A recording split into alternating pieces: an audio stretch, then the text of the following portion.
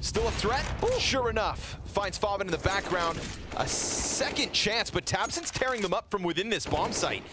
And Nico, he's got tabseN point blank. CSGO's going to give good cover. These are the stars of Big looking to align for their 5th round win. Nico emerging. What? And a no-scope straight into the chest of tabseN. Bomb dropped on site. He hits CSGO with the nade. And if Nico can finish this clutch. Oh, that's so close to the mark, but it's just not on the money. And CSGO dropped, spotted by Nico. 7 seconds as he's looking to use this clock. Nico! Just a couple no-scopes for G2's round win. Yeah, right. Oh, and it starts well. Grim with the opening floppy there, a little bit of a return. And Naf now on the ramp. And they're going to find out where he is real soon. 10-second defuse. That's very awkward, though. And Naf will win the first one. Keeps spraying. Gets him through the smoke. That's absolutely tremendous. And now inside of the smoke. Oh, like he's going to get knocked out as well. A 1 versus 3. And that's a shocking victory for Naf. Dunked on by Shush. Oh, was that over the roof? Oh, was that over the roof? That was you. Excuse me? That's sick. That's sick. Wow. You're such an ass, dude. Hampus, he's got that trade back on Banana. Oh, now I'm self-conscious. I can't do this job now. What is this? That was genuine excitement. Flames hoping to get config anyway. Oh, nice shot. Can they find Sip as well? He's down by the bench. Do it, baby. Yeah, they might as well do it quickly now because more backup is going to be showing up. And there we go. Flames with another bang-out shot. 3 versus 3. And at least they made it a bit expensive. But unfortunately, the bomb is kind of stuck in a weird position. Oh, the clock comes running in and catching Blameff. What a ridiculous play. And now Flames... Could he get a third one in there? There is a flank coming through. Farlig is walking through the hallways almost in time. Still 30 seconds left, by the way. Are they going to go aggressive? They might try and hunt him down.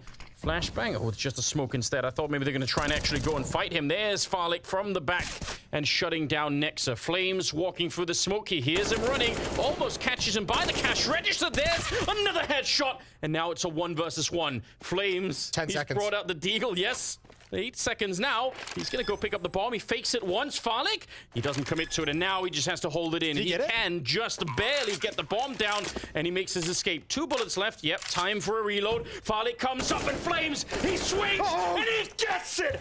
Absolutely godlike. That's an unbelievable round. What the hell is going on with this guy? At this event, this is wild. Looked pretty impressive. But the craziest part of all is if Na'Vi win this game, then Pimp goes 0-3 in predictions today. Oh, does he? Yeah. Oh, no. And that's the thing I think we need to focus on the most. Do you remember after the first day of this event when Pimp was in first place and all he could talk about was predictions? I don't, because it was so long ago. Yeah, that's right. And by the end of the second day, I think he was already... Yeah, he had already... Hey, don't throw French fries. He can't throw a fry at me. I forgot the green room was that close. Yeah, you talk about him and he'll show up. Yeah, careful. Still toxic. Yep. Yep, toxic as ever. Almost getting the timing there. Config. Did you see him? Farlig definitely did. Half HP. Don't do that. Yeah, definitely don't. But Config has worked his way in towards Donut now. And Blameff coming from the other side of the map. I don't think Brokey's going to see what's coming. There's the peek. Oh, he adjusts. Somehow he does find it. Over to the B-bomb side we go. Utility spent. Farlig's going to hear that. But these footsteps, I believe Config could hear all of these. So, yeah, there's no trickery. There's no sneaking around anymore. 17 seconds. Gonna run straight for it.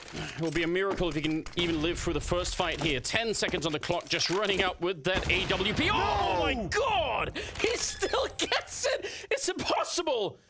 And now it's a 1 versus 1. Config has got to be sweating bullets right now. He comes in for it. Yes, the shot! An absolutely out of this world clutch from Brokey. That should be an impossible round to win. Look, we said FaZe had some daggers left. We said that they just know how to inflict heartbreak. What?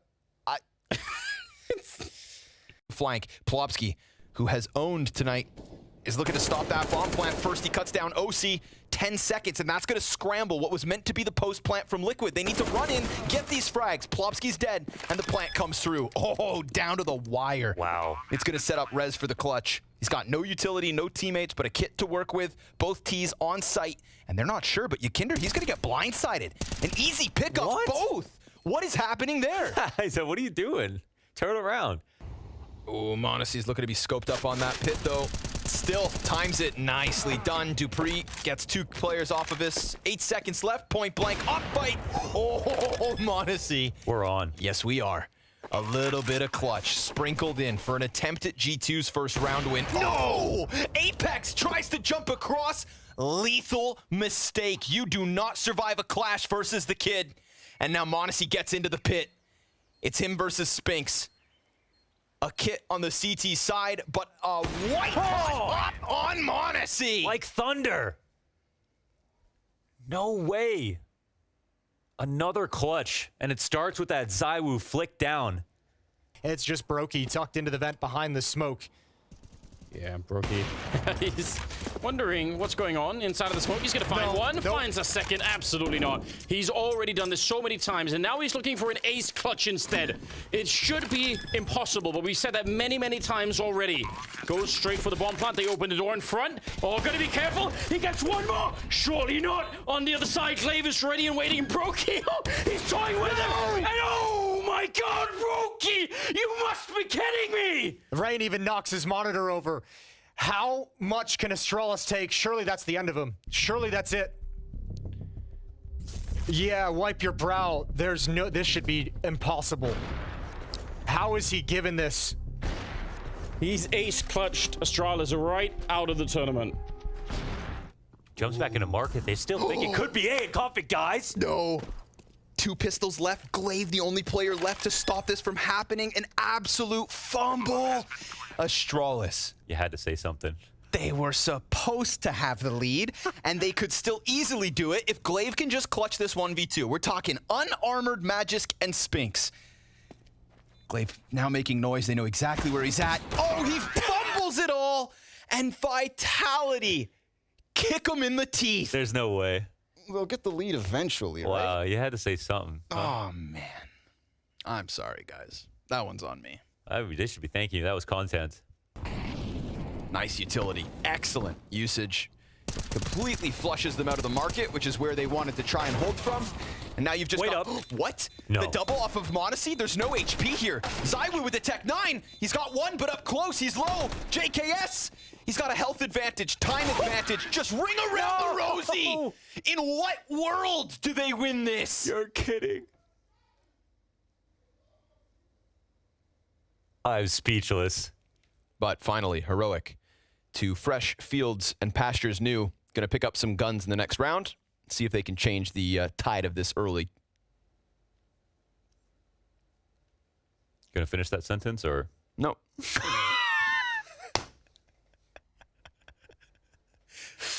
I can finish it for you. Yeah, go ahead. Early start to Inferno. There we go. Yeah, there we go. Yeah.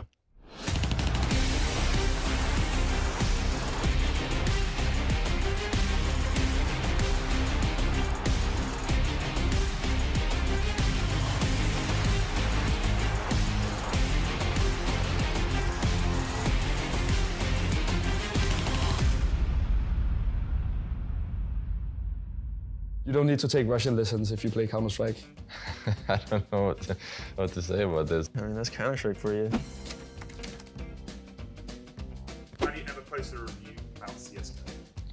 No, I don't think I've ever posted a review about anything, actually. I don't think I made like a complete review of the game. I have read some of them, yes, and they're quite funny. I think I posted a review for CSGO, like all the way at the very start, but you had to do it to get like an achievement. Let's try this out. You see an enemy, you shoot and miss almost every shot. Enemy turns around, one-taps you. Damage given 99 in 4. 10 out of 10, best game, would uninstall it again. That has happened to me a couple of times as well. Shooting people in the back is it's actually, sometimes it's a little bit annoying. I mean, that's Counter-Strike for you. Sounds like a you problem, to be honest. You have to kill them, you know, shoot them in the head instead of doing 99 in 4 hits. I honestly feel like it happens way more often now than it used to, because I don't know if I've gotten older so I spray more, but for me, definitely, that's a thumbs up. That's another thumbs up, in my opinion. Pretty okay review. Maybe not uninstalled, but pretty good. It's still the best game in the world, for sure. Thumbs up. 9 out of 10 people would say this game is great. The other guy hasn't connected, though. That's a good one. Yeah, potato PCs. You know? That happens all the time. Matchmaking, face it. Some people will just dodge. If a guy has a slow PC, he's not going to enjoy the game as much, for sure. Always that last guy who's, I don't know, going to the toilet or something when they queue up for a game for some reason and they don't accept, and then you just have to wait for another minute or something. 35 hours played, I feel like you haven't played the game enough. I feel like that's definitely a thing that happens once every 100 game or once every 50 game. Depends on if he sees 4 pros on the team and then he joins up with a full random stack. Remember actually the other day we were playing, like myself, Nitro and Yakinder were playing, and then like we're all like you, and they just dodged because I think they're afraid to lose their elo. So, yeah, some people just won't connect. Just because one, they just don't want to connect, or they're just afraid they're gonna lose, so. Pretty good review. I think that's pretty accurate. I feel like that's an up, but also a down, so I would say this one is a down. Ever since buying this game, I have learned very fluent Russian and I'm able to communicate with other Russians. Nastrovia. Pretty accurate. Never seen sunlight since I bought it. Yeah, sounds good. Lost all of my friends. Sounds a little bit sad, but could be true. Spent almost 1,000 on virtual pixels. Also true. 10 out of 10 would recommend for the whole family. You are for sure. I mean, if you have the whole family, then you got at least someone to play with. This is pretty accurate review, actually. Yeah, you lose your mind, you lose your sanity, and you lose your money. Perfect. It's a very good summary of Counter-Strike. I think the skins part of it might be a little bit of a downside in the long term, but maybe it's worth it in the end. Spend money on what you love. You don't need to take Russian lessons if you play Counter-Strike. It just comes to you. You just suck it in. You want to know more. You want to listen to the Russians. So that's a thumbs up.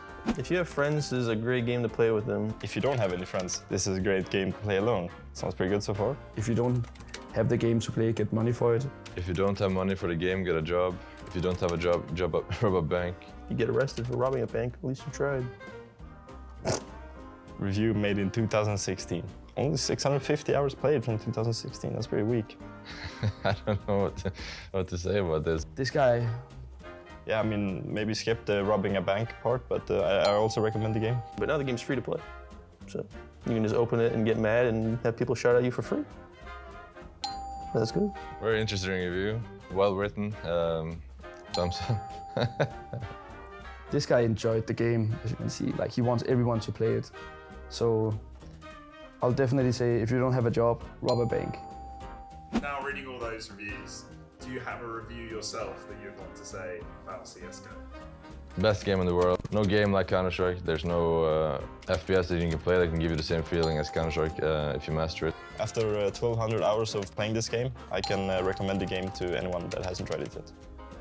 It's a game where I play with my brothers that are way older than me, and they still have just as much fun as they did when I grew up, and just an amazing experience to play. Don't get yourself into this. That's probably it. Don't get yourself into this. It's definitely not worth it. Run away if you can. Get out. I'm pretty sure you're also just pretty bad at the game. You would be rich, actually. It's a little bit worse. Have you ever posted a review about CSGO? No, I have not. No, I haven't, ever. I don't think I've ever posted a review. Yeah, I have. I just remember that I typed something in Bulgarian. I was like, very cool game, but you need to realize that that was like 1,000 hours into me playing the game, right? So you guys can't judge me. So things I gave to Counter-Strike: money, time, and love. Things Counter-Strike gave to me: arthritis, rage, broken keyboard, broken mouse, 9 out of 10 ready, 0 crashes, low IQ teammates, competitive matches, easy peasy spam, lag, cheaters, 64 tick servers, and last but not least, some anxiety as well. 11 out of 10 would play again. I'd say a lot of this is pretty accurate. Definitely the 9 out of 10 ready. I've definitely broken a mouse before, that's for sure. Broken mouse, not from rage, but I think just from playing a lot. I've had quite a lot of broken mice. I've probably also broken a keyboard. He clearly gave his love and time for this game. Played almost 5,000 hours, that's quite a lot of hours. Probably also broken a table. Rage, yeah, occasionally. Lag, yeah, especially home in Australia. Isn't it? Probably also broken a monitor. I've probably broken a lot of stuff, actually. I think it's a funny review. Yeah, I'd say that's pretty accurate, honestly. Thumbs up. Good review. It's a little bit troll. It's a little bit troll, but I like it. It's fun. I do agree with this, but we gotta add the broken monitor as well. If I had $1 for every time someone screamed at me in another language, I'll still have no money because I spent it all on skins. That's pretty funny, actually. Yes, back in the day, not now. Oh, I don't like spending money on skins actually. Yeah, I would rather just borrow them. Then I don't have to buy them myself. It's actually funny because I see the person has 700 hours played. Like, he hasn't experienced it all, honestly, in my opinion. Like, he's yet to see some other coaches as well. Recently, not many people rage at me or scream at me anymore. I think most people know who I am, so there's actually improved a little bit. Yeah, and a lot of people, they swear in a lot of different languages, so it's a little bit funny. You would be rich, actually. Yeah, that's a funny one. I respect that review. I agree with that. I give that like in the middle. Maybe thumbs down because it's not really accurate for me, but yeah. Maybe for most other people it would be pretty accurate. It's funny. How to play CSGO. Download it for free. Get level 2. Queue up for competitive. Get destroyed with 5 cheaters. Exit. True. I mean, obviously, a lot of cheaters. I mean, I've tried playing Wingman, like, just for fun. And every time I play Wingman, it's like I always play cheaters. Yeah, there's some cheaters in there, but I'm pretty sure he also just pretty bad at the game. I mean, he only played 587 hours, so yeah, just a quitter. I actually don't run into cheaters that often. Probably because I play FACER quite a bit and not so much matchmaking. I think that's the feeling people have a lot in competitive, especially in matchmaking, that there's so many cheaters, so it actually destroys the experience a lot for a lot of people. I haven't played matchmaking in a while, but there was a lot of cheaters before, so I'm sure there is still. I'll give that a thumbs down as well. It's a good review in some way because it kind of summarized the pain that all the casual players is having. There has been times where I got cheated, and that's probably why I don't play matchmaking anymore. So now that I think about it, probably pretty accurate. 200 hours played, so this guy hasn't experienced CS yet, right? 9 out of 10 people would say this game is great. The other guy hasn't connected though. Yeah, it's a little bit true. It's a little bit funny. Accurate. That's perfect. That's actually probably the best one so far. You don't really know what happened, right? The other guy, internet might have went down. I mean, that's pretty funny as well. So I like this one, and this is a good joke. I do agree with that. It does happen sometimes more often than not. Then you feel like they're targeting you, but they're not. Counter-Strike is a game that slowly ravages and pulverizes your soul. Each and every time you play it. Yes, especially in pugs. No. In some way, yes, actually, I guess. It's so frustrating when you lose and when people are just destroying you, but there's also a lot of fun, a lot of good in it. The feeling when you get like a sick one-tap or, you know, a sick round and stuff like that, where you just outplay people, it's one of the best feelings. I mean, I'll just give it a thumbs up as well. I mean, these guys, they have some hard time playing the game, but I think they still enjoy playing it, but it's pretty funny. I'm gonna give it a no. Yeah, I would say it's pretty accurate. It can be tough mentally sometimes to play Counter-Strike for a long time, so I don't like it. I'm gonna say boo. I love Counter-Strike with my soul.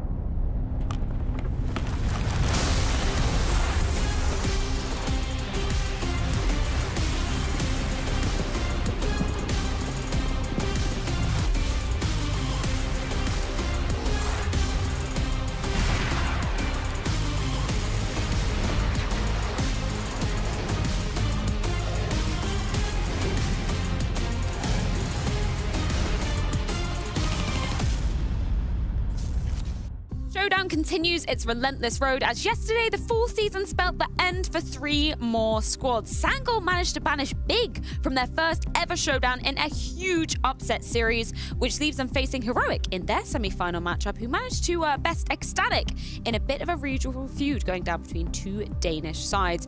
From the Americas, a long history between MIBR and Team 1 would once again fall in MIBR's favor and see them edge an inch closer to a spot potentially at the Royal Arena. Joining myself for to exactly how Day 3 is going to be shaping up here at the Blast Premier Fall Showdown, I've got Maniac, I've got Pimp.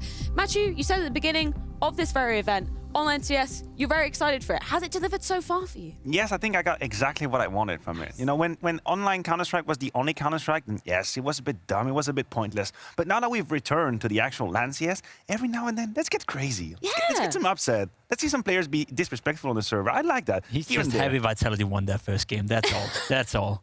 Vitality winning an online game of Counter-Strike, and all of a sudden Maniac is smiling and happy and feeling himself. Is that what my happiness is used to? I've seen that happen before. Never seen you happy at all in your life, apparently, Matthew. But I do want to go over yesterday's games, because we did start off with a huge upset in terms of Sangol managing to best Big. And it wasn't a sense of, you know, Big rolling over and just taking it. This was an absolute marathon of a series. And for Sangol managing to get things over the line in overtime, definitely banished some worries that we had from what we saw of them versus Mouse at the Armor. I mean, the biggest takeaway, obviously, is the fact that on the third and deciding map, they were down 10 to 15, and everyone thought, all right, Big got it in their hands right now. They're going to close it out. They had the experience. They have the better players. They have CSGO playing a good series. Everything was laying just for the right foot for Big, but Sangol kept fighting. They came back into it, and in overtime, they were the better team. One could even argue on the very first map on Dust 2 as well, they made some crucial mistakes. We all remember this one round where they didn't plant the bomb, which is a round that we saw over and over again. You could argue that Sangol actually had the ability to win that game 2-0 had they not made so many mistakes. So it was justified, it was fair enough, and it was a big surprise that Big weren't able to win. It's a worrisome situation for Bernal International Gaming, truly is. I thought that it was enough quality in the roster to sustain the fact that Sin is playing for Faven. We also have to remind you at home, Faven is not currently fielded with Big. He also won't be at the major, and this is where the concerns actually stem. There is a major down the road for Big, and this is going to be the roster they will field. They were not able to close a 15-10 lead against Sangol, who by all accounts, they should have the numbers figured out all the way. We had CSGO play great Counter-Strike. tabseN was decent. What else do you need? If you're not going to beat Sangol like that, then the major might just be a really hard time. Yeah, definitely blurring some warning signs heading into the upcoming Rio Major indeed. But for Heroic, they did manage to take down Ecstatic, who actually put up a decent fight, maybe one more decent than we were expecting, considering, you know, Ecstatic didn't really bolster too much of a fight back at the road to Rio. No, I think the road to Rio experience was not as they would have hoped for, to be completely honest. And you even heard it in the players coming into it. Mank said that, you know, or Kabi for that matter as well, both of them were kind of agreeing that we're not favorites to win. We don't really expect to win. We just want to do as well as we can. And I think they did well, especially on the first map. Vertigo was a great experience for Ecstatic. They could have won it. They probably should have won it. They had a good lead, you know, against Heroic. But I guess what we didn't get from Big in that game against Sangol was the experience taking over. And we got that in the Heroic game. They know how to play from behind. They know how to win a game they're not necessarily feeling in the first 25, 26 rounds. And that was the difference between Big and Heroic yesterday, that they show the quality of the roster and I guess the quality of the players as well. I actually wonder what would have happened had Ecstatic been able to close Vertigo, because we always knew that Inferno would be Heroic's territory to defend. We know they're an extremely high caliber team on it. But if Ecstatic brings Vertigo home and then we have a third map, the question is asked, but I still agree with you. I think Heroic, at the difference with Big, were able to activate that second gear and put down any question. I like that thought experiment, because you remember what happened on Inferno as well. They got off to a really good start, Ecstatic. They were up 6-1. Exactly. So imagine if they would have won Vertigo, they would be up 6-1 on Inferno. We could be in a scenario where Heroic really would feel the pressure. And you never know, right? With Yappy, we haven't really seen them deliver at the highest of high level, and that could have been enough for Ecstatic to make another big surprise yesterday. Yeah, well, MIBR versus Team 1, that was the final game to be rounding off the Americas division, rather, in the quarterfinal opening games. MIBR, once again, another one in the history books. Team 1 just were not able to silence them, even though they did manage to take a map. Things were looking promising. MIBR just came back fighting on that final map. Yeah, Team 1 definitely would have regrets on that map of Nuke. And I say regrets because the scoreline is quite close. Remember, it was a 16-13 victory for MIBR. But we have to be honest, once put on the T side of Nuke, it felt like Team 1 did not have the keys to the castle. They didn't know how to decipher the Enigma. They were very much struggling. MIBR were all over the place, very much one step ahead. Even though Henny didn't have a great game statistically, you look at his game on the CT side of Nuke, he's always in the right place. They basically figured him out. They know what he's going to do. You're going to come ramp? I'm ready. We're going to go inside? I'm ready. So a bit of a shame for Team 1. I thought there was space for them, but not meant to be. Not meant to be for Team 1. They gave us a good fight, as you said, and I just want to highlight one player that we also talked about yesterday in the form of Turtle. His CT side performance and the T side performance, I guess the overall performance from him on Nuke was insane. I think he finished with 34 kills, and you spoke about it, Henny being in the right spot. Turtle on the entire CT side, he was sitting top hot, and whenever they were daring to come inside, he would just shut it down single-handedly time and time again. And Team 1 kept contesting him. They kept going inside, and you just couldn't break up Turtle. He was not. He's got a really hard shell, so I give up. Freya, take it from here. Good one, Matthew, as always. Anyway, moving on, let's take a look at the brackets so we can shut Matthew's puns up a little bit. But for MIBR, next up on the cards, that's going to be versus Sharks. That was another one of the upsets we've seen coming out of the showdown. Yeah, it's just a question of time before Maniac starts calling baby sharks to these guys. Oh, don't. I'm just picturing how a shark. He's about I'm to just do it. picturing how a shark would go about fighting a turtle, and it's got some real wild images in my brain. We got the agreement with James Banks singing that song 24/7, and I think he's destroyed all of us. But to refocus on that matchup, right? It's a great opportunity for both teams. MIBR didn't make the major; it was a heartbreak.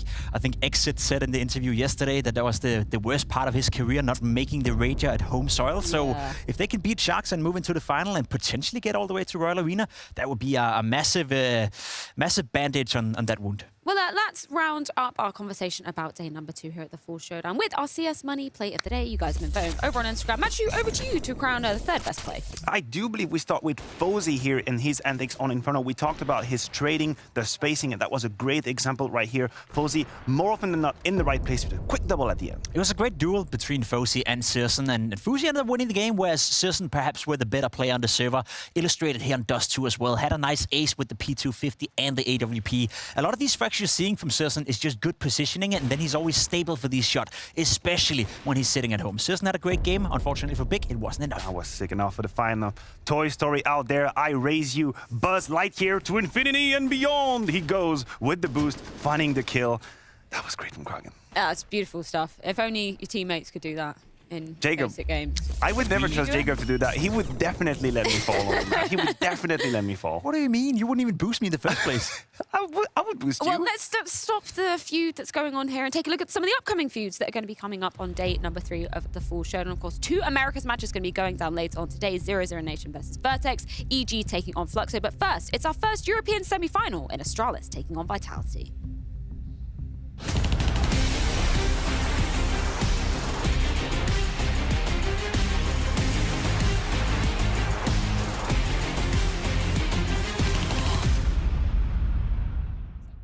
Bam. You always have that same. We will catch you. Yeah.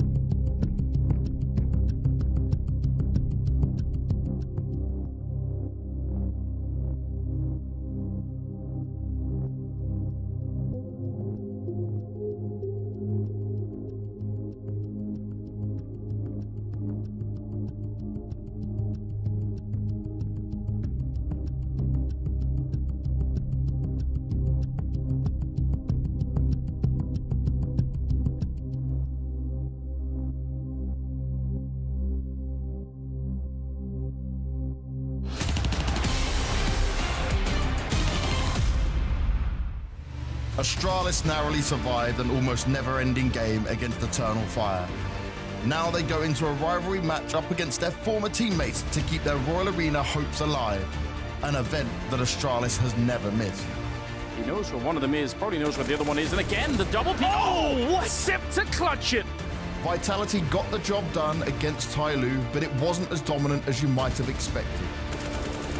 With the AK range, don't want to be giving it up either. He handles himself very well. Now they will need to deliver a game of no mistakes against the wounded Astralis in order to make it to the full final.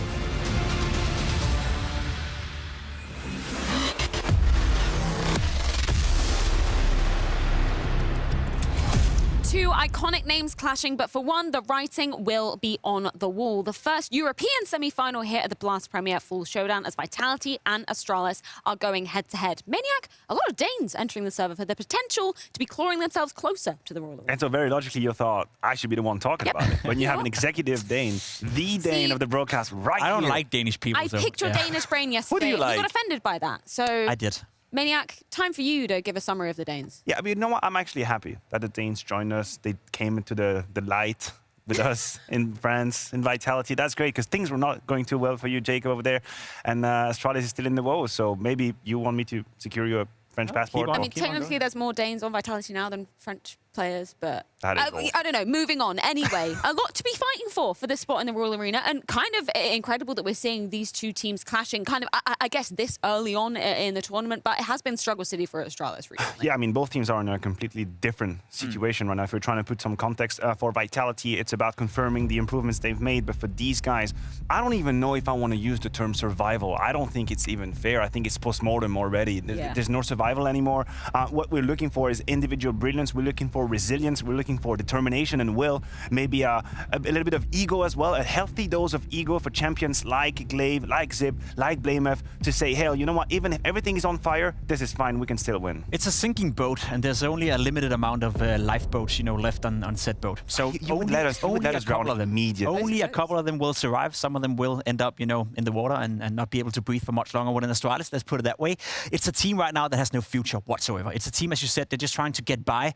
If they somehow manage to win against Vitality, they somehow manage to get inside the Royal Arena, I don't think it'll be with this lineup either. So once it comes to Astralis, right, I think it's more important for us to focus on certain individuals that has a future within the lineup, whereas some of these guys you saw on screen, it could be their very last game for Astralis. I don't think you need to be a salesman for the Astralis cruise liner. I certainly am buying a ticket after that. Limited boats. But who's the man that is going to be on one of those boats? If you were going to put it down to one of the guys, who's getting in the lifeboat first? Well, it would be BlameF, and the problem with it is he needs a boat for himself. He's a big guy, and he's a guy carrying this lineup. He can roll you out easily as well. Probably could, but the weight ratio here as well, it's going to be tough for him. His event rating is absolutely insane. His history within Astralis has been absolutely insane, and it's a guy that divides waters as well, because what do we really think of BlameF? How good is he, and how good has he been within Astralis? We're talking about a year where everything has gone south for Astralis, and I was just looking it up throughout his entire time in Astralis, and we talk about the most tumultuous period they've ever had, where they haven't really been able to find any or much success. BlameF haven't had a single event where his rating hasn't been over 1. That is insane consistency coming from a player playing on a team that is dysfunctional. So I guess we gotta give credit to BlameF for being one hell of a player, but we always think and we always feel he could do more. I know, and I think this is the paradox that gets the conversation going when it comes to BlameF. The same stat you brought up, the fact that even though Astralis has been having such a hard time, he still remains high up in the green. I think some people use that as a weapon against him. Some people point the finger, say, you are selfish. You're not putting yourself out of line. You're not trying too hard for your team. You're just making sure that you're guaranteeing your kills. And it's hard for me to decipher the false from the truth. Because yes, he is a little selfish in the game, but to what extent is that not what he is supposed to do? You talk about the CT side. He's an absolute guarantee of multi-kill. Doesn't matter the position he takes, he will take down 2 players every single time. So how much of that do you not think is just healthy, and how much of it is a problem? It's crazy. It's crazy to think about, because I can't help to feel that there's more in BlameF, and I miss it a little bit. I've been defending him for a long time. I don't really buy into the whole BaitF meme. The current constellation of Astralis as well is a bit of an issue with him and Sipnix, sharing some of the same roles, and you can always argue that he's also one of the reasons as to why Sipnix are not finding any success. But sometimes, especially in a period like right now where someone needs to lead, I want BlameF to go in and just change a little bit in the way he's playing, because he can do more than he's doing on the server right now. Do you keep BlameF and Glaive and you're trying to find a way to make these two work together, or for the future, you just say, you know what, F this, blame F, I give you all the power, all the reins, all the budget, you do whatever you want. I definitely keep Glaive, and I definitely keep blame F. The rest are a massive question mark. There's a couple of those players that are not going to be in Astralis for the future. I think Farley is out for sure. I think Mr. is doing a decent job standing in right now. It's still a question mark whether or not Subnix, due to his contract, is going to stay. But if you just look at the delivery, the productivity on the server, it's hard to argue that Subnix should stay within Astralis. Well, you put both Farley and Zip's name into the mix, and when we're looking at Astralis's, long, in-depth history versus Vitality, it was actually those two that really stepped up last time around.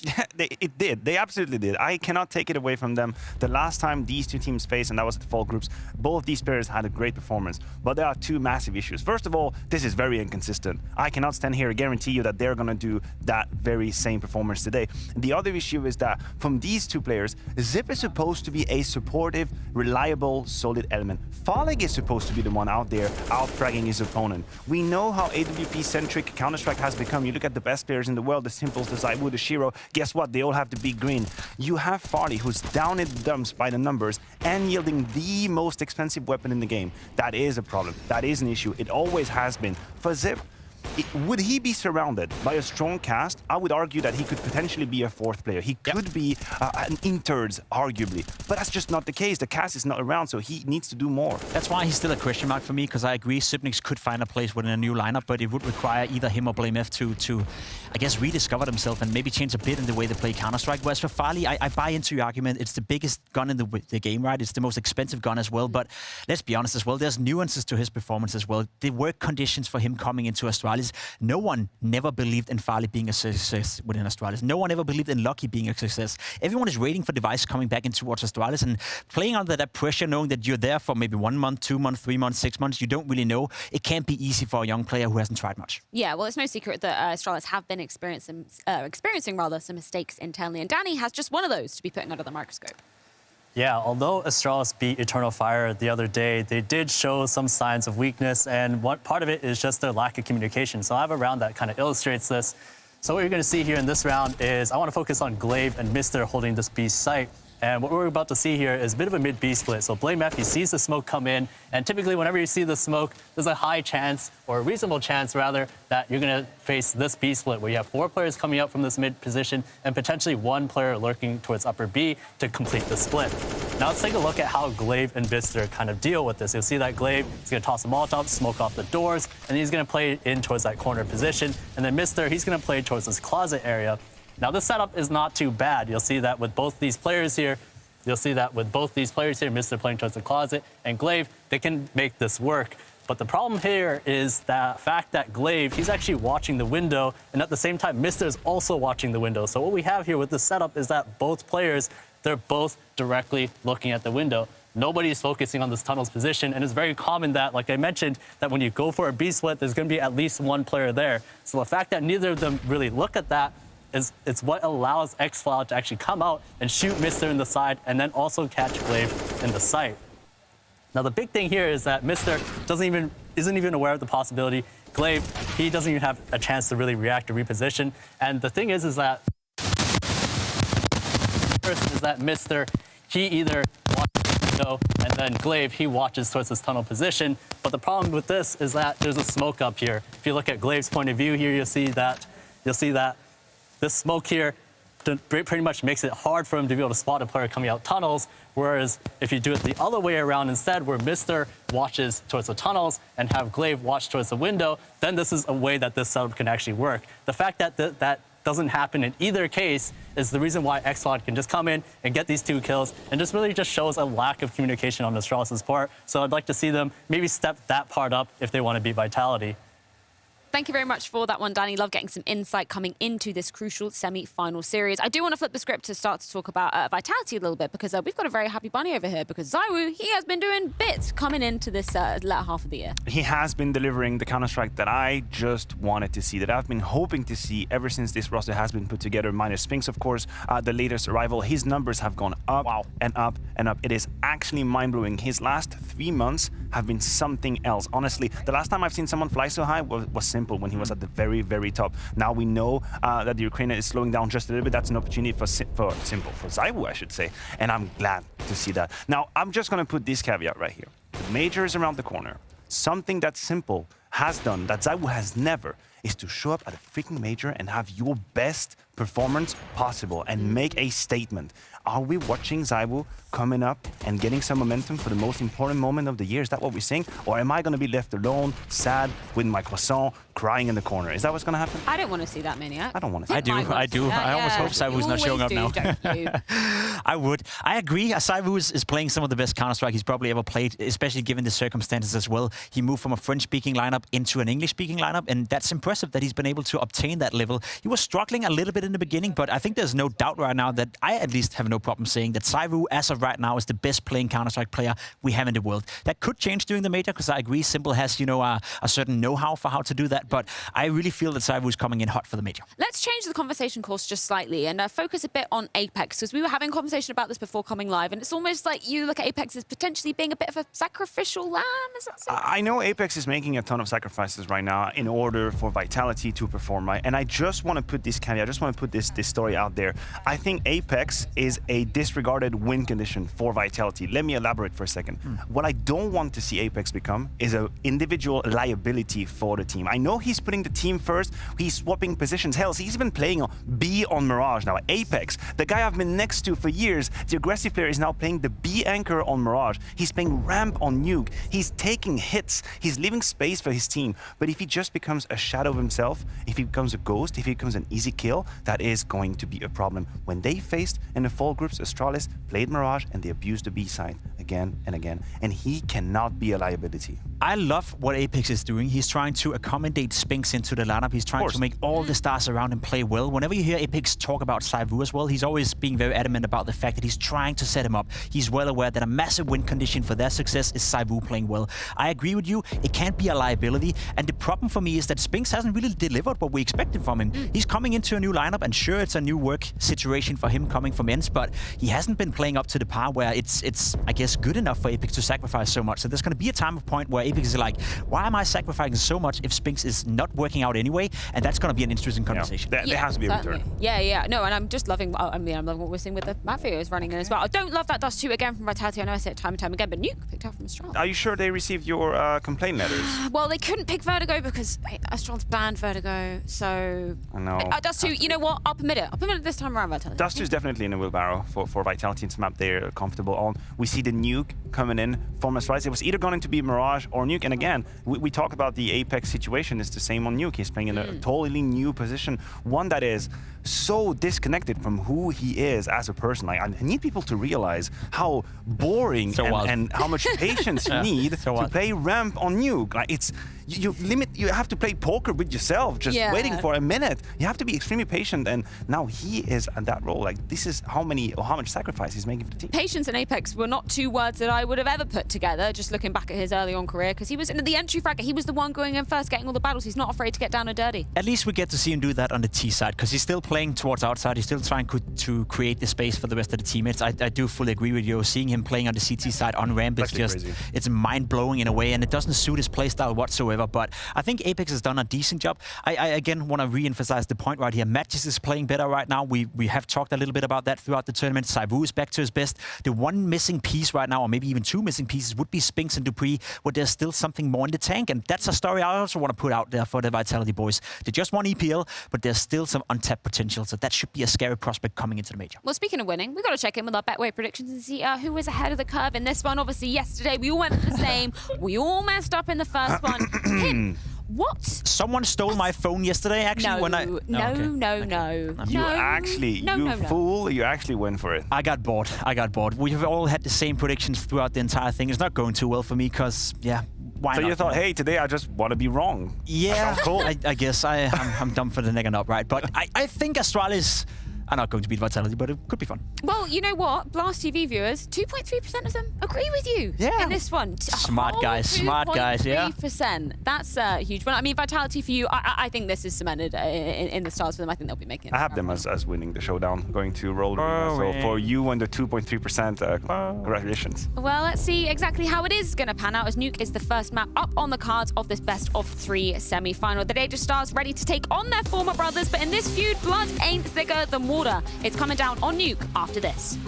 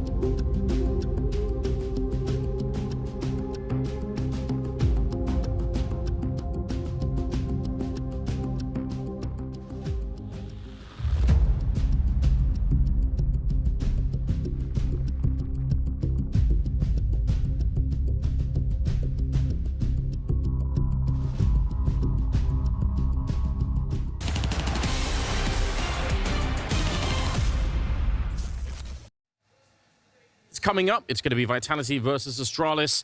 Surely at one point would have been, a huge grudge match given the roster moves. It feels like now it's just probably a one-sided game. It surely has to be. The odds certainly reflect that Vitality are heavy favorites in this one. There's some history here. There might be some bad blood even, but right now there's one team that's in much better form than the other. Vitality, the clear favorites moving into this, the odds reflecting that.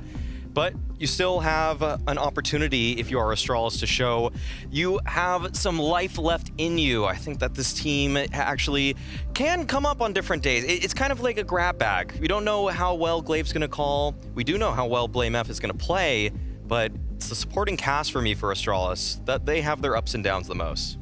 Yeah, just a very confusing place that the team is in right now. I'm not sure what we're going to get here. It feels like the kind of game where it can only almost be disappointing for Vitality if they end up, messing it up somehow, which, honestly, even given how good they've looked lately, they do still look kind of mortal. So maybe if they're having a slight off day, if Astralis are feeling super motivated, it could be interesting. We're going to find out. We're starting on Nuke. Astralis, they will be on that CT side with Vitality on the T side. Go the other way around. Ooh, wow. Look at this. Meg is already a little bit of aggression coming out. That just straight down here. Simon almost looked like they interrupted his lunch down here. He was just looking the other way. He's still going to pick up a kill. On to Sip, and Farley goes down. Simon nearly with the triple. I don't know how he was that exposed and still just stayed alive forever. Yeah, I can't believe he stayed alive for that long. That's incredible. And we see that there's still some presence towards lower right now, but Astralis, they have to come together. They have to find a way to put this bomb down because they are surrounded now. As Vitality have decon control, they have every door open, and it's a firing range. Glaive very, very low on health. Mister, the only one who could really be in a position to maybe do something here. He's got the Glock windows already popped out, so maybe with the timing, yeah, he's gonna catch Apex. Headshot as well, Glaive to help out. But unfortunately, he's now alone. This is kind of doable. He does have the bomb. Health, obviously, is a huge disadvantage, so any mistake that he makes, technically, he could even try and sneak on out. They're going to come look for him. This might be a big mistake. He's going to get that kill for free on the Spinks. And now it's a one-on-one with pretty good health advantage. Making a little bit of noise there. Dupree, right position. A bullet would have done it, but Glaive is backing on out. Oh, this is an interesting duel, isn't it? Glaive versus Dupree. A lot of history between these two. And he's going to walk down below 15 seconds. He'll fake it once, come back and take a look. Dupree's walking up, closing. Glaive looking the wrong way. Thought maybe it'd gone the other way around. Vitality to pick up the pistol on the CT side. Even though Glaive had the information that we saw there, it's the history between the two that made him just fake it out, look multiple directions. He's trying to read Dupree's mind there, as is Dupree too, and there's just so many different ways that could have played out, but we do see that Vitality come out on top. Great initial site defense from ZywOo. I think that's really the kicker in this one, him finding two when he probably used every single bullet in his magazine and still wasn't taken down. Yeah, and it just looked like he wasn't even that pressured at all. He was just kind of looking the other way. Maybe the smoke helped him out just a little bit. He had a little bit more space to work with down there, but still, interesting start. It's going to be, what, just a deagle, and that's it on the T side. So not a lot to fight with.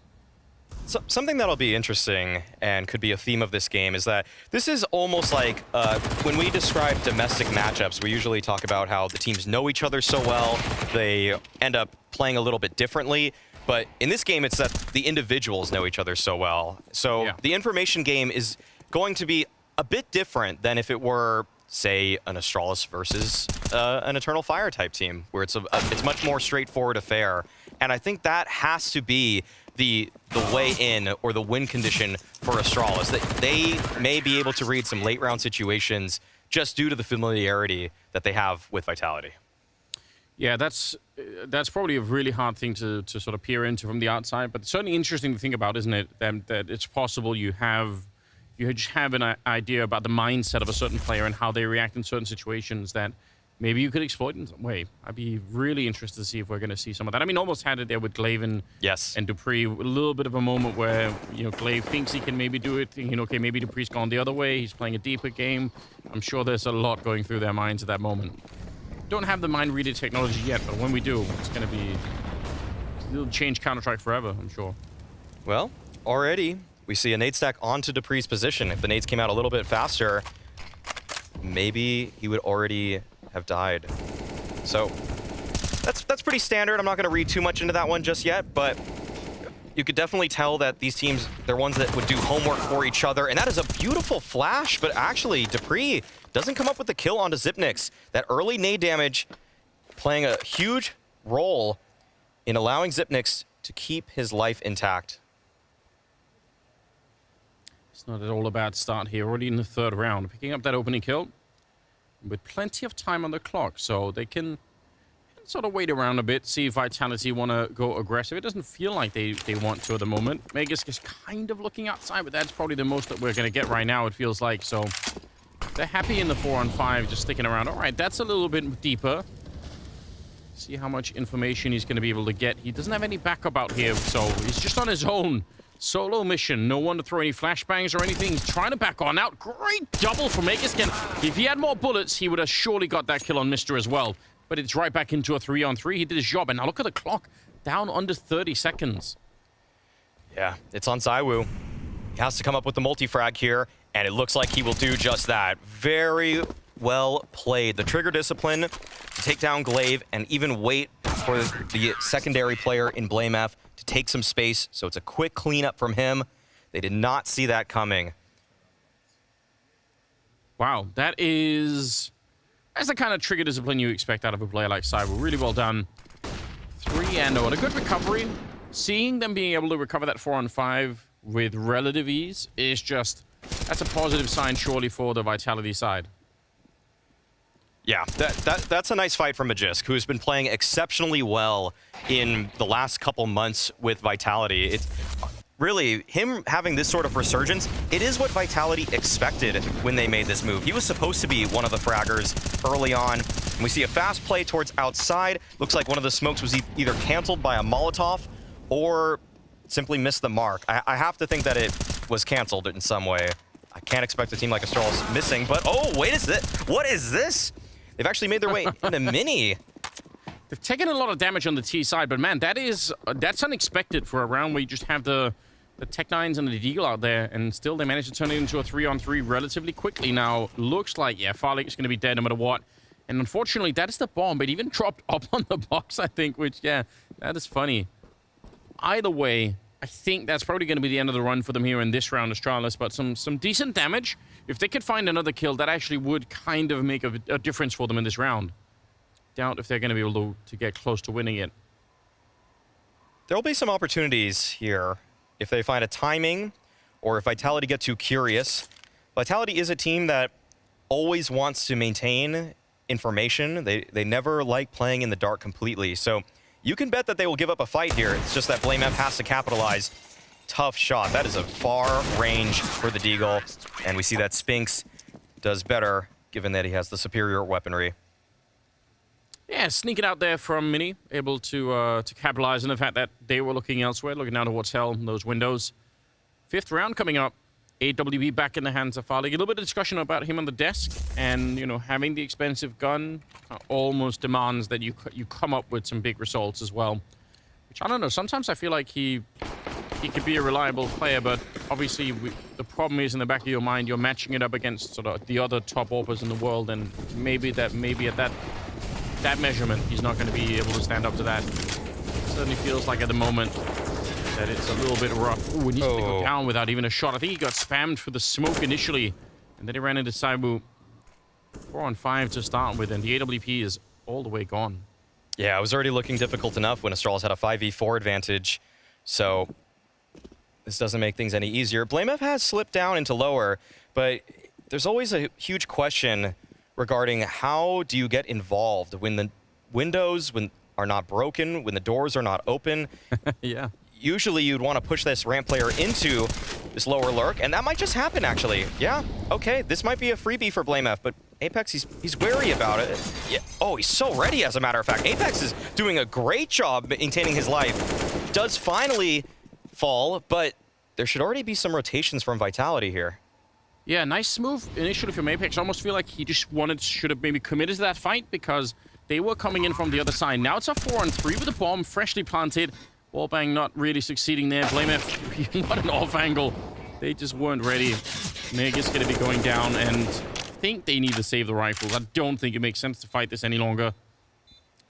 Yeah. Let him have the round, make it a 4-1, and then come back with a little bit more money down the road. Right, that'll be it. Astralis get their first on the board. Despite losing that early pick, the vent dive enables BlameF to connect with the ramp push and pinch Apex. It was more like actually Apex just fell right into it. So the trap was sprung, and Astralis were able to collect.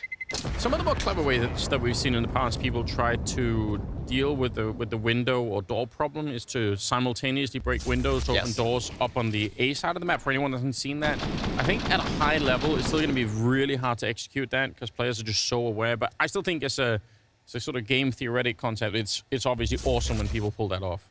It's tough to nail the timing on that, and sometimes people just guess. They say, okay, we just heard windows break at 45 seconds left in the round. Let's make sure that we're not overlooking the possibility that lower windows broke. Yeah.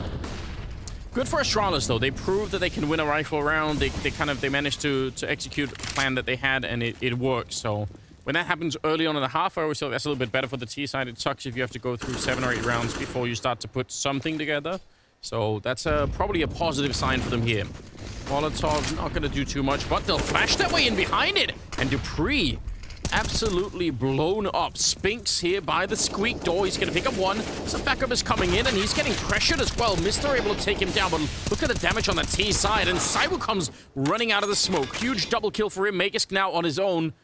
The bomb not planted yet, so he's got maybe a space here to try and find this. Being planted on the other side. He runs for it. Actually overswinging, that might even have worked, but Farley just really quick to adjust.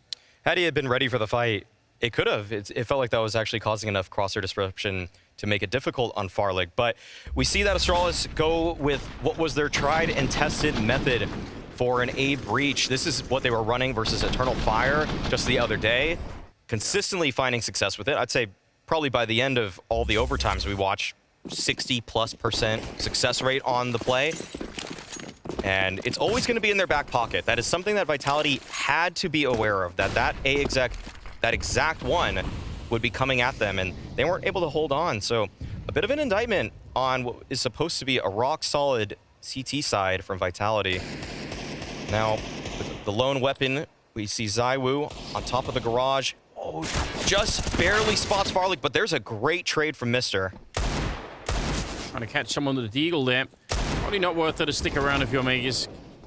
They're going to be looking for it here. 3 versus 4, but that could have easily been a couple of kills for Cyber right then and there.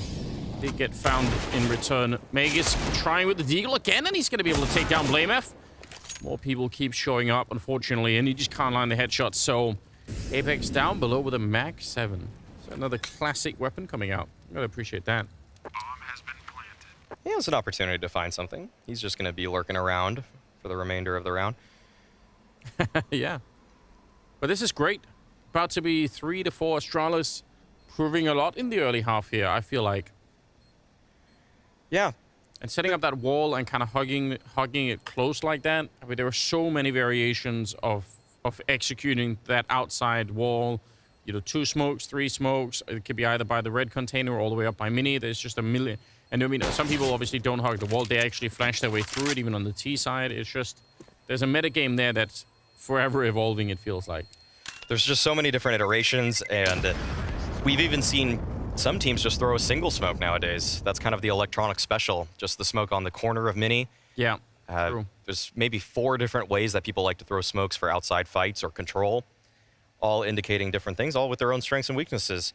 But Astralis, they know all 3. I've seen them use all 3, or all 4, I guess. Not really much of a surprise. I'm curious if Vitality are going to be able to capture some of those plays in the future, because there's been some good presence from Magisk outside, but I think that this is actually just going to be a full ramp rush. Yeah, they're going to go for it. They did kind of bump into the smoke, which is a little bit unfortunate. Cyber can't really help out so easily, and maybe he doesn't want to now that Apex has disappeared from the ramp. It's not really worth it to swing into it. So, yeah, they get ramp control, but what's the follow-up plan here?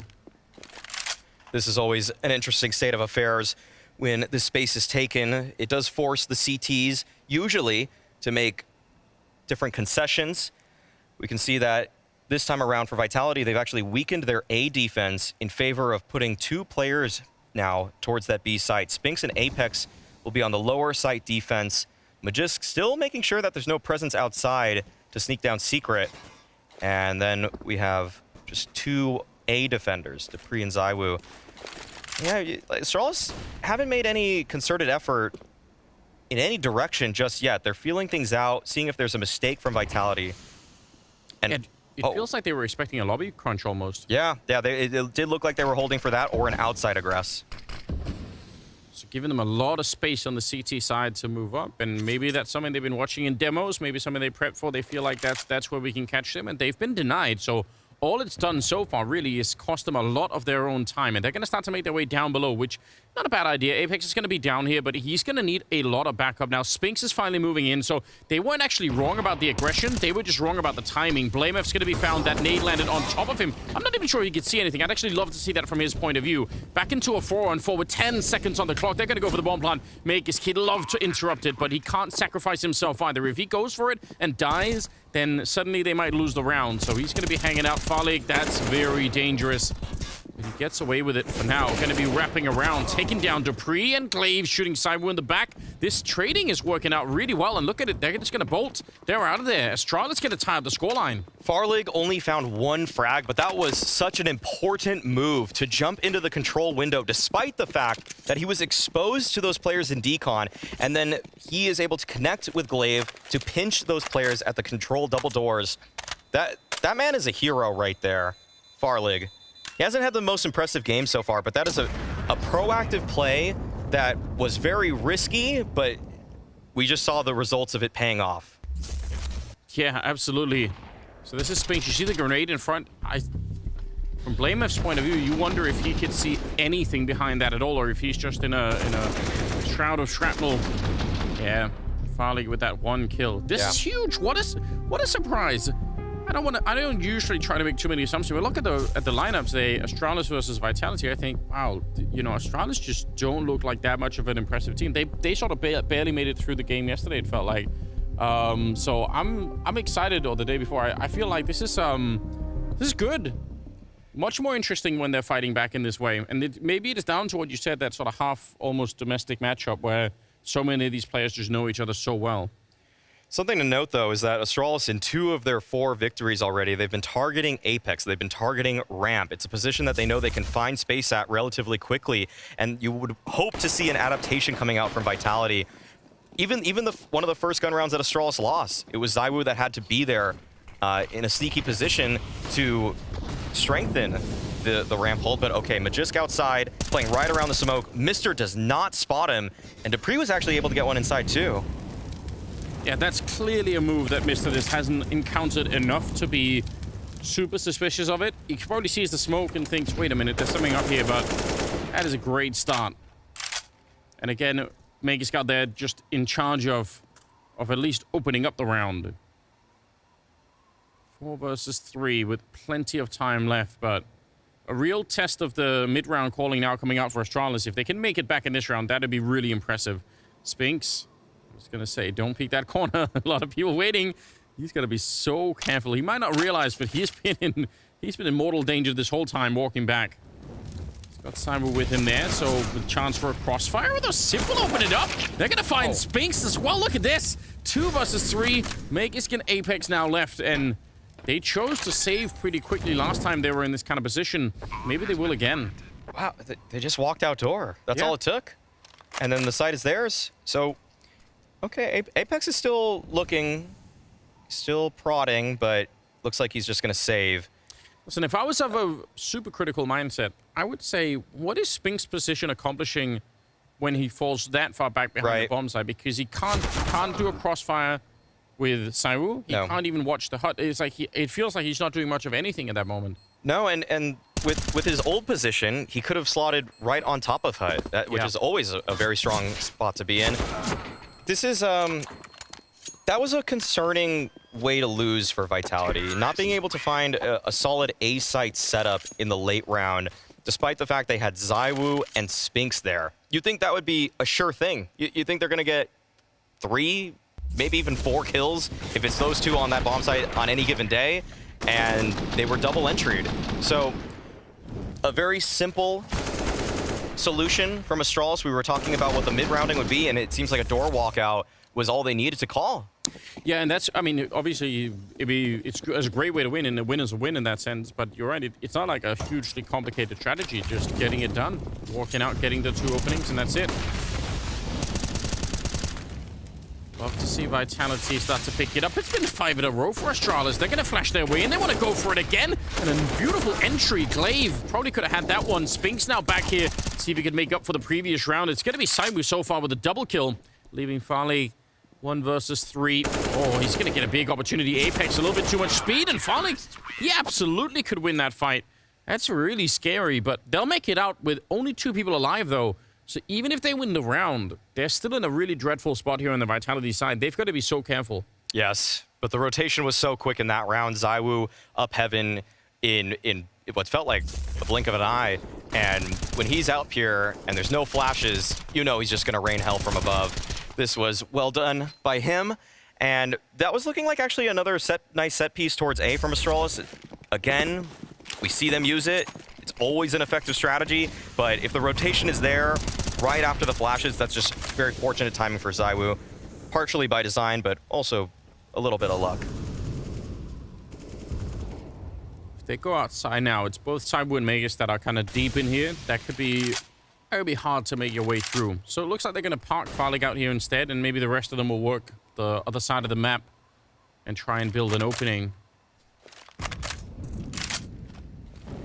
Yeah, he's just stuck out here listening and making sure that no one's walking past. Yeah, classic Blame F spot. See him here on many rounds, especially on his old rosters. But oh, this is a great timing for Blame F. Spinks did not think that that smoke was passed, and Dupree tries to recover but only gets the 1, and this is just trades all into the A site. And with a single clean entry, Astralis are able to steal it. Does not look good for Vitality in this one. It really doesn't, but on the other side of it, you know, talking about all the mind games and everything, some of these timings. Yeah. The door against Spinks in the previous round, and then this one where it's just Blame F saying, you know what, I'm just going to beat the timing on the smoke. That is some really nerdy stuff, but I love it. That was in a way just winning in the default for Blame F. Just found that timing. And it does seem like this is the second time that Spinks has given up audio cues on the A site. Once with a reload when he was on the floor, when we saw the double entry from Astralis through the door. And then we see this time he throws a smoke from right on top of the hut. And when you get that kind of audio cue, if you're Blame F, you seize that opportunity. So that's it seems like Spinks is a little bit more uncomfortable than I would have envisioned when he's just on A, because he thrives when he's pushing. He thrives off of rotations. He's always so strong at knowing where he should be in terms of the macro, but some of the micro here for him has just not been his best work today. Also goes to show how formidable the opponent is. They're always taking advantage of every sliver of information. It's really interesting. And actually, timeout call from Astralis in spite of the win. I guess you could say this is could be a big turning point in the first half right here. If you win this next round, they're going to have some money on ZywOo and Apex, but that's about it. Right. So you could do a lot of damage. If you have an interesting round to show, then maybe now is the time to do it. Break the economy, build a massive lead. I'm already really impressed. This is way better than I was expecting for Astralis, so pleasantly surprised.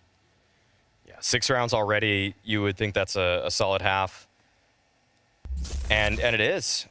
Given the chance they have multiple opportunities, 4 more opportunities.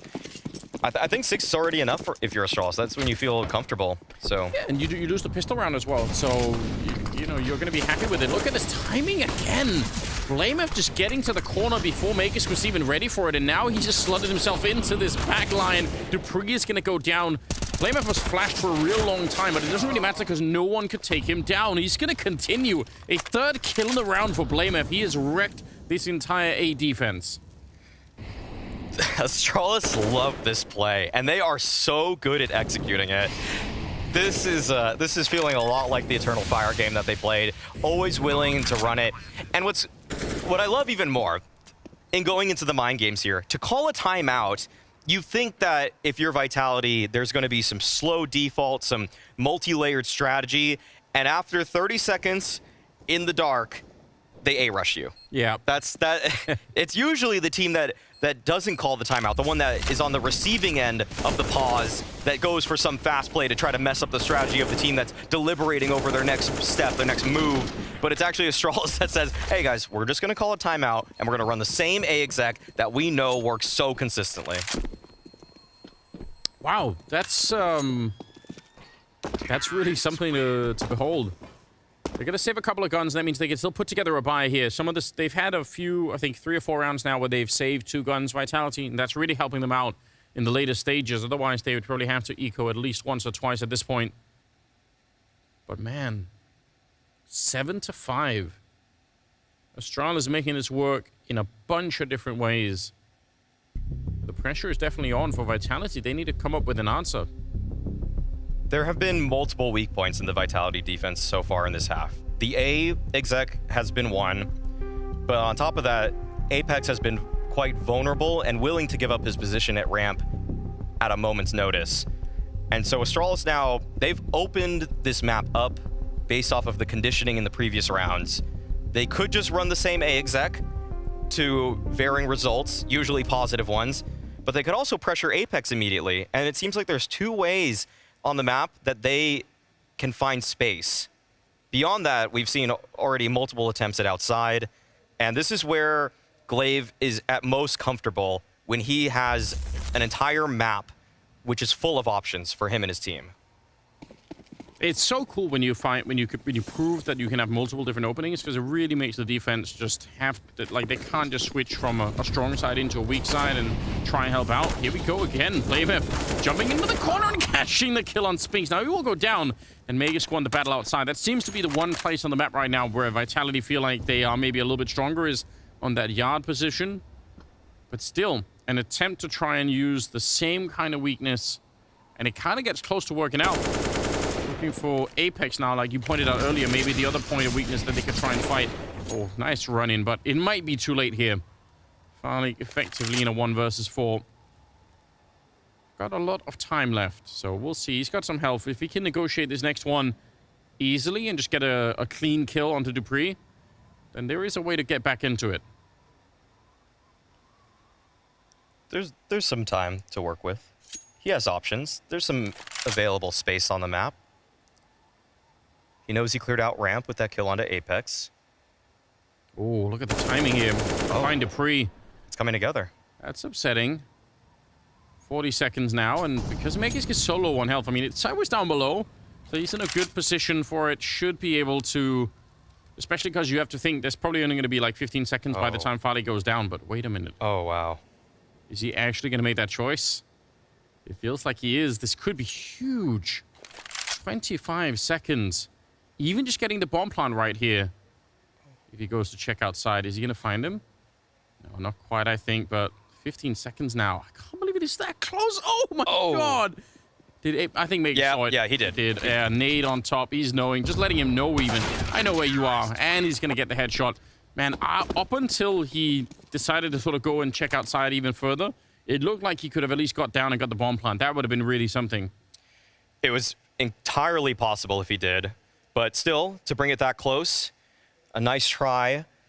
But Vitality, they're able to contain the early aggression from Astralis. I think that's where they're patting themselves on the back in this round. The early kill outside from Magisk, and the trade at least onto BlameF.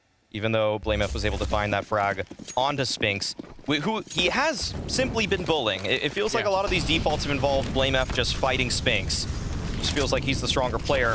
But quick outside smokes gets Glaive to T-Red. And I think he's unsure if anybody is actually over there, so he's taking his time. He's quite cautious about this approach. Felt like he wanted to keep the speed up there, Glaive, but some of the nades kind of slowed him down. Maybe it looked like he even wanted to swing for the fight if he would have got the opportunity, but he just never did.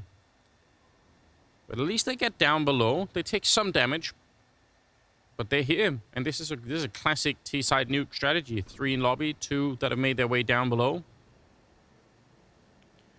We've seen Apex under pressure before. If he's unable to get one, and he has to just retreat into that B site, he'll join up with ZywOo, but it'll take so many angles away. And okay, he actually preemptively moves down into B. This is a bit concerning because now ramp it's just free for the taking. Did they make noise on the other side? I think so. That can actually be a super costly mistake. Because Vitality up until that point, maybe they suspect that something is up, but they don't know for sure. Blowing up on the window. What? Oh, what an opening from Glaive, and Mister is there on the return. This is great. And he's going to go right back and secure the vent to make sure no one can get down. And in the meantime, Bomb is making his way to the B bomb side. This is so well done. Oh, that felt like some interesting communication or lack thereof between Apex and ZywOo. I think Apex was juggling both ramp and the control window, because as soon as that window broke, you would think that ZywOo would train his aim onto the entrance of it, but instead he didn't. Glaive just got a free entry into the site. Apex with a single return kill, but that's the danger of when Apex gives up ramp that easily. You think you're fortifying that defense towards B, but you're actually giving the T's so many more angles to approach you from. There's 2 sides at the entrance of ramp. There's the control window, and then you also have to be responsible for control door or decon door opening at any given moment. So you're essentially giving up 1 mouth of ramp, 1 entrance, and you're actually multiplying it by 2. That's just losing Counter-Strike in most ways. Dupree died to the bomb. Did I miss something? Did he try to defuse it and we just weren't paying attention? Yeah, that's... I don't understand. That's a mistake. That's after calling the save. I don't know, this Vitality team seems a bit off their game at the moment. They do, but Astralis have been working the map very well. They've been finding so much space consistently. I would say one thing that I haven't been seeing from Vitality is good re-aggressions consistently. They found a couple, but much less than they would on, say, a Dust 2, where it just feels like they're pushing everything perfectly. They don't always seem to know where they want to play back, and that is a big pick from Zipnix. But just, that'll force his hand, and Glaive is just waiting for it. He knows that there's going to be a re-aggression. They are just dancing to Astralis' tune right now. It feels like they are absolutely in control of this first half. ZywOo's a little bit desperate trying to get it back, and he almost goes down, but at least he got the kill on Zip. But look at this 3 versus 4, with both ZywOo and Dupree being very low on health. I'm actually in awe of this first half for Astralis. It's so well done. Oh. Yeah, I don't even blame Vitality for trying to do this. They got to do something to try and bring this back. Oh, a little bit of a surprise, but Farlig is quick to get that gun back out. That's probably not what he was expecting. That must have been a funny sight for Farlig. Okay, yeah. Spinks actually has a chance here. Just misses the timing. 40 seconds left. Astralis, they got to send this pretty soon. And they are. Yeah, they're all over that A site. But this is more of what you would have wanted to see from Vitality earlier in the half. Just aggressive moves to make sure that the T offense is just never comfortable. But now it's a retake. Yeah, it is. And they're kind of looking for it as well. They have some good grenades on that CT side, but you got to get in position to throw them. Otherwise, it doesn't really matter. So, yeah, this HE on Spinks might help when they can get the openings. There's maybe a chance. He almost had it. Going to be setting it up, but he's immediately peaked. So, yeah, good grenade kill. ZywOo's way over peaked, and Farley will take him down. 9-6 in favor of Astralis at the end of the first half. That's brilliant. That might be enough to win Nuke. We're going to find out after the break.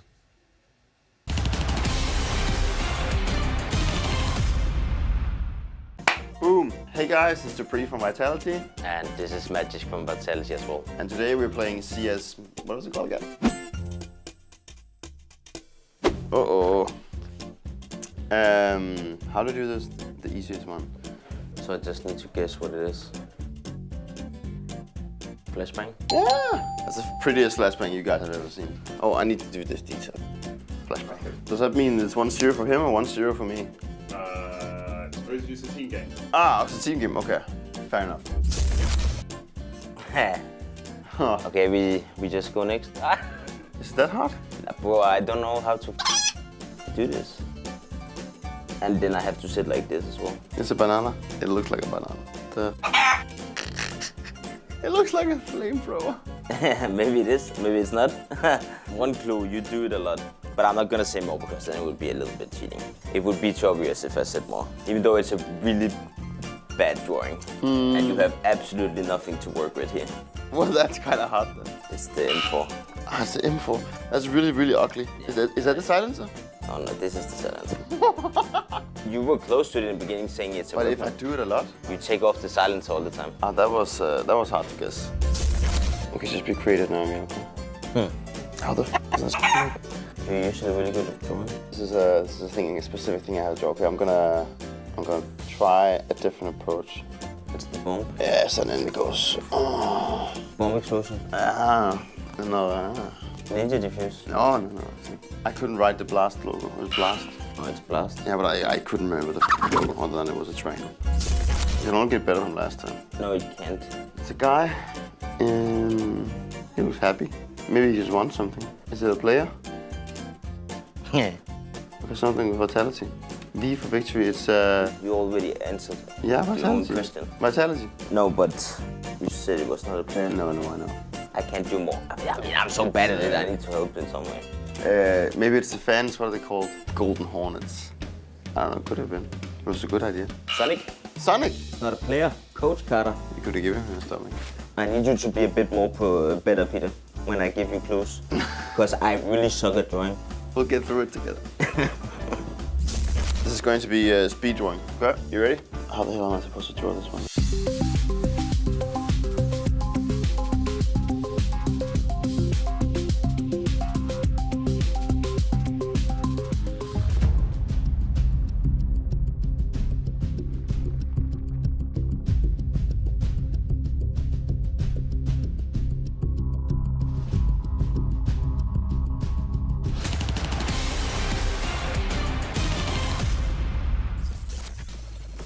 Pops, two guys. No.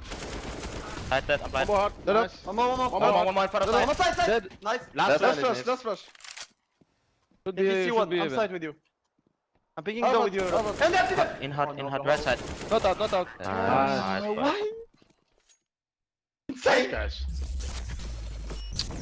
All right, so actually one of the rounds of Vitality won, but you could see Apex still frustrated, and just overall probably that was the experience in this first half for the entire Vitality side. 9-6 in favor of Astralis, really impressive. They're having the same frustration as they were drawing on that little board. yeah, that was a struggle watching that little piece of content right there. But fast ramp rush, no contest yet.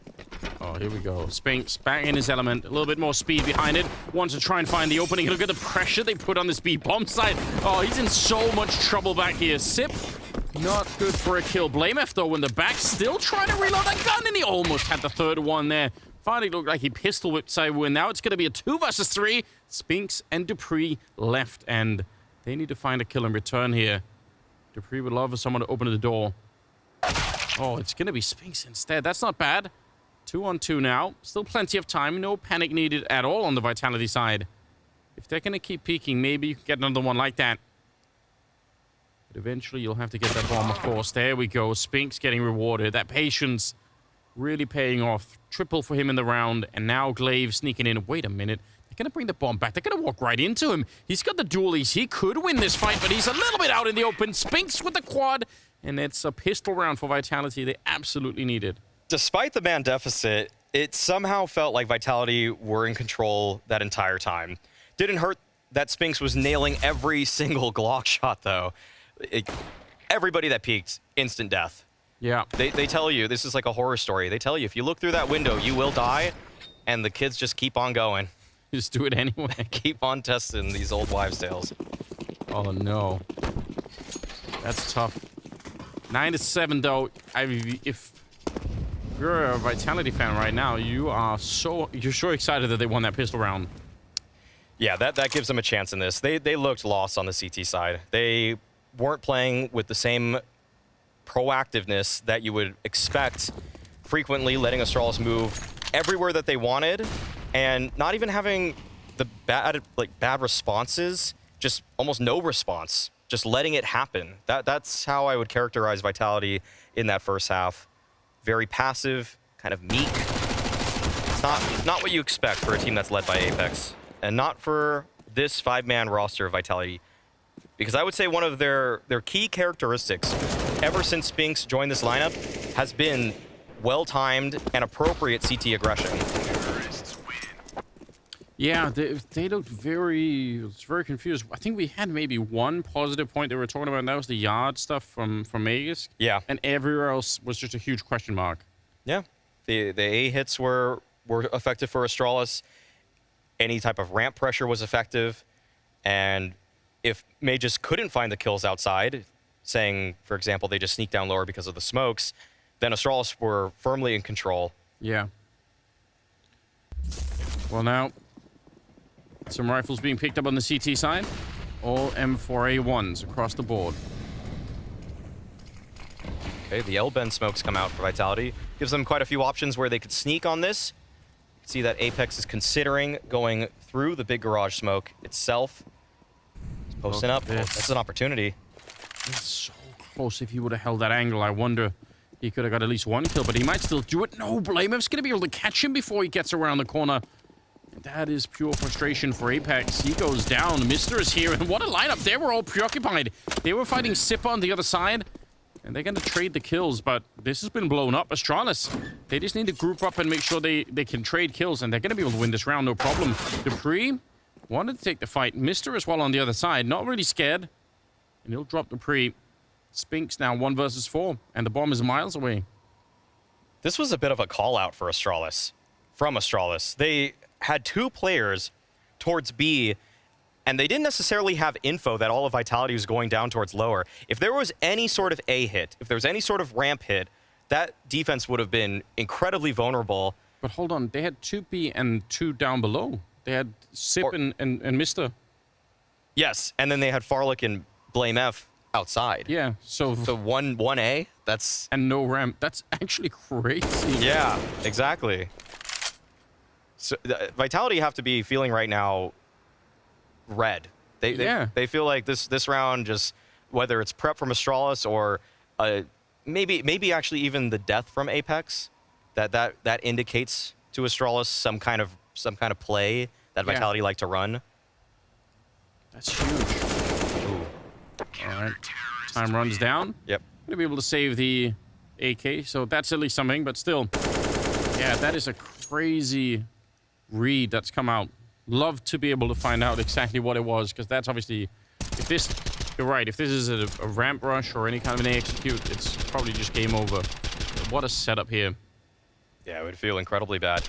Even love the little detail there that Farlig runs away from Blame F after that, and then Apex kind of walks trying to chase him through that smoke, which allows Blame F to find that opener. Okay. Still weapons on the side of Vitality. They're just kind of looking... This is looking like a pretty standard default. You'd expect this to end in just some kind of A play if they don't find anything. Yeah, perhaps delaying the actual attack just to see how many grenades are going to be coming out from the CT side, which... But they've set up for it. They've blown open the door. Mr. absolutely does not want to get rushed down. Apex already, though, on the roof, ready to throw his utility set to enable a likely A split. He's just waiting, making sure that there's no push just yet. If there's a refresh on that door smoke, though, things are going to start getting really interesting for Vitality. We're going to start to feel that pressure in terms of time, but not the case. Molotov up on top. And Mr. feeling the heat. Trying to find a place to stand. All right, he's found a tiny little spot that isn't on fire. Counter nades coming out. Glaive, I'd say it's dangerous holding a nade in that moment, but flashes are coming through the ceiling as well, and Glaive is gone. Mister, maybe you're the only one here who can help them out. Instead, it's Farlick behind the bomb side. Huge triple for him, and he gets a chance for a reload. Cyber trying to pre-fire that peak, and he was not wrong. There was going to be a counter peak coming up, but look at the time and look at the health on the Vitality side here. Even if it's a 2-on-2, they're in a little bit of trouble. Faking the bomb once, and Cyber is going to get the kill. Sip, I don't know. It felt like he could have easily played that a little bit more slowly. And now walking in, Blame has been spotted. Nade down below. And Dupree almost goes up in flames there, but he'll have to be down to the rifle. He's low on health, and Cyro's repositioned. I don't know if Blame is going to be able to guess this at all. Very strong position for Saibu on top of the hut right here. I can't believe they win this. Oh, he's got the right idea. What a way to do it if he did. He still hasn't reloaded. He's come running out, and now he's going to check the hut again. He was right all along. But Saibu held his cool, and it's a triple instead, and a huge clutch for Saibu. Oh, he almost read that. He almost did. If Saibu were just standing on the edge right there, he would have had it. Thanks. Oh, wow, yeah, that was great intuition by BlameF, but Vitality barely pulled that one off. They were being stopped in their tracks, smoke in their face, nade in their face. It was just that the site defense wasn't quite strong enough initially for Astralis here. But that came down to the very last bullet there. That was so close. Even just a half-second more, BlameF has him. But that resets Astralis. They are well behind now, as it's simply BlameF with the upgraded pistol. But that was looking so grim for Vitality. They had no map control. They just went very, almost obviously into the A exec. Yeah. And Glaive seemed to know it was coming, but there were just some clean entries, and you know, people don't always love talking about firepower, but that's kind of what the deal is there. And Astralis got the short end of the stick in terms of that. They just missed out on the opening frags. Yeah, really. I mean, you could even say Farley getting the triple there make that round a lot closer. Obviously, in another world, he gets maybe one kill and gets traded, and then it's not even close, right? Right. They get wiped out. So Farley also kind of stepping up and making that at least a somewhat doable round. This time it should be just clean up. And it feels like now Vitality's starting to come alive, not just in terms of sort of being on the T side and dictating the pace a little bit more, but if you look at the scoreboard, right?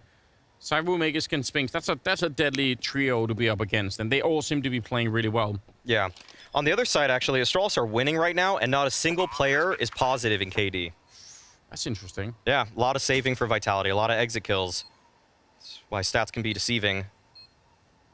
But what's not deceiving is the fact that this game is about to be tied up 10-10, and there will be a bye for Astralis here.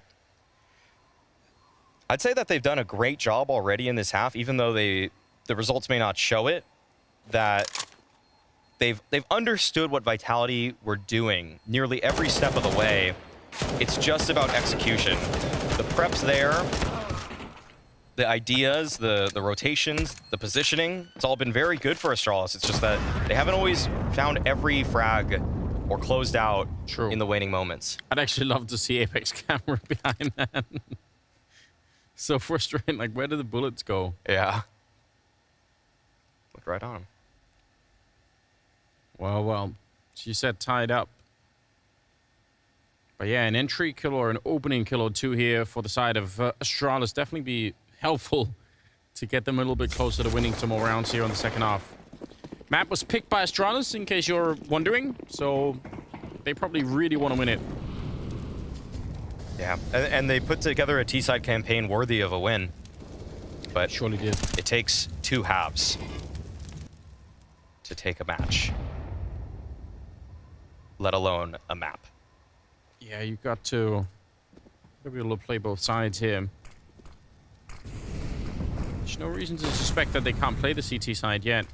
It also feels like it was a bit of a wake-up call for Vitality getting beat up that badly in the first half, so maybe they had a little bit of a breather as well. It looks like they're heading towards the ramp room now on the Vitality side. Sip is here. Glaive could kind of join him, but let's see. There's the swing. They actually look for the boost. That's what they were expecting, and Glaive doesn't get there in time. He wasn't that far away, so I thought maybe if he would have got there in time, it could have been almost a one round immediately. Still, great work for Sip. I think it would have been just a hair slow, especially if he had to come down. But 2 kills, that is a win. That is a modern ramp player for you. Two for one. Most teams will take that any day of the week. Oh, he's going to come back and check. All right. Oh, no. That's a free kill, but he stumbled onto the ladder, and obviously, as we all know, shooting on ladder is not really a good idea. Glaive is still going to get the job done, so making up for it a bit. And they should, I mean, there's no way they can win this round. 25 seconds, so no. Try to keep as many rifles as you can alive if you're on the Astralis side. Wait, there's no 1B. There's no 1B for Astralis. This is a plant. No way. This is a plant. Oh my god, that's a huge gap. Surely thought someone would have been down the vent or something like that. It's going to be a little bit of a chance here. Glaive picking it up, and that will be a bomb plant. I think that's still pretty impressive. In a 2-on-4, getting a bomb plant itself is pretty cool. Now the question is, how much damage could Cyber do to that economy on the CT side? He's going to go for one and take down Blamef. They have to be a little bit focused here. 1 versus 4 against Cyber, but we all know how good this player can be. Do not underestimate him. They've smoked him off. They've basically put him out of the fight already. And now they just need that defuse. Tag comes through. He tries, but Farlig will find him. Scary moment. That, I mean, again, if they didn't have those smokes, then they have to fight him straight up, and who knows what happens. He might have been able to win that with an A1S. the Tracer's given the jig up, though. There was a great return dink from Glaive as soon as he saw those.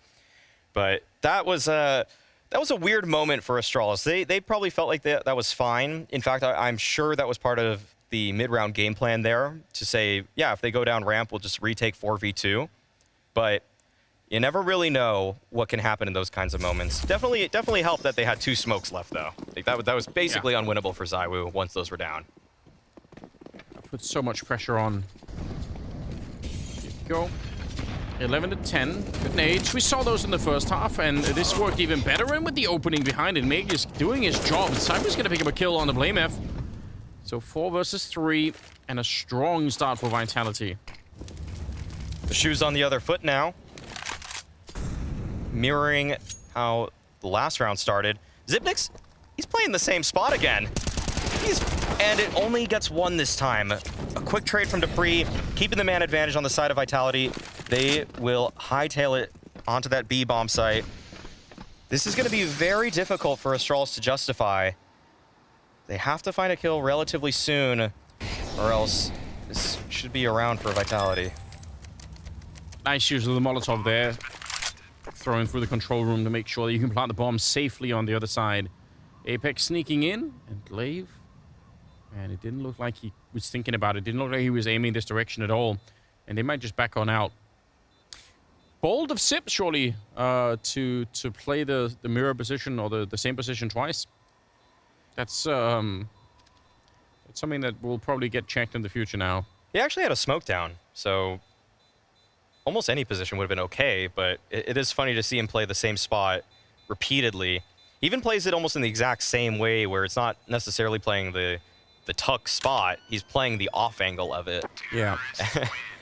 And the first time around, you could see that it gave Vitality trouble because they probably call close right, and then he's just wide. This time around, they're like, okay, I know what you're doing. Like, I've seen this. We get it. Yeah. You can't fool us again. We're tied up one more time. Still much more clustered in the kills on the Astralis side. 15 on Sip, but then the bottom is Mr. at 11. That's a tight spread. Whereas on the other side, it's 23 on ZywOo, and then it's 8 on Apex. That's that's a little bit crazy. So putting up a real team effort here is Astralis, which is cool. That's cool to see. Yeah, everybody's had their moments. Everybody's had some impact, but ZywOo already taking down Farlig. Glaive, he sees the 1v1. He seizes it. Takes down the opposing in-game leader. Now 4 on 4. Astralis are still very behind in this round. They have that AWP and M4 to work with, but with Mr. and Xyp9x on just pistols, this is a very difficult defense, and even with the tag... Oh wait, there's backup here. Yeah. AWP on Blamef. What a find that would have been. Oh, wow. He wants to go for it at the time, and they're not expecting it. They don't think he would be this bold to just be walking forward, but he is finding the kill. And oh, he needed that headshot right away. Oh, a second more, and Magus comes back to check. That feels like it got stolen. He could have absolutely won the round there. He definitely could have, and now it looks like this is all in control of Vitality. Glaive is still here at A, but with Vitality feeling out every single direction, they have a massive pincer that is slowly closing its grip on this site. Wait a minute. We have it up from high. Like you said, a pincer from maybe 3 or 4 different directions, and it worked out. Magus, nice triple in this one. And Vitality back in the lead, and the money is... It's kind of there for Astralis, but they're in a dangerous spot at the moment. Ooh, wow. That is a fast shot. Oh. That moment right there for Xyp9x felt like the best opportunity. Zipnix feels emboldened, though. This is something that we haven't really seen, I'd say, for the last 6 months. It's been a 1-month resurgence for Zipnix in my eyes. It's been actually pretty decent for him, but it's when the team is in shambles. Now Apex scouting outside. It's finding a lot of ground. No immediate contest from Farlig. So likely result in Vitality wanting to use this space. And he's almost confused at just how has he not been shot at yet? How does he not know where anybody is? Yeah, they feel really strongly there's got to be someone in the garage since there's nobody else out here. They're not wrong about that either, but if you can't actually make him peek, there we go. Finally tempted flashbang from a teammate, so they were probably hoping that was going to go the other way. They were going to catch one of the Vitality players, but it blows up in their faces. 4 on 5 now instead. 55 seconds on the clock. Yeah, unfortunately, that flash it's really good for an opper, but when you have a rifle in Farlig's position, just the time to kill, it's a little too long, and then you're just gonna get traded usually, and at worst, just 0 for 1. Well, BlameF is still here though. He has an opportunity to even this situation up, but with Zipnix dying, this is now really all falls on Glaive. Yeah, they're going to be crunched down here. They almost need to take the fight because you can't really retreat too much. They're waiting for you on the other side. Good kill on Spinks. He's back for more and a huge double before finally Magus is there to interrupt the little party that he was having. Cyber's going to be ready for BlameF, and Mr. just too far away from the action. It's going to be 13-11. Vitality just... You could tell how I think BlameF heard them running down, but while he's probably in the middle of calling that out, saying, yeah, they're running down the stairs right now, they lose the ramp player. And so Glaive, that information, like, oh, that's great. I'm glad to hear that because I'm also getting crunched from the other side. So not really much you could do at that point in time. Yeah, it felt like Zipnix was between ideas right there. Playing in the elbow is not where you want to be as a ramp guy. So it seems like Astralis wanted to construct some sort of outside defense. And then they realized it was not outside. That was the point of attack for Vitality. It was actually just the lower side. So bit late there on that rotation, and now Vitality firmly in the lead. And something to note just from the history of Vitality is that when this team was playing with Masuda and Kyojin, they were actually always a stronger T-side team in terms of just statistics than they were CT side. And you think that with the upgrade in personnel with Magis, Spinks, and Dupree added to the lineup, Vitality should be, with the calling of Apex, one of, if not the best T-side nuke teams out there in the world. It hasn't necessarily come together in that exact picture, but you're seeing some of the strengths now that they are. Apex is able to identify weaknesses of opponents. Yeah, BlameF identifying weakness in Apex. His skull, just not. It's just so easy if you put a bullet there. Yeah, doesn't have the armor upgrade to deal with the deagle, does he? Man, that one's yet to roll out. Mister in the corner. This is an all-in position. If they come for you, you can't escape. And they're just going to keep swinging it. So Dupree will get the return. And that kind of sucks a little bit because that was the only M4 that they have right now. One on the ground under the yard somewhere. So maybe they could go pick that up eventually. But 4 versus 3 right now. And Vitality should still be able to win this round. Well, they're deliberating over how they want to proceed. And now that gives Astralis a chance to fortify their defense. They're getting in great positions, Astralis. If this is actually a B hit, BlameF and Farlig have a real shot at it to lock it down. And there's no contingency plan for Vitality. They're full sending it. All 3 members going towards lower. Farlig, if he's able to do anything at all, this might be an Astralis round now. That dink on a Zywoo is massive.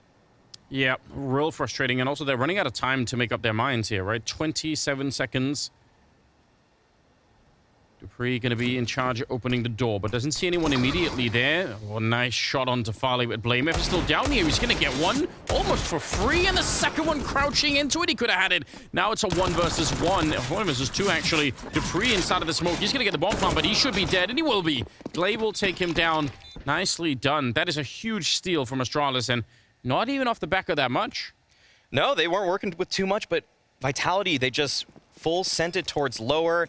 They did lose the opening picks, and credit to BlameF because that pick over the smoke right there, it feels like Apex has gotten a little too cozy outside, just running around the smokes however he feels like. And right when I was singing his praises, he just ran right into an angle unchecked. A very real chance that Astralis bring this back now. That was a round that they were not supposed to be winning. And on top of that, this is Vitality now with not too much money to work with. Or at least following this round. Yeah, they're starting to get into a weird position themselves. You can see the frustration on Apex getting that bullet to the face. He definitely felt like he got cheated out of a chance. So, round number 26 is here. Let's see. Yeah, already posturing that it's going to be an A exec. So we'll see if Vitality's A hit can match the strength from Astralis's. Counter Molotov there, slowing down Dupree. Looked like he was ready to go. It'll take a minute. Second volley of nades coming through the ceiling. Dupree trying to get that entry, but he can't. And again, that really slows it down. Good spam onto Glaive, and they nearly catch. They will catch Mr. Molotov actually almost killed Glaive as well. That's scary. Finally with a kill on Cyber. It's still a 3 versus 4. Astralis, though, in the lead in this one, and Apex deciding, you know what, we need some speed behind this. Trying to run down Sip, but he almost does, but Sip is just around the corner. And that's a lot of time and utility spent for not getting a kill. FlameF down here, just listening now. No immediate bomb plant. They don't have the smoke to try and block off anything, so gonna have to try and just use the manpower to take up the other side of the bomb site. And they're gonna get the bomb plant here. But Astralis, let's see how strong they're gonna be on the retakes. Just sneaking in. The timing is a bit scary. Oh, what is that transfer? Farlig and Glaive both go down. And suddenly it's a 2-on-3. I thought he was dead. He should have been dead. He catches BlameF as well. Megas absolutely bringing this round back. And Sip realizing it's time to pack the bags and leave. Wow. That 14-12. That felt hopeless for Vitality. They felt like they were forced into ramp, and yet they made it work. That was a strange rotation from Astralis. But also, I think the man that's going to be just pounding the table the hardest on that is Mr. He had a great angle to make sure that he locked down that hut, and he second-guessed it by pulling out the Molotov. But this is a great hold from Magisk here. Instant headshot onto BlameF too. And that's one of those rounds where I think we've seen twice now. Vitality go for an A hit. Everything is working against them. There's nades in their faces. They're losing the opening kills. And yet the firepower just gets them out of these sticky situations. Yeah. So just goes to show the quality of players that are on Vitality, where it doesn't even need to necessarily be a strong game plan in the round because the individuals can bail them out. And it was looking desperate at some points there for Vitality. Like, Apex didn't seem to like he knew where he wanted to go with that one. He was charging through a Molotov. He actually was peeking towards Hell at some points in that round. And yet, once they just get that defense set up towards lower, it's all Magisk. Yeah, between him and Cyber, they've got 51 kills. That's really, really hard to be up against. And in some of these later rounds, I mean, that turns out to be the difference. In that one especially, that looked like a lost round for a minute. They're going to put some speed behind it. Farlig with the AWP, but there's no getting away. Dupree in the double entry destroys BlameF up on top and makes sure that they can't really get in. So they can take a deep breath right now. They don't really have to rush the bomb plant in this moment. Just make sure you're not going to get snuck up on, and then 3 versus 2 in the after plant. Apex loves to throw this kind of call out, I'd say, once per half on any map. When he realizes that his team... Well, okay, I'll hold it. 2-on-2, very doable now all of a sudden. Although Zipnix loses so much HP that it'll be so tough. Mister's still trying to dance on the site. He's trying to find an in on it. Dupree spotted the barrel, looks for it, and confirms the kill. Dupree is doing so much work. Sip can't do anything about it. Wow. But yeah, as soon as Apex suspects that his team has more firepower than the other team, he just calls for those rushes. I've seen it in multiple T sides now from Vitality, especially in their ESL Pro League championship run. Just look back at some of the games that they played. I mean, they win a round they're not supposed to. He calls for a rush the very next round. Yeah, it's a signature of Apex. And you can see, I mean, looking at this replay, Dupree, there's no Molotov at his feet. There's no smoke in front of him. No. He's free to get those openings, and so that's part of the calculation, I suppose, and it works really well. 15-12. And they're one round away from picking away Astralis a map pick. It was a nuke that they wanted to have the first battle, and they looked so confident in the first half. I've got to say, I'm still super impressed by that T side of Astralis, but Vitality had someone to show themselves on the T side, and that's been impressive all on its own. Maybe even more so.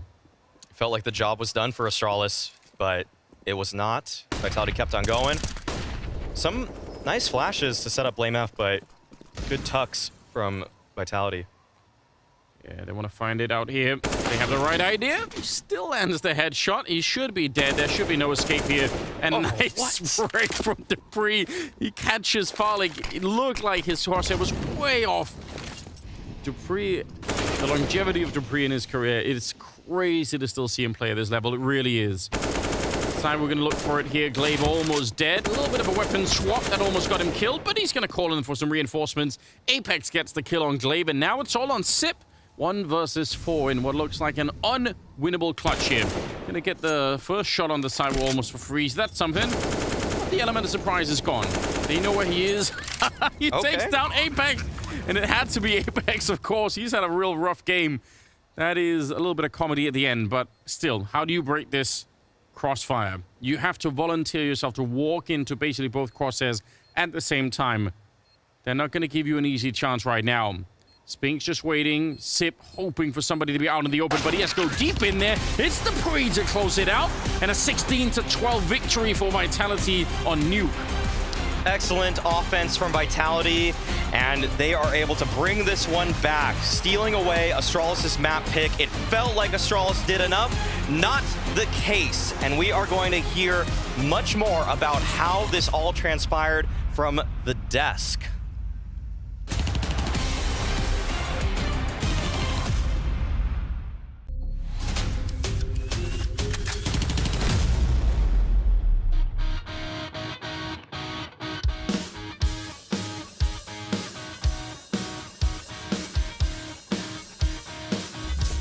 Where's he, bro? See him? You will see it now. Got him. Nice. He's left side of you.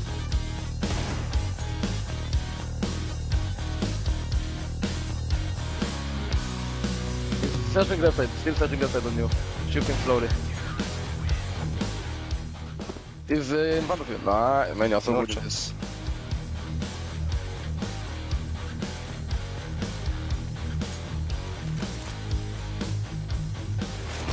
Yes! Oh my god. Just in front of you. Behind the yellow boxes. So nah, man, you are killing me. He's coming your left side. He's coming from your left side. He's pushing you now. No. Easy camp. Have flash inside of the smoke. Nice. Nice. We'll camp now. You got him. Nice, man. I'll nade him again, I will flash soon. Wait, flashing him. Nice. He's dead. Still in the middle, to the right On now. again. Right side, deep right side. Nice. Dead. Nice. It's the top left, deep spawn. On the box, top left. Nice. I saw it. Nice, man. Nice info. Don't see him right now. He's far back. Right, in front of him. Nice. Mid. Into your left, I think. Nice. Oh, I'm flashing him, I'm flashing. It's not blind. Wow, sick. Nice. Left side of the middle. Yeah, I saw him. He's hiding. Nice. He's in the smoke. Nice, man. He's holding you from the right side. Nice, man. Nice. Good wallhack. Easy. In the middle now? Nice. I'm pushing waiting for instantly. the flash. Yeah. Pushing. Close. Nice, man. Okay. Nice. Okay. GG.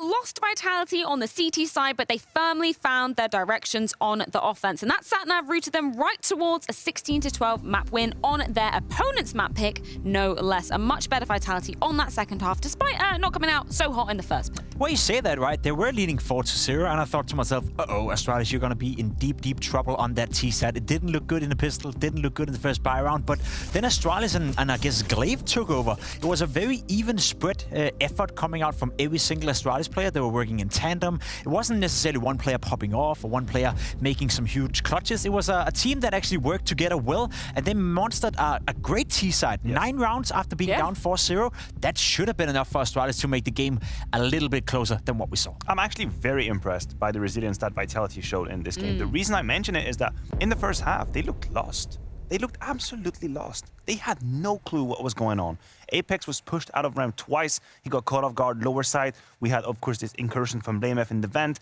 The A side was massively in issues, even though Spinks fought back towards the end. He had no idea how to handle these situations early on. So good for Vitality to react because they were deep in the hole for a while. Yeah, let's bring up round number 9 to kind of illustrate that point in its entirety, because we were saying, you know, that A side defense from Vitality kind of gave me echoes of the previous Vitality roster with, you know, Strox, Kirjan, and Masuta always struggling to be holding down that bomb. Yeah, you're right. A sign of the symptom that was on Vitality in that first half. We see here the 2 first kills. It's a 4v3 with a minute 15 to play with. Vitality should have it under control, sorry. But Spinks and Cywood don't synergize at all towards that inside. 2 quick kills from Astralis, and they turn a 3v4 into a 3v2 where Vitality have to save. You could see, and it was pointed out by Maui at the cast, the reload from Spinks, giving away the audio cue of where he is positioned, and then with Cywood, there's absolutely no way to cover or play off of each other, and they just fall out like dominoes. It wasn't pretty by Vitality in the first half. Let's be completely honest. Tough. Vitality played a poor first half, but Astralis also played, you know, much better than I think anyone was expected coming into this game. Glaive did a great job once again calling, leading on the scoreboard as well, having the most productivity on the server. I think this is if this is the last step for Astralis before we see roster changes, if this is the last map or last game we see them play, I think Glaive have put in a great, you know, great effort and a great reminder to a lot of us what he actually stands for as a Counter-Strike player. He has the ability to still be a great in-game leader, has the ability to get the most out of a team right now that doesn't have a lot to work with.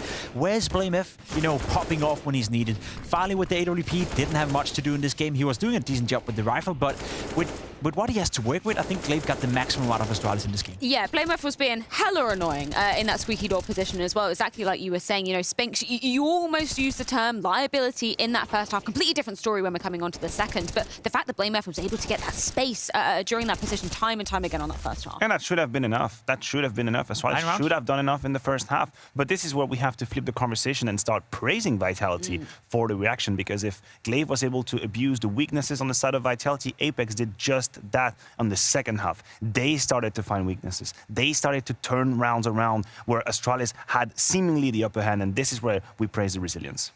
I would agree. We talked about the support cast coming into it as well. I think it was Maui Snake who mentioned it during the cast as well, that once you look towards the depth of the roster of Astralis, there's not enough quality. We saw that on the T side. You said Spinks had a pretty rough half. You know, he stepped up massively in the beginning of second half. Dupree as well was nowhere to be found in the first half. He had some important and crucial moments. Obviously, Saivu, as always, per se right now, is playing a good game of Counter-Strike. And that's the point, right? You can mention every single player. I didn't even say Magic, who probably one of the best players on the server. That's the thing, right? There's so many different playmakers, let's put it that way, within Vitality, and there was just too much to Astralis to handle. Only 3 rounds on the CT side on their own map pick nuke, simply not good enough. Is there a final nail in the coffin round that you'd like to bring up a minute?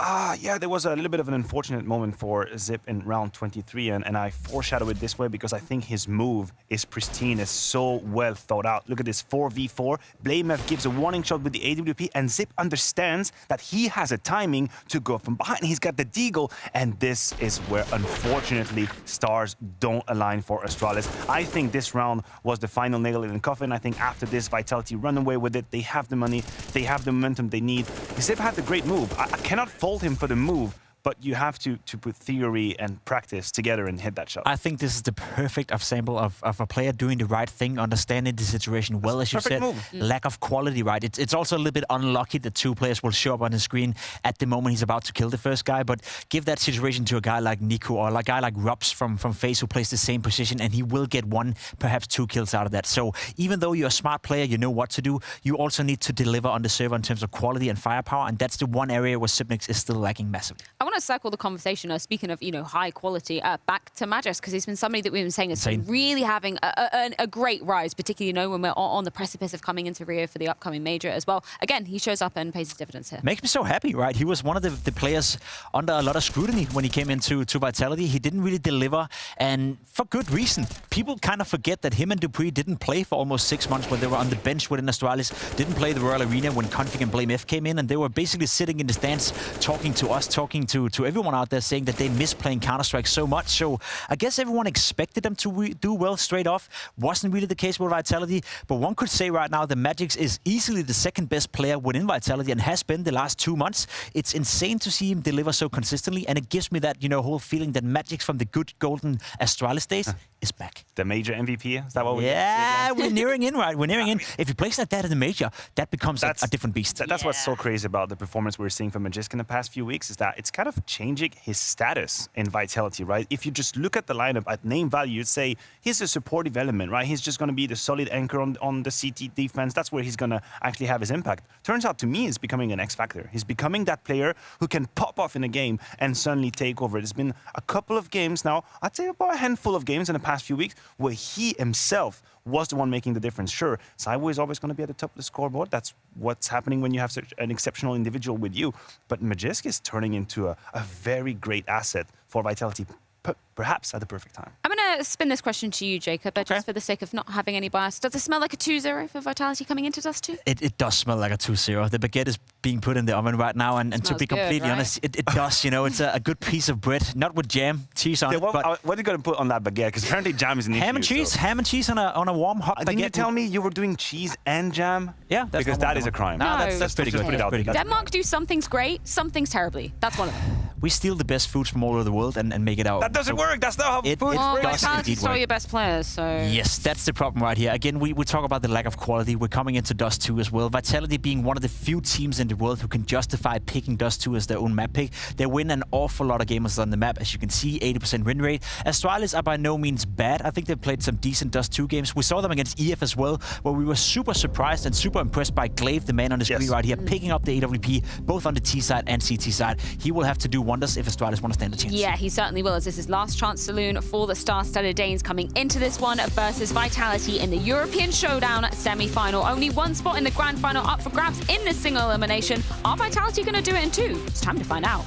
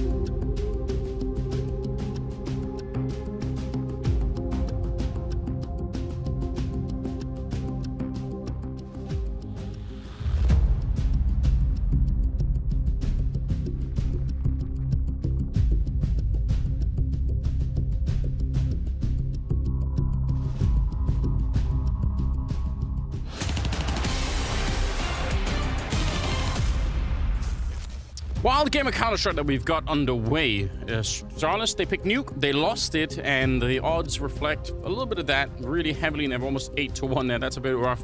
Vitality, were off to a really slow start. They didn't look like they were that composed on their CT side. They managed to turn it around. Cyber and Magus went off the rail, and it worked. It felt like everything that Vitality wanted to call in that second half was going to work. Astralis kind of experienced the same thing in the first half, but to a lesser degree. And so Vitality, definitely the heavy favorites after winning the first map. And I have to bring it up because they asked. Maniac wanted to know, because Pimp seems to love this, jam and cheese on bread. Jam and cheese on bread. I'm a fan. Listen, I've been converted into the peanut butter and jelly. I'm staying there. You can have jam and cheese for yourself. Oh, Outlaw, look at this. Apex and Cyber with a little bit of an opening, and Cyber actually gets one more. That's not bad.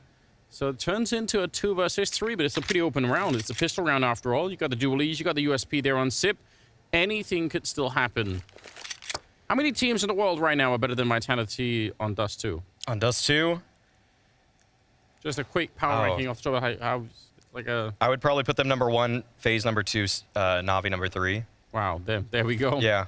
So Astralis could have their work cut out for them right here.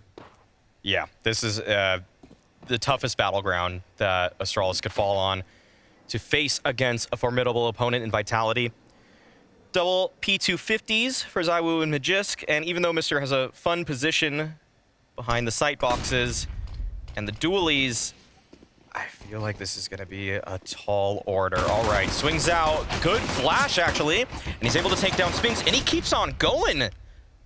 Oh, this is so good, but what a tough fight on the other side. Magus gets that flash is perfect, and Mister, he'll take him down. Beautiful triple. Oh, that could not have been better. Sip on that first flash, obviously setting it up nicely for him, but that is well done. He kept this cool. That was very nice from Mister. He hasn't had the most impact, I'd say, for Astralis. He definitely had a rough time on that second half of Nuke, but this is a great way to stamp his authority in this game, to show everybody that he's not just an academy player, that he has something more to prove here. Yeah, and I still think, given like the overall context of being picked up on this team, kind of obviously knowing you're not going to be staying there, and that the team itself is in this weird position, you know, the fact that he's not completely embarrassing himself with the team is already, I think, a good sign. You know, like, it's hard to see through all of this to realize what kind of player Mister might be in a year from now, but he's kept up.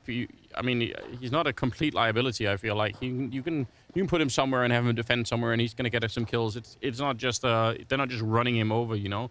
So overall, I'd say, yeah, it's pretty decent what we're seeing so far.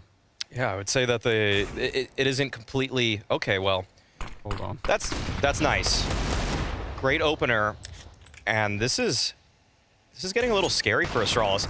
This cat defense is everything now. BlameF and Zipnix are here to defend, and there is a flash on Magisk. Yeah. This needs to be used to clear the spot out.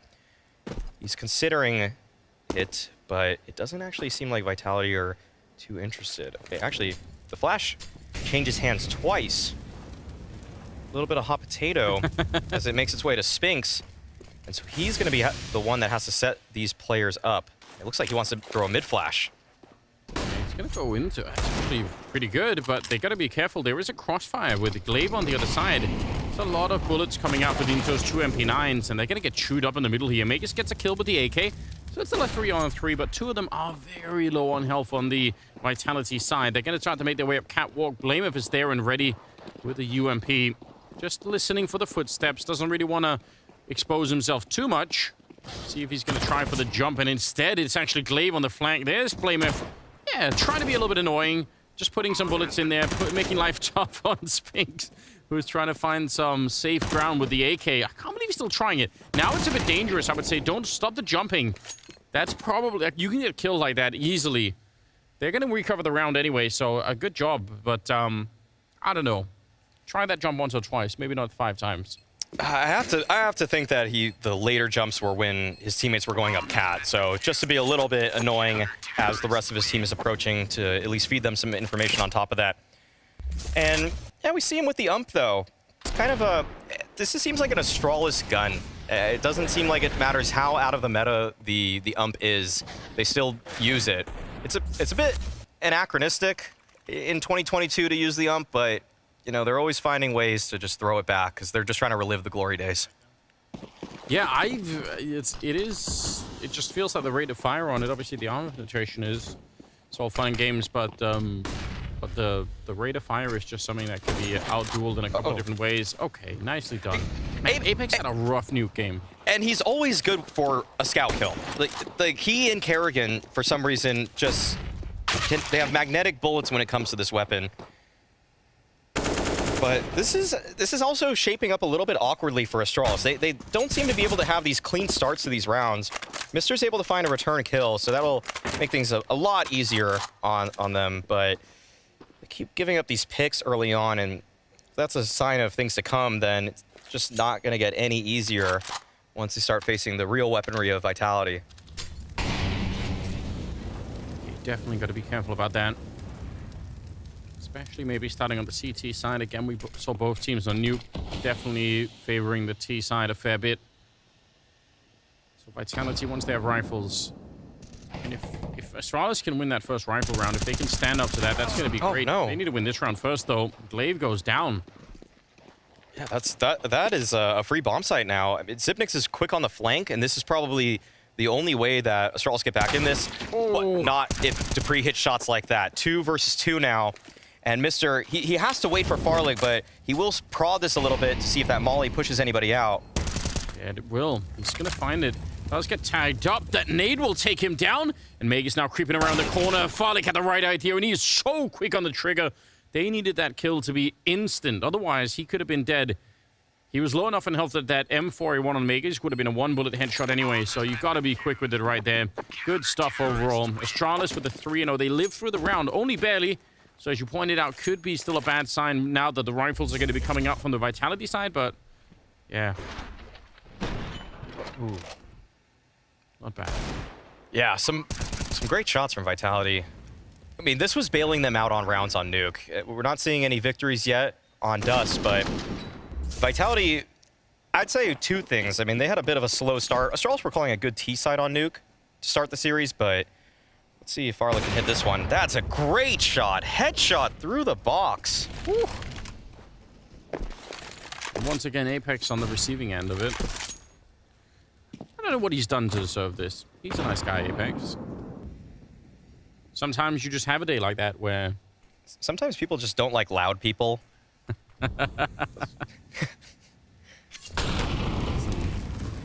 Yeah, in a certain environment, maybe not, but...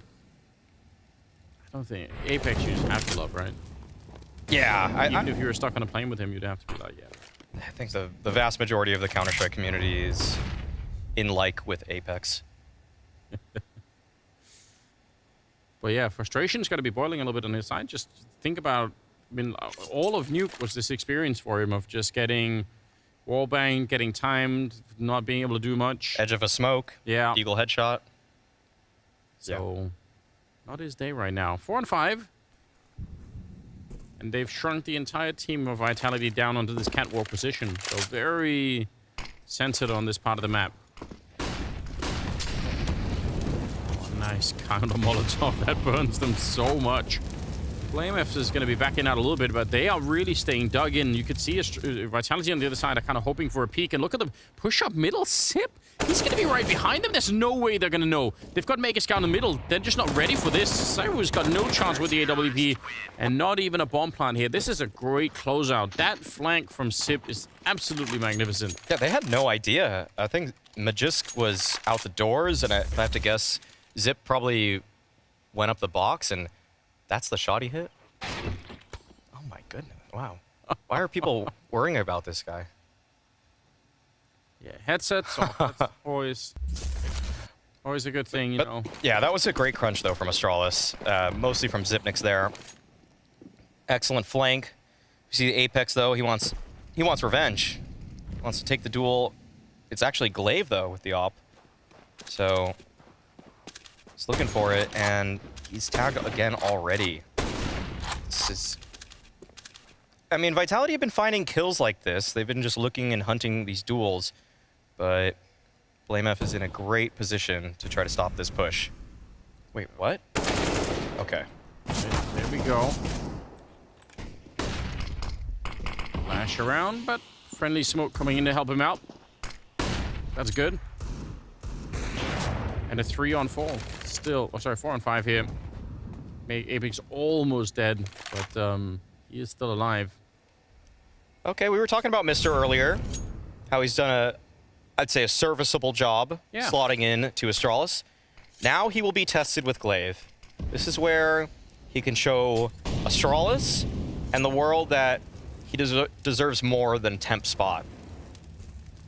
It's a really strange position to be in for a career, right? You have to spot. Oh well.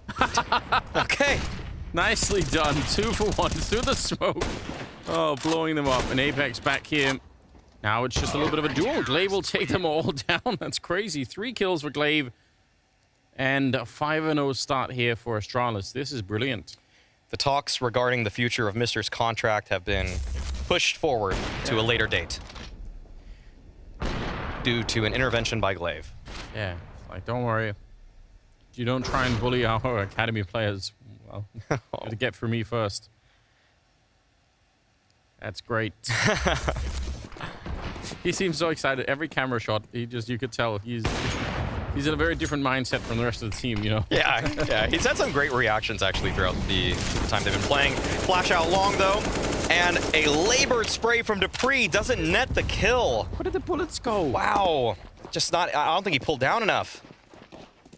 Okay. I'm so confused. I almost felt like Dupree just started relaxing his hand at one point there, and I just thought he was surely going to find it. But there's a push towards B right now, and Magisk is not expecting it. Great initiative taken by Farlig. 5 versus 3, and in the man advantage 2, Vitality just had no idea that was coming their way. So Dupree, he wants to find something back, but they're holding on to his position. They're looking right at him. You even mentioned this a little bit when they were on the CT side of Nuke, how they weren't really that reactive and sort of trying to get some aggressive pushes coming out to offset Vitality a little bit when they were on the T side. So seeing it here, definitely, that's very interesting. We had Sip on the flank earlier. This time to push into upper dark, and yeah, just making sure Vitality are not feeling safe on the T side. This is such a brilliant start. It's one of those big macro concepts that people sometimes wonder the value of a coach, or I guess there is none for Astralis in this one, or just any kind of overarching voice. And when they say things like, hey guys, we need to get a little bit more aggressive on the CT side, some people might shake their head and think, how, where, why, what? But to experienced players, they're able to take that sort of information and actually utilize it immediately and understand that it's more of a general concept and a feeling thing. Just kind of tweak your tendencies a little bit. Just turn that dial up 1 or 2, just so that you go for that 1 extra push per half. Yeah, I mean, what makes us just experienced, there's actually some of the things that we sometimes talk about when you're playing a team that is much lower down in the world ranking than either of these two teams. When you're playing, you know, if you're suddenly in the RMR and you're playing like this really unknown team, this is exactly what you could be experiencing, because they might just be playing, you know, essentially off meta on some of the timings, and that's almost what you have to try and force yourself to do, even if you are an Astralis or a Vitality. If you can think, okay, wait a minute, normally I would never push here. Maybe actually that's exactly why I should. And you just catch like a little bit of a timing. You see Magisk was not ready for it. Timeout being called. 6-0 in favor of Astralis. They want some revenge wars going on Nuke. They could have won Nuke. They definitely could have. I mean, that CT side for them is really where things went awry. But in terms of coming in today with a game plan, we can see that Astralis are prepared. The T side of what they had on Nuke, and then what we're already seeing on the CT side of Dust 2, it's promising. And that's what you need if you are Astralis. Just an idea of how you want to get in and fight in this game. Can't go in thinking you're already going to lose. Apex out long, Dupree's there with him, but charging through the smoke with a flash from Farlig. Gets Sip to get the opening kill. And a 4-5 beginning once again. They're going to be finding Apex out here, and that long push completely denied. Yeah, moving right through the gray screen. Apex not able to find the shot onto Blame F. That's just so much easier if you're the player farther away from the smoke. It's just so few places they can approach from. And Glaive just spots a sliver of Magisk right there. And he throws that smoke through the double doors, and he properly assesses the fact that he is leaving Mr. on that side. So you can see his positioning a little bit more towards B. And now Zipnix, he is responsible for covering this mid angle, which means that Glaive, he can just shore up this B defense. Did the op shot do 3 damage somehow? At least it wasn't a 2-for-1. And Mr. is up there. He's 11-1. So having himself a fabulous time over at the B bomb side and middle. 7-0. Astralis leaving Vitality in the dust right now. It's 7-0, but Vitality, they know that if they just bring this back 4 rounds on the T side, they have a real opportunity. It's the CT side of Vitality's Dust 2, which is what makes them such a world-class team on the map. So they're just going to look for something. And we can see another half-buy in this round. Apex just loves this fight. Every time they are on a half-buy, he's just got a scout posted on middle. He thinks... It's like he thinks he's Kenny S in these moments. Maybe it's like a homage to him. Like, I got you, Kenny. I'm carrying the legacy forward. For France.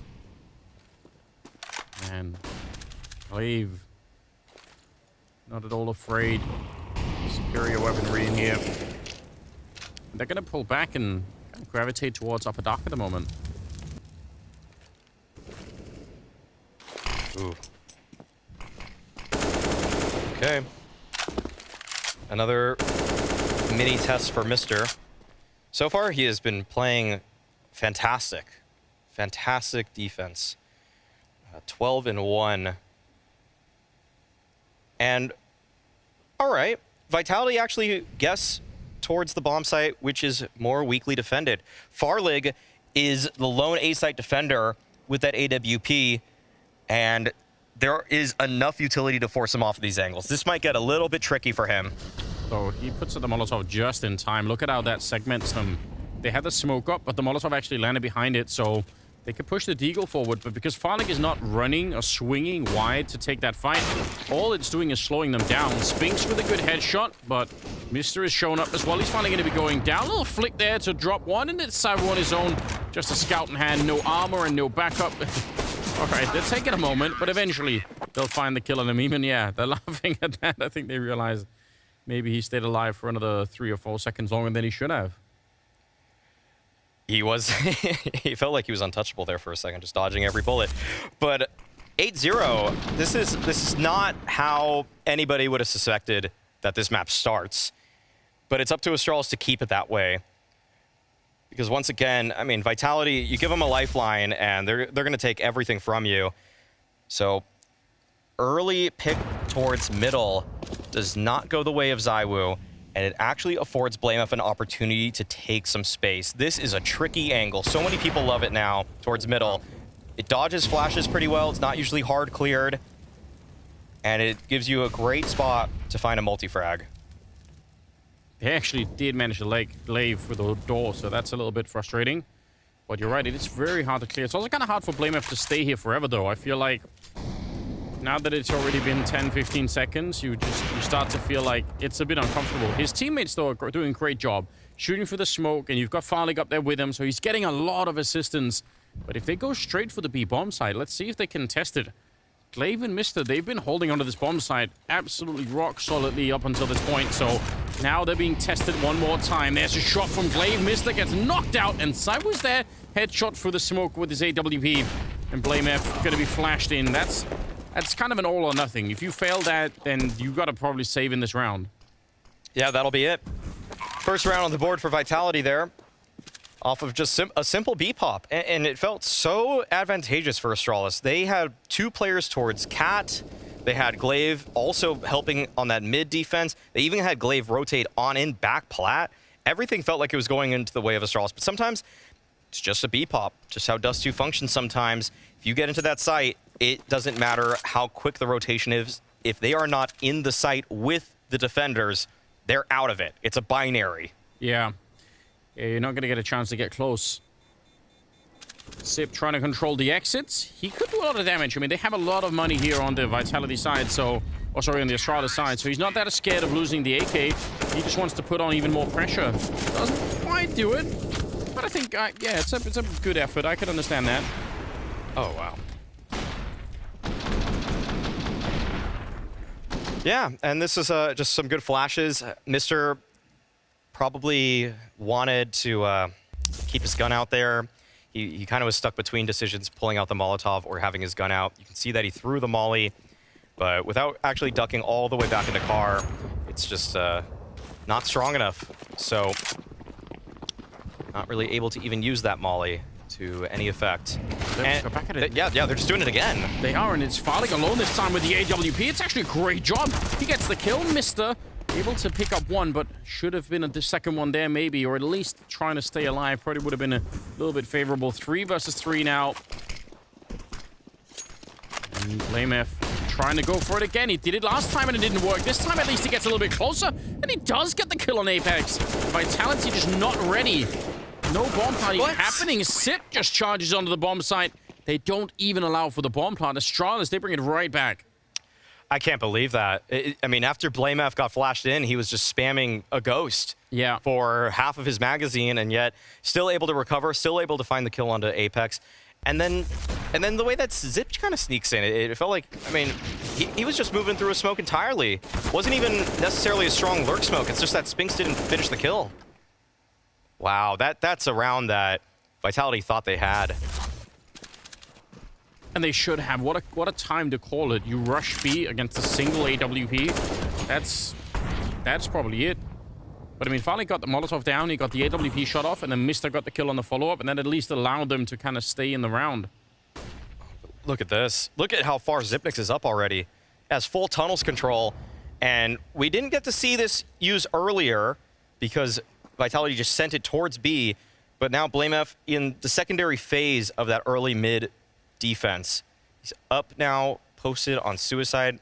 Zywoo will throw the nerdy hinge smoke, and we'll see if BlameF, I mean, he has the opportunity to find an instant flank.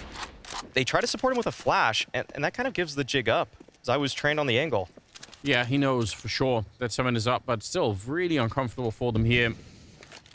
One missed bit of timing, and they could lose one of the players. Dupree is really far out of the action as well. Cleveland finally double AWP in the A bomb site, so good luck showing up on long right now. And Sip is back looking for Dupree, and again, think of how long these two guys have played on the same team, and now their opponents instead trying to see if they can remember each other's tendencies. Dupree checking with almost like a 180-degree angle there. Not going to be working out. Yeah, there's something almost just so romantic about them meeting right there. Yeah, if they didn't bring guns. I don't know what kind of date you go on, Alex, but... Dark, tunnel, dusty area. Sounds like me on a Friday night. Bring your own weapons. I usually pat him down first. Can never be too safe, can you? No. Oh man. Sniper on his own, holding onto the AK, but not going to be for long. After time. After the time as well. 10-1. Astralis are blowing up Vitality on this map. I can't believe it. Yeah, this is just completely unexpected. You would have thought at one point Vitality would have found an in on this, but to only have one after all of 11 rounds, I mean, Apex is flustered. Everybody's flustered. They're frustrated. They're disconcerted. And it's weird because on Nuke, they had a similar experience in the first half, and then they kind of turned it around and they recovered and they reminded themselves, okay, listen, we know what we're doing. Let's just get back into action.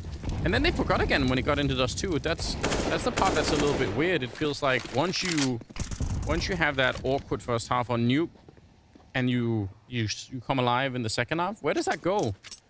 How does that disappear that badly into the second map? Yeah.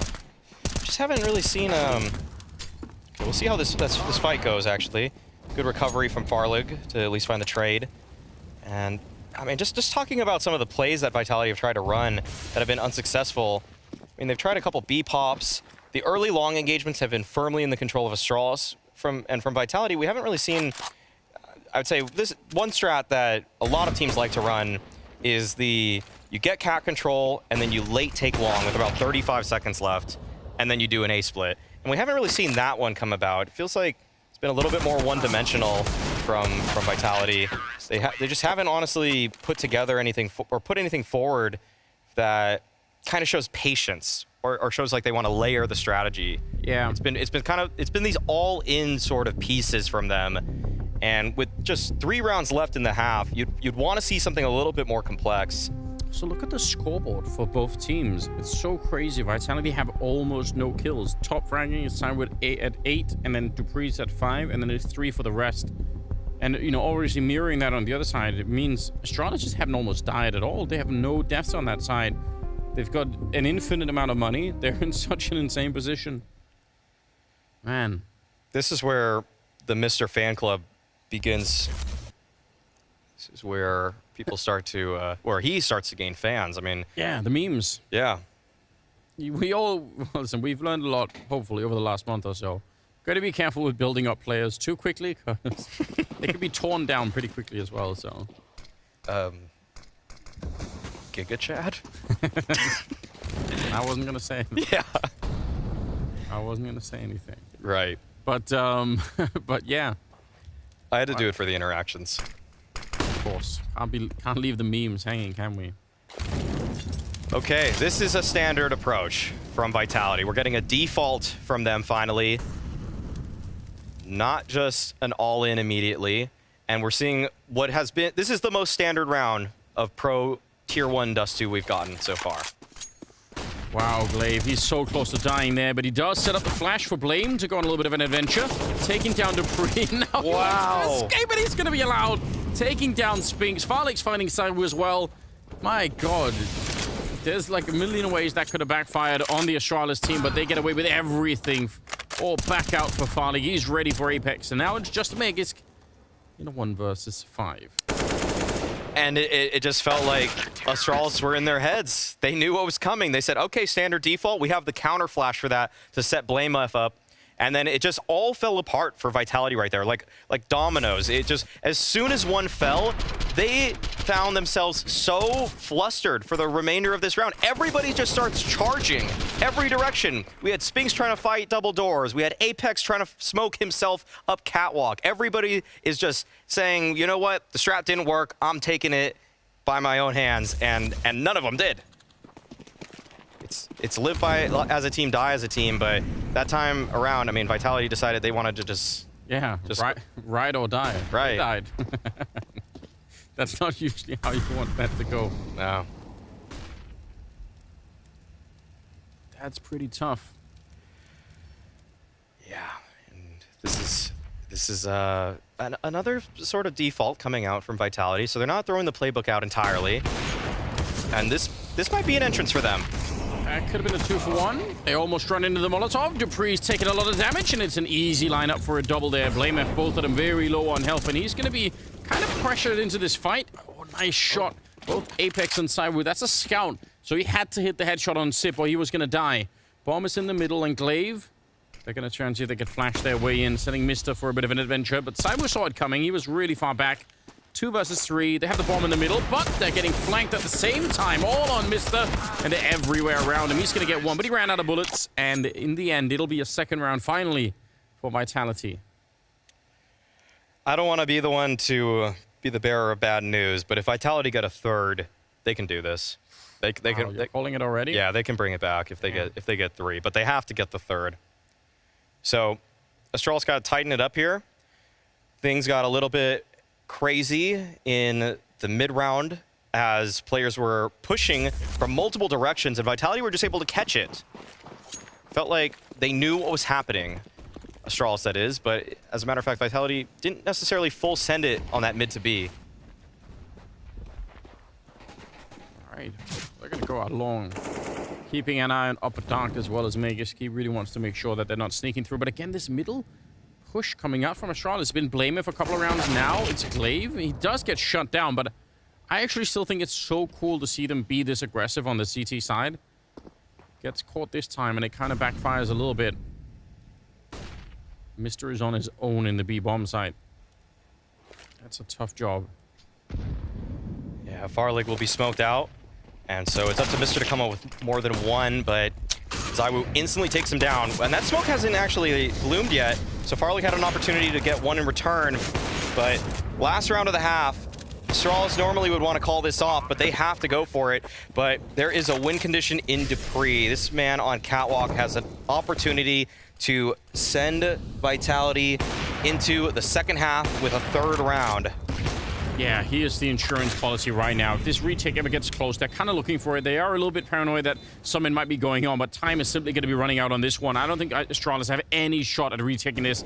Look at the timing for Dupree. He's going to be shooting Blamer for the back of the headshot on Farlig, and a 12-3 finish. Still super impressive for Astralis. They've set themselves well up for a third map. Let's see if they can finish what they started in the second half. It's coming right up.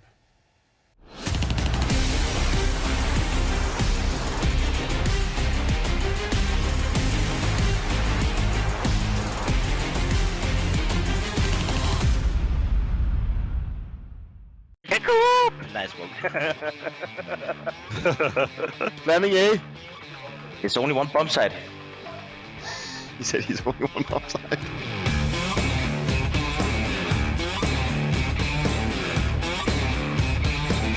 Hello everyone, this is Magisk, and today we had an Astralis reunion on Cobblestone, and I hope you'll enjoy. Let's just start the Deagle. No nades, I guess. Okay. Chicken coop. Chicken coop. Both coming on. One on. Oh, lolo. Yeah.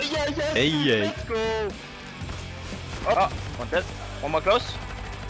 Oh, dead. At this point. Easy.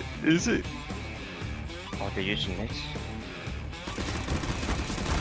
Oh, hit 99. Yeah.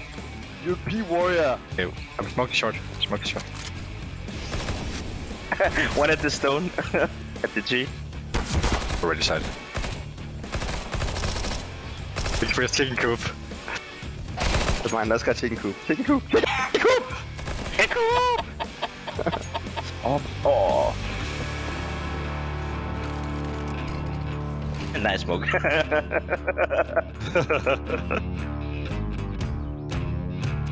He came over. Oh! Woohoo! Oi. Just gonna sneak a little bit. Oh! He was already out. I can't hear. Behind the stone. Oh, whoopa! Get around. You take it. I get the bomb plant for more money. That's it. Well, last drop as well. Benny? I don't know, I guess. No. Ah, you couldn't. Landing A. You can't do that. He's planning. It's only one bomb side. He said he's only one bomb side. I can flash in front of you. Flashing. Whoopa!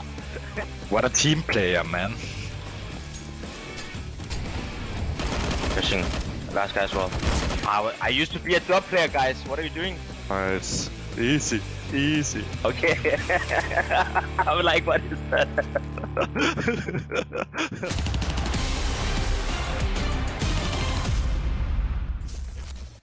Here we go. Second half is coming up. Second map. We've got Astralis and Vitality. And really mostly Astralis at this point. 12-3 in the first half, Alex. How do we explain this? What's even happening? Well, we were seeing some excellent holds from Mr. towards that B site when he connected with Glaive. There was a good double op presence from Astralis, but I think that Vitality probably could have played it all a little bit differently. But they have a chance to right their wrongs here. I said it before, the game is not over. But Vitality have to win the pistol to bring it all the way back. There's no ifs, ands, or buts about that. You're not going to come back from 13-3 down, but you can come back from 12-4 down. You were so confident in the CT side, so I feel like they better deliver here. They can't leave you hanging. They do have a really good track record on this map, obviously, so it's not all for nothing. You know, you got to give them some credit historically for what they do on this map. It looks like Astralis are leaning towards long. They're worried about middle. They're expecting a crazy push to come out. There are a lot of people nearby. Could happen. They almost catch Magus. That looked like it was planned. Cyber will get the headshot, but they're going to find Magus in return. Mister there to get the kill. And it's still a 4-on-4. Spinks out here. Got to be really careful. They almost double up on each other. And Mr. and Falik with a couple of good kills in return. Cyber's battling it out, but he's finally going to be going down. Dupree is all on his own, hunting them. He's tagged up already, though, and very low on health. And looks like Astralis are going to be winning this round. Well, I think that might be it. I think that might just do it. I'm losing faith by the second. But that was a cool strategy from Astralis to show so much presence towards long, and then to actually reroute back through catwalk without even using all the utility that after they smoked across, right? Right. So kind of they're out long. They show them really. Right. Here we go. So it seems like a full committal from Astralis towards long, and Zywoo, he's swinging out expecting to see maybe 3 or 4 people, and instead there's this is just a cool strat overall. And you want to see this from Astralis. You don't want to see something lazy going into it, because you know this game's really just not done until they actually close them out of this map. So, I mean, first of all, that was the bomb peeking long first. Yeah. Also, nice detail. It's so interesting also because this is essentially just a split on the A bomb side, but because you start the catwalk side of the split so far back, it allows you to catch someone who's going to be quick at rotating in. That's a really fun way. I wonder how many different strats you could break down like that, where you say, hey, let's do a split, but let's have one arm of the split be really delayed, and it just catches whoever's rotating in. Yeah, it was nice that they were able to basically manipulate all the rotations too. Like everything. It was a very well thought out strat. Expect nothing less from Glaive. So early cat aggress from the tease, and once again, they show this side of themselves, Astralis, towards long, but the real hit is towards the catwalk. But they pause. Yeah, unfortunate team kill in the middle of that. 2 scouts on the other side. But they are losing real estate over on this A-bomb side really, really quickly. They know where the other scout is. Glaive is just kind of doing the last bit of work to find him. Oh, wait. Traded places inside of the smoke. Apex is going to find him right through. I don't even know how. Did he get the headshot? He can't. Blameth will take him down. Interesting round, no doubt. 14-3, though. And Vitality, I don't know. Do you just buy in this? What do you even do here? I think you just keep buying now. Yeah. If you were that close on the last round, you might want to just go on this one, too. If you had more rounds to play with, obviously, you would want to save, get a real gun round here. You'd think you'd have a chance to bring it all the way back, but no room for error, down 15-3. That's not how any team wants to play Counter-Strike. You just know that so many more options are under so much more scrutiny. Yeah, it's crazy. Again, we had to bring it back to the idea that Astralis could have won Nuke. That was their map pick, and they screwed up a couple of rounds maybe, and that could easily be what made the difference. And they are beating on Vitality on the second map, so I'm really excited. Inferno is the deciding. We all love that. Oh yeah, that's gonna be good. oh, just peppering them. No damage whatsoever. What? Glock is somehow way more efficient. That's yeah. As our headshots. Okay, well, this just got a little bit awkward for everybody. I think normalcy is being restored as Dupree gets himself into B, nails Zipnix, and, well, Vitality, they'll put a 4th on the board here, and they find some upgraded weaponry, too, so, yeah, it's just still, you'll start believing when it's 14-10. I'll put it like that. Okay. Yeah, that's when you're back in. Yeah, that's when I'll sit up. You put your buy limit order in at about 10 rounds, then you're like, all right. Oh, if they get to 10, I might, at 14-10, I might actually just say I'm in for Vitality then. All right. Yeah, but they got to show something first. I like it. Yeah. All right, we got something to look forward to then. I mean, on the positive side, Cyber started to get warmed up a little bit more, so they really had a terrible first half in terms of everything, but also just in terms of the kills. So if anything, you always want to see Cyber step it up and try and do some more. Maybe that'll rally the team behind him. Do you think Zywoo does enough? Oh, he could do more. And you think? They should have a sit down and be like, you know what, can you just do a little bit more? That was the question I would say 2-3 years ago, even when he was attaining #1 ranked on HLTV spots consecutively. But I feel like those questions have been put to bed. Yeah, it's. I mean, I'm sure if in theory there's probably always more that could be done, right? Like you can always be a more complete player, even if it's not just kills. But there's probably other things you can do. But I'm sure it's going to be really hard to have that conversation with someone like. Not that he's not a nice guy, but it's just, you know. Oh, all right. 2 for 1 on the nade. Apex able to close it out. I feel like Apex, if anyone in this game so far, probably deserve that. This feels good. But, you know, like it's just like, how do you have to almost be in a, how do you have the authority to sit down and talk to? I feel the same way with someone like Simple, you know, who is going to be schooling Simple on how to play certain things or like how to improve certain aspects. There's also tricky, you know. It's so like this is why it takes some top-tier coach like Zonic to actually sit down with ZywOo and say that, hey, I've always noticed this one thing lacking about your game. You could improve in this way.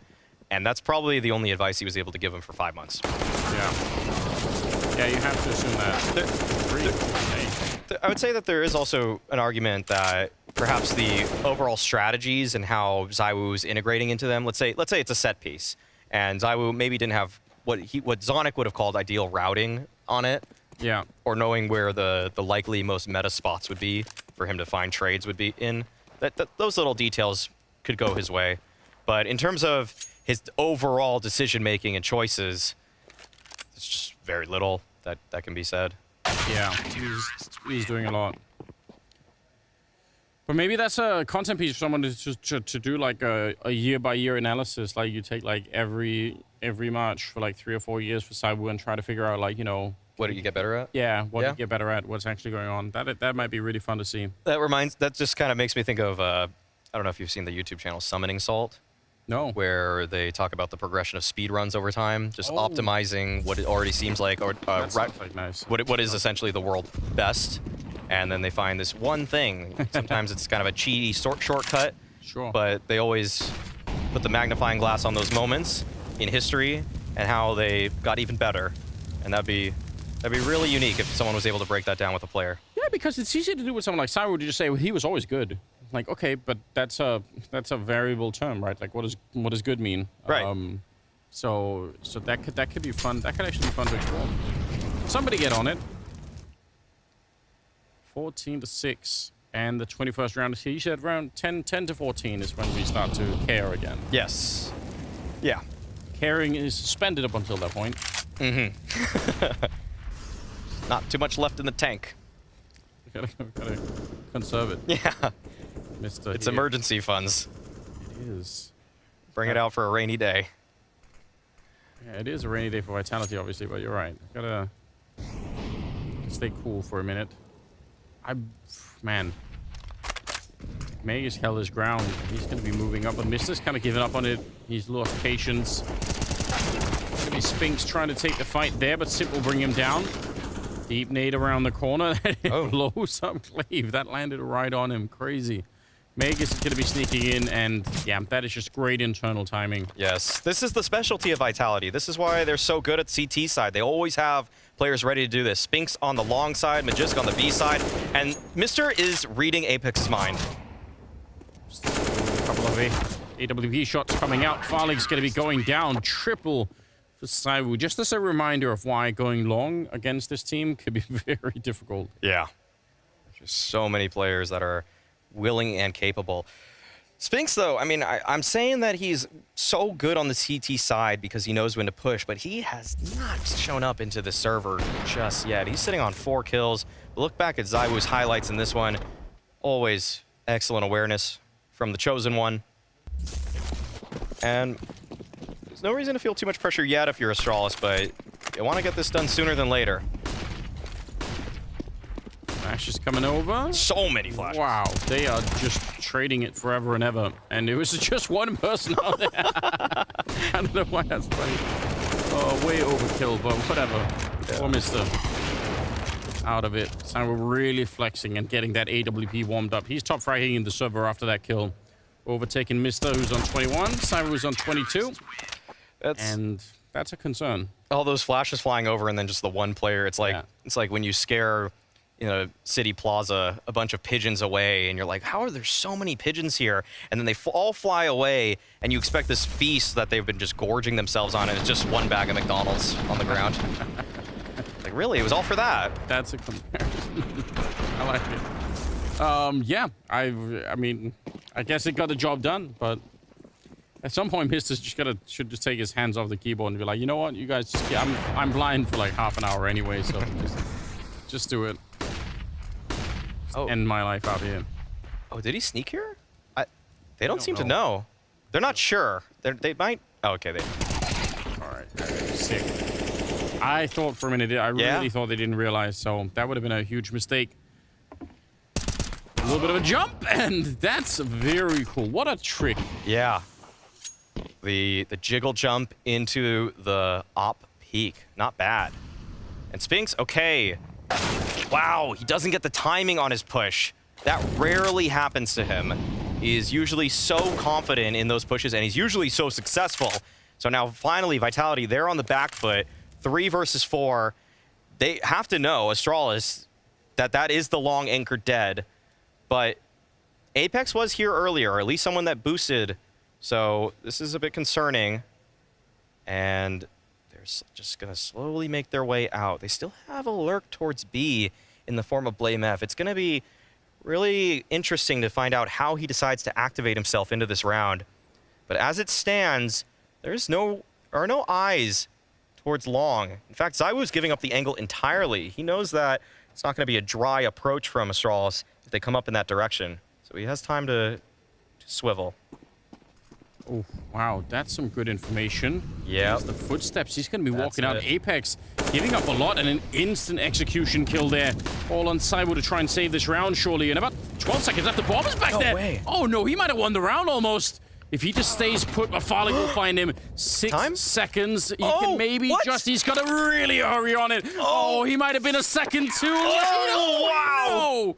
Vitality. Oh, I feel like he could have made it if he approached that differently. Yeah. That was less than half a second difference, and Farley there had he definitely had an opportunity to get up just a little bit quicker. He could have made up that ground. He could have. Wow. He is so close to doing it. If he just, a little bit of a side strafe. Yeah. Oh no, that's horrible. Ooh. But it happens. Yeah, that didn't feel 100% optimal, but they have to be feeling pretty lucky about that, Vitality. Wow. ZywOo put up a great site defense there, and that none of that would have been possible without him. So it's really that guy right there. That's the star of the show. Can't just fault Farley entirely, because there was no hope for Vitality if ZywOo didn't come up with the multi-frag there. Yeah, it's really tough, but I mean, if he runs in a straight line to that corner and fails to jump, then obviously they lose the round anyway. Like, it's a hard position to be in either way. 14-9, 24th round. Vitality 1 round away from reclaiming our interest. We're gonna care again. I might have got my interest 1 round early. Oh, you're back. Dangerous. No, I can't go back on what I said. I can't go back on it. It has to be 14-10 for me to really believe. All right. Because this round could end just like any other, and Astralis could win it. Yeah, and then it's looking real tough, isn't it? And it's always when there's this Tech 9 in the mix. Very open angle. Oh, flash, and they're trying to hunt him down, and he can't get the scope back in time, like you said. The Tech 9, it changes things. The timings just change. It's like a speed boost. Look at them, they're out catwalk really quick. Magus not able to put the shot in there. Yeah, he's going to try and buy a little bit of time, but he needs some backup out here. Magus is going to be going down. 3 versus 5 now, and they're in trouble right now. Nice jump from Apex. That's absolutely grotesque. Taking down Sip, but they're still going to fall on the bomb site. Dupree, I mean, there's not much you could do right now. I guess given the rounds, you might try and do it just hoping that you can get the 1-on-4, but he's going to go down. Mister shooting him in the back. And it will be 15-9. Yep. Astralis 1 round away from getting a 3rd map. Huge opener from Glaive there, having the Tech 9. It just changes everything. Those slight timings. The one thing in Counter-Strike you can't change. You can throw new nades, you can set up new crossfires, but you can't change how fast people move, except when you have a different weapon like that. That's it. Yeah, and it's the really open position there with the AWP as well also meant that it's even more lethal for the Tech-9, right? He could really run down. So Astralis fighting a different game, and they're just 4 kills away. Getting the opening here on Spinks.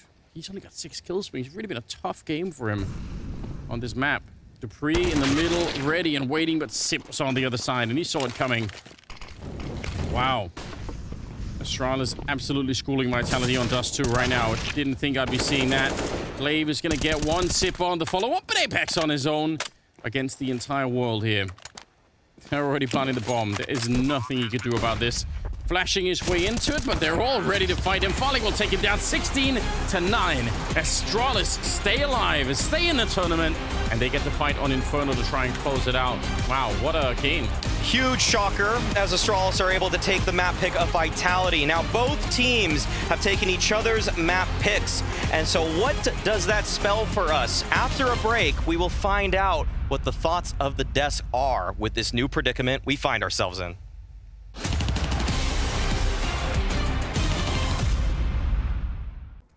Maybe he was secret. Smoke ramp, the smoke ramp. Hopefully he's not cold. There's smoke door. I'll pick you. Close, left. Left hand.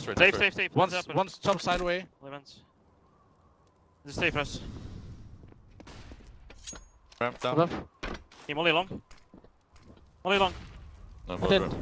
Molly ramp, bro. Yeah, just ramp. Okay. Land. I'm fighting ramp. Close to you. Go. Rushing ramp. I mean long. Rushing long. All clear. I'm walking with you ramp. Ramp. Nice. Get your minutes, vents. Go windows. Can be long now. I'm windows. Rushing long. How long? Can be out short. You can go long to your windows. I have window. I can open short. You have ramp, Robin? Yeah. You're good. Bomb is go short. Yeah, I'm hiding. They're gonna flash long again, probably. Long. Jump long! 3 long, 3! All 3! Play time. Windows. 2 windows. Fuck. Guys. No time, right? Yes. They have it. Good. No. Nice. Nice. What the fuck? We all Next time, a little faster, please! Stay alive, minutes. Let's go back. I can't get the bumper. Running city then. Nice. One more city. Oh, city last. Rushing, he rushed. No, he's holding you, maybe. I don't know.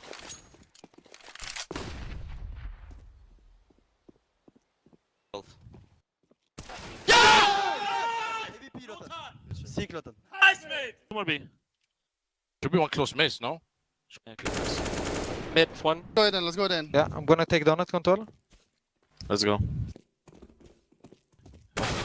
One mid. Going A. Going donut.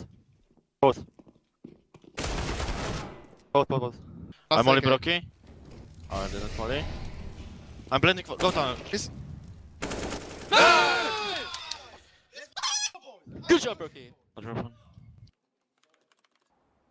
Jausch flankt jetzt. Sieht Würmchen ein mit Bombe down, Bombe down. Der Würmchen ist heute hart reingeht, Karin. Bombe main. Im Flash Schacht runter. Schacht runter! T-Vent oder Schacht runter. Schacht. Er ist am Schacht. Hat der Bombe nicht? Nein! Ah, sehr gut, Jungs.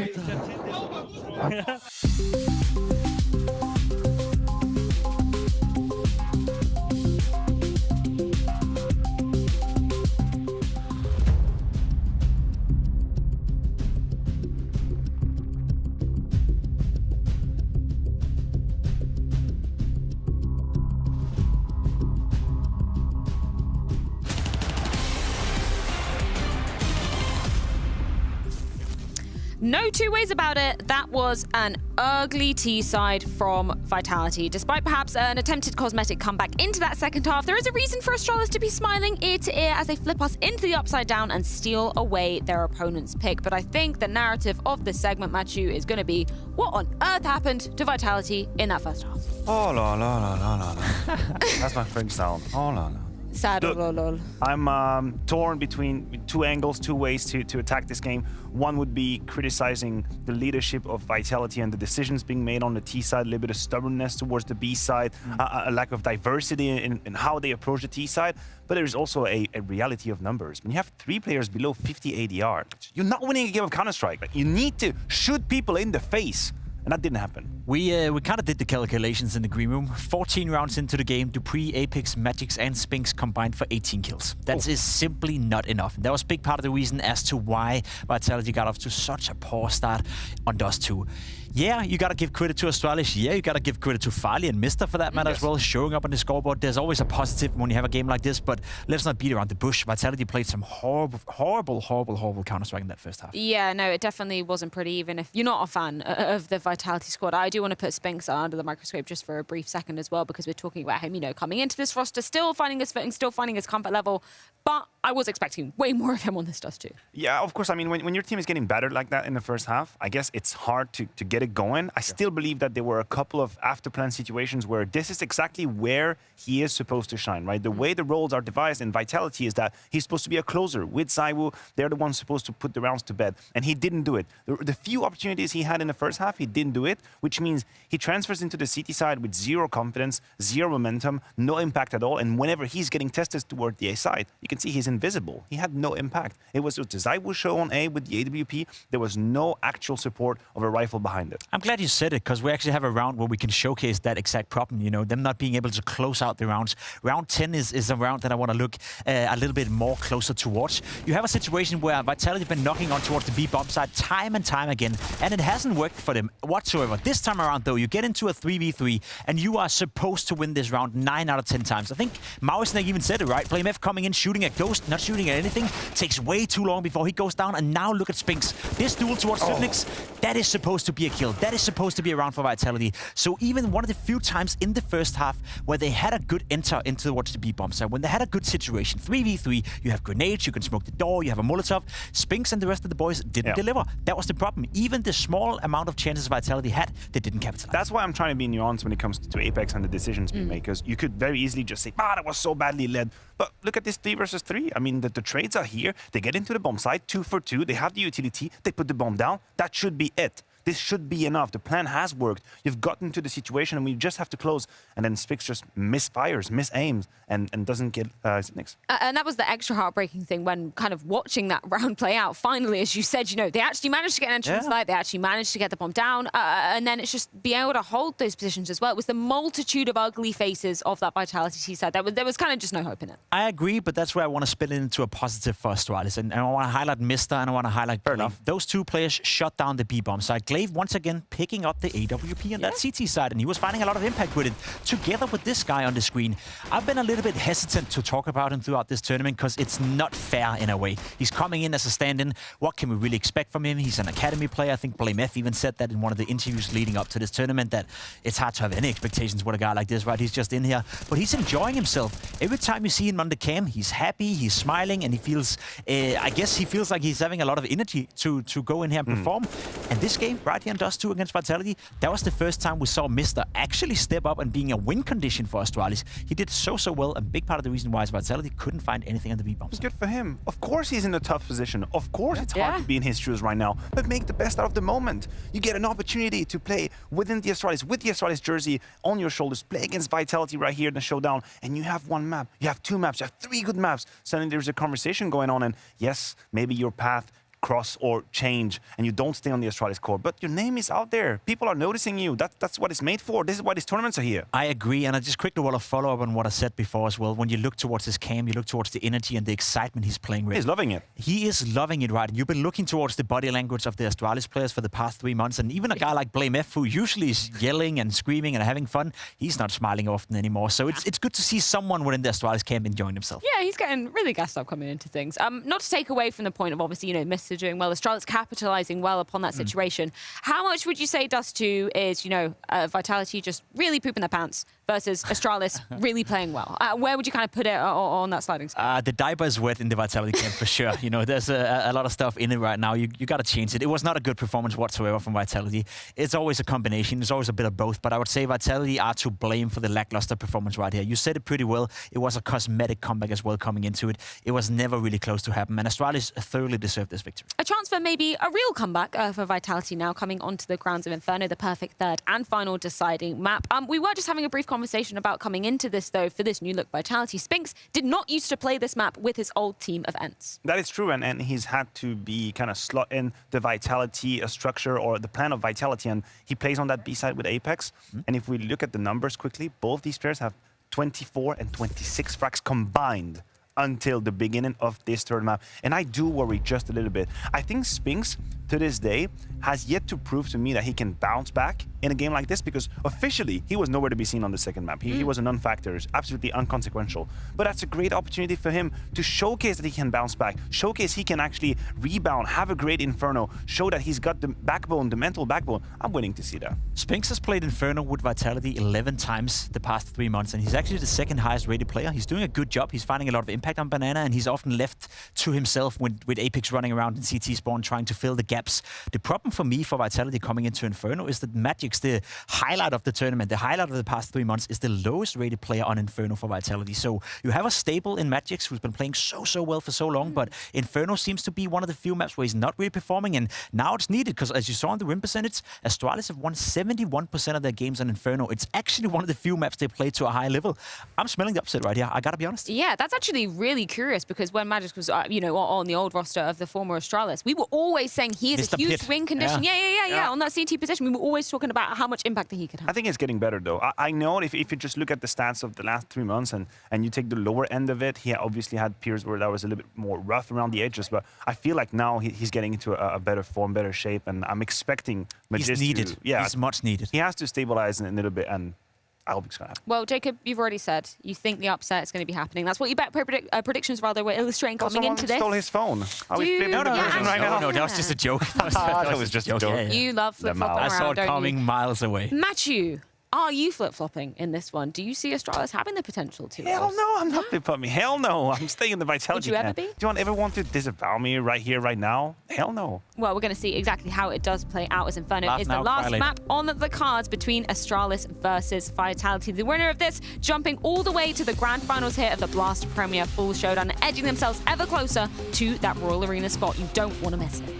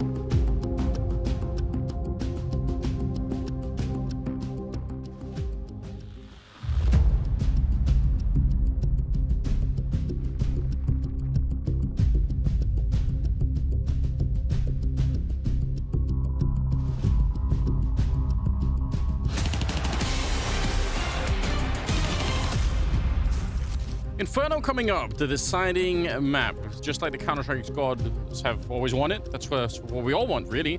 The odds are kind of a little bit more even now. I think we're always like 8-1 or something going into the second map, and now way more reasonable, but still could be favoring Vitality. Do you think, is that fair? Yes, of course. Given past results, given the form of both teams, no reason to think that Vitality shouldn't be closing this one out still. But there's some doubt now. There's some doubt in the form of Vitality. There is. How did Astralis take away Dust2? And how could Astralis have actually won the series already?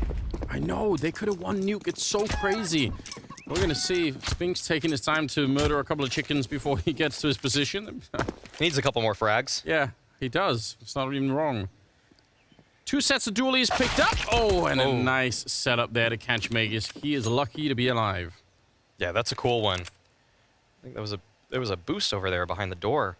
That's tough to spot for the CT. It's very nice. If only Mister had a P250. Yeah, maybe change that for the next time. Either way, Astralis obviously here on the T side, Vitality on the CT side. And getting close to the exit of that hallway. They have smokes and flashes that you would use to get someone out here, but yeah, only 2 people in a halls pop. It could work. It could be done. There's the first smoke setting up for Moto, and they're going to be wrapping around, going hard at it. Counter flash coming out to slow them down. Spinks is turning for the flashes, and there are no more flashes coming now. There is one leak. That's not bad. Apex is going to get a kill. Mister and Sip, though, trying to clean it up, and they're going to be able to at least get the bomb plant down here. Did you see that? Spinks was shooting his teammate in the sight. He actually turned his crosshair right to the player on top of that back box. Ooh, I mean, there was some confusion there for Vitality. It really felt like it. Yeah. Maybe we get the replay. They've already decided long ago to sit out this round with the dualies. And that's a shame. I put this claim out there before. I'll make it again now. Zaiwu is the best dualies player in the world. Ooh. Yeah, okay. He definitely is, in my eyes. There's been a couple nicer highlights overall from other individuals, but in terms of consistency, this guy is a monster with them. I'm glad we get at least 1 kill. I'm affirmed. That's it. Oh, yeah. Doesn't really matter that much. I'm right. That's kind of funny.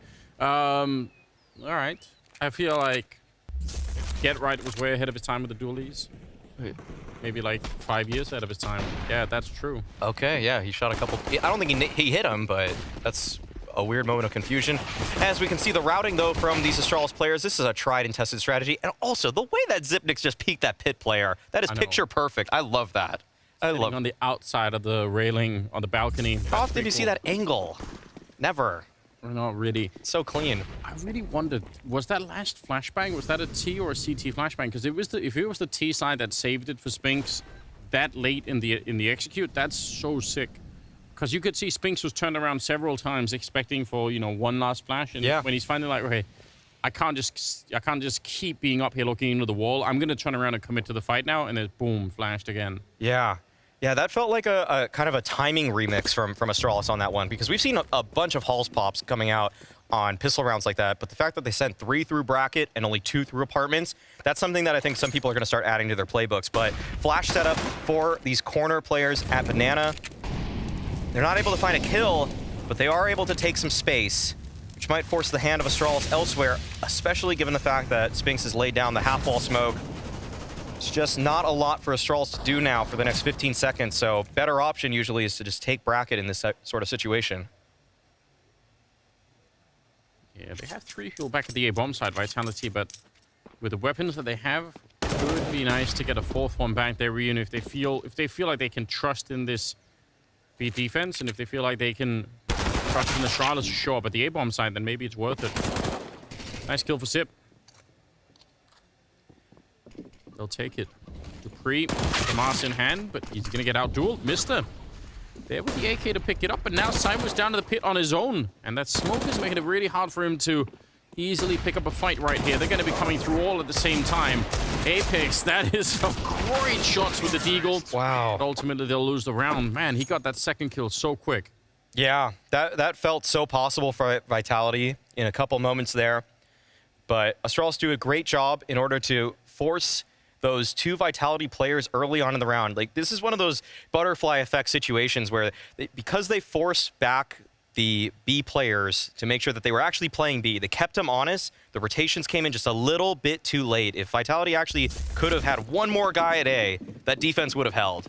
But because they do their due diligence, Astralis are able to keep things under control and limit the amount of players that could be towards the site, which ended up being their target. Now, this should be a simple one for them. That's a nice nade, actually from both sides. But yeah, Astralis, just imagine this, that Vitality, when they saw this bracket, they thought this was a grand finals for them to take. Yeah. This was them likely meeting a big or a heroic in the grand finals, and on the way there were going to be a couple, not even speed bumps, just pit stops in Tyloo and Astralis, and now Astralis has pushed them the distance onto map number 3, and there's a chance that the Danes we get in the Royal Arena end up being from the hometown favorites. So crazy to imagine if they actually qualify with this particular lineup. But they seem laser focused right now. You've got to give it to them. I mean, for a team that has nothing but question marks around it, they look really on point in this series. Their T sides on really both maps have been really interesting, and Vitality are not able to keep up at the moment. Nice triple in the round for BlameF. Going to be a 3-0 start for Astralis on Inferno. Vitality are thinking to themselves that they just have to play better. Better than what they did in the first half of this series. Better than what they did on Dust 2. They got to right this ship. Yeah, and I mean, we saw towards the end of Dust 2, we started to see, you know, glimpses of Saiwu, how good he could be, how much of a force he could be. But it was really when the map was almost lost at that point in time. And where's all the rest? They have so much firepower on this team, and you're not feeling that at all. I mean, Saiwu's always going to be showing up. That's fine, but need some more stuff out there. Yeah. And on Nuke, you know, it was Saiwu and Magisk who were the two reasons that maybe they even won Nuke to begin with. Man. The team that won ESL Pro League Season 16, it doesn't feel like they've completely checked into the series yet. That has to change here. Round 4, first gun round. This is the time for these players from Vitality, even the coach Zonic. Everybody's got to sit up straight, get your face in your monitor, and prove why you are ranked #1 in the world right now. Yeah, that's not the feeling that you're getting watching them play here, so time to wake it up. Blade with the Mac 10 already taking a fair bit of damage. They're going to be going quick up. Oh, this is such an in-meta push, isn't it? Before they get that player back from the V-bomb side, or maybe even sometimes 2 players, they're going to try and see if they can beat the timing. Dupree is kind of nearby, so it's not that bad here for Vitality, but the truth is they've got 2 people down in the pit who can't get much backup. Oh no. Only one. Magus goes down. This is huge. Really well done for Astralis. You love to see this. Saiwu, though, fighting to the death in the pit right now. And he's going to be taking down Glaive and Sip both. Puts up the smoke and could have nearly had that kill, but not quite. 2-on-2 as Spinks will get the kill on Mister, and they should be able to get a bomb plant behind this. Oh my god. Apex already on 10 health. Yeah. Oh, but they push Farlig. He is quick with that shot, and look at BlameF. He is so sick in these scenarios. This is where he lives and breathes. End of the round, few seconds left, when all the pressure is on, you know he loves it. Gonna be tapping the bomb, but Spinks is never expecting this. You're gonna have to wake up so early to catch BlameF like that. 7-1 a scoreline on him, and a 4-0 lead for Astralis. Just laser focus from BlameF. Never sped up, never thought that it was a full commitment from Spinks on that defuse.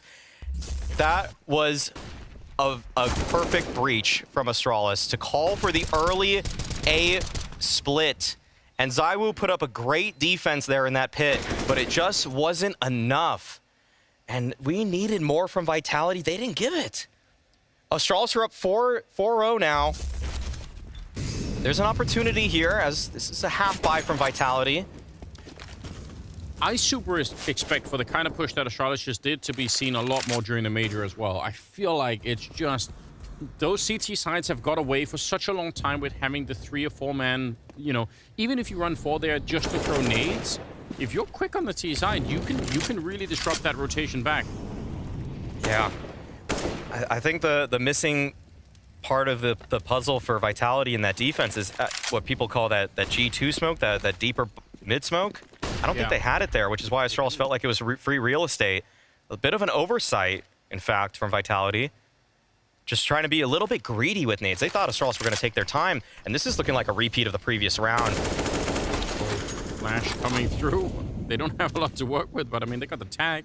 That smoke you're talking about, by the way, the G2 one, that's also become a really super meta smoke in terms of people using it for all kinds of things. I mean, I think most recently to throw grenades down on the T-ramp behind, so that's also really fun to watch, and maybe we'll see Vitality try and do that a little bit here. A lot of damage onto some of those Astralis players, but truth is, they're gonna get the bomb on that. He wasn't even fighting Spinks. Collateral damage is what he was. Yeah, just happenstance. All right, ZywOo got an AK. He'll be moving away from this one, but 5-0 for Astralis. Wanted to see some more fight coming out from Vitality.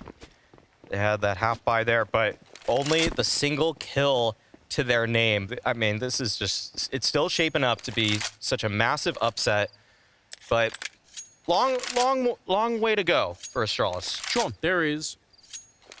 But yeah, I'm super impressed. Yeah, the calling has just been excellent so far. Yeah, I mean, I'll be private. I think I said it at the start of the series too, but I'll say it again. I came into this series really expecting a slightly checked out Astralis just from what we've been seeing from them and from the overall confusion state of the team. It feels like, I don't know, I wasn't expecting a lot, but what we're seeing is something completely different. So that's just cool. Well, we've seen some excellent calls from Astralis so far. There has to be a rebuttal from Vitality here. Haven't really seen too much banana control for Astralis. That might be the one part of the map that Vitality can just find some room on. But as soon as I say that, it's Astralis that are already coming out slightly ahead. Farlig's already getting close half wall. Yeah, flash around the corner. Spinks there. Good opening. That's not bad. Oh, Blamef nearly had that spray down. It looked like he had to transfer onto Apex. Glaive, you want to try and test it? He will, but Apex is ready. Great double for him. That's going to slow them down quite a bit. And Dupree got out-dueled by Mister in this position earlier in the map, but this time he's ready. Okay. That's not bad. Yeah, that is more of what we expected in this one. An overall stronghold between Apex and Spinks towards Banana. Good utility. Farlig had an opportunity to get a kill, but couldn't quite hit the shot. It was Vitality that were quicker on the trigger. And so even some damage would be nice if Zipnik's able to accomplish that. But this is definitely a round loss. Even if he nails the shot onto Apex, he's not going to expect Dupree right here in the pit next to him, or ZywOo also in B. In fact, he has no idea how close they are to him. Yeah, definitely not. Because he's being given lots of space there because he's just walking into a trap. Well done. Only Spinks going down 5-1. Vitality a little bit earlier on the board than they were on Dust 2. Such a crazy run at the start of that map. That is, that's funny you say that, given that they were down 5-0 here. That's, it's taken them a while. Vitality have just been slow to start actually on every map. They have. Yeah, it's been tough for them, seems like. It's one of those it's one of those things that just feels like it's so mental. There's no real way to just say be better in the beginning of a game. Sometimes you could work more on pistols, but that's about it. Just do some more exercises. It's the other side of the game. It's not what's in the server, it's what's outside of it. Yeah, they really look just off in this match today. I really thought the recovery on Nuke was just sort of the full recovery of the entire team. Clearly wasn't. Wedged up against the pit side of the A-bomb side. Oh, Sip did not look like he was mentally ready for that fight. He kind of just peeked it, shuffling the guns around, and he's going to be going down. Early advantage for Vitality. Seems to be a trend now. Astralis actually, okay, Glaive actually found a pick right there. And the timing, it still works in Apex's favor. Everything's under control. But Farlig, he slipped the net there, takes down ZywOo. There's a lone defender now in Dupree at A. If he's able to win this fight, Farlig, then this will be a bomb plant for Astralis. But Glaive knows that it's not going to be that easy. He's still making his way through the apartments. And things are just getting really interesting now. Look at Vitality. They don't even know. They're not even sure. Now they should be sure. Dupree spotting it. But they were actually walking back to the B bomb site with the other two players. And Dupree down and calling it out, saying, yep, I could definitely hear them. We know they're coming. Everyone started to rotate on it. 11 seconds on the clock as well. Glaive with one good opening. Apex out here. Just stay alive. That's the only thing that matters. Apex is going to be going down. And they're on the bomb plant. They get it in the last possible second. And now it's a 1 versus 2 for Spinks. He's going to see one of them there in the graveyard. It's Blame to go down. But he's very, very low on health. And Glaive, where could he be? He could be anywhere right now. Hard for Spinks to know. Taking a bit of a risk here. It's pretty sure that he has the right idea. Gonna be going and checking for it, but he is in the pit behind him. And Spinks, he's checking the bomb site. Oh, he's so exposed right now. This is scary. Making a bit of noise, and time has run out as well. He just can't even get the job done. 6-1 in favor of Astralis, in spite of getting the opening kill. Wow. That is a huge comeback in that round from Glaive and Blame F. I mean, who else, though, to do it for Astralis, to get him over the line in round number 7. That kill from Glaive on the balcony onto Dupree in the pit, it's everything. And Glaive, he found that opener too. And this was a round where it just felt like Vitality, they weren't really sure where Astralis were in the mid-round. They were kind of hovering between a few different locations. And this is just the power of canceling sound. As Astralis were not making any footsteps throughout such a long duration of that round. And even though Vitality, they're so good usually at pushing proactively, at rotating to find space, to find information, that was a round where they were in the dark. And you can see why so many teams now do not like playing without information, especially on a map like Inferno. Lamef is having himself a really nice game too. Does get naded down, just as we were saying, but he's 11-3. So pretty powerful start for him. Yeah, they really didn't know, did they? And even at the end, I mean, you could feel the confusion. That's a 2-on-2, and Apex is kind of charging in. Yeah. Because of the time. But yeah. Also, once he dies, it's really awkward for Spinks. The whole thing is awkward. It's going to be a retake here. Yep. Top the banana retake flashed in. A little bit of aggression. Spinks able to retrieve that kill. So that's something to work with. And Blame is very low on health. Practically dead already. Oh, and another reaggress. Vitality are saying, we don't ever want to be in the dark. Oh, Blame. What? One bullet would have killed him. And instead he wins the round. Oh, no. Okay, well, that's where it comes back to bite him. That is a very frequently... that spot is used very often. That's nothing new. That's a spot that needs to be checked, and Apex overlooks it. He's the first one out, and Spinks unable to find the return there. I mean, Spinks has had some trouble in this series. He was going really quiet on Dust 2. This would be heartbreaking for Vitality if he's not able to find something here on Inferno, because that should be a dead Blame F. There's no way he should be alive right now with 4 HP. What a performance from him to start the whole thing with, but you're right. He got given a bit of a gift there at the start. 7-1 in favor of Astralis. They're playing on the T side. Alex, this is outrageous. What's happening to Vitality? This is worst case scenario for Vitality. They tried playing one round with the man advantage, just maintaining the space that they had with passive rotations. This time they go for the proactive rotations. They try to find that information in the mid-late round, and they're punished for it. This is when it feels like nothing is going your way. When you've expended every single option and you've lost in 2 different fashions consecutively. Jeez, this is not how Vitality usually ends up playing games. Something usually works for them in one direction. Yeah, you would expect so. I'm really, really curious about whether or not they're going to be able, because this is the other side of it though. You don't really get to be the best team in the world like this, and then, or at least the top ranked team, and then not be able to make the comebacks and rediscover some strength, right? That you have to be able to do that. They try to see if they could aggress on Blame F. He's ready, flashed around the corner, gonna get one more kill. It was Sips Molotov that took him down just for comedy. Blame F is a machine. He's just killed the entire round again. He did it last round too. BlameF has to be one of the best players at taking banana in the world right now. Even on this hobbled, limping Astralis team, he still shows such form. And to find all 3 kills there, the initial on Apex, the instant flick on a Spinx's head, and through the burning flames is able to find the 3rd. Unreasonable. Yeah, it really is. How many bullets does it take to stop this man? More than they have at the moment. He took 100, I think it was 196 damage in 2 consecutive rounds, and he found 6 kills. Like, what is that math? That doesn't check out.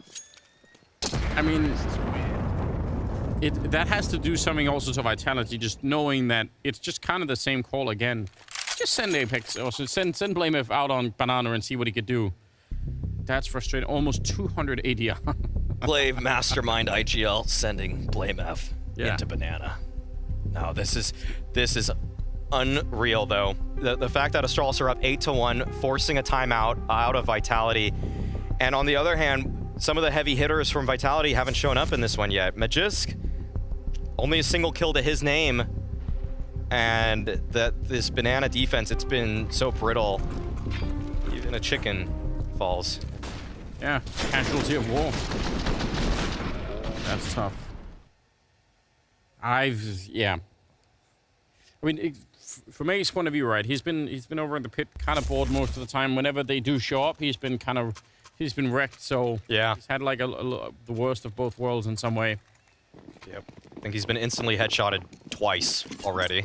He's got 17 kills. It's absurd. He's got 4 less kills than the entire Vitality team combined right now. Wow. I mean, he could pass him. Depends how this one goes.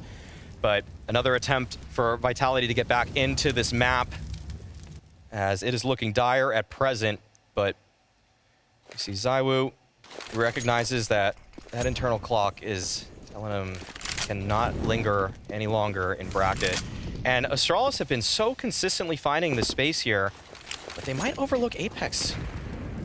Yeah, they put a Molotov in there. They're not going to be checking for it. They thought that Molotov would have cleared everything, and with the flash coming out from Spinx, it's Apex on the double. Cyber's going to be able to take down the player on logs. Glaive, I think that was, and now it's just all Sip. Lost the bomb, obviously. Oh, that's a good flashbang. Probably could have went on that. Try for the wall bang. It's a fun idea. All right, both of them trying, but no one actually connecting with anything, and Sip just almost smiled. Oh, he's smiling while he was doing it. That is a cheeky grin on Sip. Now, he's going to be found, but it's not inconsequential damage. Sets up, for potentially later favorable scenes for Astralis, but that's a great victory for Vitality, and it will restore some confidence, at least for Apex, to get overlooked there in that cubby, the dark cubby. Such a favorable angle for CTs. You end up seeing the T first. You're so dark, it's tough to even spot it. You can see BlameF, he actually turned over there briefly, but just slightly overlooked it. But that felt a little bit cheeky. It's the smoke down you were talking about earlier. Yep. Frequently called the G2 smoke. And it is looking like it's more of the same. BlameF is in control of Banana, but the utility has to take him down. They say they don't want a fair fight. Yeah, he couldn't quite get away from the Molotov there, unfortunately. Spinx out here, very, very dangerous, and he's going to get run down just as Dupree was making his escape, so he couldn't really do anything to help out either. And if they spot him here at CT spawn, they could try and go for it. They've been really quick in the other rounds where BlameF got the triple to just go for it, and it seems like even the double kill is not going to slow them down that much. The double entry. Nice flash through, but it's not going to be enough. They were waiting for that. Yeah. They were just sitting. They threw all the smokes, all the mollies. They full exec'd into B, and then they waited for the counterplay. That is foresight coming out from Astralis. They really feel like they are just completely in control in this game. There's been these aberrations, these 2 rounds that Vitality were able to take, but other than that, it's been BlameF, it's been Glaive. Everybody's just... Actually, everybody from Astralis has just been playing excellent. Crazy, isn't it? So we're there to get the kill, but that's about it. They're going to escape through CT spawn, and even Glaive with low health should be fine here. So 9-2 in favor of Astralis. And the blame of Wrecking Ball, just, they can't stop it out there on Banana. They don't know what to do. Yeah, and to set the scene going into the second half just a bit right now, it's really tough to see Vitality having a strong chance in this game if they don't win out. Where Vitality are strong right now, and why they're ranked #1 is their CT sides. They can just obliterate people. They can completely choke them out of a game. But to only have 2 out of the 11 played thus far, this is not their win condition. No, it definitely is not. Well, let's see. Round number 12. Got a little bit of money in the bank. They do need that 9-6 scoreline. It really feels like some decent nades landing down there at the middle of Banana. Going to be softening up Blamef and Farley just a tiny bit. Zip trying to repeat the headshot from earlier. Who can blame him? Yeah, when your mechanics are on point, but ZywOo hits the shot. That's a nice one. Okay. A lot of people just dancing with these tight angles right now. Nobody wants to give anything up for free. But Blamef, wow, yeah, they were there. They were double swung. He knew they were double swung, and he still wanted to isolate one of those fights right there. Yeah. It's so bold coming out from Blamef to do that. He doesn't care how many people they bring. He's like, oh, sweet, I can fight even more of you at the same time. If it's luxury. If it's a 50-50 fight with a rifle, he feels like he's winning it. Yeah. Every time right now. Crazy, isn't it? He's empowered. Now you got the Danish duo over at the defense on the A-bomb side.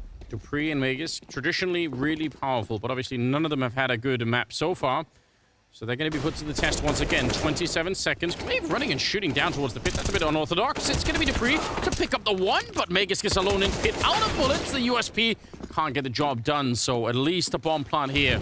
Molotov. Oh, that might actually put some pressure on Mister. Yeah, he's going to be running to try and even stay alive. We'll get the bomb plant anyway, but man, that was risky.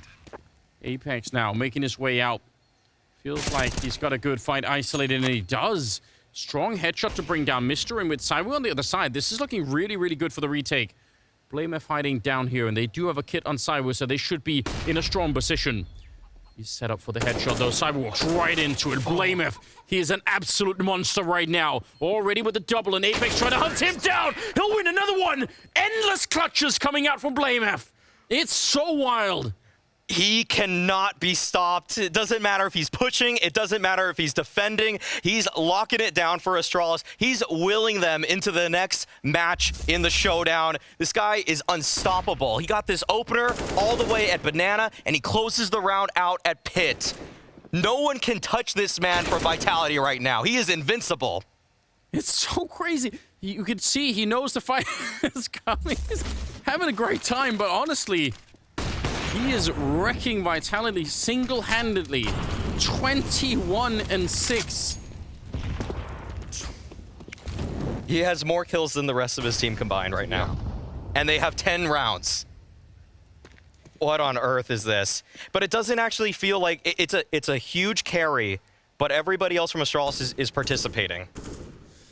Yeah, I mean, they are setting themselves. Obviously, when you go up Banana like that, you have people throwing flashes behind you. They're mob-coming corners. He's not doing it all on his own like that, but still. No, he's not going in dry on everything, but he is doing a lot. Can't downplay that. What do you even do with your Vitality at this point? I mean, what? You just give up Banana and say that's we just can't fight for it? All right. Okay. They take down Sip with a wallbang. Yep. Start. 2 players towards porch, single on the balcony. This is looking like a pretty strong defense for Vitality.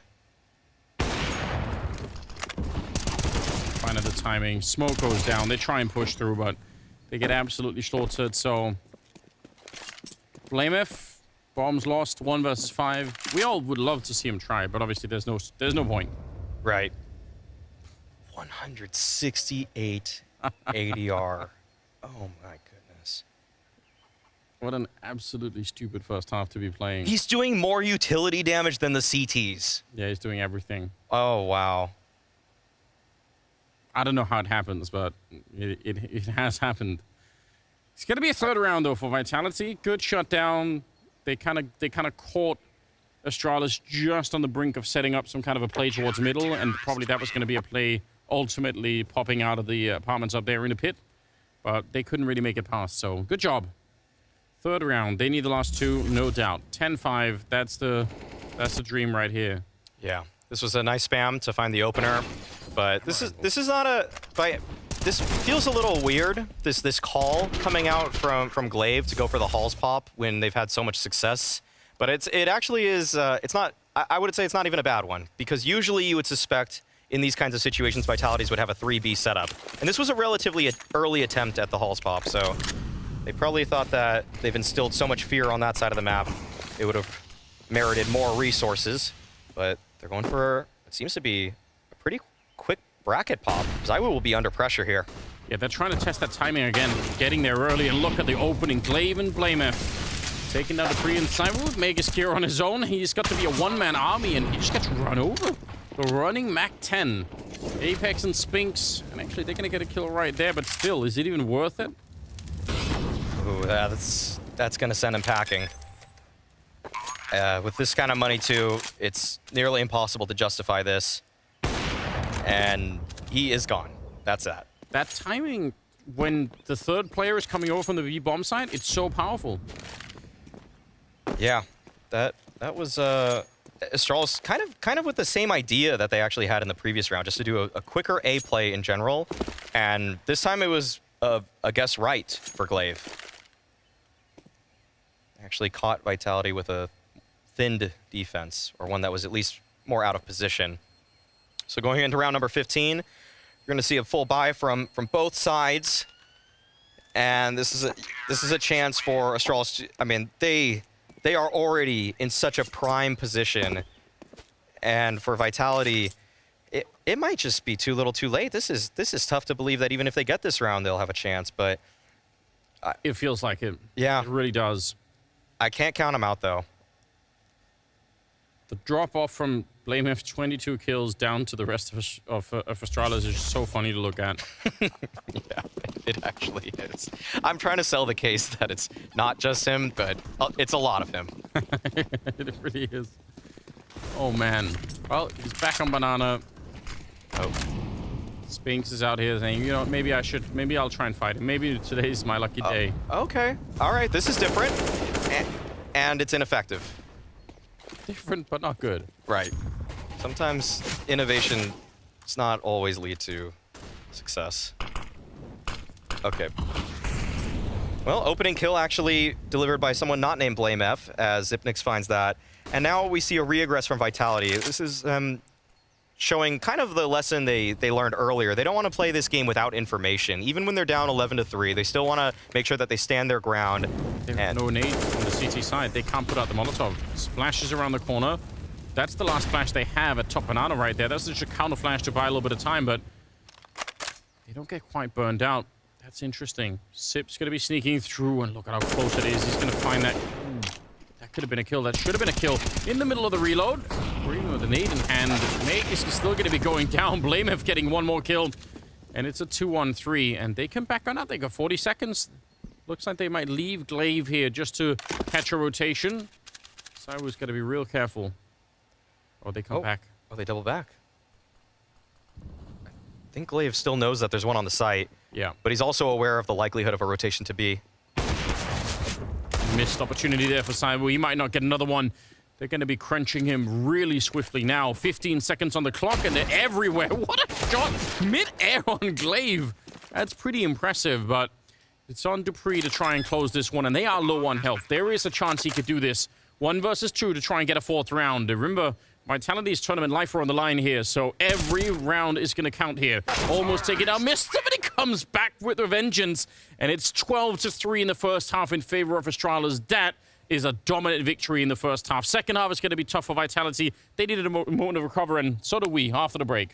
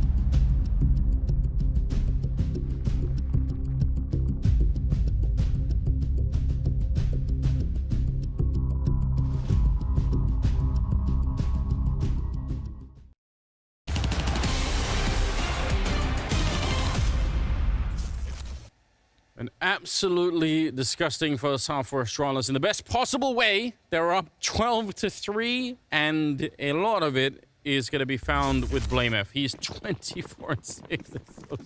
It's so insane. Oh dear, Vitality are lost. They had no answer for him. Early round, late round, didn't matter. There's nothing that was stopping BlameF in any of these rounds. This is a huge mountain to climb for Vitality. If they want to prove to anybody that they're actually the world #1 team, this would be a statement victory for them to come back down against this kind of deficit. That's not the start they're looking for. No, definitely not.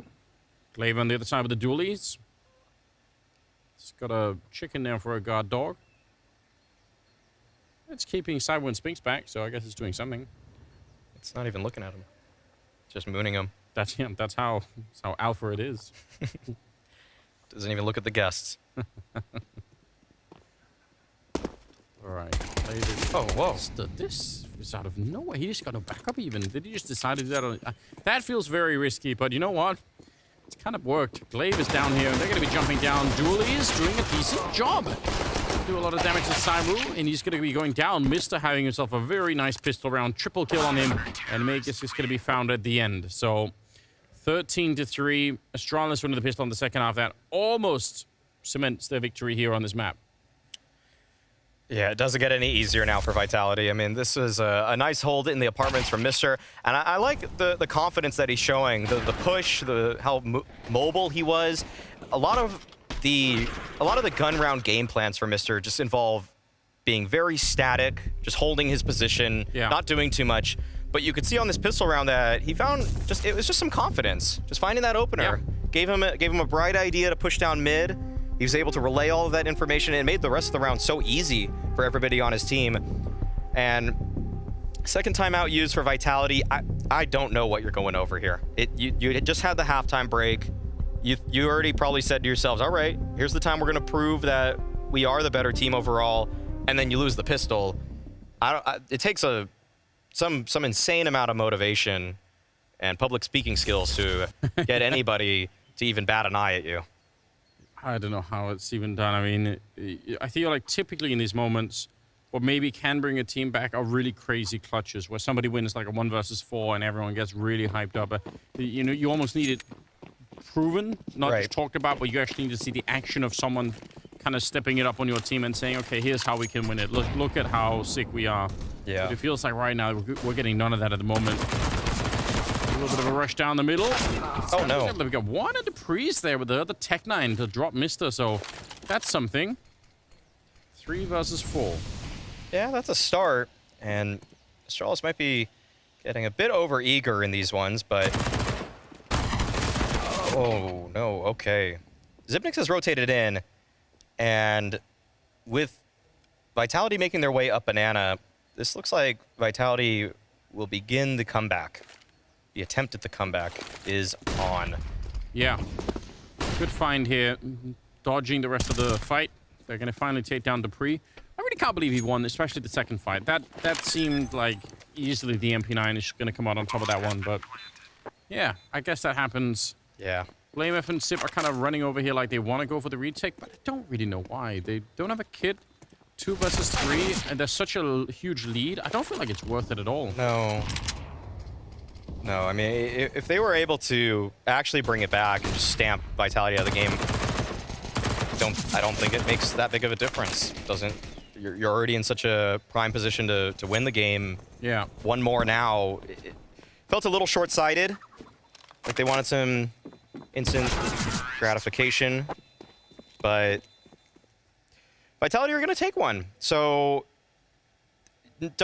I would just say don't count your chickens yet. Yeah, I agree. I mean, you have to be super, super careful here. I feel like saving the guns, especially in the current meta, is just a good idea.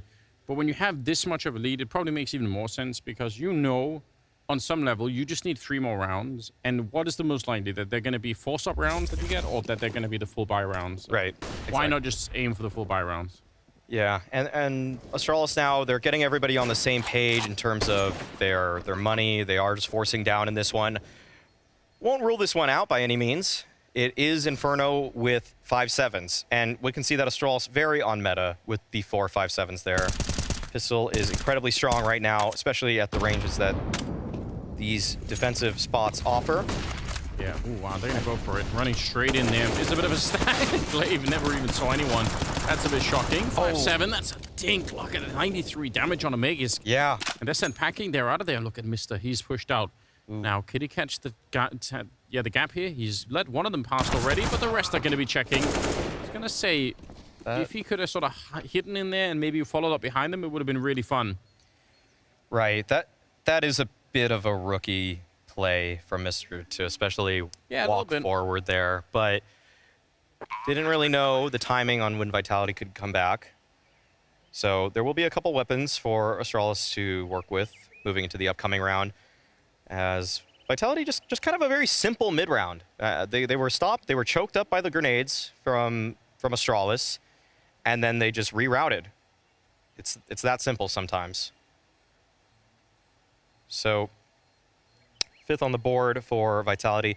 And just while we have this time, I'll bring up some of the concerns with Vitality's T side. Yes. Some of the reasons that it's been looking a little shakier for them on this map.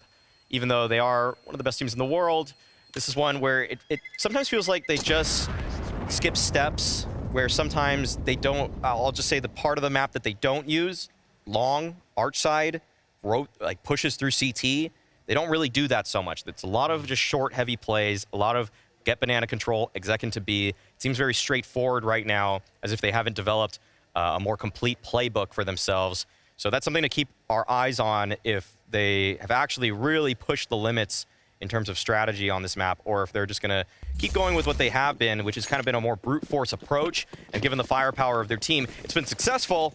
It's just that sometimes you want a little bit more. There are definitely teams in the world where you could come up short in trying to only apply that kind of a style. So, and right now, in terms of the firepower, I mean, it feels like Astralis are not lacking in firepower. Obviously, in this game, Playmouth has gone off the rail, but in the other maps, he wasn't the only one doing work. So maybe they won't be able to win on that front. The way that this is playing out, 13-5, 19th round. Vitality need an absolutely ridiculous comeback to stay in the tournament. That is the hard truth of it. Playmouth taking a bit of damage. They're going to be finding Mister in the middle. This is finding almost a free kill here. Yeah, this is shaping up pretty well for Vitality. They're taking the space that they want, but as you can already kind of see here, they're just going for that short hauls approach. Very one-dimensional. They're not taking away as many angles as they could, but given the fact they're just playing against pistols, shouldn't be too much of a worry. Apex with the hard clear onto Blame F, and they are in that bomb site. Not even, or just a single point of damage taken on Apex. But that gets a lot harder when there's a pit player with an M4. Yeah, and when they have counter grenades to sort of flash in, maybe thrown all the way over from the library, there are a lot of different ways that you can get blown up by doing that later on. So I guess we'll see. But it's a good little illustration of how they like to do it. 13-6 now, the scoreline. And Vitality getting some room to breathe in right now. A chance to try to warm themselves up a bit. Apex, top fragging at 17 on that side. Cyber right behind him at 16. And then the rest kind of a little bit further away. They haven't really showed up just yet. With the Sphinx edition and with how well Magiska's been playing for the last couple months, I think it might have been Pimp that even said Magiska's been the second best player on this team. And I agree. I think he's been playing clearly better than Sphinx, who would be usually in contention in that spot. But it's actually neither who are in second in terms of kill count. It's Zywoo. Yeah. Probably gonna have to change that at some point. No, that is not fun to see Apex, especially because he had a really, really rough series overall. So it's kind of cool to see him get some personal revenge. But really, you'd want to see Magus go Sphinx sort of pre-up there behind Cyber. If the team is functioning at 100%, that's probably how it should be. Under a minute. Okay.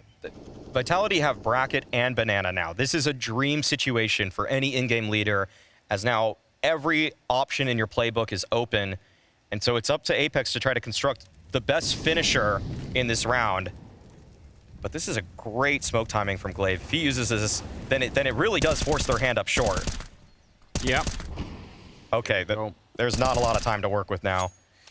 Oh, there really isn't. At about 33 seconds is when he put down that smoke, so put some pressure on, and look at how they're gravitating back. Blameif is starting to get here. They're about to have 4 people at this bomb site.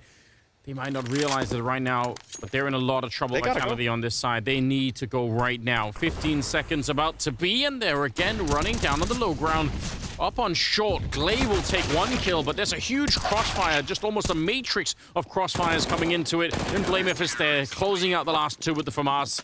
They had everything going for them. It is exactly what you warned about, Maui, at the start of the map. This is exactly how they lost to Maus at the Road to Rio. They had space, they had control, and they just sent it up short. This is why you really can't do this against top-tier teams. You need to be using that long side a bit more. And Glaive could have been pressured in this situation off of long.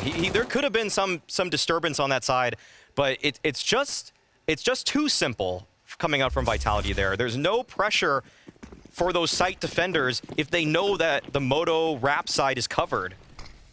Every angle is offered to them.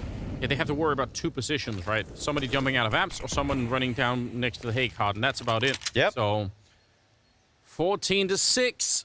1 out of the 3 rounds that they needed gone. They need another 2. Glaive hiding in the corner. Falik on the other side, flashing their way through, and they're going to hard clear that. Cyber absolutely wrecking the arch side of that defense, and that's round over. Yeah, there they go. That's finally taking the fight to the long side. That needed to happen sooner than later if Vitality wanted to make a comeback into this. It's timely. They're able to find their 7th because of it, but it's just the question of, is it too little too late? They even had a great setup, Astralis, to defend that. They had the corner player, they had the person in the cubby. That usually is a setup that's supposed to work out, but the hard clears from Zywoo were too much, and the jiggles just slightly off time for the player that's in Moto. Think Blameif gets to 30 on this round? I don't know. They're aggressive in hunting him. Might be personal at this point. They're like, Blameif? No. All right. Blame. We're going to come get you. Yeah. That feels like justice. Zywoo on the triple. That's pretty good. He's up to 20. Starting to get his aim warmed up a little bit more.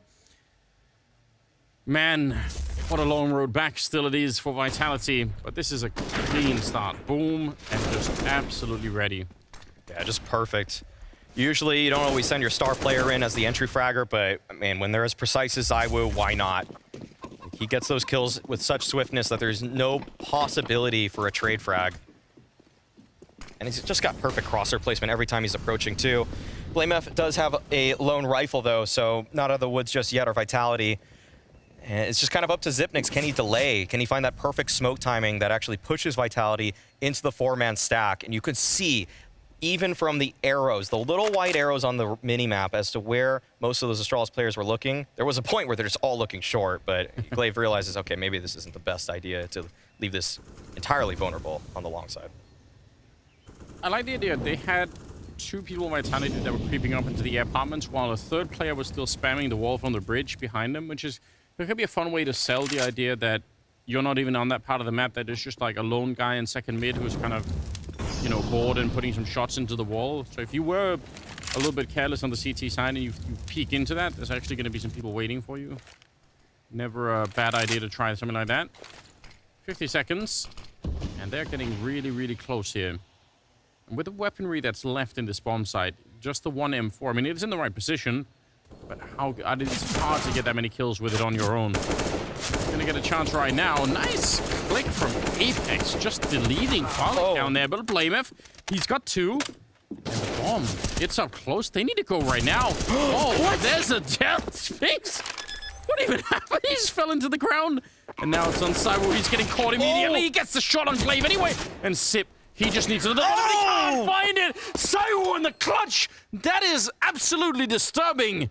He wins that fight. He should have no business winning it. No way. So precise. The crosshair placement from Zywoo is flawless there.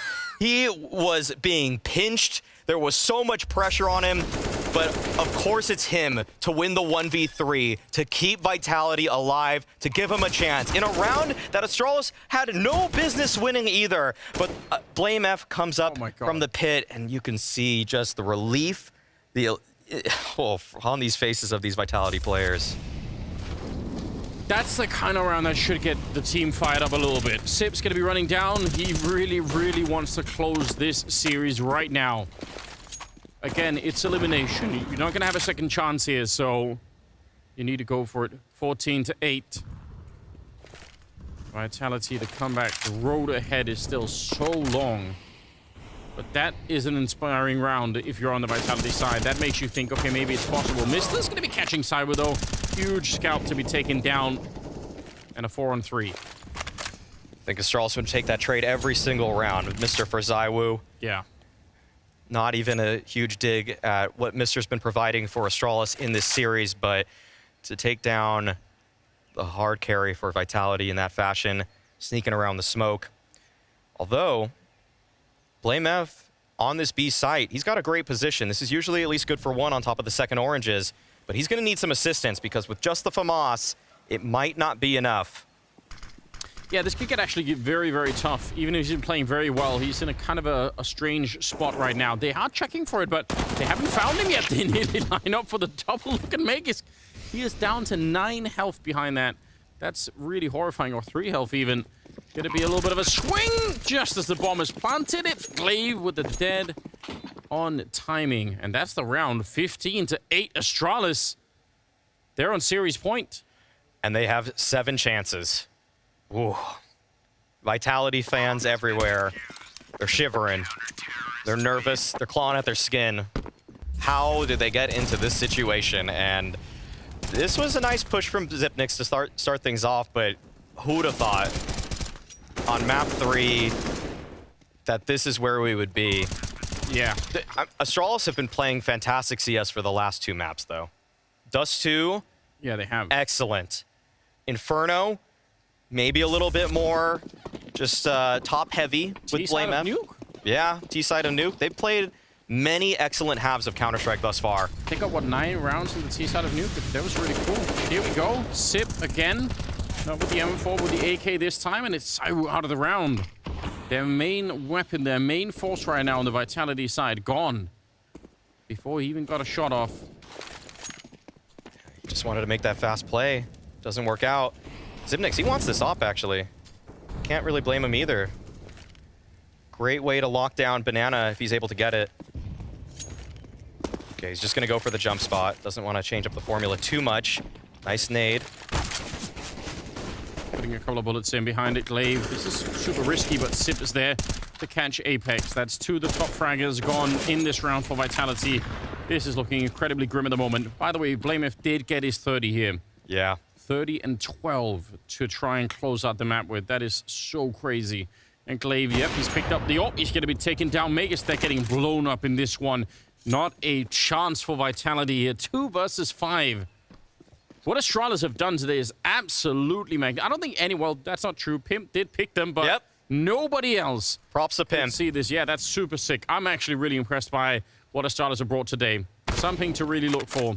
Mister's going to take a bit of damage, but also gets the information. Absolutely worth it. And we're down to 25 seconds as Spinks and Dupree try to make their way under the bomb site, but they're just walking into a trap.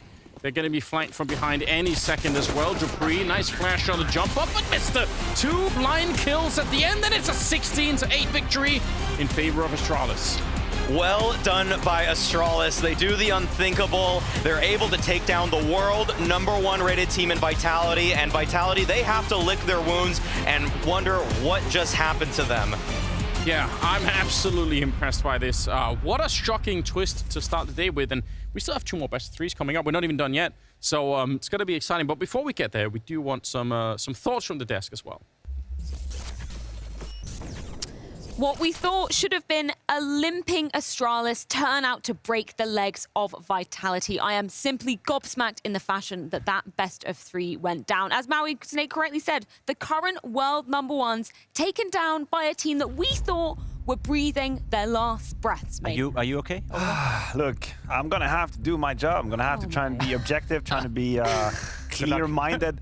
this series is why people are laughing at the rankings, saying Vitality is not the best team in the world. Like, that series has nothing to be with being the best team in the world. We talked about Astralis, and we talked about how some individual could actually shine and kind of outshine their circumstances, and I think we have to commend BlameF for an incredible performance, but also Glaive, who completely outplayed Apex. And I struggle to fathom how Astralis dominated Vitality in this best of 3. I am gobsmacked is the word you use. I like it. Fits well.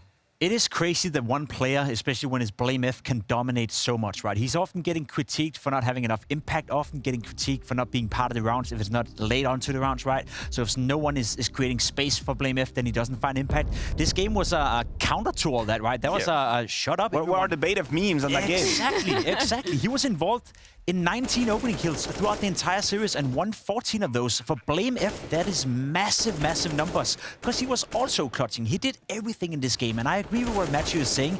Sometimes Counter-Strike doesn't make sense, because we always talk about one player can't win a game by himself, right? It's a team game. It is what it is, but when BlameF is having 21 kills, 13 rounds into the first half, and the rest of the team is at 19, and you're still winning, that is just massive. I mean, let me put it this way. We watched Sangol beat Big right here in the showdown. And one of the narratives was, Big, they had sin in terms of Fav, and they couldn't really have their best game. We understand that makes sense. Astralis played with Mr.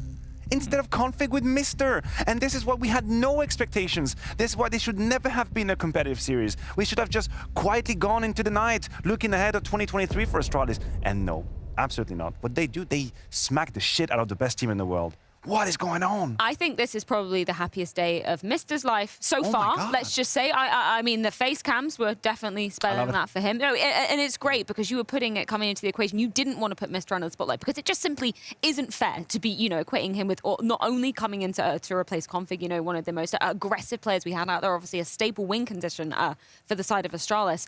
But the fact that now he gets to go into a grand final, huge for him. Yeah, and perhaps he gets to go into the Royal Arena. Yeah. Maybe, he might as well. You know what? He might as well. He might as well, right? Take it to the bank. That's what I said. Go to Copenhagen. That's what I said coming into the game, right? The fact that he was showing some of that, I guess, energy, some of that life Astralis has lacked so much for such a long time. It was just great to see. And let's be honest, I didn't want to talk about him because it wasn't really fair to put him on the spot, but he didn't fall through. He wasn't a weak link whatsoever for Astralis in this game. He was playing some decent Counter-Strike, had moments, especially on Dust 2, where he was the win condition for the Danes. So all the credit goes to Mr. All the credit goes to Astralis that somehow, some way, manages to still beat a team on life support. Yeah, what also wouldn't be fair is to let Vitality get away with this one scot-free. We do need to put some of those crucial mistakes under the spotlight. Let's go back to the first half, because again, really dominant affair for Astralis. 12-3 to be closing that one out. Round number 8 was a moment you wanted to bring up as a faltering of Vitality, some of the issues that kind of were displayed there. Mistakes of Vitality, BlameF's brilliance, you can name it however you want. Round 8, you see the scoreline is 6-1. There's still a lot to be written, a lot of things to be done. We see the trades coming in. It's a 1-for-1 trade. The CTs, they have the HP advantage, but look at this retake. Absolute naive from Apex. There's no utility. I don't know if there is a wrong call coming through. Maybe someone might have called Banana free. They thought they saw something. But the matter of the fact is, it's 6-1 scoreline. You just won a round, and you're going to throw it away. Literally throw it away at one player being patient at a car position, which is a standard position, by the way. It's nothing new. We haven't rebuilt the meta of Counter-Strike, but instantly just double kill, round down, 7-1, and my tears on the sofa. It wasn't good enough. No, it really wasn't. And then the final nail in the coffin, you were pitting it as Pimp, actually did also go down in that first half as well for Vitality. Yeah, we have it as a bit of an eco play just to walk you guys through it, because everything worked out for Astralis. You see the buy right here, 2 Tech 9s, a Mac 10. It's not supposed to work for Astralis, but of course it does. Glaive finds a kill in the middle. Saivu gets absolutely destroyed by BlameF, and despite Magic's greatest heroics for trying to fight his way back into the round, it's just not working. It was the very simple but pacey Counter-Strike that worked out for Astralis, and once you're in a scenario like this, you're already up 10-3 and you're winning a force buy like this, so convincing as you saw it right here as well, then you just sit back with the feeling that everything, absolutely everything is working. And for Vitality, as you said, that 6-1 round, that's a bit of a miss. This one as well, you even said it in the green room, if Vitality gets 4 or 5 rounds, there's still a potential for a comeback. We believe in their abilities, but once you lose a round like this, it's just game over. It is game over. It's just heartbreaking. It's heartbreaking every round. It's just the context of it, right? If this was a 4-4 scoreline, suddenly you get run by a couple of MAC-10s, it's fine. Sure, it's frustrating, but we understand. You stay in the game. But at that point in time, it's over. Freya, I was looking at the numbers of this series, and this had all the stigmas of old Vitality, which people criticize. We have ZywOo at the top of the stats with 74 kills. 1.55 rating. Mind you, they got wrecked on map number 2 and 3. Second highest rated player with 46 kills. That's about 30 kills difference between ZywOo and the rest of the world. Alone on Mount Everest, just having no idea where the rest of the team is. The second superstar of the team, the one that was brought in, Spinks, down with 36 kills over the course of an entire best of 36 kills. Look, this is Showdown, okay? I'm not gonna try and paint a picture like this is as important as the major. I don't want to be disingenuous. But for Spinks, let's hope this is an alarm that rings right now, because this Vitality, with the performance we've seen here, they don't leave the trophy at the major. They can't even dream of it. The implications are grave. That's exactly it. It's the fallout that we're talking about for Vitality coming out of this. I'm sure we can contextualize it saying, you know, this is only the Showdown, but they're currently in the boot camping for the upcoming Rio Major. I don't know. I see the fallout of this one having exponential impact. Yeah, there's consequences to the way they're playing right now. We also have to put in the EPL win in a bit of a context, right? The reason why they're in the Showdown is because they didn't qualify in the group stage. That is, I would say, very forgiving. They lost to G2 with a complete new roster. Hooksy coming in, JKS coming in. They have a good showing at EPL. They win a tournament like this, and then they come in and show this kind of level of Counter-Strike. I don't know where to put it right now. I agree with you. They're not the best team in the world by no means, even though the rankings are saying so. But is Vitality still one of those teams that we, I guess, respectfully can say are one of the favorites for the major, or should we just hope they get into the... All right, let me just...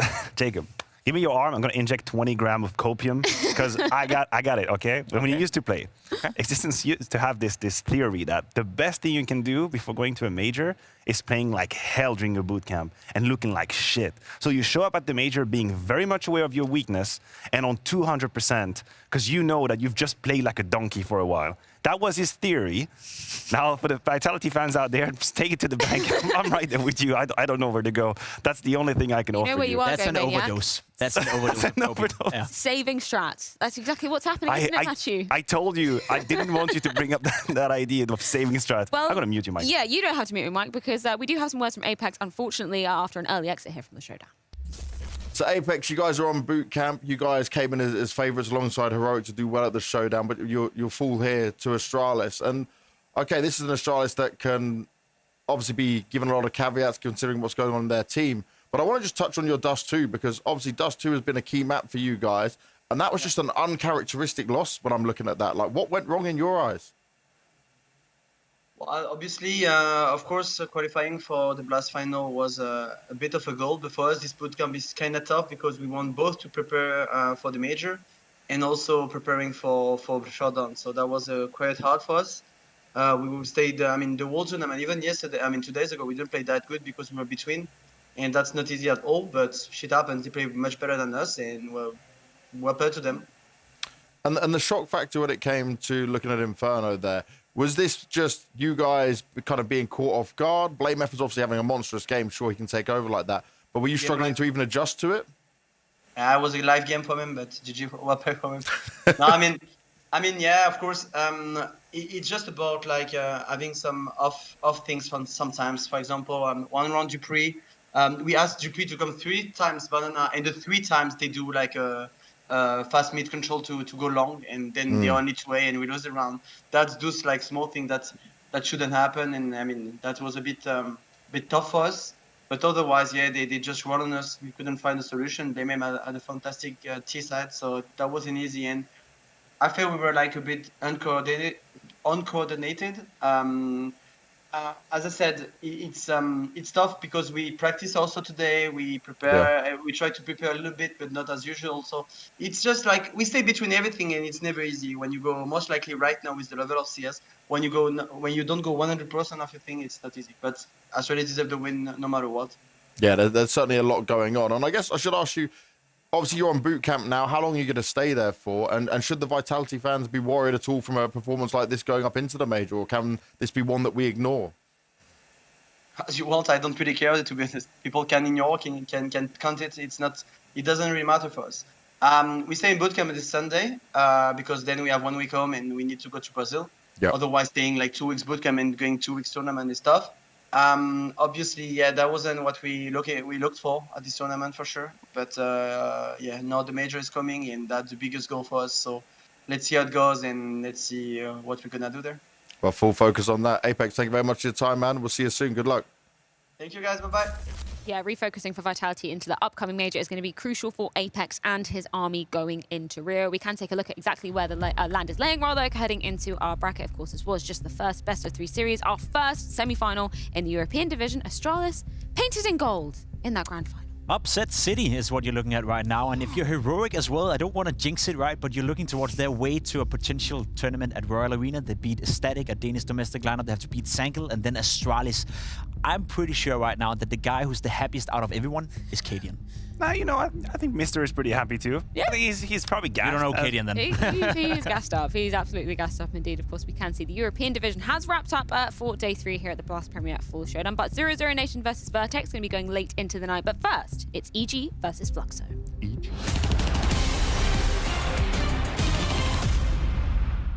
You don't need to take Russian lessons if you play Counter-Strike.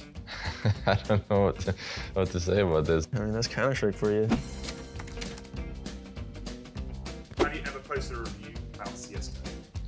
No, I don't think I've ever posted a review about anything, actually. I don't think I made like a complete review of the game. I have read some of them, yes, and they're quite funny. I think I posted a review for CSGO like all the way at the very start, but you had to do it to get like an achievement. Let's try this out. You see an enemy, you shoot and miss almost every shot. Enemy turns around, one-taps you. Damage given 99 in 4. 10 out of 10, best game, would uninstall it again. That has happened to me a couple of times as well. Shooting people in the back is it's actually, sometimes it's a little bit annoying. I mean, that's Counter-Strike for you. Sounds like a you problem, to be honest. You have to kill them, you know, shoot them in the head instead of doing 99 in 4 hits. I honestly feel like it happens way more often now than it used to, because I don't know if I've gotten older so I spray more, but for me, definitely, that's a thumbs up. That's another thumbs up, in my opinion. Pretty okay review. Maybe not uninstalled, but pretty good. It's still the best game in the world, for sure. Thumbs up. 9 out of 10, people would say this game is great. The other guy hasn't connected, though. That's a good one. Yeah, potato PCs, you know? That happens all the time, matchmaking, face it. Some people will just dodge. If a guy has a slow PC, he's not going to enjoy the game as much, for sure. Always that last guy who's, I don't know, going to the toilet or something when they queue up for a game for some reason, and they don't accept, and then you just have to wait for another minute or something. 35 hours played, I feel like you haven't played the game enough. I feel like that's definitely a thing that happens once every 100 game or once every 50 game. Depends on if he sees 4 pros on the team and then he joins up with a full random stack. Remember actually the other day we were playing, like myself, Nitro and Yakinder were playing, and then like we're all like you, and they just dodged because I think they're afraid to lose their elo. So, yeah, some people just won't connect. Just because one, they just don't want to connect, or they're just afraid they're gonna lose, so. Pretty good review. I think that's pretty accurate. I feel like that's an up, but also a down, so I would say this one is a down. Ever since buying this game, I have learned very fluent Russian, and I'm able to communicate with other Russians. Nastrovia. Pretty accurate. Never seen sunlight since I bought it. Yeah, sounds good. Lost all of my friends. Sounds a little bit sad, but could be true. Been almost 1,000 on virtual pixels.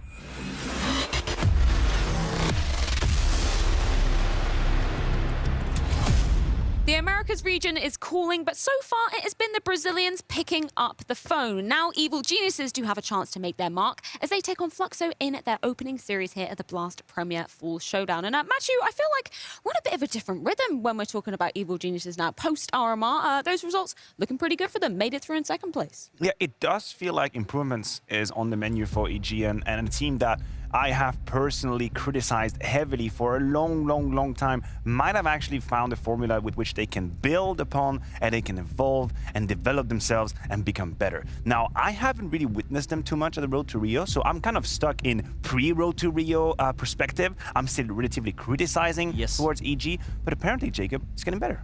It is getting better, and it's nice to see EG getting better, but I agree. It feels like I personally at least took interest in EG for a long time while they were really bad, and then I stopped caring. Then I didn't really care about EG anymore. So now for them to regain my interest, I want to see more of what I saw during the RMR, and I want to see it on a consistent basis. Sure, great for them to make the major. Curious to see how they're going to play, but doing a good results right here and perhaps qualifying for Royal Arena, that would re-peak my interest, I guess, but I want to see a little more than just beating these teams on your screen. Well, we have the results, the detailed results of the Road to Rio, of course, aside from qualifying for EG, which is in itself a huge, not a surprise, but huge success. I just wanted to point our attention to that 0-2 losses versus Liquid, because albeit a loss, I think a lot of people took attention to EG in that very much series. You can talk about it with Maui. He will tell you this was a very legitimate best of 3, very competitive, and we know the quality of the Liquid roster right now. We know how high they're playing and how high the level is, so EG gaining credit in that series. Yeah, also beating Freya, I guess, in a best of 1, 16-14. That's a huge surprise to me,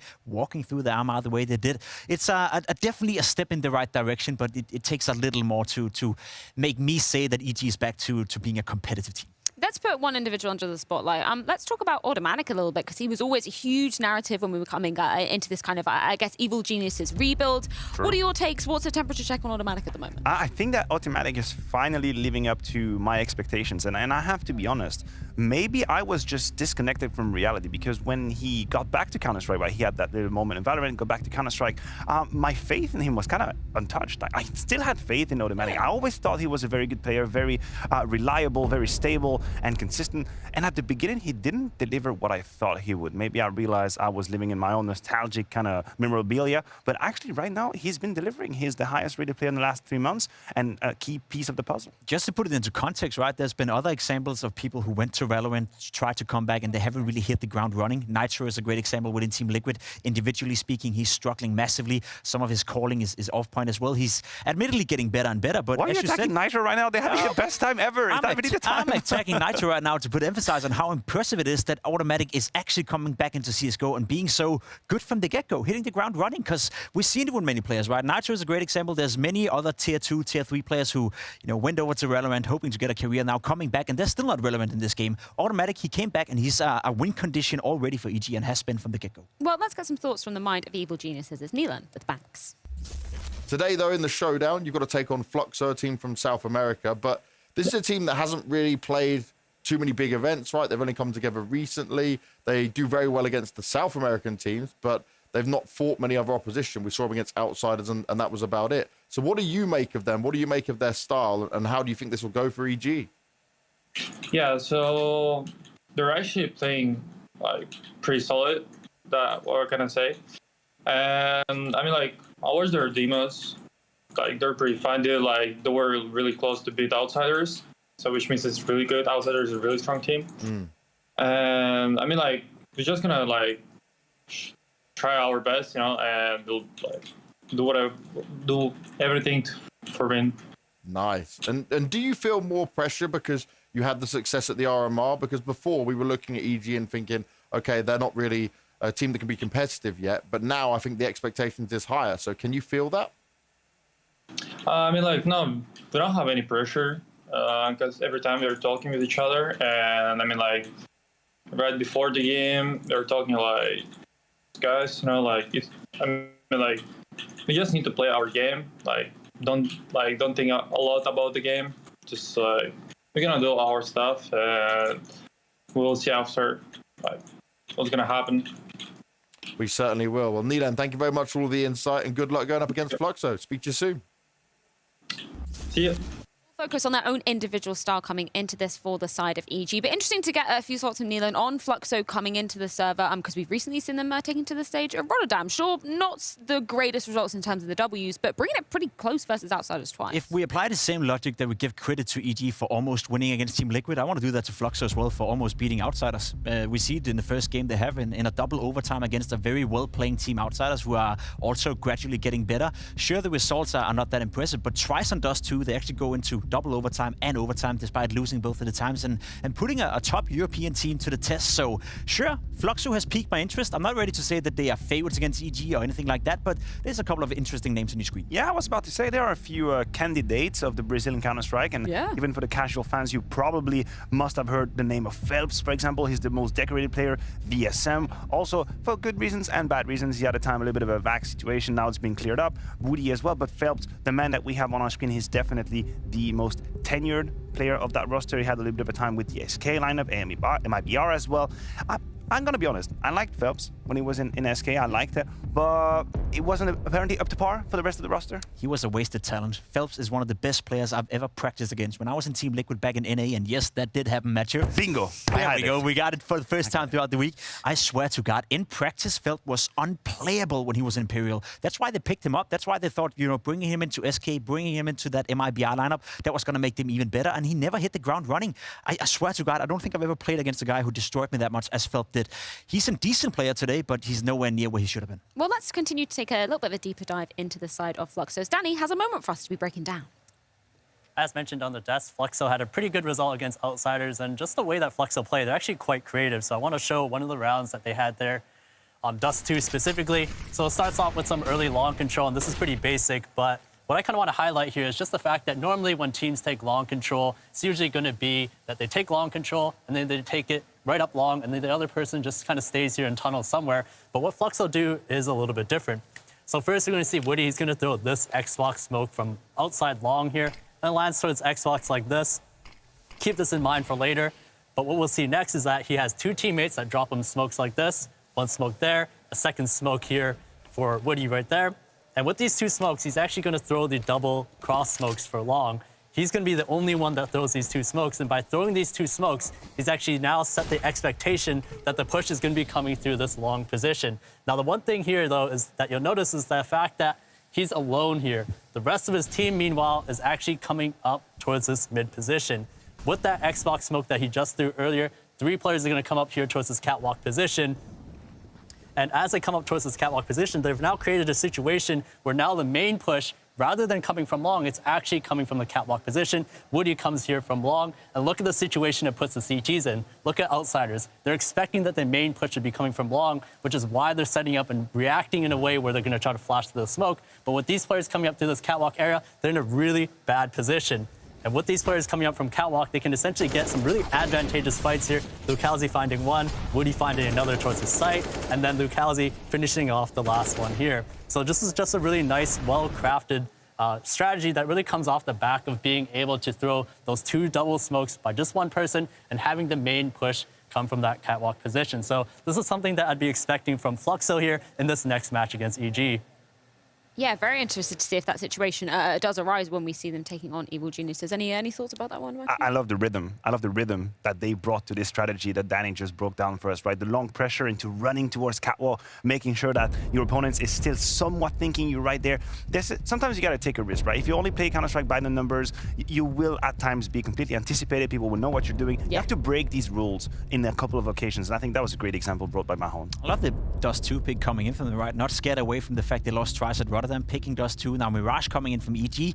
That is going to be a spicy one. It's not often we get to see in a game of Counter-Strike at this level the two, dare say, free-for-all maps, you know, have the stigma of it still. It's an open map, it's individualistic, can be at least. Dust 2 and Mirage usually makes for good Counter-Strike. Yeah, well, you actually picked into the side of Fluxo, Pimp. Yes, just yourself and Banks, I believe, went with that one. So it's time to sell yourself. Why do you think they're going to take down EG today? I think there's a lot of untapped potential within the Fluxo players. Lucalzi is a great player. He's brought out for a lot of money coming into this lineup. I think Phelps as well is a stable player. He has the experience to be a decent Counter-Strike player. VSM is a guy that never worked out in 00NATION. He's a great talent, has an enormous amount of raw aim power, and now he just needs to be unleashed. So when I look at the lineup from Fluxy, it piques my interest. And the reason why I picked them is that I like to just spin it up a little bit. EG, yeah, they look good doing the RMR, but they almost beat Team Liquid. Guess who almost beat Team Liquid doing the RMR as well? MIBR, and they didn't look good yesterday as well. So almost beating teams, I'm not really buying into it. I feel like this is a bit of a mixing bowl just in terms of some of the Americas teams as well. Yep. Some events are looking great, some events they're really not looking great. And I think that's what's so exciting about coming here into the showdown. Being able to learn a bit more. Sometimes maybe good, sometimes maybe shit.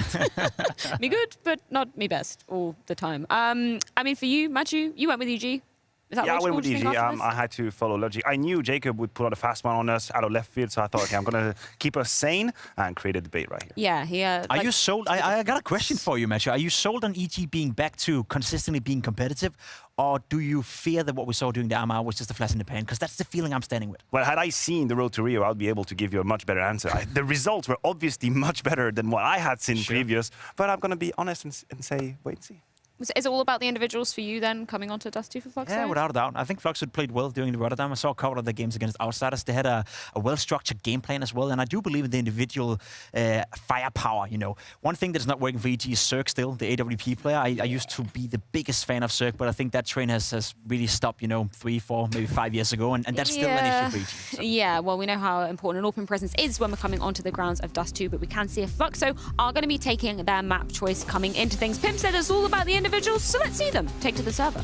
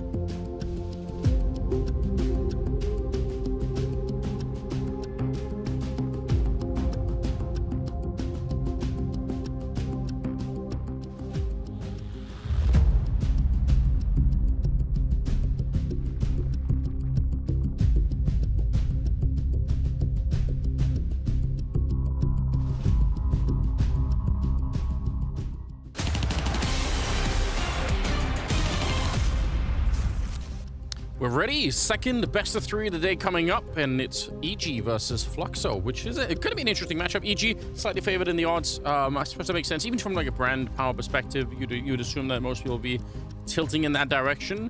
What are the chances really for the Brazilian side, do you think? Higher than people think. All right. Higher than maybe even the odds think. This is a favorable battleground for Fluxo. Dust 2 is a map that I think that Fluxo has a great understanding of, as was demonstrated by Mahone in his breakdown of one of their strategies, but it's also a map that EG have historically never really played.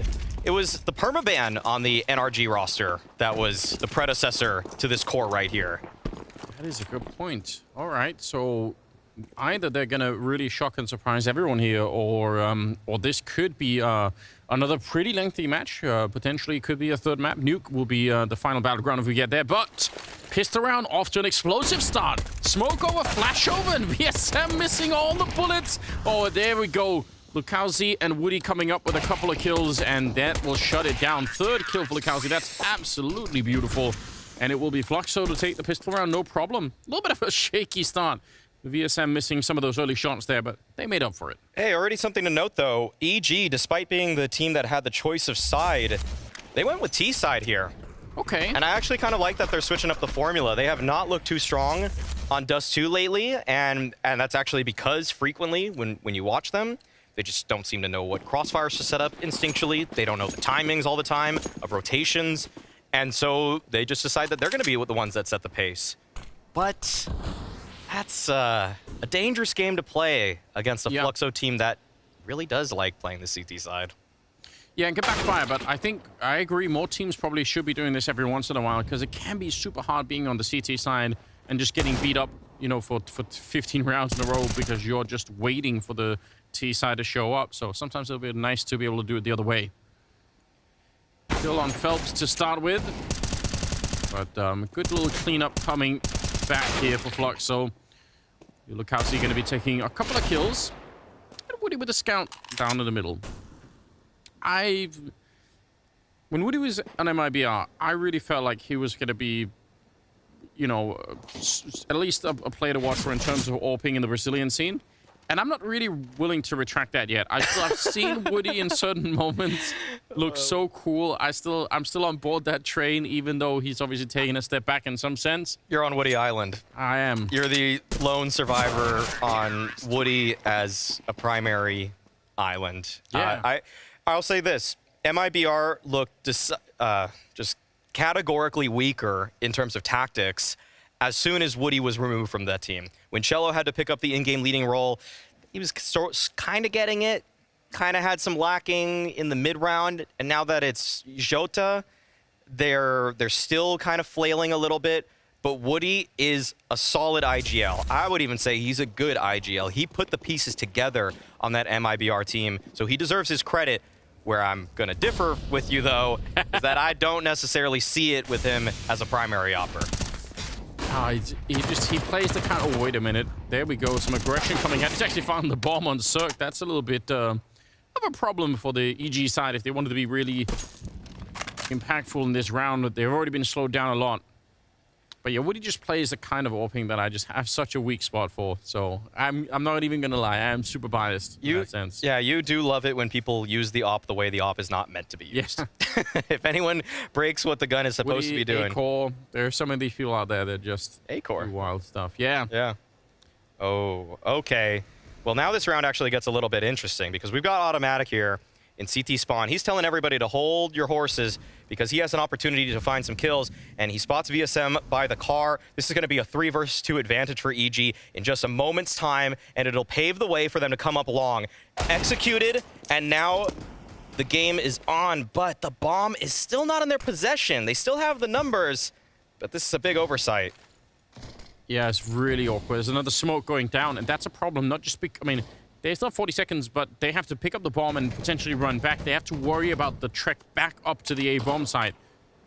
Oh, they're in some really weird territory here. Woody on the other side, good flash over. He tries to hug the wall, but he's going to be found. Breeze able to take him down, and now 17 seconds. We know from yesterday, running to the B-bomb site is a little bit scary. You're going to have to move for it. So instead, they're going to go for A. Lukowski, they can still kill him outright. I don't think they'll have time for the bomb plant. They need to just find him here. 4 seconds, there's the kill, but they still could make it. 2 seconds left, and they get it. Hext to take him down. Nice triple for him. And EG, they pick up that round. I don't think they even had time. I don't think they did either. They didn't have time. If he weren't even there, if he somehow were hiding in lower tunnels, he would have won. But not the case. And EG are able to steal one early in this game. This was not supposed to be their round whatsoever. But Fluxo, they just lost track of the players from EG. They didn't know where Automatic was. They didn't even think that was a possibility that someone could be sneaking up from CT spawn. But it did them in. And now, Fluxo, they're fighting against the economy. And on some level, automatic letting go of the first player that went out long, even that, there's 100 ways that can backfire, where he just gets peeked and killed instead in CT spawn, and you think, okay, that's, well, you know, you could have had a kill, but you let it go, and now the round is over. But that played out as about as perfectly as you could possibly hope for, so that's real interesting. 4th round. And like you said, fighting against the economy now, really tough position to be in here. Shot to the leg of Neelan. He's just going to feign the mid to B, not actually where EG looked to be going. And there's only 2 players from Fluxo towards A. If EG do decide to send it up Cat, it's going to be Woody on the defense. He has just a scout. That's not the weapon for this job right now. Does have a little bit of support with Lux all the way towards long, but the bulk of the defense from Fluxo, the strong side is B. Really is. I'm actually surprised they're holding this position for so long on the CT side. Molotovs and smoke, even a smoke up for the boost, trying to make sure that no one can be there, but they don't care about it. They have this giant setup out here. Lukowski's going to be taking down Neelan, and Phelps out here on the scaffolding. They just were not ready for it. Cirque, he's going to get one, but immediately traded 20 seconds. And Phelps, he could have been caught reloading. He could have been in trouble here, and he still might be. Hex is going to take him down with another kill coming through on Deluxe, and now 10 seconds. Woody's down there. Hex is very low on health. 10 seconds. He needs to run right now if he wants the bomb plant. He almost shot in the back. There we go. Woody able to find him. I think he got stuck on something trying to get into the window. That's unfortunate. Yeah, just not the smoothest jump to get in, but I think Woody might have had the timing regardless. He swung out right when it was 5-6 seconds left, and that's when Hex had to be entering. So, nice gamble stack from Fluxo. Usually that's something you call later in the half, usually round 8 and beyond, but calling it on round 4 there, just kind of recognizing that the weaponry wasn't too strong for them and they needed some sort of gamble, works out in their favor. And Fluxo, this is their map pick, despite starting on the CT. So this is them kind of showing already just how they're ready to change things up. The drop of a hat. But they're still not out of the woods, as EG have quite a bit to work with here. Yeah, they really do. It's a real mixed buy. I mean, Neelan's on a deagle, but Cirque's got an op, so just a variety of weapons. Where is Cirque's AWPing these days, for people who haven't been paying attention? It's hit or miss, if you want to be honest about it. We do. Yeah. We want to be honest. If we want to be honest about it, it's been better. That's what I can say, but okay, that's some good cover fire right there. Looks like Lukowski actually peeked beneath the hinge smoke, and he was punished for it. So it's not like Cirque is completely unreliable. It's just that we're not seeing the same flashes of brilliance that got him to the top 20 on HLTV. Yeah, I was gonna say he's living, you know, in the shadow of his former self on some level here. Is always gonna be compared to the way that he played earlier in his career. We'd love to see the story of him making the comeback to play at that level again. That would be really interesting if that could exist. Oh, wow. Lux very, very fortunate to be alive still. Woody down here. So kind of playing with fire a little bit. Now, they know that he's there. I'm pretty sure they've already spotted him, so they're going to have to crouch their way past the missed opportunity right there. And his teammate up on the bomb side needs some backup. Phelps, though, handling business on his own. That's a really strong double kill. Cirque going to be going down. Woody hitting a shot, and Breeze will fall next. Probably no reason to peek this again if you're on the CT side. Just save the money and let Hex live. Wow. Huge overperformance from Phelps there. That goose position, it's usually good for at least 1 clean kill. Frequently a second, but 3, that is overperforming, and he needed to because Woody missed the shot on the corner player. It was a good scaling procedure by Evil Geniuses, but Phelps just didn't miss any bullets there. Just nailed every single person rounding that corner. Yeah, that's huge. And this is a guy, too, that has kind of been out of the top-tier scene for a while, despite all the greatness that he achieved with that former SK lineup. So many trophies, and yet it's on a team that didn't even make it to the road to Rio in Fluxo. They fell during the closed qualifiers, and that's a look that nobody expected. When you look at the name value on Fluxo, I mean, you were bringing up Woody, there's VSM as well, and Lukowski, a huge signing this year. Kind of a slept-on signing because it's from South America.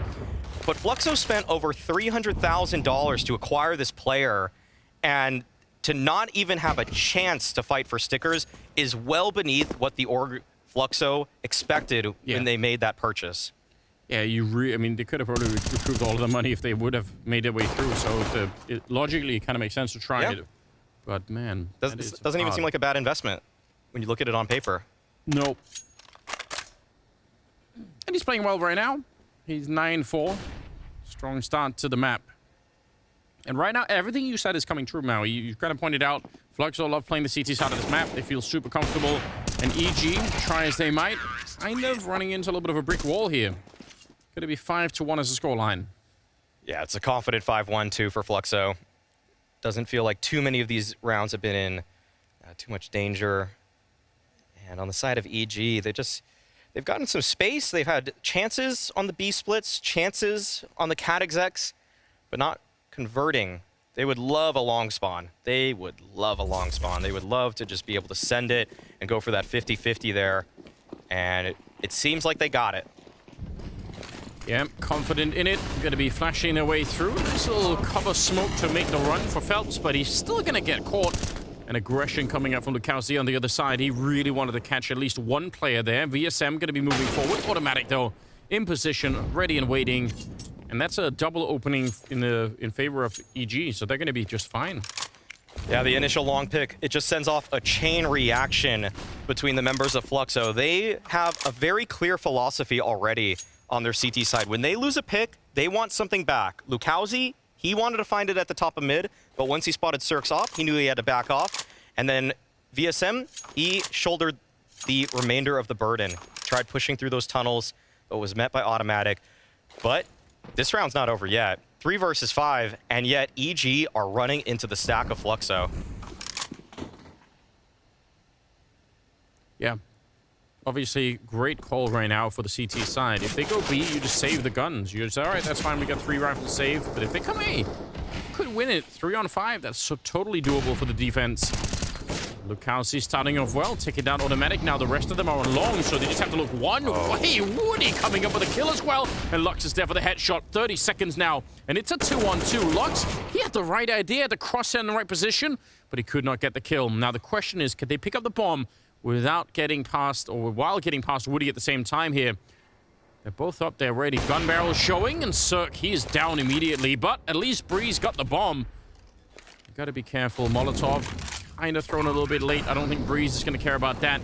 Might limit his movement a tiny bit, but AWP versus AK. Gotta assume Breeze has a slight advantage right here.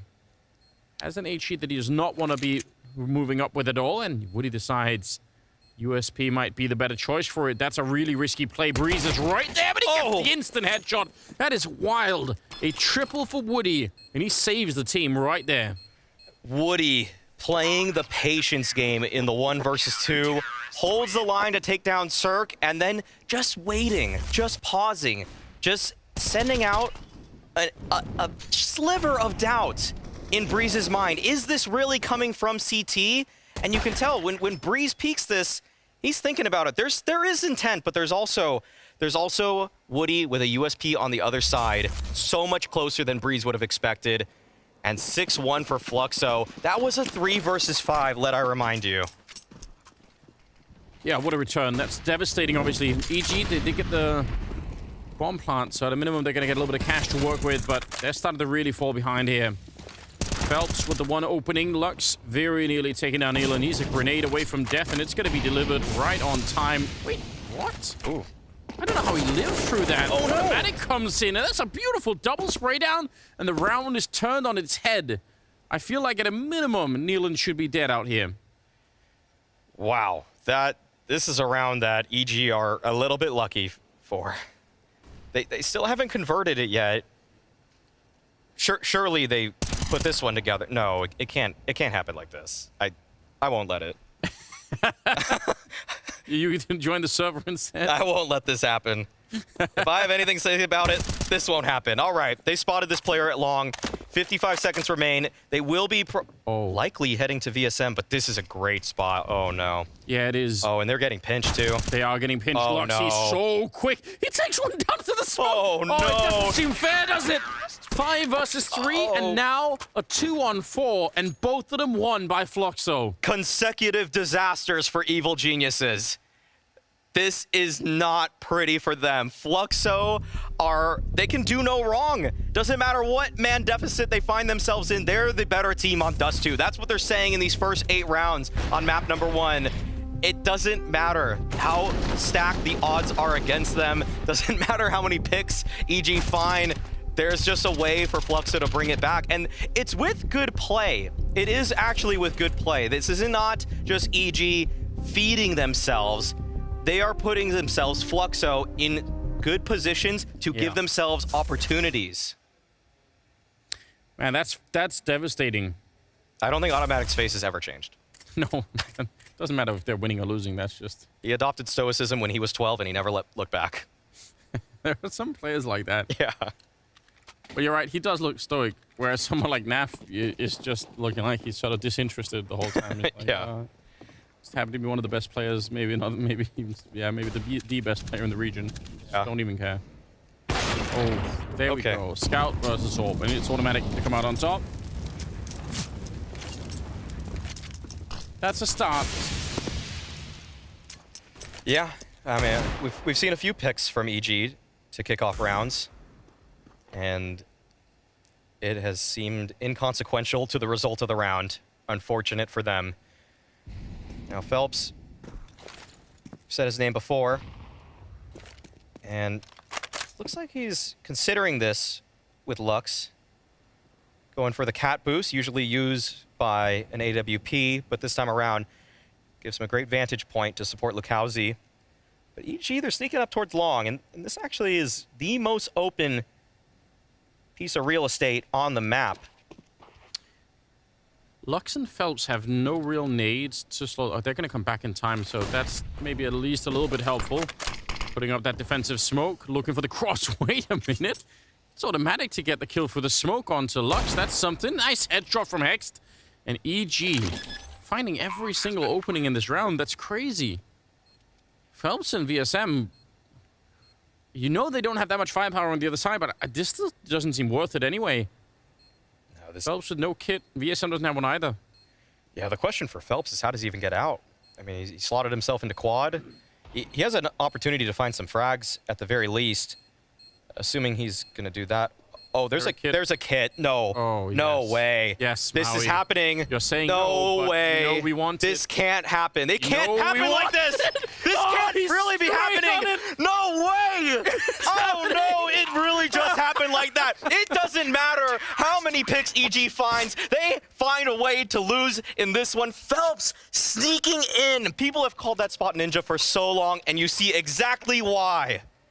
Oh, that is so sick. Oh, if you're EG, I can't even imagine the emotional roller coaster. I can't. 5-on-3, a 2-on-4, and now this one, a 5-on-2. It doesn't get better than this. This is the EG that people have... This is not the EG that people were expecting going into this game. It does feel like EG has been experiencing a series of catastrophes, but... NA Counter-Strike memes write themselves. Yeah, this is just epitomizing all of them. Yeah, listen, that's good customer service. They put them all into one game. That's at least something, you know? You get like a bundle, like a package deal. We've got all of it right here. Yep. Laughing through the tears. Listen, but you did warn us that it's very likely Dust 2 is not going to be a great battleground for EG. Yeah. It's just that I didn't know it would happen like this. Great stuff. Wow, when I said there was some unfamiliarity with some of the players from EG, given the NRG roster had this as their permaban, I mean, this is not the level of discomfort I envisioned. Wild. Absolutely wild. Yeah. How do you summon the strength to... Because normally if you get like one opening kill, you're like, oh, cool, this is a great round. 2 opening kills, like this almost a done deal. We've made it. But at this point, EG would be like, no, no, no, no. Doesn't matter how much ahead we are. We got to be real careful. Phelps, good timing on that one. Trying to escape, but they're going to be able to stop him. That's a nice catch for Breeze. Super important that he doesn't let Phelps get away with that. Woody very, very flashed and just has to hide right next to his teammate. It's a very awkward position to be in, but comes back and swings into the kill, but at least get Breeze. And they don't check it. They don't realize Lux is here as well. And that's a bit of an oversight, but they'll still win the round. Hex coming up with a huge double, and that'll save them. Yes. Hex has actually been money on his lurks. 13 and 6 right now. The new addition to Evil Genius is brought up from one of the other squads in their 15-man roster. And yeah, this is a guy that a lot of people who haven't been following the North American scene may not be too familiar with, but he played on a couple lineups. Carpe Diem prior to this, RBG before that, and he was always consistently the best player. Many said he was one of the best riflers in that whole Tier 2 circuit. So it's really, it is nice, despite the dire situation EG find themselves in. It's nice for a lot of NA fans to see this guy succeeding in more international competition. I wouldn't, yeah, this is, it's been good for Hex believers. Yeah, I don't think I knew who he was until he joined EG. I don't think I had much. He wasn't on my radar. But I agree. He seems to know his stuff, which is really great. I feel like that's what the NA scene kind of needs a lot of right now. It's just new talent coming in and being brought up. And what's also really nice about Hex is that he's not even necessarily playing all the same roles he used to have. So he's still finding ways to have impact, which just kind of goes to show how complete of a player he is. But VSM, let's see if he can find anything here. 1 deagle shot, 2, no. Not like this. Oh, Hex takes him down finally, but Lukowski has already arrived on the scene of the crime. Yeah, fortunately all the witnesses are dead as well, so it's not even going to help out that much. 2 versus 4. Just the top of his head, showing Woody. Love a scout headshot right now. Breeze battling it out, and this is looking good. Woody oversteps his line over on the other side, and he's going to get down by Cirque. So right back into a 2-on-2, and still a win of a round here for EG. Go straight for the bomb plant. Lukowski showing up Molotov, but the bomb is already planted, so it's a little bit late. He tries to find the headshot, but they're going to get him in return. Nice shot from Cirque. Good round from him and Breeze, and they're going to be able to pick up the round in spite of almost throwing it away in upper dark. VSM finding so much mileage, but not quite enough to get to the finish line in round number 11. That is a worrying sight to see Nealon unable to trade that, but at the same time, EG, with just 3 rounds, I mean, this is the side they chose. You would have hoped for possibly winning half. Still have a chance to split it, but... Yeah, I was going to say, I mean, they could still make a pretty decent half of it. It's been some hilarious failure going on the EG side, but that doesn't actually mean that they don't have anything to fight for. I would even say if they get up to like 6 rounds here, it's still a super open game, right? Yeah. And they're not far from that, especially with the look of the money on Fluxo. Yeah, I'd like to say so, but it's just been the CT sides for EG on Dust 2 have been pretty hard to watch too. So I don't know if it gets much prettier on the defense for them. Oh, man. Well, Nealon here, he could use some eco kills. He's 1 and 11. He get one of them there, but he did get dinked in the meantime, so I don't know if his teammates can keep him alive. I think Breeze is kind of nearby. He's going to go down. USPs are really finding the mark. Yeah, they're getting a lot out of this. Lukowski up there. Going to get found eventually. A bit of spray. They're going to lose automatic as well. And it will be a 4-8 scoreline, though. Lux hoping to hold on to the AK, and looks like they're going to allow him to do that. Okay, now zooming out for a second here. EG, they've got to be considering their options. What has worked for them in the past? Would say that they've had actually a pretty easy time getting onto Cat. It's just that the conversions have been a little bit tricky for them. So have to expect that is going to be a point of attention for them in this one. But it is really just about finishing for EG. The starts have been okay. Yeah, that's why it's been so tragic in a way, because the starts have been really good. They've got the entries, they've got everything they wanted. They just can't end the rounds in a reasonable fashion. But here we go, an attempt to put some pressure on. Oh, and he catches VSM. Beautiful. A little bit of a risk taken from Cirque. He gets some backup there, but still, again, another good opening for EG. That's great understanding of what is being presented to Cirque in the default there. Now Breeze has a chance to clean up. It's great off angle. Good for one. It doesn't look like he expects a second though. Good double push coming out from Fluxo to at least keep things under control. But with Lukowski on B alone, this is very difficult. He will be getting pinched in just a moment. Although Nealon is taking his time to get up that B slope. He has to be a one-man army here. He needs to do it all on his own. Pretty quick with that one. Looks like they didn't even expect that. He will go down to Hex, so good return. 45 seconds still, and they're making the jump across Cirque. All right, gonna win the round with that kill for sure. Woody just no shot to get into this one. So 5-8 gonna be the scoreline here. EG, I think this is pretty respectable. Yeah, I think EG have understood Fluxo's CT philosophy at this point too. If they find a pick, they know that there's going to be a reaction across the map. Fluxo constantly, anytime they lose a man, they are pushing with, I think, 100% consistency at this point. Yeah. I haven't seen a single time that they don't try to react somewhere. So that's something to keep their eye on. This is a classic Counter-Strike situation, though, I feel like, where now you have this 8-5 scoreline. Obviously, I don't think EG will be thinking about this right now, but I'm going to be thinking about it. What if they don't lose all of those rounds? You know? Well, just the big what if. Yeah. Yeah.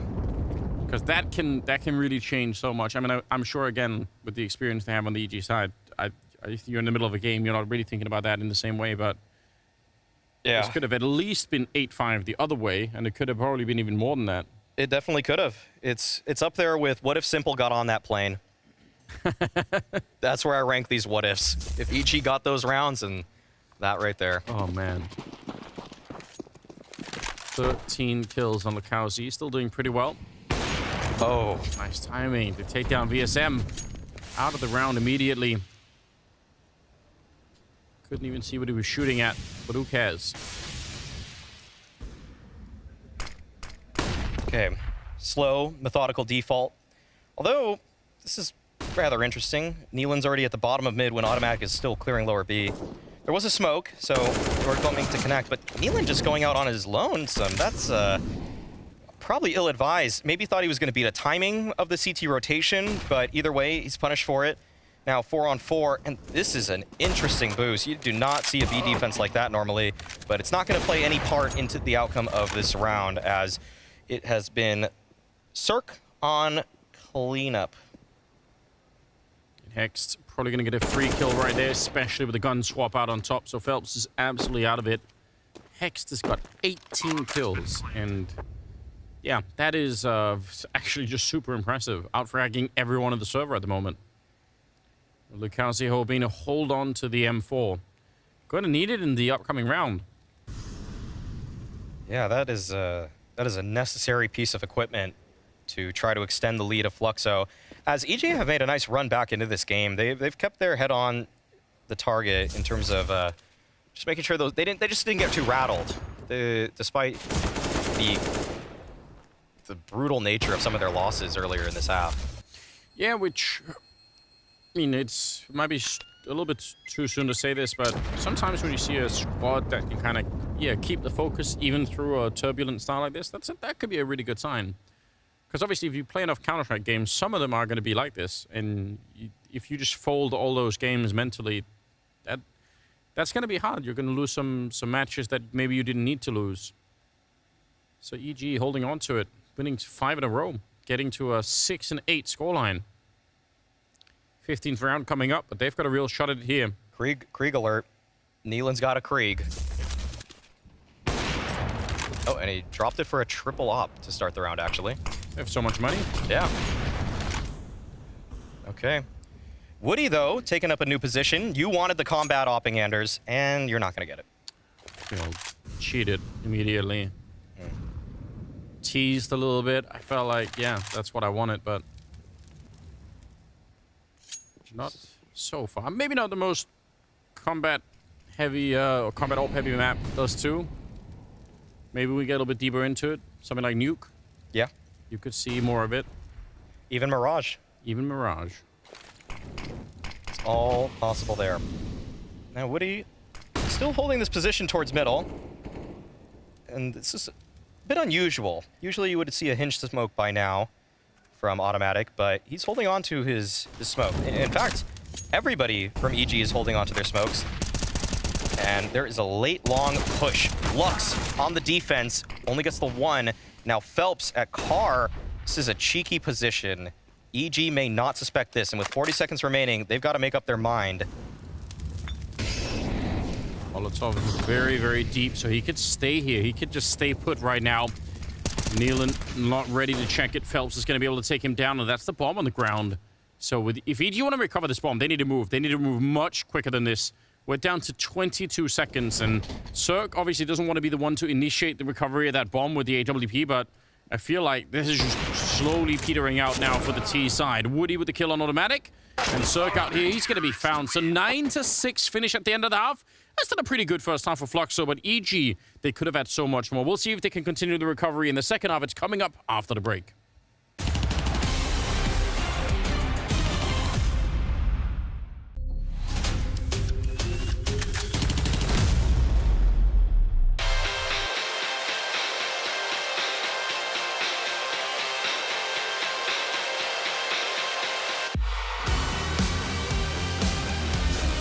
Sorry. That's it. Yeah. Oh, damn. You don't even need my whole...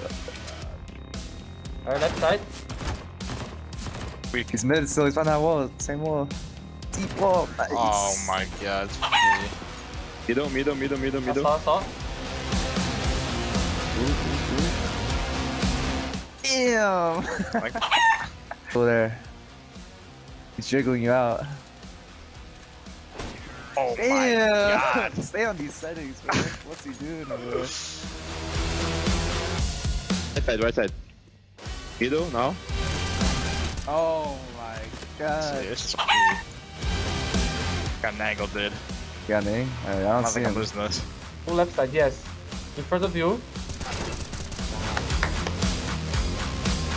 He's like still at the back. Maybe right now. Careful. I'm walking up. He sees you, so nice. Easy. Good comms, good comms. Wait, left side in front of you. Nice. Let's go. Middle. I saw him. They're rushing. Oh my god, he helped. I'm 1 HP, man. Oh, yeah. Nice. Let's see, he's at left side right there. On your left. Nice. Talk to me, man. I need information. On your left, yeah. Middle left.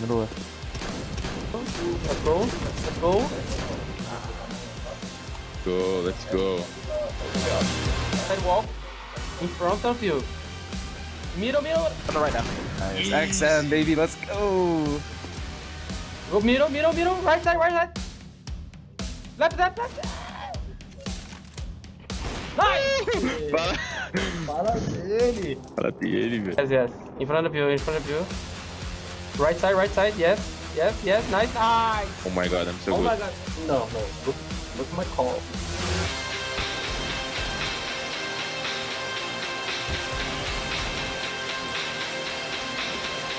Yes. Go to the right side. Yes, in front of you.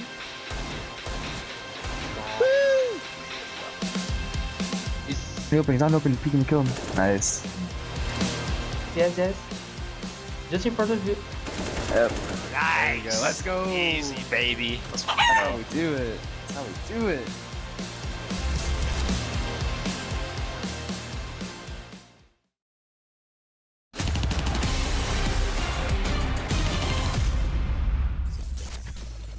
Esse um kitchen. Opa, kitchen no bomb. Vou fazer molotov aqui. Tá pra sair da nega. Pausando. CT me viu guardando. Queria tchau, Pi. Ganhamos. Boa. Moleque. Here we go. We're just talking about it. We'd love to hear the other side of that mic'd up moment for EG, just to see what's going on. What a rough first half for them. 9-6 in favor of Fluxo, and they feel really comfortable on this map, but it might not be done yet. If EG can win this pistol round here, I still kind of want to give them a shot. They have been playing pretty well, and they lost some horrible rounds, but overall, they're definitely here to play. Hey, it could have been worse. True. Could have been much worse, especially with how those first eight went. But this is what's been giving EG a lot of trouble. This is why they chose the T side to kick things off, because the CT side hasn't been kind to them. They've struggled to find consistency. They've struggled to find picks for Cirque. So things have to change. There has to have been improvement since the last time for EG, or Fluxo may be in charge of this first map. Smoking out that cross and waiting a little bit for a reaction in the middle, it feels like. Oh, automatic. Oh. Just waiting the whole time, but he gets caught sleeping just a bit, and Lukowski will take him down, opening up the second half. Breeze with one in return. And more are going to be coming, a lot more, in fact. He's in a little bit of trouble here. Needs to fall back, and he's just barely alive as he gets off the ledge.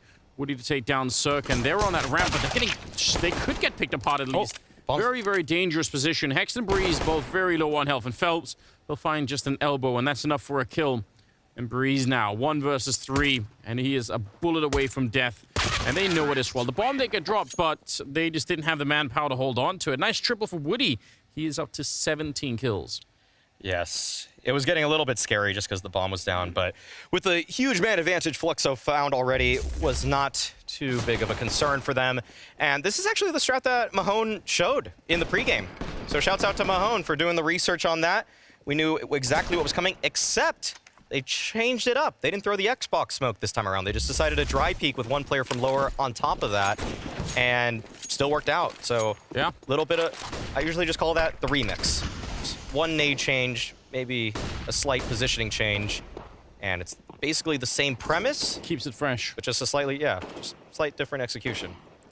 It's the same song you know and love, with a slightly different BPM. Just tap your foot a little differently when it comes out. It makes it harder for people to guess what's coming. You know, if Mahone couldn't find it, then you got to assume analysts on that are employed by the teams also are looking for that kind of thing. So, slight change could be enough maybe to throw somebody off guard. Yeah, even the way that Automatic positioned himself there, I think he wanted there to be an Xbox smoke so he could take that fight. Yes. Oh, they walk right into that. That's dangerous. A lot of damage. Nealon gonna pick up the scout to continue the fight. 4 versus 3. Gotta be careful here, Fluxo.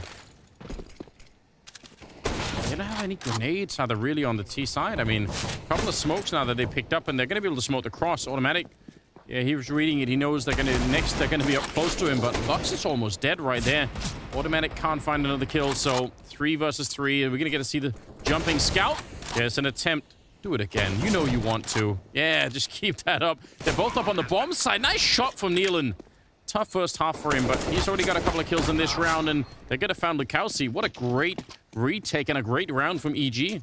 Yeah, that fight towards long that Breeze was able to win just exposed every angle in the post plant for Fluxo. They had nowhere to run or hide, so just had to fight, and it was an excellent pinch from EG. We saw those jumping shots from Nealon. That's just adding that extra pressure, but this is just a classic on Dust 2. If you're just holding down this angle with one on the high ground, one on the low ground, it's essentially a double peak, but they're walking right into you.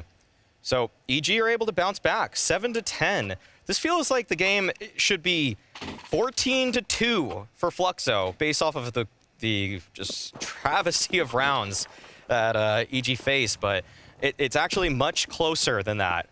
And they really have a chance to bring this all the way back.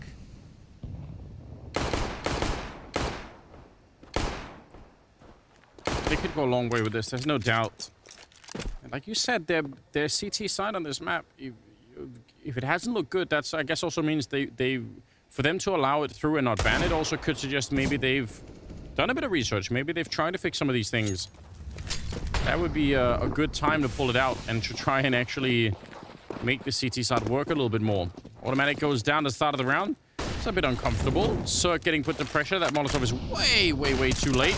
But they do line up for a pretty decent spray, and he's going to get 2 of them. Keeps fighting all the way to the death, and now to take over that fight is Breeze, and he'll end it as well. Beautiful triple from him. For a minute, looked like they could have lost control of the round, but good job. I love that setup between Cirque and Breeze. For Cirque to take the first contact, swing off the ramp, Fluxo is charging at that point thinking, we got the ramp guy, we don't need to pay attention to that. And then that's when Breeze activates.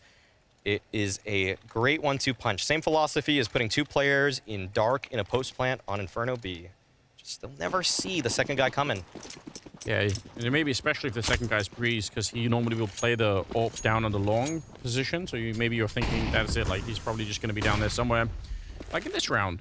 Yeah. Yeah, this is his home. Good flashes, Lux. Fortunate bullet to be catching that headshot there. Could have just as well got away with nothing. And VSM hoping for a weakness, but now he's real exposed in the double peek. Good understanding on the EG side. They actually... Yeah, he thought that he was hunting them, but it was the other way around. Yeah, that comm had to come out in a split second between Nealon and Hex for the double swing to happen, and it did. So, good coordination from EG. Good signs. Already showing a better face than I've seen from him in the past on this map. But it's still early days. Fluxo, they're looking for something here. This is a risky setup from EG. They're actually leaving the entire B site exposed. At some point, they will have to check that angle off. But it's actually Nealon who gets the timing on Phelps. 1 HP now. Not going to do it with that nade. But this becomes very tough for Fluxo. Yes, it does. Risky nade from Cirque. That's a classic scenario where you just get caught off guard here. 35 seconds now. Bomb going to be attempted, but the Molotov will be right on top. So, it doesn't actually go that far. Woody kind of backs off into it. I thought that was going to go a little bit deeper, and that would have caused some problems for Woody. Still 3 versus 4 technically, but with the health that's left, I mean, that's so low. Phelps is on 1. Woody's on 1. Lukowski, though, still fighting. And he's going to be getting a kill, turning into a 3-on-3. A bullet catches 1. Phelps still lethal. Even half dead. Lukowski up here trying to hold his own, but Circus going to be able to find him. And now it's all on Phelps. Bomb is out in the open. Well planted for him, but he just can't do it. Automatic, good triple for him. Cirque with an important kill up on the bomb site. And look at how close they are to tying this up. 9-10. Automatic was looking really sharp in that round. Anybody that got near him just seemed to have an instant death sentence. And now it's on Fluxo to try to figure things out. They got a bomb plan in that previous one, so they're afforded some more funds, but it's also not the prettiest buy if they full send it. So can expect a half buy to come out from them. And really just good stuff between... I'll just give props once again between Hex and Nealon, because it seems like they're on top of each other.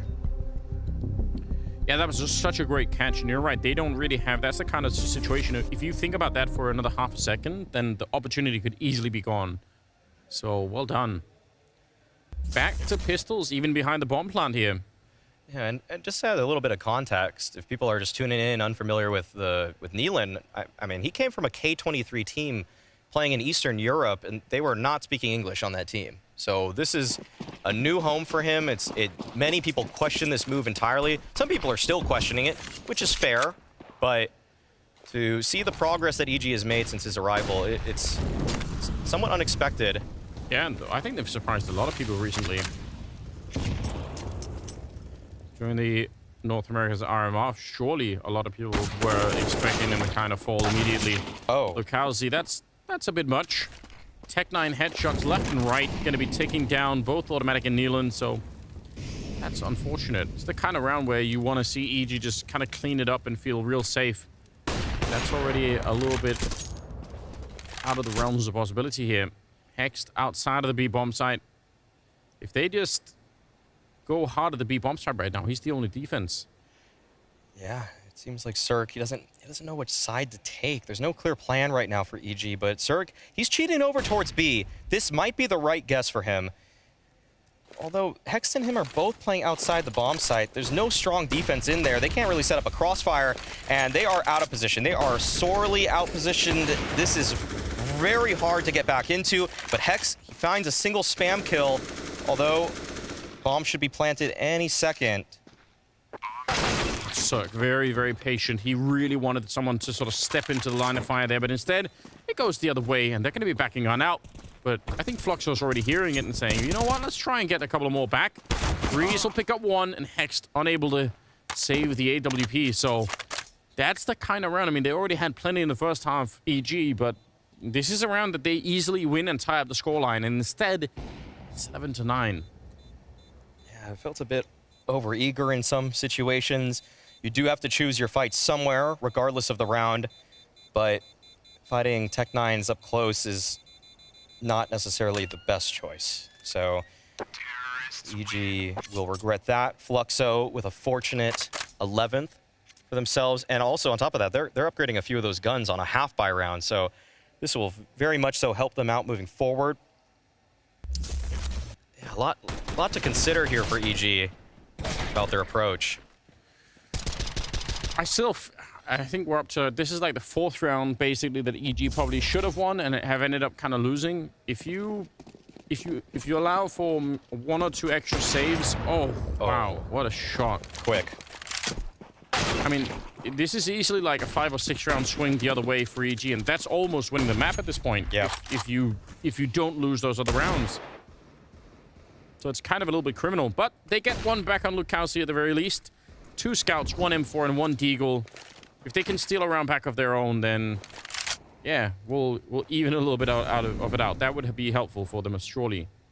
Yeah, unfortunately, it's just somewhat been the story for EG that they do find ways to lose those rounds on Dust 2. It's just a map that they do not have the most comfort on. Breeze spots the head of VSM. That is not an easy fight, but he's able to hold down the spray and double dig VSM to find the kill. Now the man advantage lies with EG. This is shaping up quite well for them. Yes, it is. They don't have any grenades or a defuse kit or anything, so they really need to win this fight, I think, before they get close and get the bomb planted. Hexed with a good headshot, but Woody's there on the return. He's got the right idea. If he would have fired the gun, then that would have been devastating for EG. 2 versus 3, though. Oh, they picked up a Molotov, and actually they picked up another one even on Hex, so they have a little bit of utility now to work with. That's interesting. Breeze sneaking on through, and he catches Woody. That's a huge kill. Lux is on his own, and he is in a very bad position. No cover anywhere, and he can't get the bomb plant down. EG, they steal 1 back, and that has to feel amazing.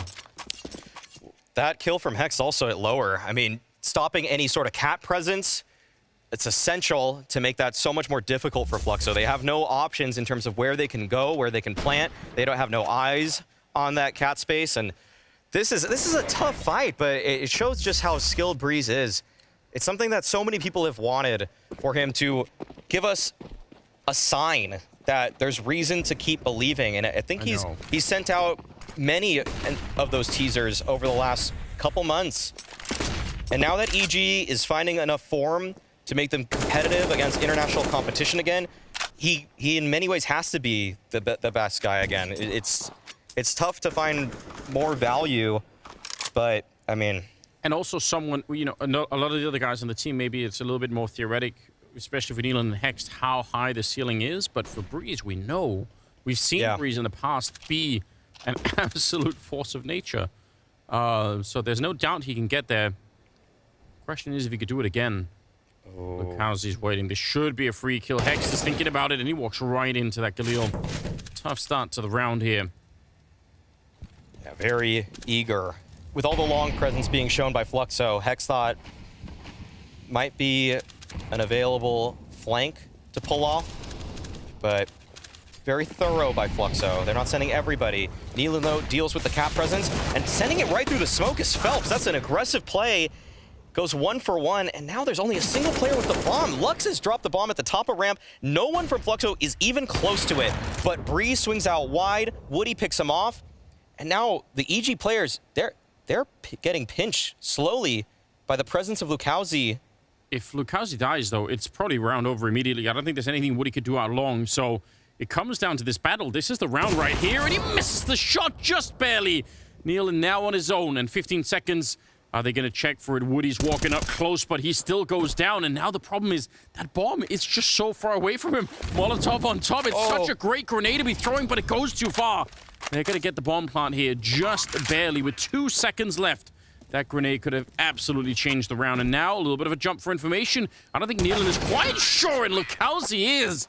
A nice triple for him. 23 kills overall, and Fluxo with a 2-round lead.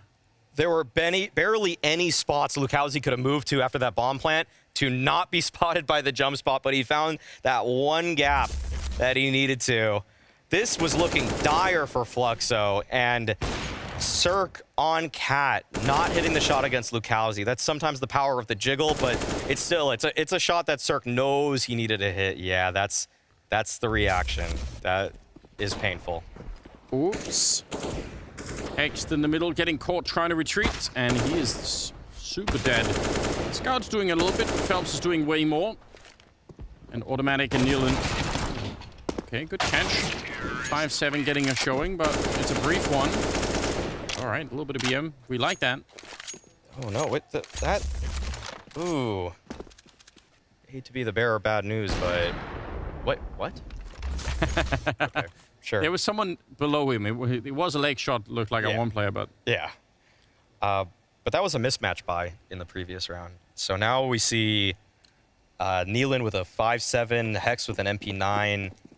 EG, it might be personally rattled, but now it feels like the team is when this is the purchase that they have to go with. But there's an aggressive play. Finding some space towards tunnels. And Cirque, he wants a chance. He gets it. Good timing. Be real careful now. Saw that. He definitely saw it. Doesn't quite get the shot, but looks like Lucalzi's completely unfazed by the fact that there's an AWP back here. He's just saying, you know what, I'm ready to fight this one, and that's maybe a little bit too bold. He's going to be going down. Cirque finding his second victim. They did get Automatic down in lower dark. 3 versus 4, and what's the protocol? The problem is they can't really get Nealon out of there, so otherwise maybe they could fall back, play it safe, but he's hard to retrieve from this position. Great shot to take down VSM. That's nicely done. And he's able to escape. This round felt, in some ways, too easy for EG. This felt very un-Fluxo. They've been making these rounds a lot more difficult for EG prior. Just more smokes, more flashes. But that angle that Cirque was posted on, that's afforded to him because of that tunnel's presence. If lower tunnels were compromised, then he cannot just fight off that angle. And it's, I mean, fair play for EG. Do you think if Lucalzi is allowed to sort of stay there without having to fight Automatic, that they flash him around the corner to fight Cirque? I'm assuming his plan wasn't just to walk up into the crosshair, right? But as soon as he has to fight lower dark, Cirque is like, all right, I'll take a step forward and shoot. Yeah, as soon as that bullet was fired by Lucalzi, he knows he can go for the swing. But I mean, it could have been a couple things. Sometimes if you just know the exact position of an op, sometimes you just think you can peek into it. It's very obviously risky, but you see players do it all the time. If they really know, because they're just going to be faster. If you have the foresight, if you're able to envision the fight perfectly, you can win it, even if reaction time or the weapon works against you. But yeah, that's a cool setup from EG, all things considered, to actually make that play towards lower. Even with the mismatch buy that I was talking about earlier, that's one way to actually make it work for you. Just use that 5-7 towards lower, and any weaker weaponry, just kind of crunch the tunnels. Breeze on 20, Hext on 21, Cirque on 18. I mean, it's a great trio that they're working with right now. Fluxo posturing up like they could try and change the pace if they get the right entry. Woody's looking into the fire there, but not really spotting anyone on the other side. He's going to get smoked off, and they'll be at least slowed down. I'm sure, though, if they had found that pick, they would have been ready to go. Yep. Got Cirque and Breeze holding on to this position.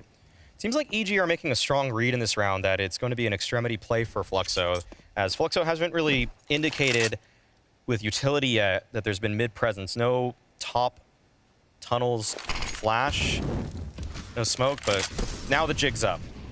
And EG will recognize that Cat is compromised. This feels like EG, they should have a very strong read as to what is happening right now and what is given up. Lux hoping to bait someone out on long to follow him. Kind of made footsteps like he was running away. Came back and double-checked it. Deep in there, and a dangerous fight for VSM on the other side. Almost dead behind that smoke battle. 35 seconds. The bomb is still in lower dark, and Woody's looking for an opening that he's not going to be able to get. Cirque will bring him down. And this is a problem. Look at the time that's left here. 25 seconds. Where is the movement from Fluxo? Are they just conceding the round? They have to be. There's nowhere to go. Yeah, this is round done. One pick and it's over. That's interesting. Yeah, that is really odd. That's in round 25, you don't want to see that happen. This is one of those moments where, in some ways, I really do think Woody is a strong leader, but I think when he has to focus too much on the op play at hand, then time can get the better of him. Yeah.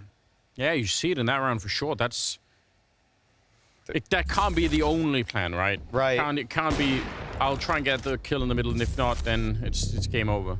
There has to be, though, in those situations, a secondary voice from the team, and you would think it's somebody like Phelps, who has the most experience on the roster, but I don't think Phelps has ever had to be that guy before with his previous teams. I mean, probably not, no. No, there's always been a very strong leader that's been ahead of him, like Fallen, even Taco.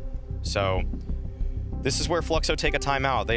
They know that round was botched. That's not how things can go down or should go down, and they gotta rethink things. This felt like a game that was firmly in their control, but EG have made it competitive. It's round 26, and EG's only down by a single number.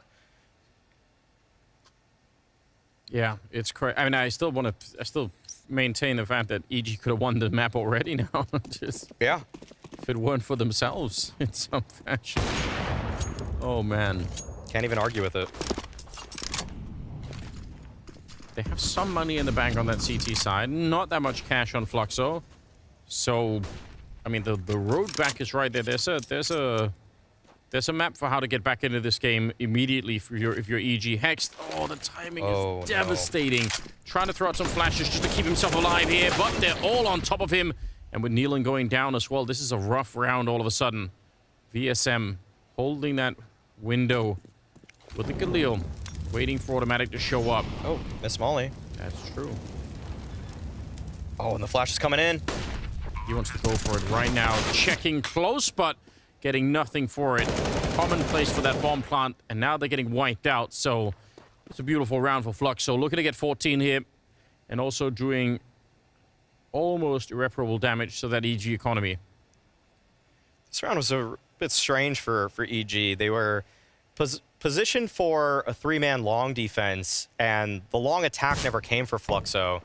So EG in those moments, you would want to just insert Breeze into his favorite spot to defend, and then just back everybody off for quick rotations. But they just lingered. They really thought that this was going to be a long play coming out at some point, and with Breeze falling there, that's not too pretty, as Fluxo have a great chance to keep the momentum, and also just kind of a poor timing for Hex. Like, sometimes that's just the life of a B defender. You pull the nade out the second that they start peeking you.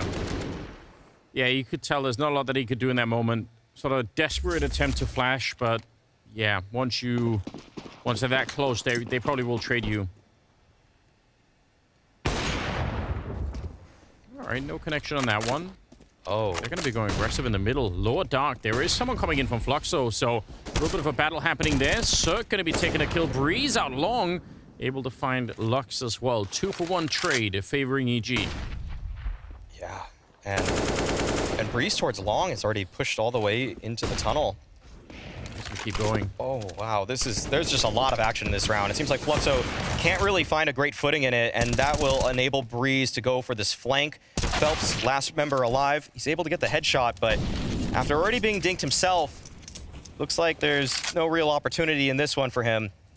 And EG, these proactive moves from EG seem to have been their strongest in terms of plays, and now Fluxo, it's just kind of, they couldn't control that situation.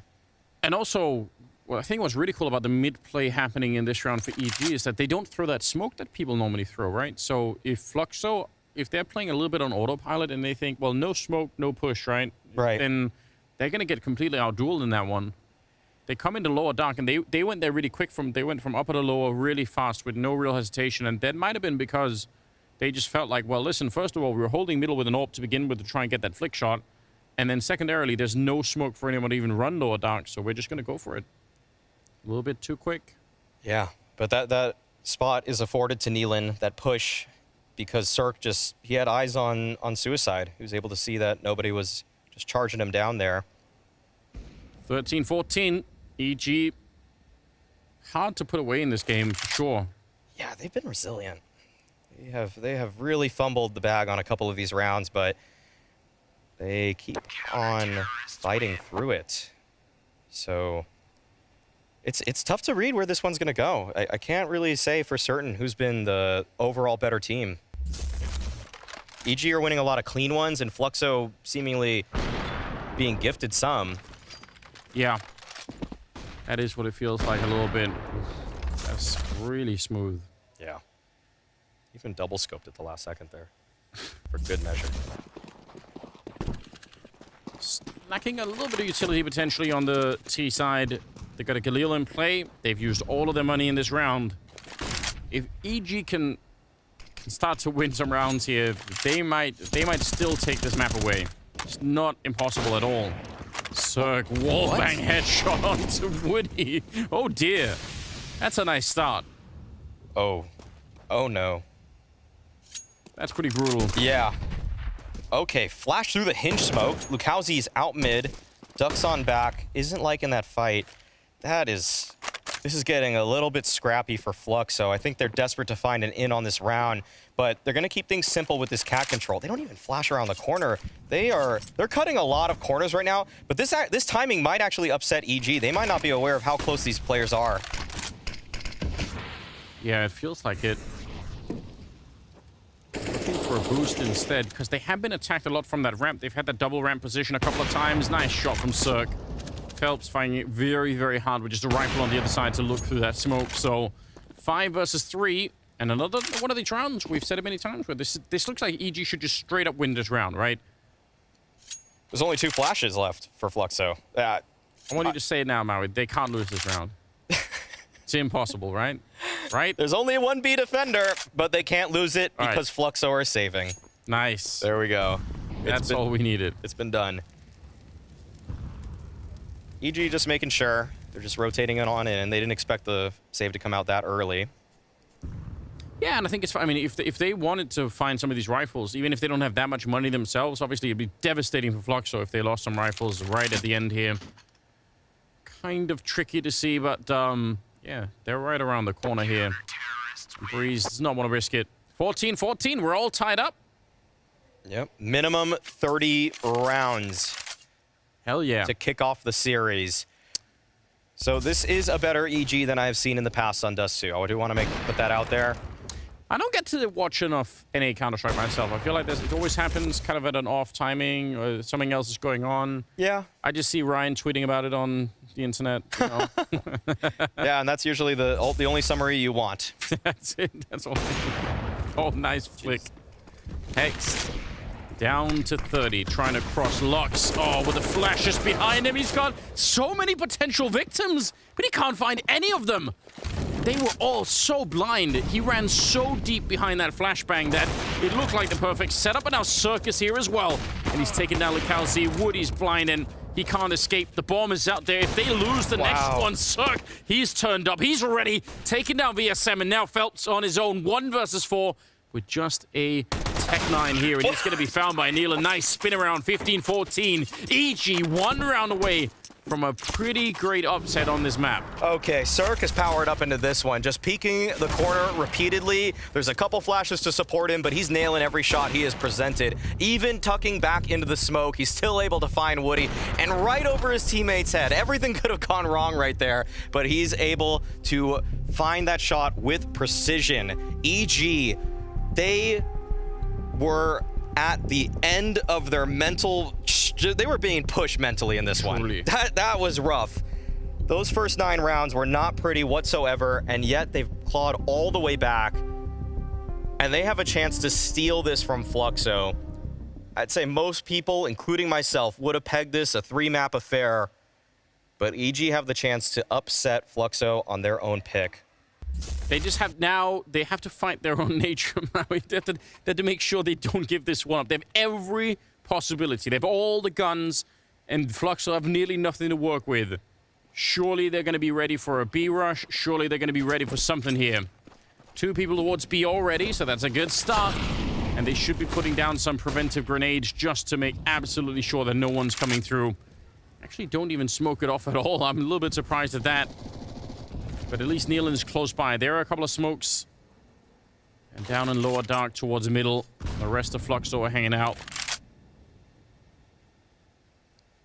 Deep breath right now for EG. They've given up a lot of rounds. If they give up this one, it's too much heartbreak. Automatic up on the scaffolding.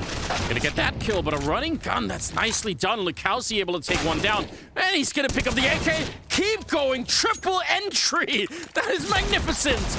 Oh, and they find Breeze with a deagle as well. Oh, the defense completely crumbles. A running entry from Lukowski as he cleans it up. He's going to get the quad kill at the end, landing himself at 30 at the end of regulation. That's absolutely beastly. The call was there for EG. They had the 3-man stack on B. They had automatic right there on the scaffolding, and yet the site defenders couldn't find anything. It was too easy for Lukowski, the big signing for Fluxo, when they were creating this team, and he gets them to overtime. What a performance. And every shot, just killing them within a split second of seeing them. All 4 headshots right there, by the way. What's going on? He ain't nothing to mess with. That's a powerful performance getting into overtime. And EG will have to keep on fighting. Fluxo, obviously, it's their map pick. They want to show why they picked it. They don't want to give it up. Flash goes a little bit short, but it doesn't matter. VSM's like, okay, I failed the flashbang, but let me just try anyway. Knocks out Breeze. Yeah, that's usually one of those moves where you just commit regardless. I don't know. Breeze couldn't hold the line, and Nealon, he's trying to find something here. He's actually so close to getting that kill. Yeah, he was almost lined it up. Found a little bit of damage, some chip damage, but looking for more. Oh. And look at where Automatic is actually. He's all the way in T-spawn right now. He's trapping him in. Nealon still flirting around these smokes. So dangerous. There's the lineup, but he can't escape quite. Still a minute on the clock, and in lower dark, Phelps is hanging around. So Automatic and Phelps in a kind of a weird standoff. Hard to see how that works out. Hext is also nearby in the middle, but he has to keep an eye on B. Oh, letting one of them pass. Yeah, he's not quite sure how many more are going to be following. That's a problem for the T side. Nice flick down from Cirque. He's really found himself in this game. 28 kills, but now he's in a 1 versus 2. And he's not quite sure where they're going. Down the middle, there's a smoke up, but the bomb is still somewhere top mid. Cirque trying to get the jump on over, but Phelps will catch him. Nice triple for Phelps in this round, and Fluxo winning the opening round in overtime. That is the advantage of long control. You see it right there. The single kill that Fluxo are able to find early on, and EG, they scatter. They fly in every different direction. There's some success, but more failure. And so Fluxo, they are able to break the seal. They get the first round of overtime here. And this is now a game that EG, they had a beat on it, but it just feels like Lukowski, oh my God, he's powered up. Yeah, he is off the leash, isn't he? Almost felt like he was fighting his own nature and not continuing that in the middle. He's like so aggressive, you can almost tell he wanted to. Woody out here, patiently waiting. Almost rewarded for it. In the upper dark, though. If Nealon keeps that up, he could be here to help out. But they're going to be fast. He might be too late. I like the push from Nealon. I think that's a really smart move, but Fluxo have so much speed behind them. Automatic trying to find the kill on top, but there's just so many on the other side to return it. Lukowski, he just can't be stopped right now. A double kill for him, and VSM coming in from long to help out, and Nealon the only one left. Lukowski is an absolute beast in this game. He has been an animal on the entries. And he is so tough to deal with. He's so tricky with his micro stutters, his little movement. It feels like every time he takes a duel, he presents a shoulder, then he just jiggles it back enough to throw off the spray. You see Automatic there when he was trying to spray him down. He saw him for just a split second, then he just lost him. Then he just decides to change targets. It's so frustrating to play against players that are so in control of where their model is at all times. I don't know if I want to make this comparison, but it almost feels kind of Yakinder-esque. Just the way that he's able to throw out just enough to bring that crosshair in, and then he snaps back out, and then that's so hard to track. And you almost need to see it in slow motion to even really see what's happening, right? Because it's so quick. Cirque going to be taking down Lux at the start of the round. EG would love at least one of these rounds in the first half, but the Kelsey is unleashed in the middle again. A double kill before Automatic finally brings him down. But how do you stop? How do you win rounds against someone who just runs into the middle to get multi-frags every round? It's so disturbing. There's a nice little flank and a lurk out from Breeze. Going to be taking down Woody, and it's back into a 2-on-3. Oh, they might have recovered it. Phelps going down. Automatic with an incredible kill. And now Hexed, he knows it's coming. He calls for the flash, and he's going to be able to get the kill on VSM. So 17-16, EG get 1 out of 3, and that is really needed. They needed it, for sure, especially given how that first half went. A lot of rounds from EG, if we really think back to the beginning of this game, they had opportunities. They had many, but it was in the final 10 seconds of so many rounds where they just found ways to lose. And Fluxo found ins on the rounds. So if EG can clean that up, I mean, you kept saying it. There were so many times when EG had a chance to finish 1, if not 2. So many rounds where they had double openings even, where it just looked so good. We know they could get them. There's 1. Lukowski, and especially what a target to hit. The man that dropped 35 kills in the game. Yeah. And you take him out without even a shot. That's great. Now, they got to be careful. Woody's in it with the AWP. And Automatic, a little bit too curious in the middle. Oh, Lux. Oh, swings wide after throwing the smoke. He wants to play in front of it, but not going to be afforded to him. Phelps, we saw him find a triple kill from this exact spot. He'll have to do it again. They don't. Like they want to check it. Oh, there we go. The double swing. He's going to get one, but he does it again. Another multi. He has no chance to reload, though, and the 3 bullets not going to be enough. Cirque will take him down and back into a 2-on-2, and the timing is godlike for VSM. He's already spotted it, and he's calling in for Woody, saying, yep, you're about to get flanked. Hex is surely dead. Bomb not planted yet for Cirque. He's not quite sure if Woody is up close. They knew at some point he was down here, but he's just unsure of it. Now he's going to go straight for it. What a clutch this would be for Cirque. If he can win this, real good shot here for EG to bring it back. I don't know if he saw the footsteps. Not quite. Yeah, maybe not. Still looking for it. Both of them are going to be coming up from the catwalk.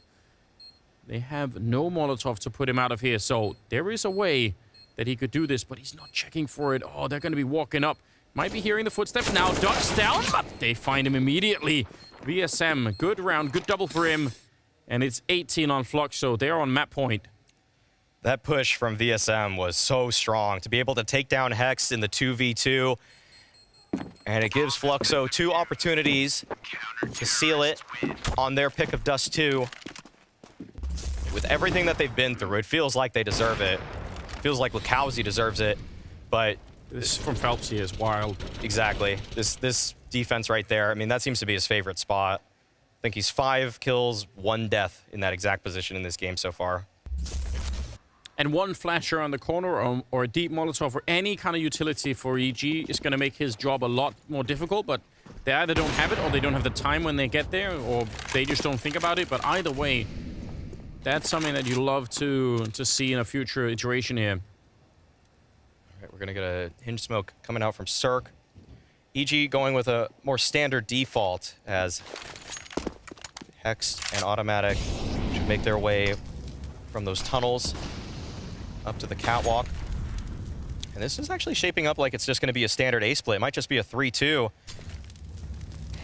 Throw out some utility. That is a great counter Molotov. That's going to take away a window for Hex. He might not have a good shot at getting up, actually. Oh, devastating nade too. But they're going to try and crunch this out long. This could be a bit awkward for Lux if he is caught in the wrong moment. If they put pressure on long and take away all the attention, if this catwalk part of the attack from Automatic works out, although he is very low on health, so he can't really be the one to initiate it. 50 seconds, and they're still kind of roaming around down on long. Woody, you go too far. Cirque is down there waiting. Fluxo are trapped right now. They're all stuck on the site, and they want to take something back. You can see that Lux is getting flashed on forward. You can't have an A defense without something to work with in terms of long or cat, and they know that. So he finds that space, and he takes down Automatic. That's 1 Fang of the Beast gone, but Breeze strikes. 2 kills for him, and they spotted Hexed on that push as well, but they just can't kill him right now. If he just stays alive here, this round should be won, but VSM is able to catch him. Hex maybe a little bit too animated in this 2 versus 3 now. Previously 2 on 4. Lux and VSM to try and see if they can win the map right here on this retake. Good pre-fire for that one. That could have easily got the kill on Nealon, but instead it goes the other way. It's all VSM now. 1 versus 3. And he's going to go for a quad kill clutch right here. Jump up, but Breeze is there to shut it down. A triple of his own as he lands his 28th kill. And it's 17-18. EG fighting for double OT. Fluxo were in such a precarious position for so long. But these kills from Breeze, we didn't catch them earlier. We see that Phelps, he was trying to get out of there. He didn't want anything to do with that fight on the A site. They carved a path out, pushing back through Catwalk, and without even giving that space up. But the hit from long was too fast, too potent, and Breeze was able to roll it back for that. So Automatic with the long spawn. Tried to go for it, but not getting the opportunity. They had enough money to throw away the AWP anyway, so they don't really care.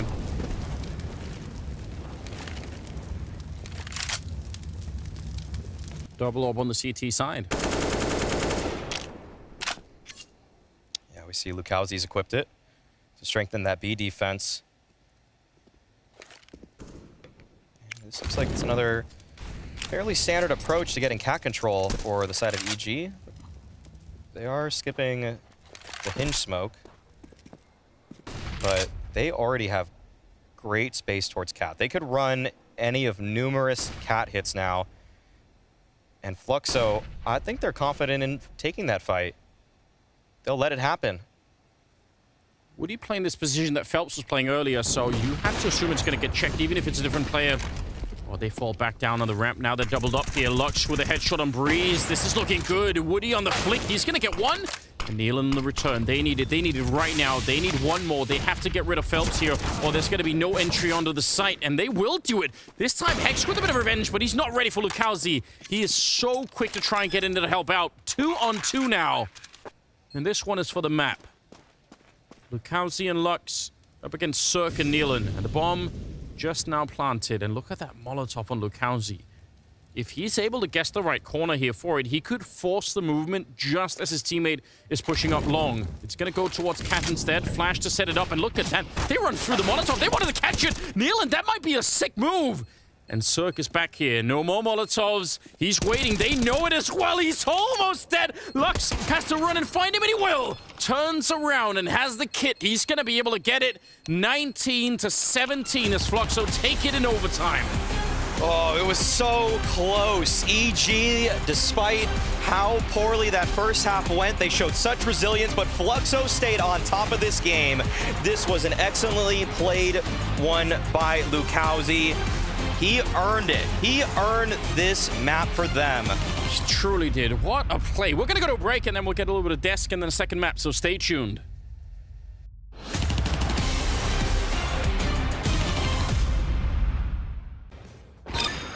I can't hit you. Yeah, the next rounds are yours. The next rounds are yours, dude.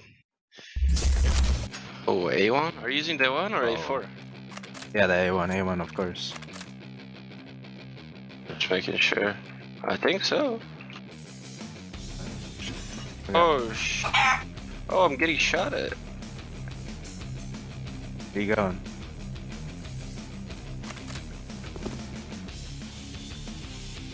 Where are you? Why are you hiding? Oh, man. There you are. You were waiting for the only entrance, dude. That's crazy. I had to look left and right.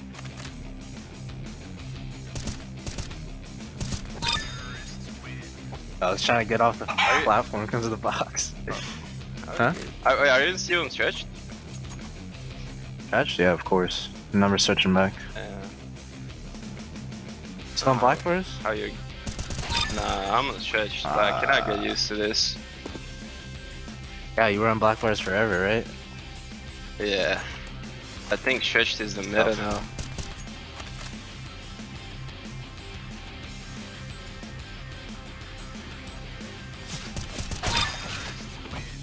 It's looking rough. It's looking rough for me today.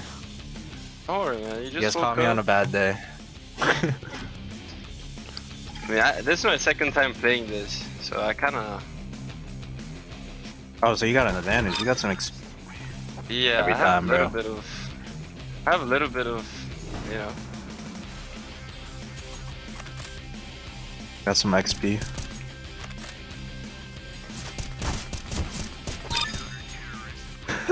We cannot hit headshots right now.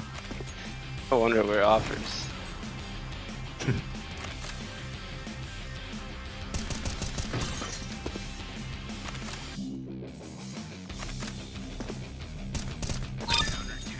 Oh, you do me like that? I'd do That's it. crazy, man. I would never do that to you. Pick the wrong side. You picked the wrong side.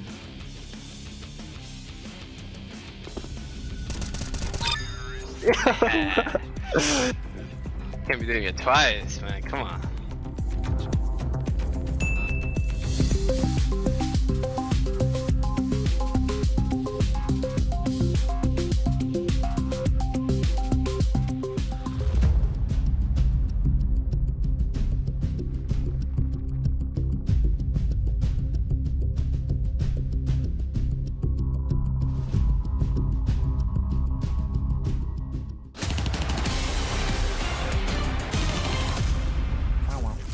An absolute nail-biter that ends up being pushed all the way to overtime, but smiles on the faces of Fluxo, and thoroughly deserved in that one. Despite having a pretty dominant 7-1 start, this series actually got incredibly competitive, Pimp. How were Fluxo able to edge this one out then in overtime?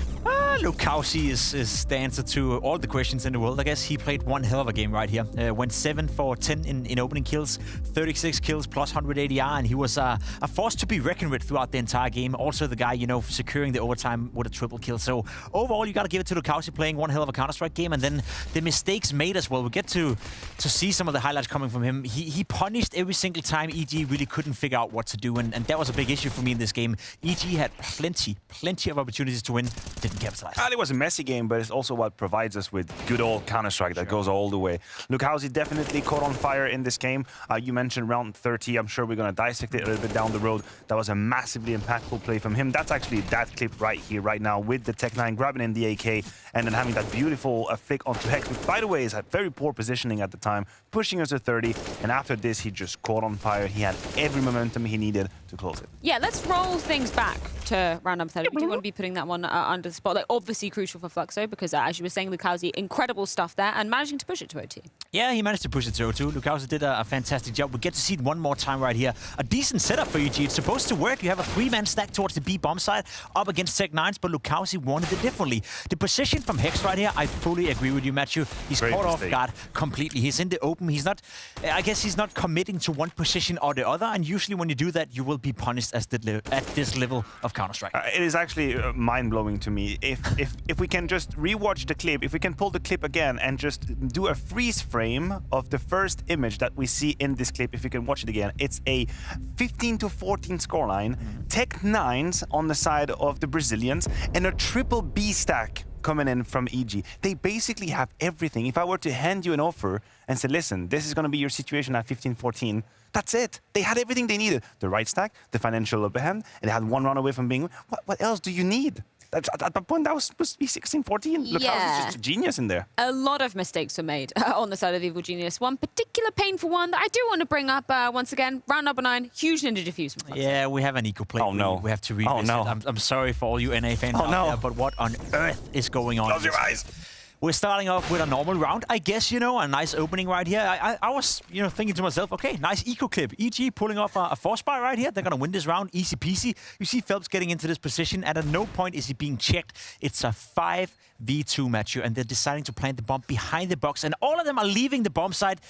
In 2022, at this level, this simply cannot happen. I have no idea why they're planting the bomb behind the box, and I have no idea why they're not sticking with the bomb or staying with the bomb. This cannot happen in professional Counter-Strike. I'm sorry. You're absolutely right. There are two massive, unforgivable mistakes in this round. The first one is obviously to plant behind that box, behind first box, when there is no pressure whatsoever. It's a 5v3. The kills have happened. The site is yours. You can plant in a very open way.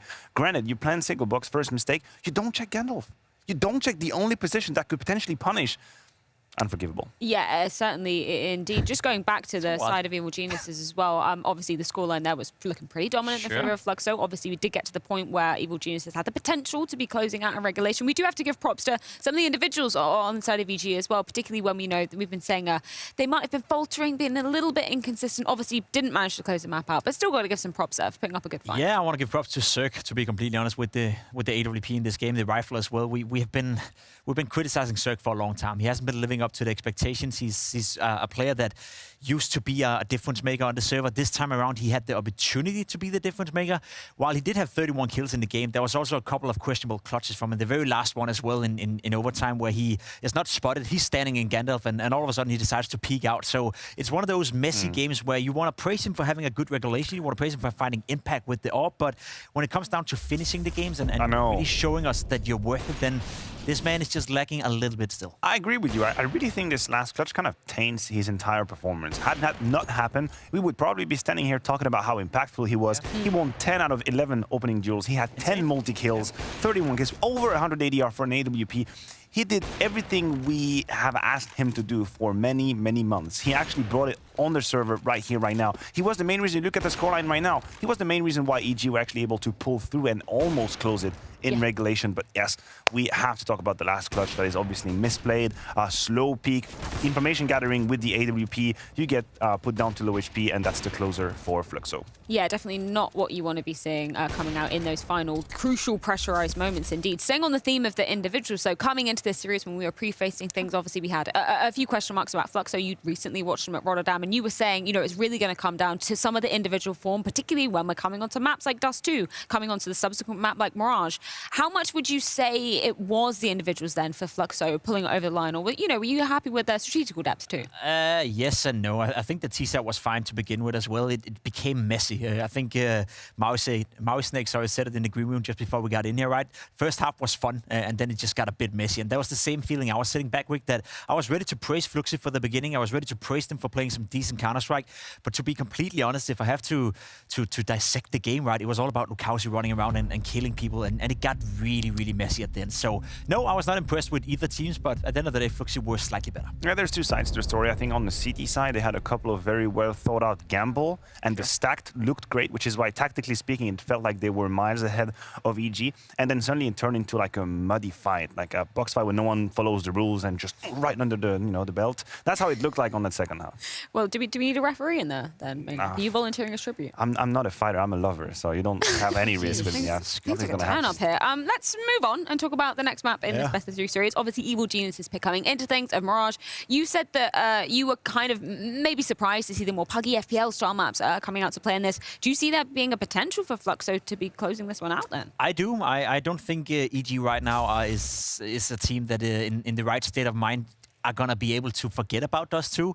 We saw it, as Matthew said, 15-14. You have a B stack, you're up against Tech 9s, you lose that round. You think back to the Ninja Diffuse as well. EG right now are sitting back with a feeling that they were supposed to win Dust 2. And let's be honest, yeah, it's been trending upwards for EG. They qualified for the major, but it doesn't take a lot to break their backs right now. So I'm a little bit scared, especially when you come into a map like Mirage that can be very, very fast-paced if Fluxo decides to. They will most likely start on the T side, and I hope they're going to come out banging in a high pace just to see if you can rattle out EG a little bit more. Absolutely. Look, it's very simple.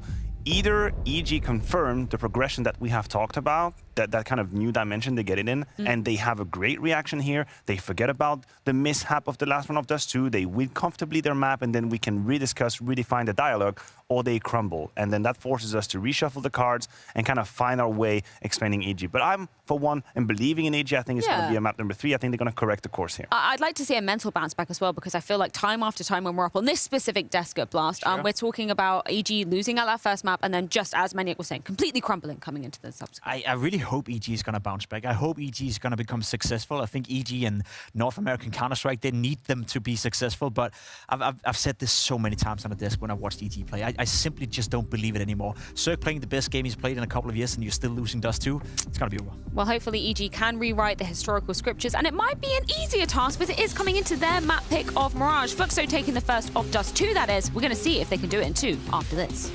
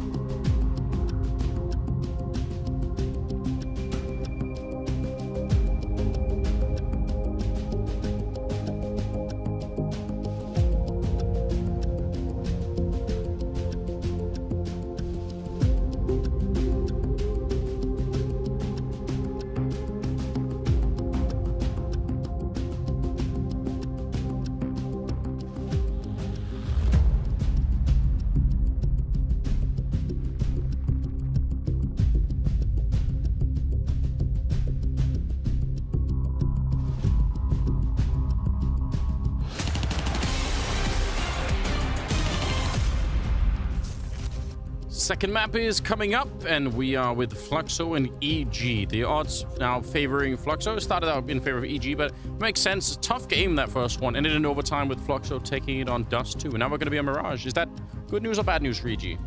Well, it's got to be better than Dust 2, I think. Surely. I mean, they actually worked on a lot. That was a better looking EG than what we saw in the past from them on Dust 2, for people that have been following their journey with this 5-man lineup. So there's been signs of improvement, and that needs to happen because I think Valen's put it out there. There's like 6 rocket scientists that are working on this team. And if you have all the brightest minds in Counter-Strike, you would love to see some market improvement. And that's what EG gave us there. I mean, it's looked really, really impressive. I've got to say, I actually feel really frustrated coming out of that first map because I think EG showed just a lot of really great Counter-Strike, both individually but also as a team, a lot of good understanding. But then they were sort of also halfway fighting themselves. It felt like they were giving away some rounds that just they didn't need to. And obviously, at the end of the day, that probably is what came back to haunt them. So kind of a tough game to watch in a lot of ways. But also, I don't think you can't walk away with that completely discouraged. You have to walk away from that thinking, okay, well, EG, they're on the right track. If they iron out some of those mistakes, if they, make sure they lose the 5-on-3s or the 2-on-4s and stuff like that, it's all good. Yeah, in the first half there, they lost a 2v4, a 2v5, 3v5. 5-on-3 earlier, Yeah, so a lot of stuff to clean up. But Mirage is not a map that I'm going to say that EG are insanely good at, but they always have a plan for each round. That's kind of the difference between the Nealon version of this team and the Stewie version of this team. When Stewie was on the team, sometimes it felt like their openers lacked creativity or even just were behind the meta. And sometimes that resulted, or very frequently, it resulted in Stewie just dying on his own. But Nealon has a more modern approach to rounds. Things are a little bit more methodical. There's more care taken to make sure that they aren't instantly playing a 4 versus 5. And even though actually in some ways I might think right now, just based off of everything I've seen from the history of Stewie, the history of Nealon, Stewie is probably the better mid-round caller, but Nealon is just making sure that things are a little bit more modern. And that's important because it gives EG faith in these rounds. You can see that the mood on the team it's obviously improved, just the way that Malik has come back into. He wouldn't have come back into a team if he didn't believe in it, or... I do think, though, that there's some hiccups with this team. Like, there's some growing pains, and despite the honeymoon we noticed at the road to Rio, they're still a far way away from being a true top 10 contender. Yeah, and think about it this way, though, as well. I mean, I feel like it's going to be a lot easier to say we need to win the 5-on-3s than it is if you can't even get into a 5-on-3 to begin with, right? Like, that's a worse problem if you're like, oh man, we're always down, man, we can't get any entries. But EG showed, no, we can get into lots of great positions, and then it's just about sort of, I mean, I think I saw even at the end in overtime, there are a couple of rounds towards the end where Hext, even though he played like super well throughout the whole thing, but you could see he was very animated in some of those 2v2s and 3v3s. And that's the kind of thing, like, all you need is for him to sort of, watch a couple more of your own demos maybe and realize, okay, sometimes I just need to chill for a minute and it's going to be better. Just needs to slow down some of those moments a little bit. Yeah. But overall, I'm still pretty impressed with EG. I think the problems that are there, they look super solvable to me. They look like you should be able to iron some of this stuff out. One of the things with every player as they're just getting more and more acclimated to Tier 1 CS is minimizing opportunity windows for your opponents and making sure that there's none in a round or just only those that you need to be proactive in. So now, we talked a lot about EG, but on the other side, Lukowski. Yeah. Dear God, what a performance he had. You said 300K signing him? I think it was $329,000. Yeah, right now that feels like it's worth it. My God, he looked sick on that map. And yeah, if it had kept going, he would have got more. I think he ended up with like 35 kills at the end of it. So really, really good stuff. EG, they're going to be on the T side with Fluxo on the CT side. Second map here. And this is picked by EG. So let's see what they have. Fluxo, I'm sure, would love to cruise past this one and just get it done. Get that 2-0 and not have to play Nuke at all. And Cirque, he is alone. The rest of the squad quite far away or in the palace next to him, but double dualies on that ramp. Yeah, very spread out offense coming out for EG here. And this is the waiting game that Cirque wanted to play, but He's not able to come up with the frag. It's Lux, in fact. And they only show a single player. So EG don't know that that was a double close ramp setup. But it should indicate, with that kind of walk push, that the strong side is towards A. That's generally the read you would want to make if you're EG. If there's a walk push, it's usually from a guy that's supported by backup. But that actually may funnel EG into the true strong side of the Fluxo defense here towards B. Yeah, and they get the early warning. They know that someone is coming. Lukowski down there in the crossfire, and Phelps and VSM each with a couple of kills here. So starting to look really, really good. Automatic battling for his life in the middle. He's going to come out on top of that one against the dualies, but he's got no idea that Woody is here as well, and he will fall. So Nealon, I don't know. No place looks better than another right now. He's in trouble either way, and Lukowski's going to be able to find him at the end. It's a one-round lead for Fluxo, winning the pistol on the second map. Yeah, everybody getting a kill on the side of Fluxo, Team Ace. But it does seem like EG made a mid-round call based off of that walk push. Just full sent it there towards B. Yeah. And as always, that balcony is just going to be so powerful. It's pretty much impossible to flash anybody off of that angle. And being able to peek in deep, VSM was able to alert everybody that the primary attack was towards that side. Now, I'll say this. Nealon, he likes an A exec. He throws these out pretty frequently, in fact, when playing Mirage. Sometimes 2 per half. So here's one of them. All right, Nade goes a little bit deep. They're going to come rushing through, flash through the smoke. They're going to get the early kill. But Phelps, good mechanical skill. Instant headshot to bring down Hexter automatic. And he could afford to fall a little bit back. Bomb being attempted on the other side. Maybe no one there to stop it. It feels like Cirque's going to be able to. That's a nice victory, if nothing else. 3 versus 4, and the afterplan on the A bomb side can be very, very tricky. That's part of the problem, really, of playing Mirage on the T side, is you can get the bomb plant on A a lot of the time, but holding on to it's quite a different matter, and you might be about to see exactly why that is. Woody comes walking in. Good shot from Cirque. There is a bit of a flank happening, and VSM goes down. Oh, that's very awkward, because Phelps is low on health. Lukowski showing up, and he'll take down Cirque. Nealon not ready for it. He didn't realize Phelps was still down there. He's going to get the triple, and Fluxo, they will get the retake, but that was way closer than I thought. Oh, yeah. After getting those kills from Cirque and Nealon, thought that they really had a chance, but Fluxo, they're able to recover it. Still, with the bomb plant down, EG are going to have another opportunity for a half-buy here. And with Fluxo not actually saving too much in that last round, this becomes a bit tenuous. This is a tough situation for them. But I'll put it like this. The quota of A execs that Nealon has already thrown out, it's half satisfied. There'll be one more. Want to do it again. I mean, I do think, though, testing your A exec on this map is so important to do, right? Because against some teams, that's all you need. That really works, and if you discover that early in a half, then that's amazing. Yeah. And on this one, they caught. I mean, if Phelps doesn't get the double on the entry there, which he did with the FAMAS, if he doesn't immediately sort of get a couple of kills and falls back, they get the bomb plant, and they're in a much, much stronger position right away. All right, looks like it's going to be a late mid-crunch from the Deagles, which means Phelps will be tested. The hard part about this for EG is that even if they get mid-control, having no smokes means that getting up Cat, getting up Connector, all of that's going to be exposed at one point or another. So they actually decide against it. They're making their way back towards the apartments. VSM will be the first to contest. Takes down one. Nealon's here for the trade, but it's not a free shot.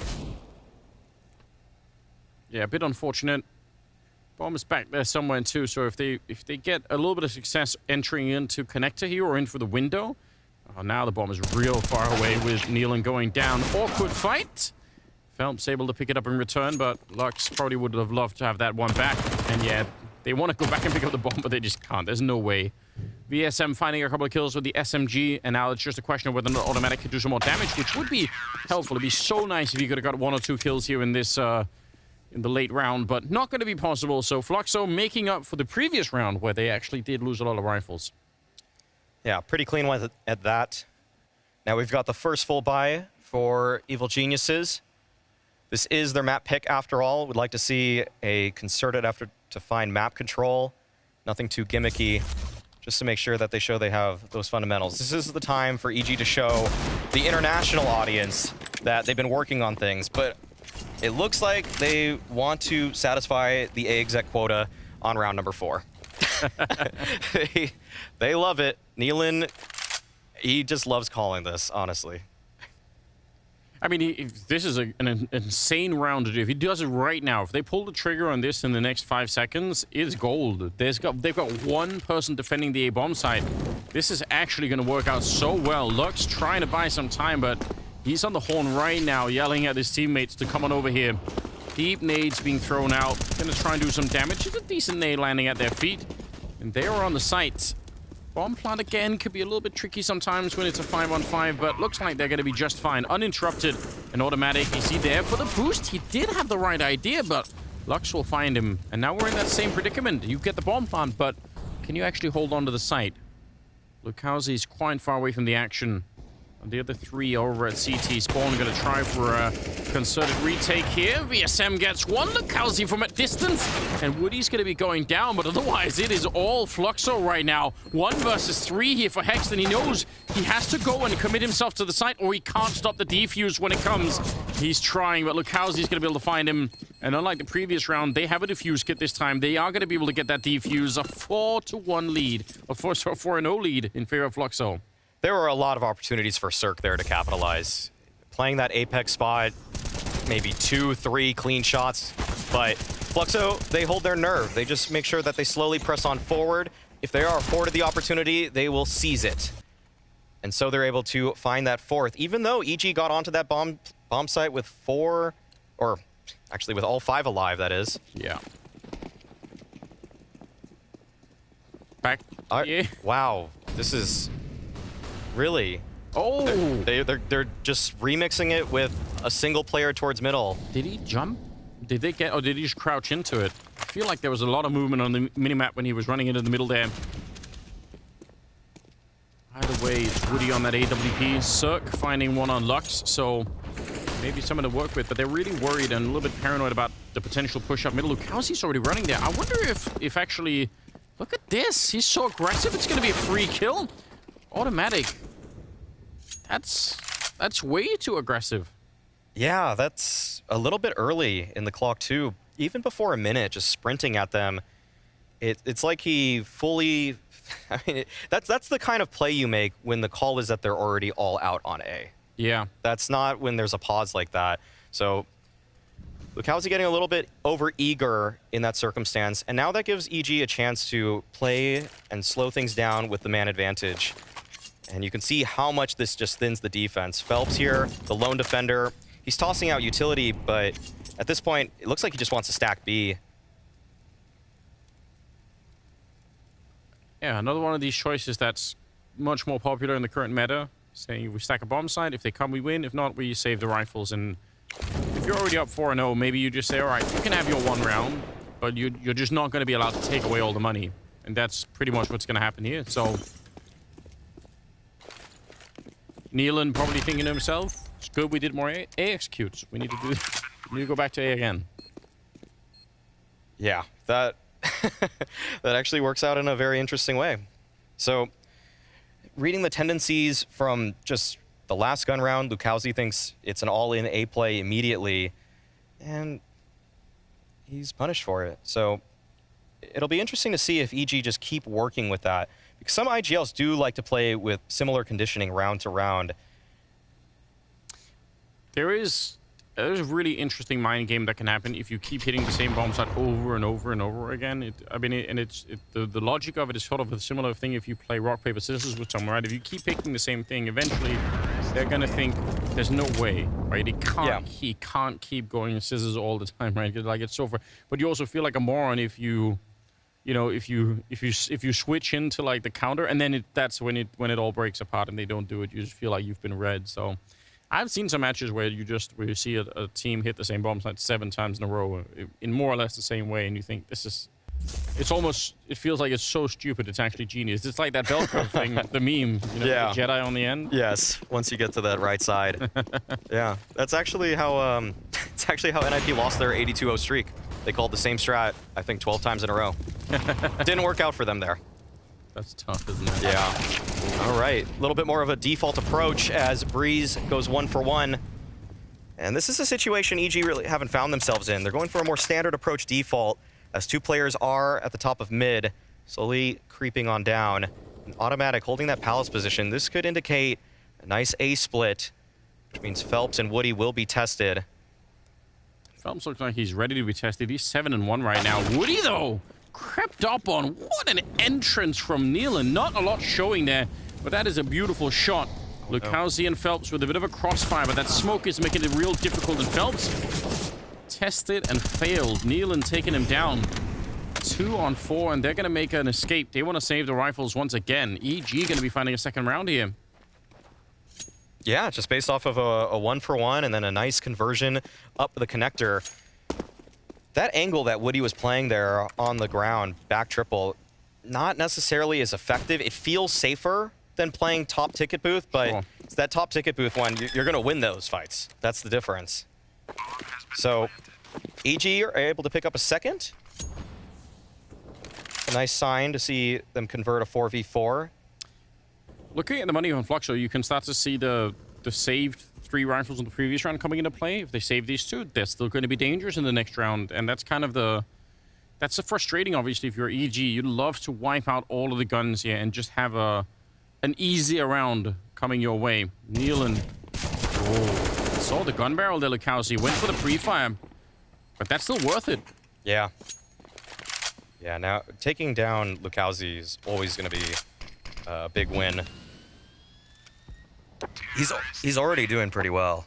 Man, this guy is nasty, actually. It's still early.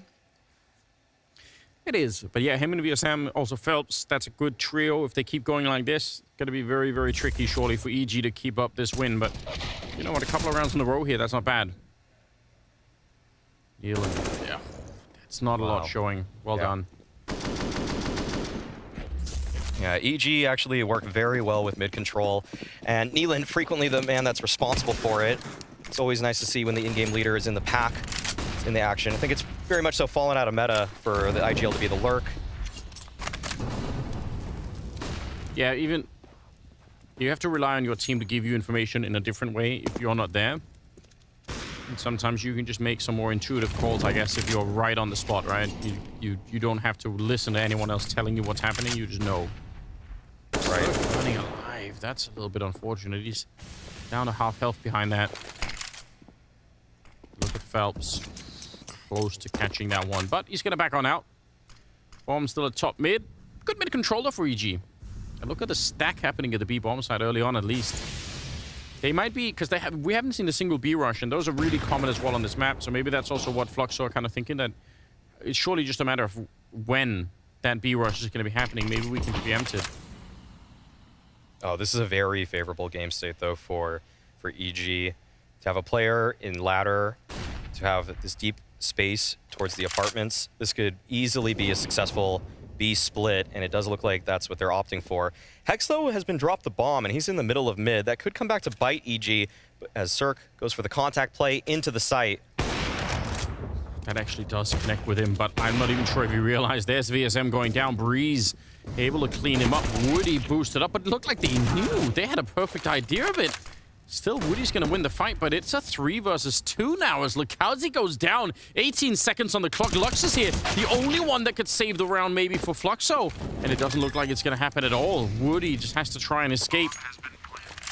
3rd round for EG. This is really well done. I actually really like that round from EG. They had 2 options completely. They had 3 players in mid. They had Automatic coming towards A, and then they had Breeze lurking towards B. It felt like no matter where they ended up winning the fight or wherever they found the space, they were going to be able to at least convert towards it, or if it doesn't work, they had the other side available as an option. So that's a little bit too much control. If I want to put the foot on the other shoe, Fluxo needs to be taking something away from EG. Playing this far back against an IGL that wants to call on Mirage, you're basically giving them every option possible. Nealon is having himself of a game, both in terms of the calling, but also in terms of the kills. 9-6 on him.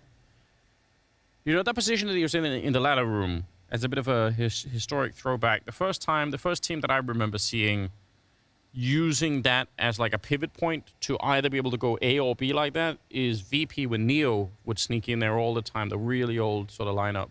Oh, yeah. Yeah. That's something that they popularized a lot on this map. It's really sick to see. And obviously since then it's become way more commonplace, but it's cool to be able to rotate around that position. If you already have the extremities of the map, flashes through, it's looking good, but they do a lot of damage. The Hex can't quite get him killed. Otherwise, a good attempt at a pop there coming out from Fluxo. But finally, their money is gone. EG have accomplished so much in the last 3 rounds. Yeah, there's not too much for Fluxo to work with here. I mean, speaking about that VP team and kind of the old meta, I mean, first of all, you're referring to when he was on ESC? It might have even been that far back. Yeah. It might have even been that far. Yeah. Yeah, I mean, the old meta of Strike and Mirage was just so A-focused. The mid-control was so difficult for teams. They didn't seem to have the window smoke and the top mid smoke nailed yet. No. And once they found those, I mean, it just opened up the entire map completely. And B-pops, A-execs, those were all super popular back in the day, but once teams really figured out that having that space was important, which seems so obvious now, but really, like it was such a game changer and made the map so much more dynamic into the crowd favorite it is today. Neo's team was also the first one that I remember seeing that would throw the top connector smoke from basically outside of the A Palace and then do the catwalk rush on the other side, and it was so sick. Yeah, they rushed middle and catwalk by smoking top con and again, obviously the meta very different. I'm sure today a lot of CTs would try and challenge that a little bit differently, but it was pretty cool. Yeah, they invented a lot of interesting stuff on Mirage. Round number 9, tied up game. EG, they did look good on Dust too. They, if not for the weird round losses, they're 1 map up right now. Yeah, did in overtime. This feels kind of similar to how the previous series went for us. That Astralis had a chance to take it the distance, or to take it in 2 at least, and then they get it done in the end. So maybe a similar story here for EG. Some slip-ups early on, shake the cobwebs off, and then you're back in the driver's seat. So this is looking like a pretty standard approach round for EG. We have Cirque here in the Palace, looking for some sort of pick. Doesn't look like he'll be offered one just yet, unless Woody steps too far out. And once again, EG, they have a lot of options. They keep taking so much space towards mid. But Lukowski, he is in the ladder room. That is the one forward position that Fluxo held onto, and it pays off. Yeah, Nealon maybe a step ahead of himself there. Did want to flash the corner, but obviously need to check that first. Automatic. Way out in the open to row that Molotov. That's so dangerous. Woody comes swinging in for it. And this is just a pure cleanup here. Cirque's going to get 1 kill, but should be no way to get into the round at all for him, especially when there's only 25 seconds left. He's trying to do some damage, and again, any kill that he could get would make a big difference, but Fluxo, from taking a long break here, back to winning another round. And I really feel like Fluxo are letting EG have a lot of mid-control. They're not really fighting for it all that much at the moment. They haven't been contesting it at all. Yeah, there's no real concerted effort to try to stop EG from taking this space. So Fluxo, usually when a team does that, they're taking something else in return. Either they're taking ramp, palace, B apartments, but Fluxo, they're just kind of holding their ground right now. And generally speaking, that's not how modern day Mirage is played. Usually you're gonna see at least some attempt for control, but if they have ladder room again, Automatic has a chance of getting caught off. And if that's just what they want, if Fluxo are okay with just letting everything else go, but holding onto that ladder room, it is a pivotal position on the map. Yeah, it really is. 10th round, and finally a decent start here for Fluxo. Started to look a little bit questionable on that CT side, just losing round after round. Cirque ready if anyone wanted to swing. Nice return kill there. Hexed. Rewarded for the patient hold of that connector. He's going to be backing on out of there. They lose Nealon though, unfortunately. That's VSM over at the B hallway. He's able to ping it off. So 3 versus 4 now. And they can still kind of crunch the A bombs. It's going to be a very limited crunch. And if they lose HT... Oh, wow. What a shot. Taking down Phelps. That opens them the round right back up. Hex has been a fantastic lurker today. Seems like he's always at least good for one. But that is sending the Fluxo defense over towards A. Lukowski, he's joining the mix. And he's thrown a counter smoke to give himself some space to work with. And Breeze, he has to try to find it, but Woody's holding the angle. Oh no, wow. The last player, Woody, is back triple, and he actually has a chance to win this on his own. Yeah, he could. 18 seconds, though. Hex came up with a quad kill in this one. He almost had the ace. Now it's Orb versus Orb. Woody versus Cirque, and he snuck up. He's got the read, but oh, Cirque, last second. He just decided to check that left-hand side of the box, and that's enough. They'll win the round. They tie up the game. 5-5 here. That's absolutely huge. Yeah, that is a massive round coming out of Hex. 4 kills for himself, all from middle, all basically from these connector stairs, in fact. And Fluxo, they actually guessed right. They guessed the right bomb site, but they just couldn't find the kills. This was such a close 1v1 too. Cirque needed that. He needed some confidence in this one. Okay, fight towards middle finally. Yeah, look at this. Smoke and a boost up, and then not ready for it. That is a cool trick. And they throw the smoke to make sure they could evacuate the entire team from in the middle. So, like we mentioned, they haven't really been fighting so much for middle, but this was a cool little hit and run that they managed to put into it. Yeah, that really slows EG down. They're wondering how they want to approach the situation. They still have a lot of utility to work with. And Fluxo, they should be confident just playing a very standard setup. You can see that they are. It's just a pretty simple 2-1-2 for them now. They absolutely have to win this round, Fluxo. If you look at their economy, it would be devastating if they somehow gave up this 4-on-5. Breeze, is he hearing the jumping? Yeah. How confident are you in that aim? He's further up than VSM is realizing. Yeah, Flash is there. He's going to be jumping out. He wanted to hunt him down, but look how he's there on the other side, and he's at least going to be able to pick up Breeze. VSM, absolutely great mechanical work with the M4A1. It's now all on Cirque once again. 1 versus 4 as he picks up the first one. What a flick!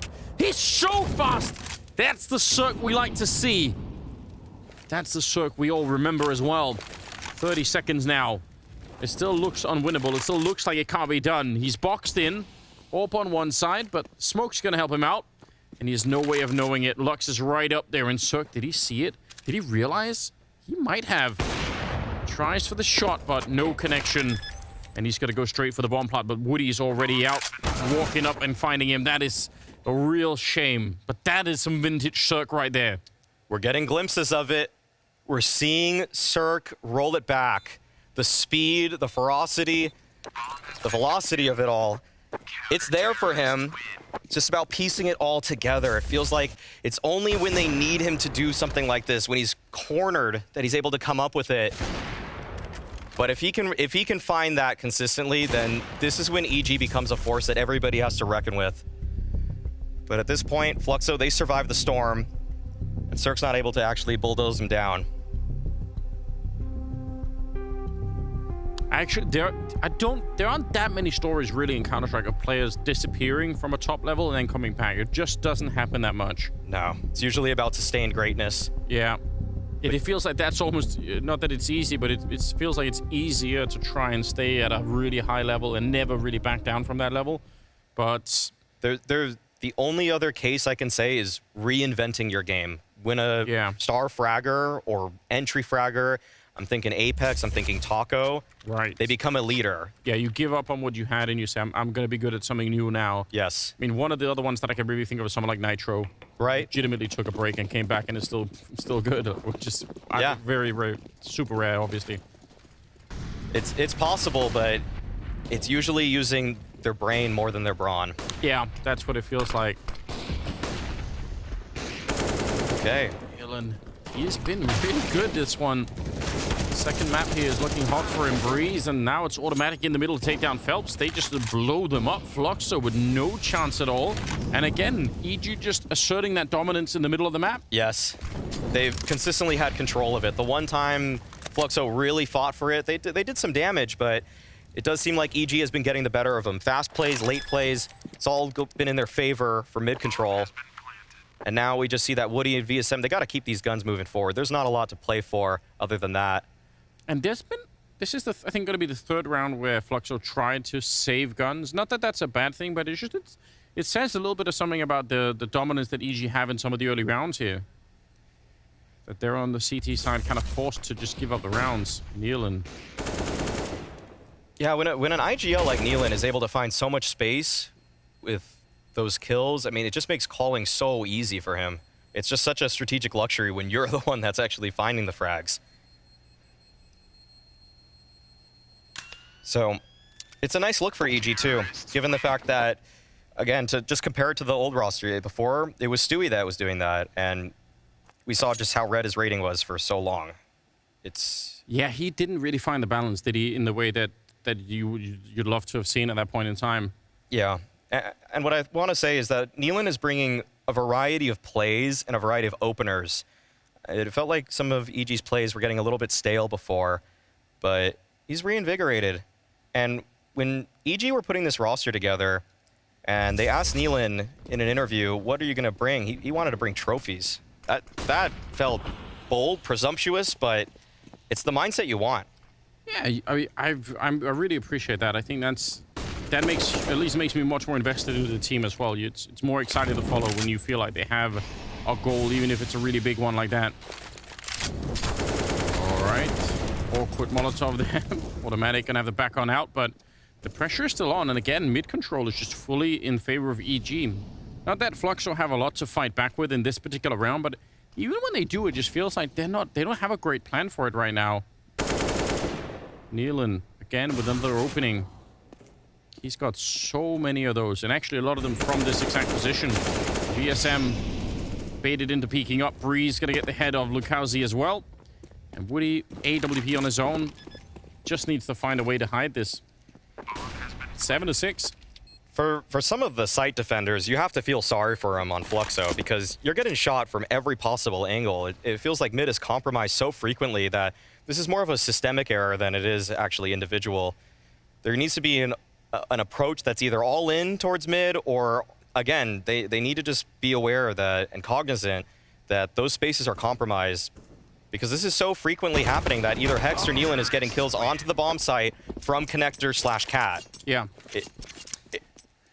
Think of a classic setup that we haven't seen out of Fluxo yet, but the one where you sort of put 3 people in the middle, maybe one is connector, one is looking lower, and then the other one's basically with his back turned to top mid, just playing the anti-flash towards that on that ramp on top middle, and you're just there on the CT side. You're occupying all of middle, and if they want to come find you, they have to get a perfect entry, or you're going to be able to spin around on them. But we've seen nothing like that out of Fluxo. They've kind of show up a couple of times. They had that one boost earlier, which kind of worked out. This time, they're going to try and jump down, throwing that one way, but you could see automatic.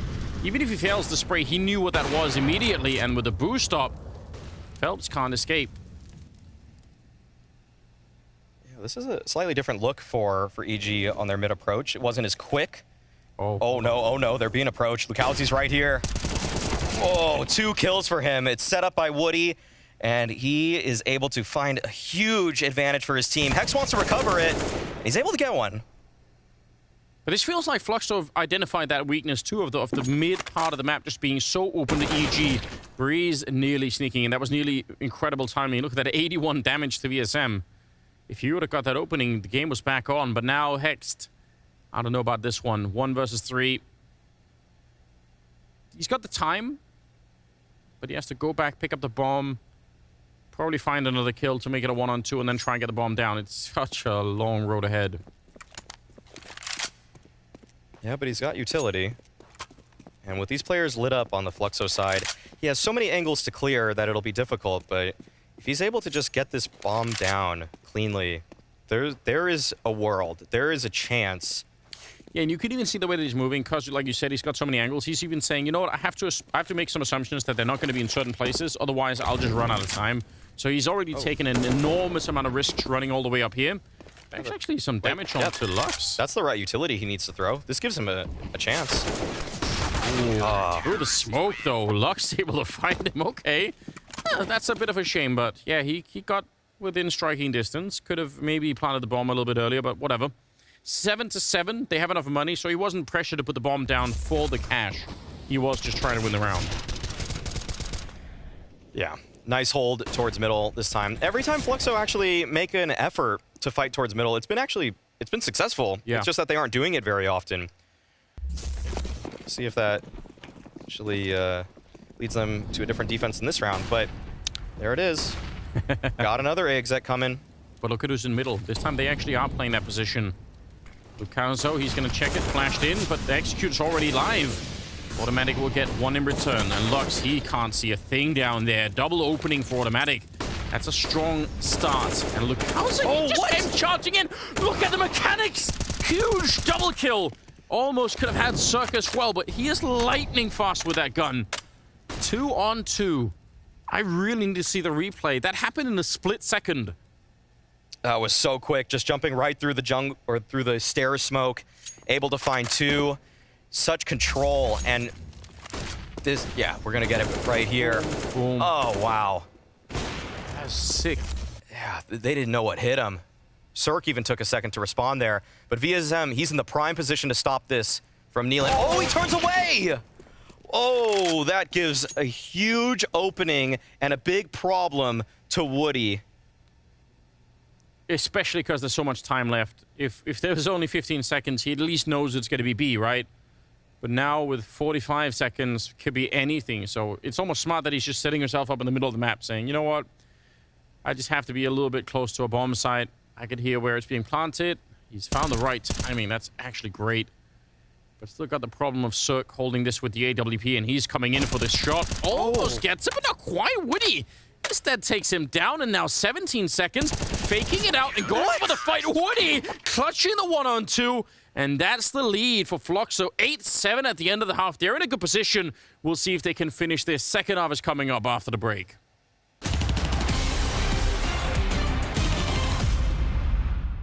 Last Premier events in Copenhagen is something very unique. The Danish Counter-Strike scene has been immense for many years. It's really a view and an experience to treasure. We have investors, we have people supporting all these teams. For them to be able to get into the Royal Arena and see what it's about, it's super important, you know. I think the Blast Premier events in Royal Arena is obviously really good for Danish CS to put it on the map. A tournament here that is so big and pretty prestigious. 10,000 people standing, looking at us, yelling and screaming. Being here, experiencing it live is really cool. Whenever a bomb goes off, you can feel the flames. Get them in the arena, make them see what it's all about. It's gonna turn so many heads and minds when they see that all these fans are here to watch a great Counter-Strike. I'm here with my brother and my boyfriend and my colleagues, and it's amazing just to hang out here in the arena instead of just hanging out in front of the computer back home on the server. Being here and experiencing it is something else entirely. It's also gonna inspire a lot of young people in Denmark to see their big idols go onto the stage. Seeing mostly parents with their kids is just fantastic. It's just what we need. We need to push that CS is for everyone. All the other games, they come, they go. Counter-Strike stays forever. Can't wait to see the Counter-Strike fans in the arena once more.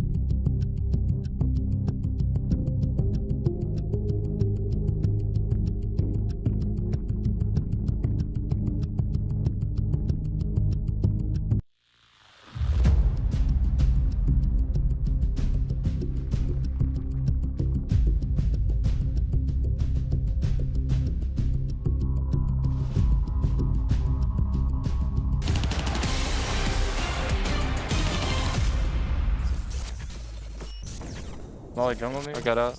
I'm gonna molly jungle. Yeah, I think we can take jungle right now. I have 5 CT once. Flashing CT once. Nothing triple. Side.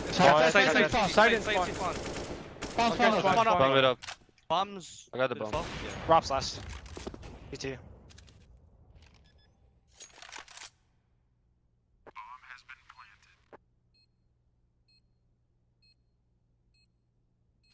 Nice, sir. Good job. Nice. Nice, So Jaden. easy, dude. You were so good job, bro.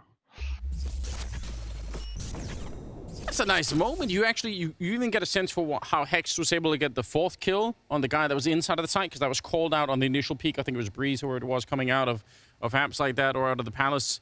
Here we are, 7-8. They cut the first half right down the middle. EG, they can still win this.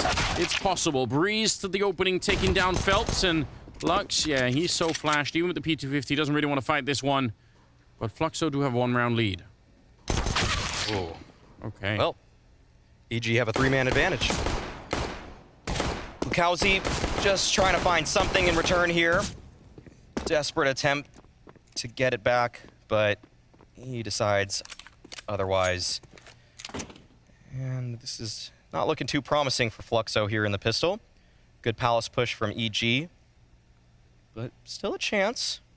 Never really out of the pistol rounds till it's over.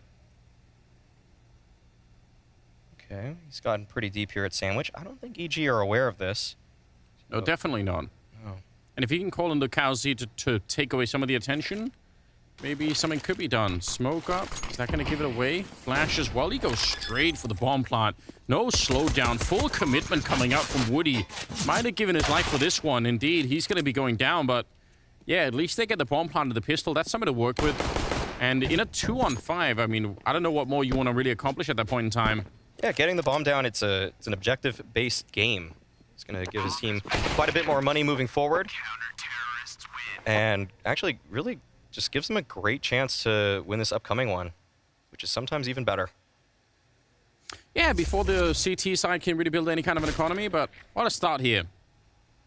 EG, 3 openings from 3 different players. That's not bad at all. Ties up the scoreline. 8-8, and pause being called. Yeah, Fluxo going over this one. I would say to characterize the first half, I usually don't want to use such generalities, but it's kind of a matter of want. Who wanted mid more? Yeah. And anytime that EG wanted it, they took it. And when Fluxo decided that they wanted it, they were able to consistently fight back at it. Almost makes you wonder if you could rewind the clock a little bit, but Fluxo having the same knowledge that they had at the end of the half, if they would try and go for more of those mid takes. There were many different ways of doing it, and they kind of showed us that they could do it.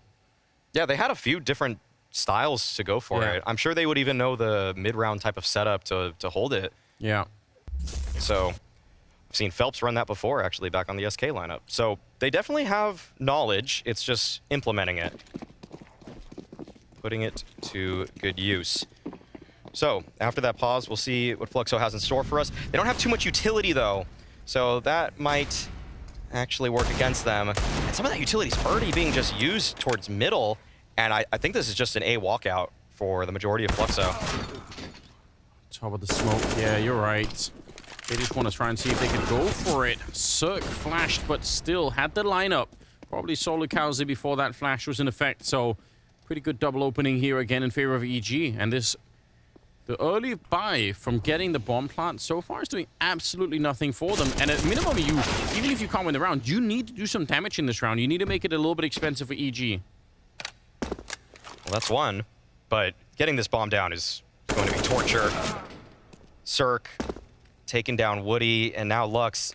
Yeah, he wants that bomb plant, but they're not even going to let him get on the site. Hex with the wide swing, and EG able to withstand the force buy. That puts them in a great position to continue in this half.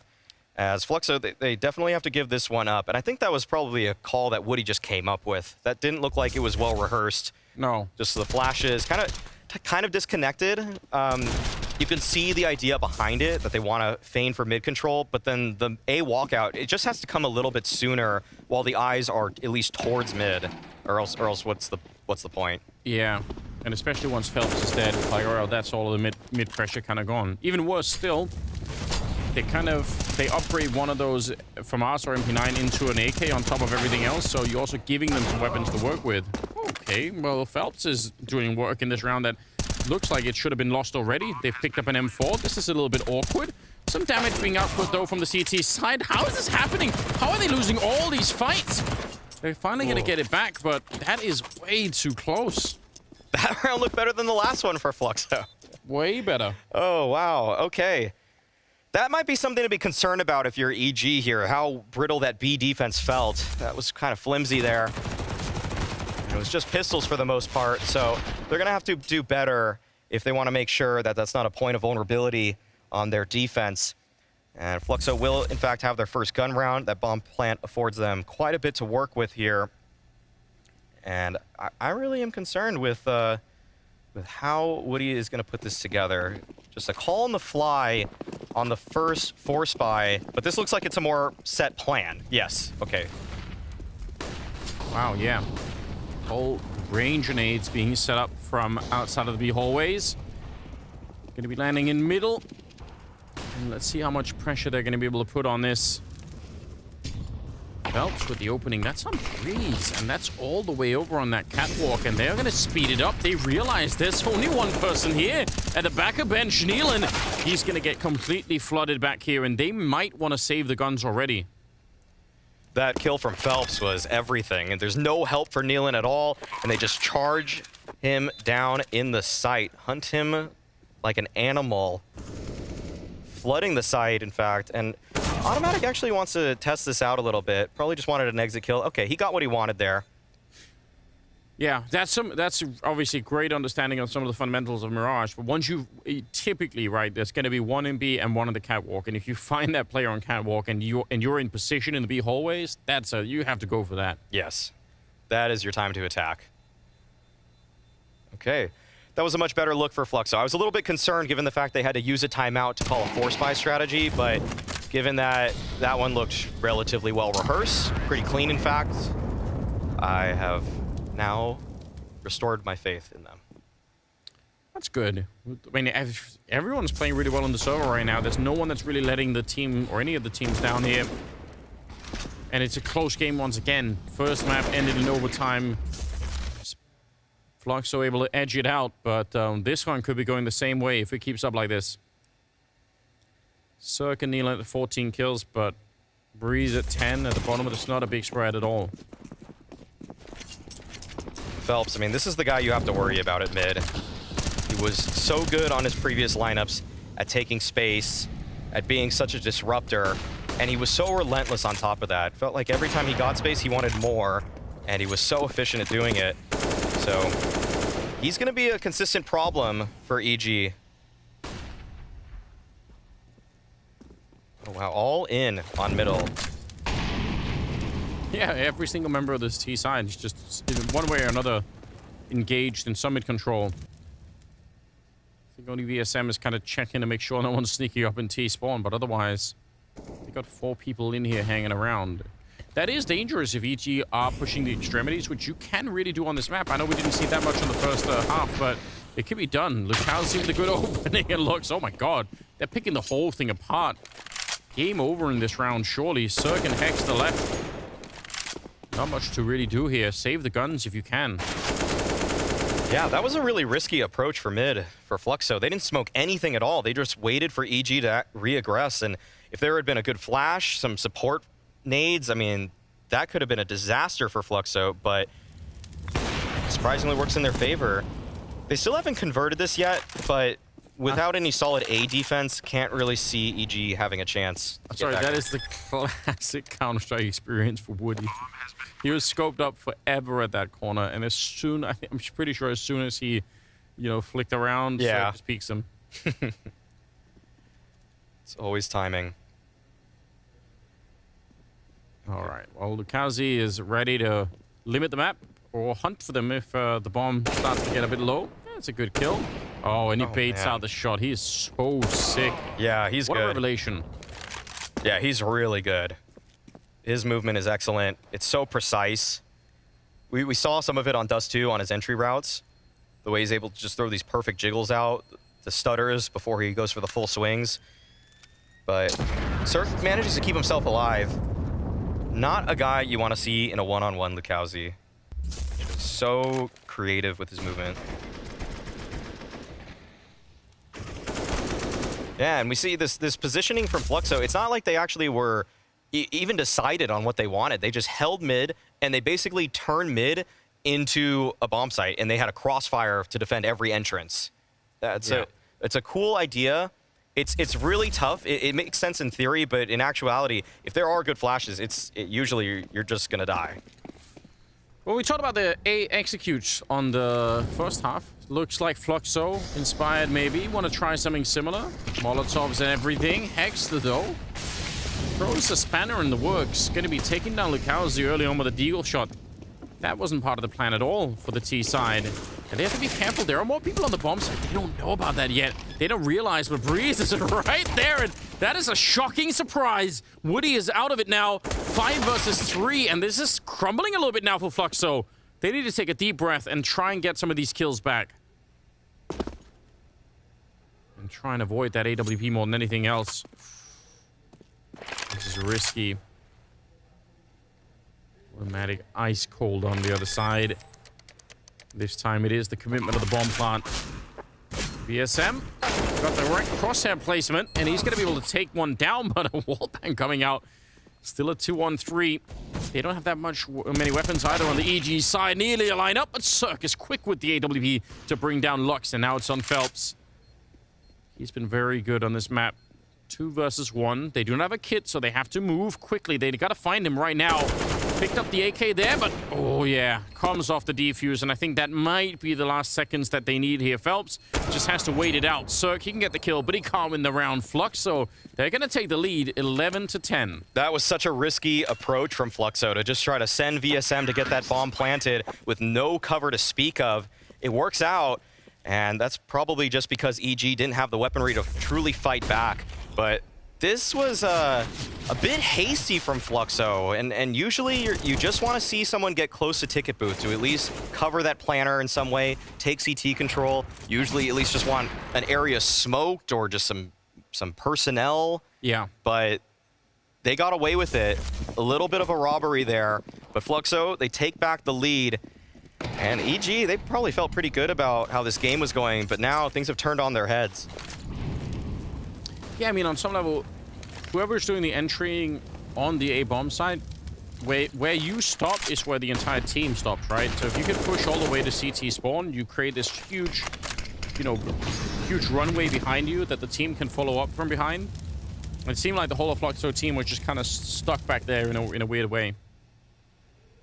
Yeah, they were just comfortable with breaking it down slowly and letting EG just be the aggressors.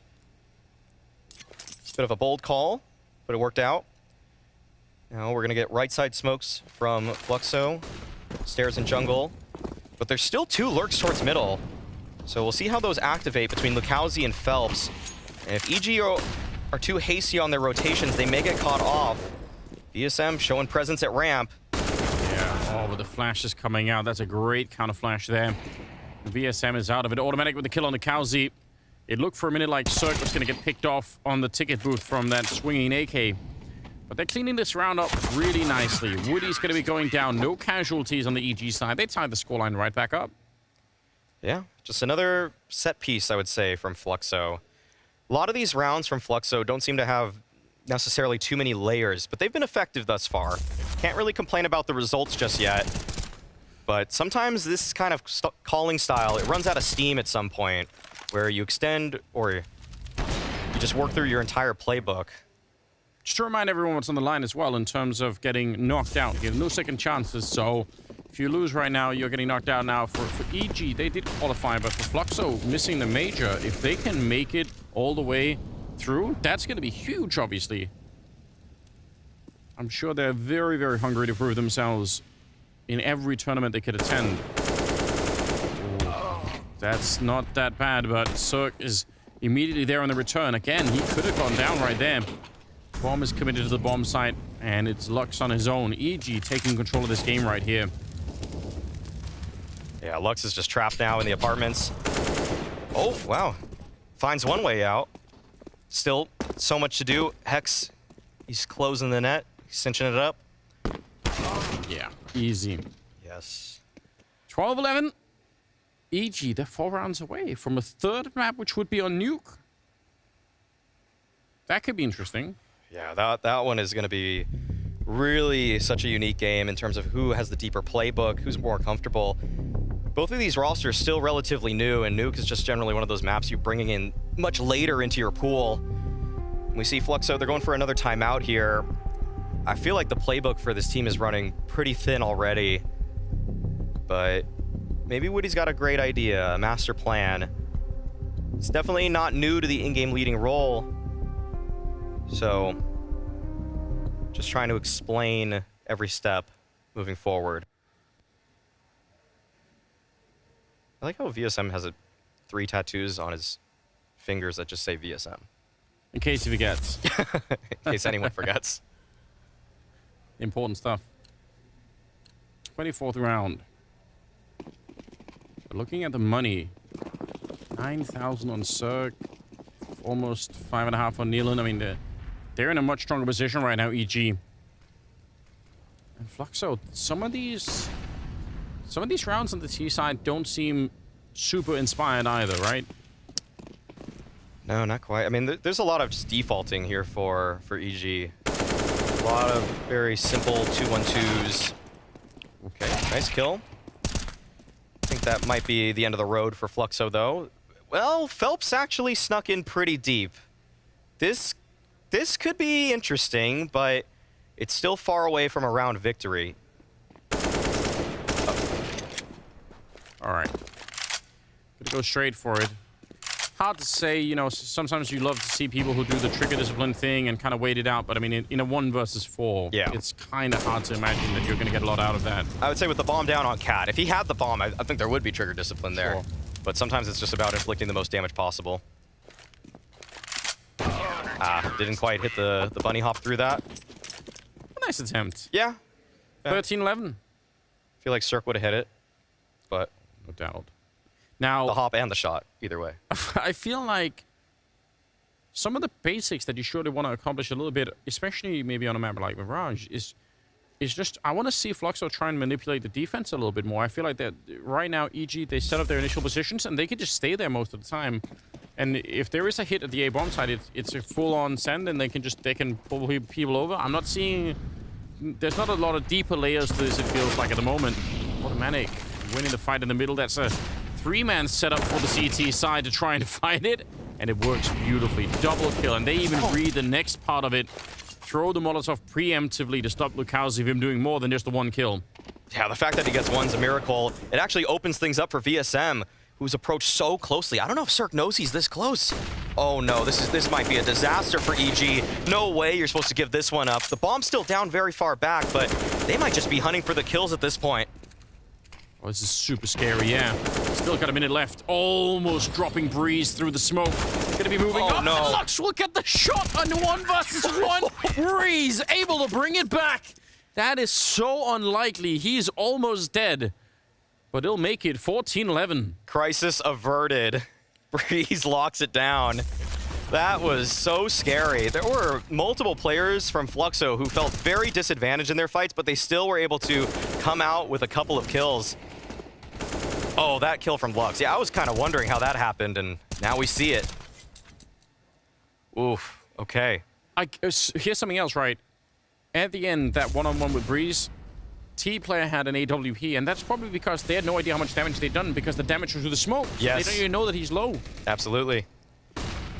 Hex to back here, and they're gonna go for it. Pistols, straight rush onto the A bomb side. They're running into automatic in the smoke, but they can't make it past. He's just pushing them off the ledge, kicking them down, and now he's back for it, lining up the kill quad right then and there. Hex is gonna take the last one, but that is a knockout. 15-11 EG, 1 round away from a third map. That jump through from automatic was a bit rude. Timtaw is a stoic man, but he can also be vicious and cruel. I don't even think there was a flash assist for him. No. At least not on the kill feed, and he just goes for the jump through. He felt the moment. Look at this madness. Yeah, as soon as he doesn't get through, he realizes, okay, they're just stuck in my face right now. And okay, 4 opportunities for EG to close out map 2 to send us to nuke. Automatic get 24 kills after that round, so he's another one of those players that is actually 3 different players on this team that you'd love to see make the comeback. We talked about Cirque and his AWPing, right? But Automatic obviously is another one of them, and Breeze as well. So we all know that their high level is super high and has been in the past really impressive. Oh, that smoke has a gap. Automatic's gonna work with that. Takes down Phelps. He actually wants more from it. Woody just getting past him. And they might not suspect they're being a ladder player now. Yeah, maybe not.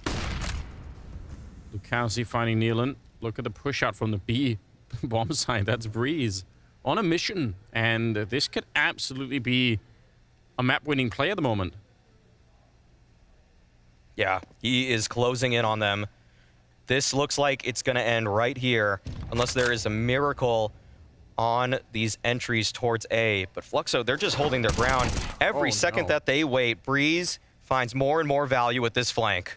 Yep, trigger discipline is there. He's lining them up for the double. There's the spray, and it's beautiful. Lukowski on his own in a 1 versus 4, and they're going to shut it down, not giving him a chance. 16-11 as EG bring us on to a 3rd map on nuke. That is really well played.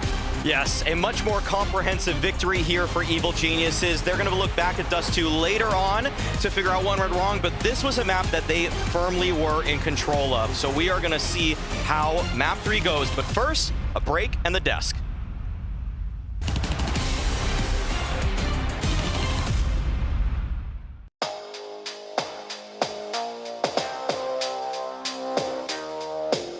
Hi, I'm Config. This is my boy Flames. Hello guys, Estak here from NIP, and I think this is Dupree.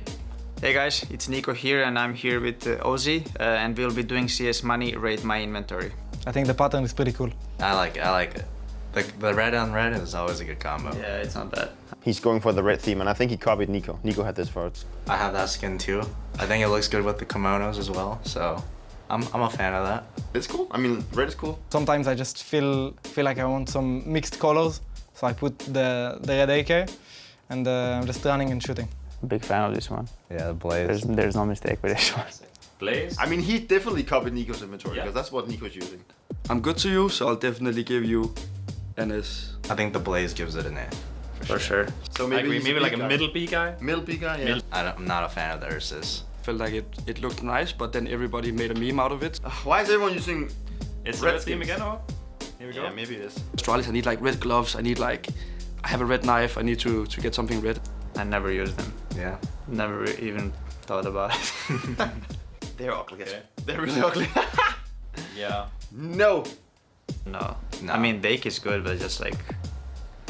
And I feel like it's a pretty cool AK, to be honest. I wish it was a Stat Trek. He's a Vulcan guy. I like that. It's also old, a Vulcan little is bit a- old skin. yeah, as it's well. good old I like skin. it. I like it. Where's the match? Where's the match? There's no match. Yeah. The Vulcan jumped you to S tier instantly. I mean, I would probably put him at like a C. I think that's not the worst. I'd give it a C maybe. You think? That's an ugly knife. Yeah, that's really ugly. It does look Fire blue. nice. Either I'm colorblind, that's not blue. I mean, it's kind of blue, right? No. It's red. The The handle is red. I mean, a sapphire would be nice. Yeah. For this. But A little better. A bit more expensive, but... Could be better. Could be better. I feel like It's like decent with the knife probably, right? yeah, It it's goes like a well. good combo, right? But Yeah. Yes, of course, Yeah. the Nino, right? You see the theme? I honestly don't like this AK a lot. I don't feel like purple is a nice color on an AK. It's much better than Conflicts at least. yeah. Of course. Cool. Yeah. I mean, you know, I think my best highlight ever in my CS career was done with that skin. Say B. Or C. I would say B. I'm gonna put you here. I'd give it either a B or Not A. better than Flames, I guess. Yeah. You have to roast everything that they have.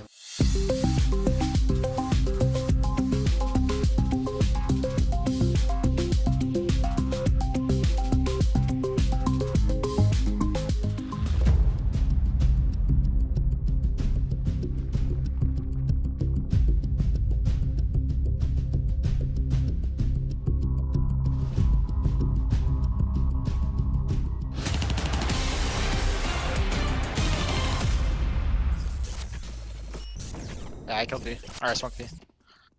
I'm stunned. Triple. Peeking you aggressively in front of you. In front of you. Sure.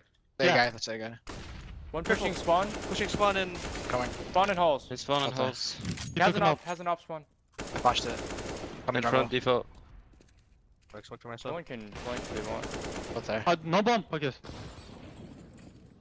Yeah, no bomb. Close. No Nice. Uppers, nice. Nice! Oh, Good fuck, job. thank God. Nice. Good job, Vince. It all came up EG on the second map of Mirage, in control to close that one out, despite it being a bit of a tussle to start off. And turns out for once, Pimp, you were right. EG had the fortitude to get back into a series. Yeah, they did. There was a good comeback in the first half. They actually ended up, you know, getting out of that in a good state, I would say. Winning 7-8 rounds on the T-side Mirage the way they did it after being down 3-0, losing the pistol round, losing the conversion. That was good. It felt to me like Fluxo couldn't really replicate the performance we saw on Dust 2. Their way of playing the CT side on Mirage was, to my understanding, not really up there. I feel like there was a lack of synergy. Again, we talked about it had to be the individuals, and I feel this is what happens when Lukowski is not going off. This is what happens when he's not getting a double kill and a triple kill round after round. Then they look a little bit flat. Yeah, I think the great TeamSpeak clip that we just had might have given the viewers the false impression that 13-11 scoreline, there was this tight clutch and this could have gone either way. Honestly, EG were the better team, period. They just were much better. So, I mean, systematically speaking, I think there was a problem in the defense of the Brazilians, and the individuals were just not strong enough to kind of compensate for it. It was brought at the cast by Maui, the fact that middle was always free real estate for EG. You have to imagine how much of a nightmare it is to defend the A side when you feel like you have zero cover from your left-hand side. It can come up connector, it can come from jungle, and so they were just under pressure the whole time. So sure, the individuals on the side of Fluxo not really showing up as we'd have hoped, as we saw on that first map of Mirage. Was that the reason, do you feel like the Evil Geniuses were able to gain so much control? Was that why they were able to dictate the pace? Yeah, both yes and no. I mean, they didn't get punished by any chance of Lukowski or Phelps going off. So they had a little bit more freedom, a little bit more space to do what they wanted to do, and I think we got to give the credit to EG for that as well. Automatic, we highlighted him coming into the game. We expect a lot from him. He delivered in this game, had a good series this time around. Cirque as well, again, had a couple of almost clutches. It does feel like Cirque is playing better than we've seen him playing in quite some time, right? So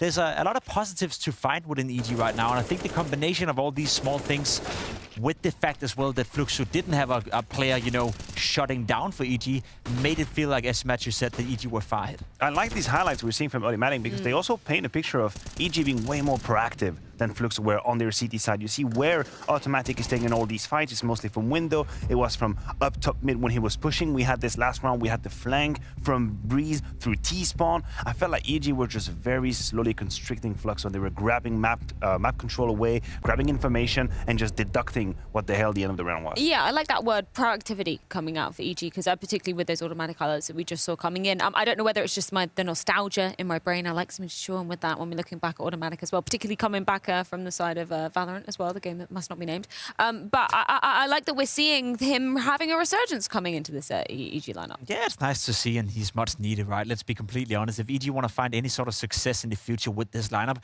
Automatic is the key player for me. He's the guy that has to drive this ship in the right direction. He's the guy that you can count on. I think what impresses me the most about Automatic is his consistency coming in. We talked about it, coming from Valorant back to Counter-Strike.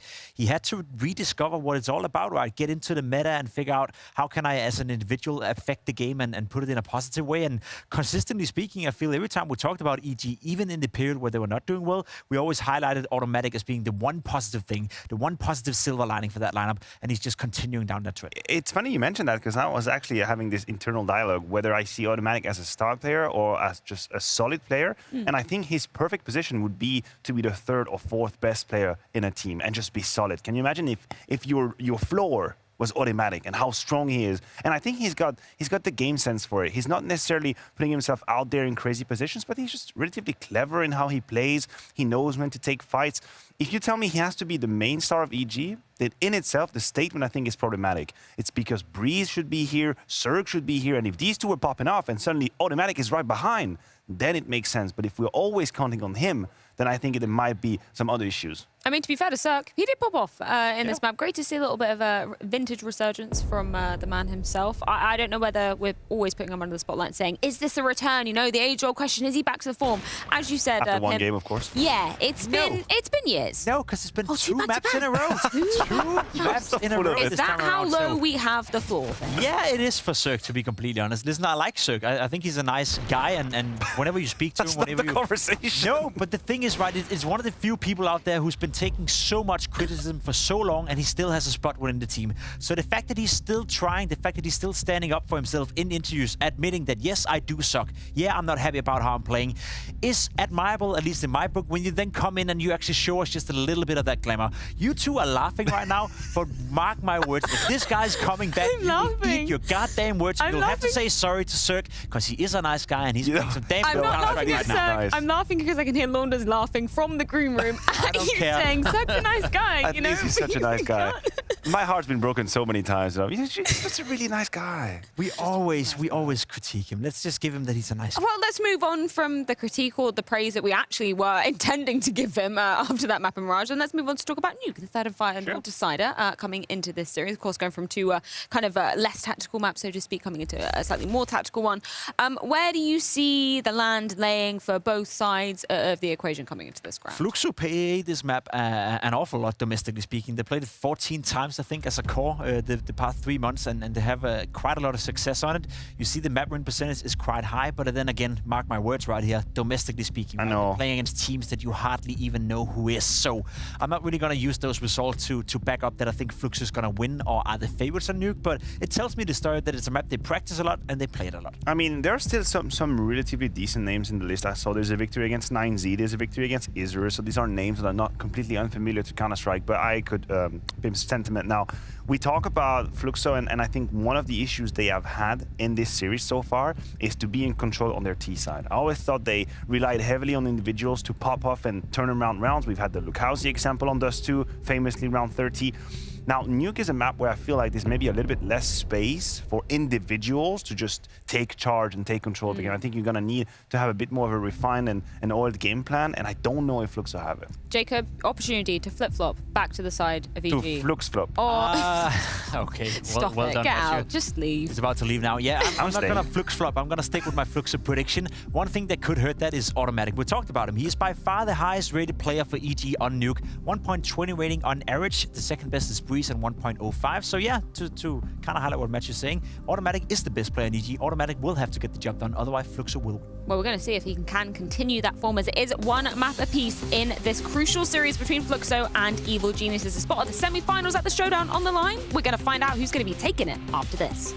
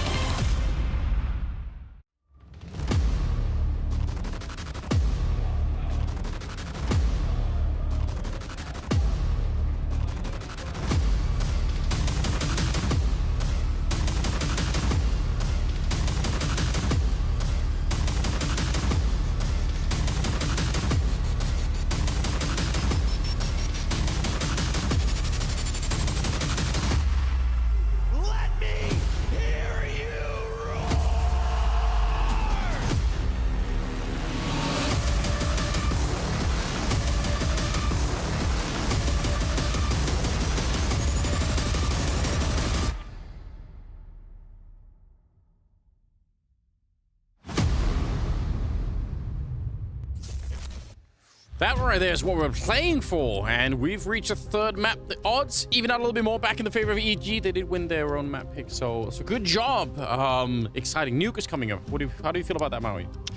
It's tough to say. I mean, I think EG has been the better team for more of this series, but I think that Fluxo have a very strong case too. Like, Lukowski still is just playing ungodly CS. Yes. We see why he has the buyout that he did, and then we've seen individuals chime in here and there from the side of Fluxo. And I've actually kind of liked the style that Woody has called in terms of where that likely takes us when we go to Nuke.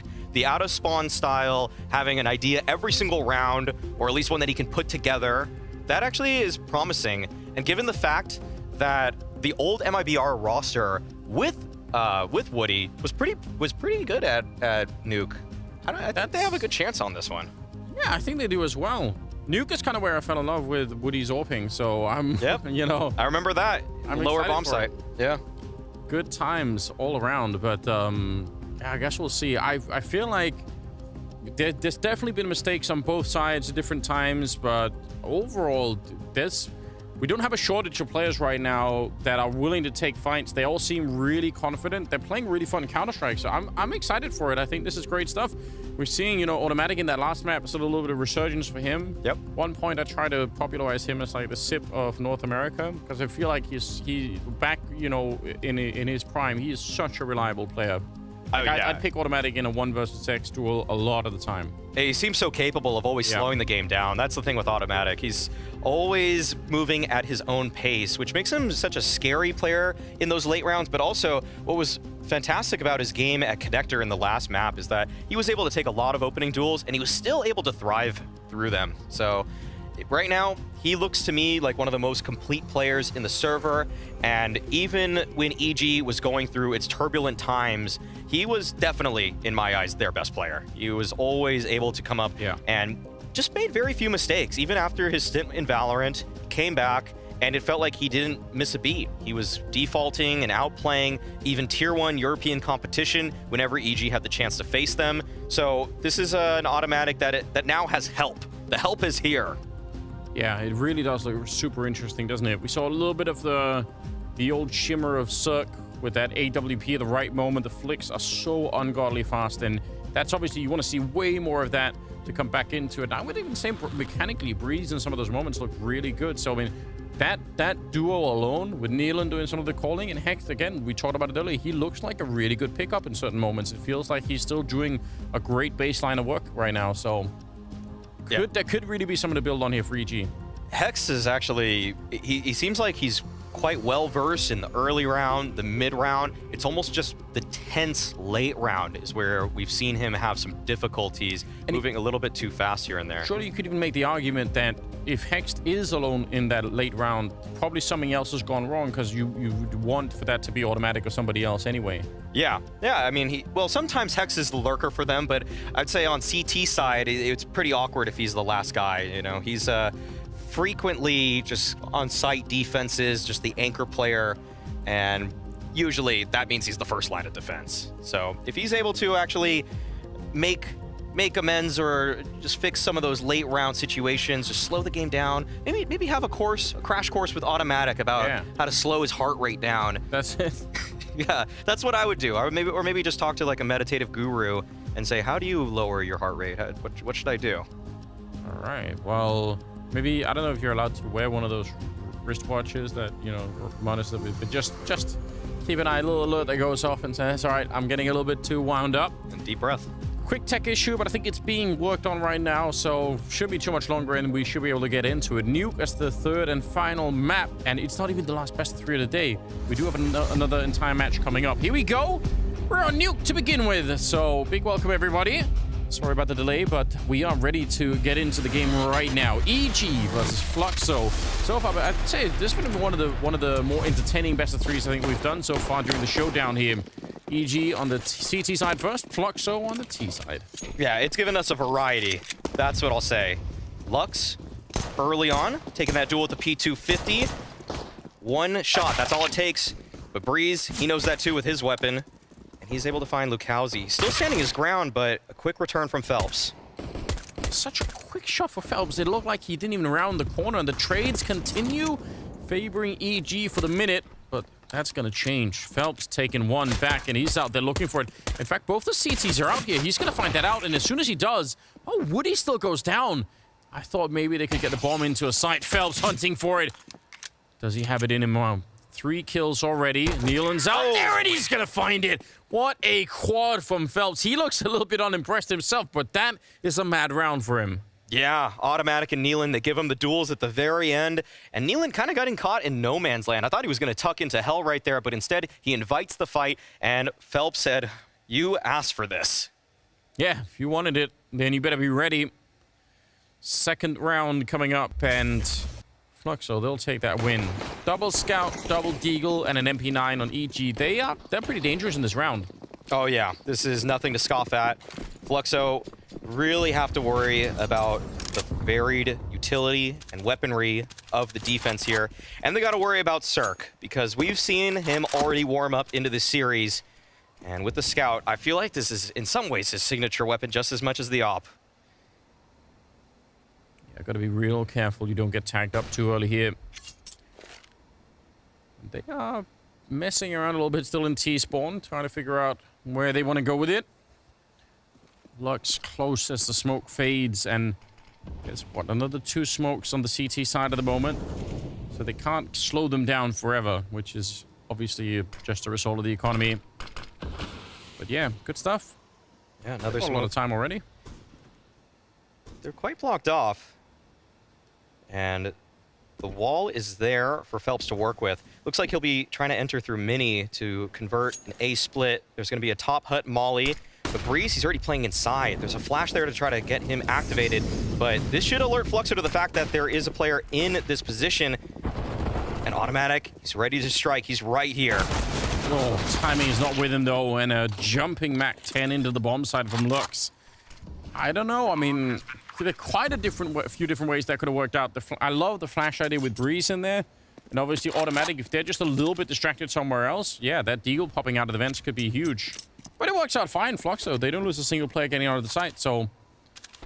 Double Scout trying to save that. Kneeling up here with the forklift, and with the scope, he just couldn't see it.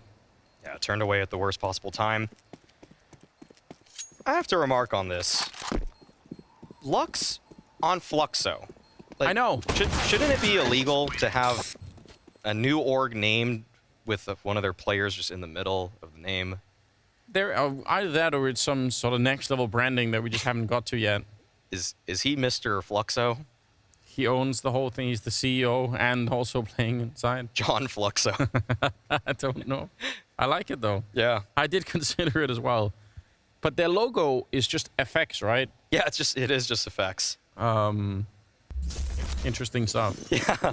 I think that gets lost in translation maybe when it goes to Brazil, because normally that would just be effects, like special effects. But there'll be an explanation somewhere, I'm sure. Yeah, I need to know the Fluxo lore, actually. This is, for me, this is taking him. I think this might be one of the first times that I'm really watching him outside of just sort of, you know, scattered results.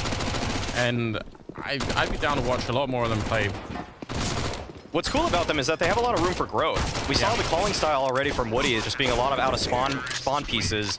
And if they start building out their defaults, their mid-rounding, start generating procedures and figuring out their decision trees, all of that can lead to this team being very scary, because we already see the skill. We see Phelps, we see Lukowski. VSM is such a tricky player on top of that. Woody felt like he had so many more options when he was calling for MIBR because he had worked with them for such a long time. You can imagine that with this quality of players, that Fluxo could even supersede MIBR in the world rankings given enough time. Sure, yeah, I think that's not at all crazy to imagine. 3-0 in their favor to start Nuke with. EG, they have rifles, and they would like to make a statement, I'm sure, right out of the gates. And that is a good lineup. Automatic will take it. Phelps, no chance to answer back without the traces on that M4A1. And almost getting Lukowski out here. If he could have done that, it's almost a done round. Oh, just smoke spam after smoke spam. I don't think anybody has even seen each other in this round yet. But it's working in EG's favor. All right, VSM, he gets a glimpse, and that's all he needs. Now, down the vents, they've carved a path to lower, and EG have to figure this out. Neelan's here on the solo side defense, but VSM, that is an important kill to find. A little bit shocked he won that fight. Taps away, unable to beat the AWP. He's low on health back here, and this is really scary. You can get wallbanged, but he's gonna hit the headshot instead. Oh no! 2 versus 3 now. EG. They had every shot at winning this. They should have won this round. Giving me flashbacks of Dust 2. A little bit, yeah. 5 versus 3. EG were in the driver's seat. They were in the power position, and they weren't able to convert. Well done by VSM, though. I mean, he's the one that got every single frag to get Fluxo back into this round. So he was the one, and I mean, it's always been the Lukowski show, at least so far in this series. A little bit of Phelps, some Woody. Haven't said VSM's name all too much, but he was such a bright spot on those O-Plano lineups. When he was coming up with them, felt like he was just always so tricky. And actually, when I talked to O-Plano at some point in an interview, they said that, or I asked them, who's the guy that's bringing the most ideas to practice every day? And they said VSM just always has a new creative smoke, a creative nade, a new setup that he wants to try. He's one of the guys that's ready to innovate at any given moment. Just a demo grinder. Not too many of those around. Not enough. No, people tend to just want to play another game, you know, like let's do some more practice, do some more DMing. Oh, nice find for Woody. That Cirque out of the picture. Fluxo. Fiery start for them here in the first half of Nuke. Lux finding an opening as well, it looks like. And Lukowski's managed to wrap his model all the way around the bomb site. So I don't even know how you do this now. 4 versus 5, sure, but they don't have the weaponry, and I think they've lost almost all of the map control right now, even if they don't know it yet.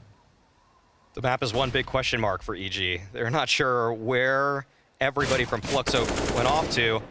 Starting to piece it together, but might be too little too late. Automatic has some great positioning towards lobby. Actually, this could be instrumental in bringing this round back. There is a chance here for him. Woody had to win that fight, and Hex tried to activate off of that contact from Automatic, but VSM was there.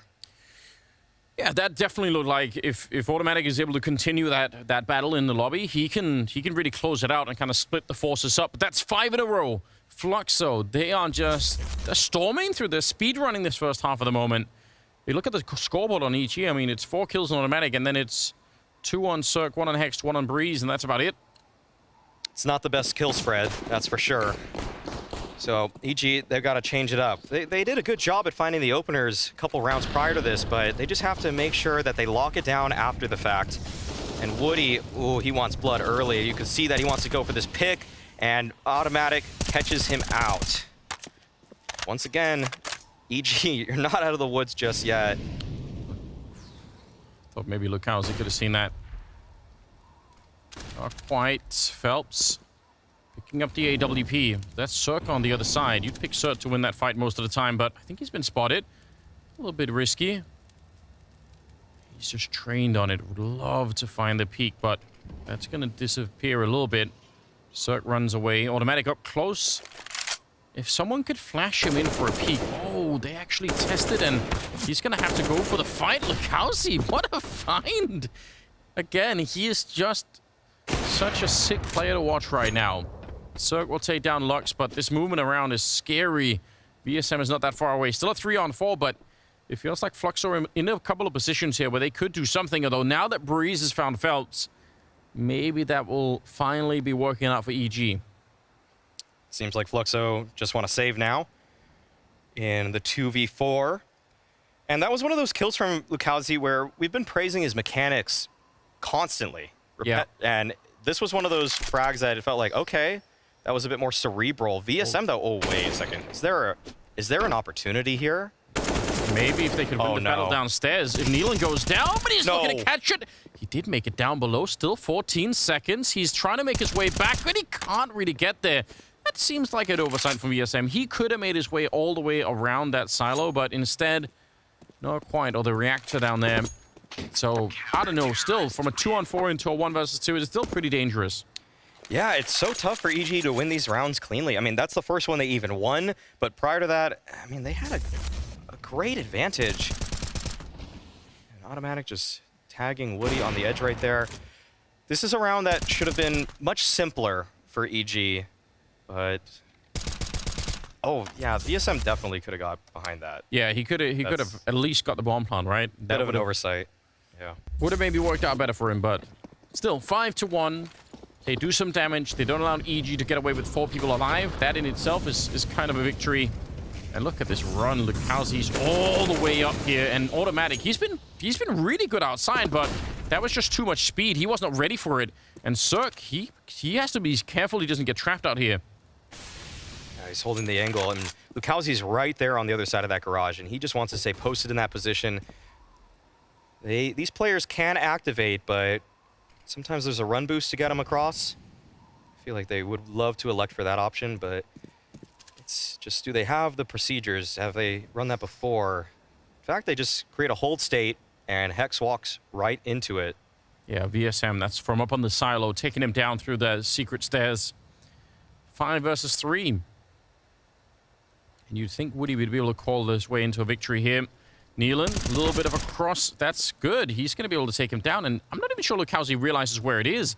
You can see him spinning all over the place.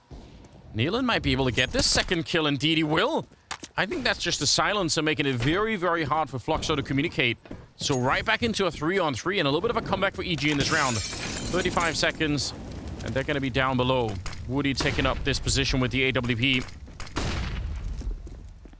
Breeze trying to get close, but you got to be careful about Woody. He can be super dangerous up close with that AWP. Check in the corner, and now he's there, and no one realizes. Woody to take down Breeze. Nealon and Cirque left, and they make it a 2-on-2 right quick. The bomb is freshly planted. There is a way to get back in, and they need it, EG. They need to win this round. They don't have the money. If they lose it here, they're in trouble. Flash out from Cirque, and he picks it up. Well done, but Woody is still alive. He just catches Nealon.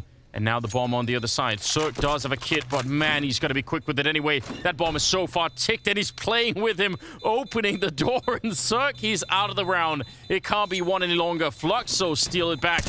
And it's a 6-1 lead in their favor. That is very well played by Woody there in the 1v2. That tracking shot to get that player on the rafters off first, and then to just play the time against Cirque, not biting. And this was a very great reactive call from Fluxo to just send it down ramp. It's the only space that they were allotted. There was no hesitation, and that was the decisiveness you wanted to see coming out from Woody. Like we said, I mean, this is a map that he has a lot of comfort calling on. The MIBR team he was on before this, yeah. This was one of their maps. Yeah, they looked really well adjusted on that one, and that looks like it's being carried on over into this one. Woody is 9-3, VSM is 8-3 right now. They've got a lot working for them at the moment. And EG, because of that previous round where they had the 2-on-4 that sort of turned into a 1 versus 2, they lost so many rifles, it puts them in a really weird position here. Yeah, you can see that Cirque has that op, but I mean, this is not too pretty. So it does seem like Fluxo has been finding some consistent advantages in these rounds, whether it's from behind or just with the way that they're able to find space on the map. This is not exactly what I would have expected from a team that was less experienced to put together these sort of T-side rounds where they're able to take space, stop, and then just wait for a reaction from the CTs. Given how they played Mirage, you would have thought this was going to be more set pieces on A, just cross smokes into ramp/secret splits, but instead it's actually a little bit more complex than that. So this is a bit of a treat. Fluxo's giving us a game that maybe just exceeds the level of Counter-Strike we were seeing on map 1 and 2. Yeah, it feels like it right now. Absolutely great to spot. We're just going to get one player back, and then we're ready to go with the game once again. But EG, that economy is... It leaves a lot of things open. For one, obviously... If Fluxo did, not that they really need to right now, but if they ever did want to go for one of those A-pops, it's so much easier when you don't have to worry about all of the early nades coming in from the CT side. Wouldn't be a bad call here to go for that option. Like you said, I mean, every molly that's not there means the door pop is more possible. But in some ways, I think Fluxo is just okay with taking things slow. They've been winning out these mid-rounds so consistently. They think that the calls that Woody is making, they're just gonna work. And you know, even though Automatic did, I think, pretty well out in the yard, it also feels like both Woody and Lukowski at this point, they're so confident in taking the fight against him. You can see how they were in hunting for him at one moment. They're like, okay, if you're going to be fighting out here, we'll come. We'll definitely show up for that battle. Yeah, they are. There's no fear instilled in these outside fights, so that's a bit concerning. And actually, that could be the adaptation for EG. You could expect Cirque, if he has a great spawn, would go for a back red swing.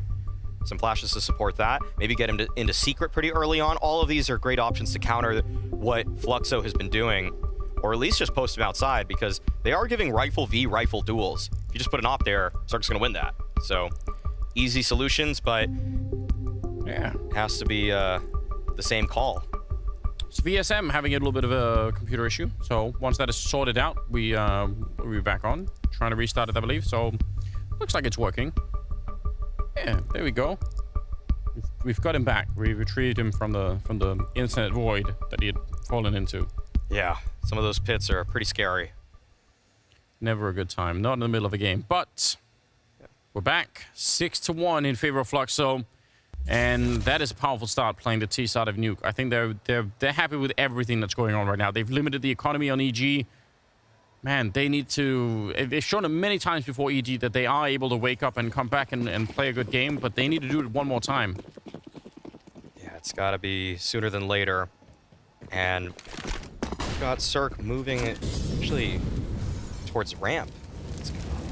So he wants to fight there, which may allot Fluxo space towards outside. They find Hex, I think, playing around the hut. And nice shot from Cirque. Okay, there's the rebuttal. And Fluxo are given so much space right now. This is a huge luxury for them. They could go for such a variety of plays. Looks like it'll actually be the A split if Phelps is able to find anything on this entry. And even just getting into this position is obviously very, very powerful. Hard for somebody to come and look for. You can see Automatic kind of walking his back turned. If Phelps had fallen back out of Mini, he might have got caught by the AWP that's waiting for him out there, but he smokes it off. This is so good. Cirque is going to show up and think, damn, I could have had a clean shot. And even Cirque has to be careful. He's walking into the smoke with the AWP. That seems like certain death. Going to be scoping that one up, but there's a player right on top. Lukowski was there the whole time waiting, and Nealon saved the AK if you can. 7-1 in favor of Fluxo. What a brilliant start. Yeah, Cirque's able to find 2 with his op, but no one else is able to come up with anything big, so that's a bit concerning. Hope that they would be able to stay alive a little bit longer, or at least keep track of the angles that they lost. Nealon is actually making a go at this. He's on the site now, and Lux is holding the angle. Never saw it coming. Yeah, he didn't have a kit either in those smokes or anything, but it felt like both Nealon and Cirque were ready to give it all to try and do that, and they have money to buy, obviously, but still, down the long stretch of this half, I don't know. I guess if they would have gone for... And if they would have made this retake work, we would have all said that's super sick, so maybe it is just... We know the outcome here, it doesn't work out, so it feels like they're giving rifles away, but they clearly wanted to try. Well, they still had a buy in the upcoming round, too. Yeah. So, not all is lost for EG. And Phelps, he wants to take this duel outside once again. They have been hunting Automatic down. Phelps, he's trying to parse the spaces through the smokes. And he will be caught out. That is a great position from Automatic. Takes a little longer than you would have hoped, but it's all good. Ooh, they find him. Lukowski out there, but Breeze... Bit of a return, and there's a lot of space here by that squeak door. They might just post up here and wait for the wraparound. I think that's Lukowski that's making his way around. So yeah, Woody and Lux maybe just try to wait it out and see what kind of opening could be made. Breeze is looking for it, so should be an easy fight for Breeze to win down there. There's a huge open space for Lukowski to look into. Yeah. 50 seconds still, but yeah, they're bringing it back. Woody didn't find anyone in ramp either. Looks like it'll be a double door, and then Lukowski out heaven. Oh, spots Hex, but he doesn't win the fight. And Breeze is trained in on this angle. Yeah, that's a real shame. Imagine if they get the kill on Hex to begin with, then Breeze kind of has to change his position a little bit, or he has to at least respect it. So that would have been the opening. There's a really, really good shot at them opening up the bomb site if they can win that first battle. Now, I'd say for Woody, if you have a lot of money in the bank, but still, you're never going to be able to do this. So, yeah, try and do some more damage. Maybe post up to get an exit if they really come hunt you down, but that's about the best you could do. Second round for EG. Breeze with a double. Yeah, we saw the opener actually being won by Automatic pretty cleanly.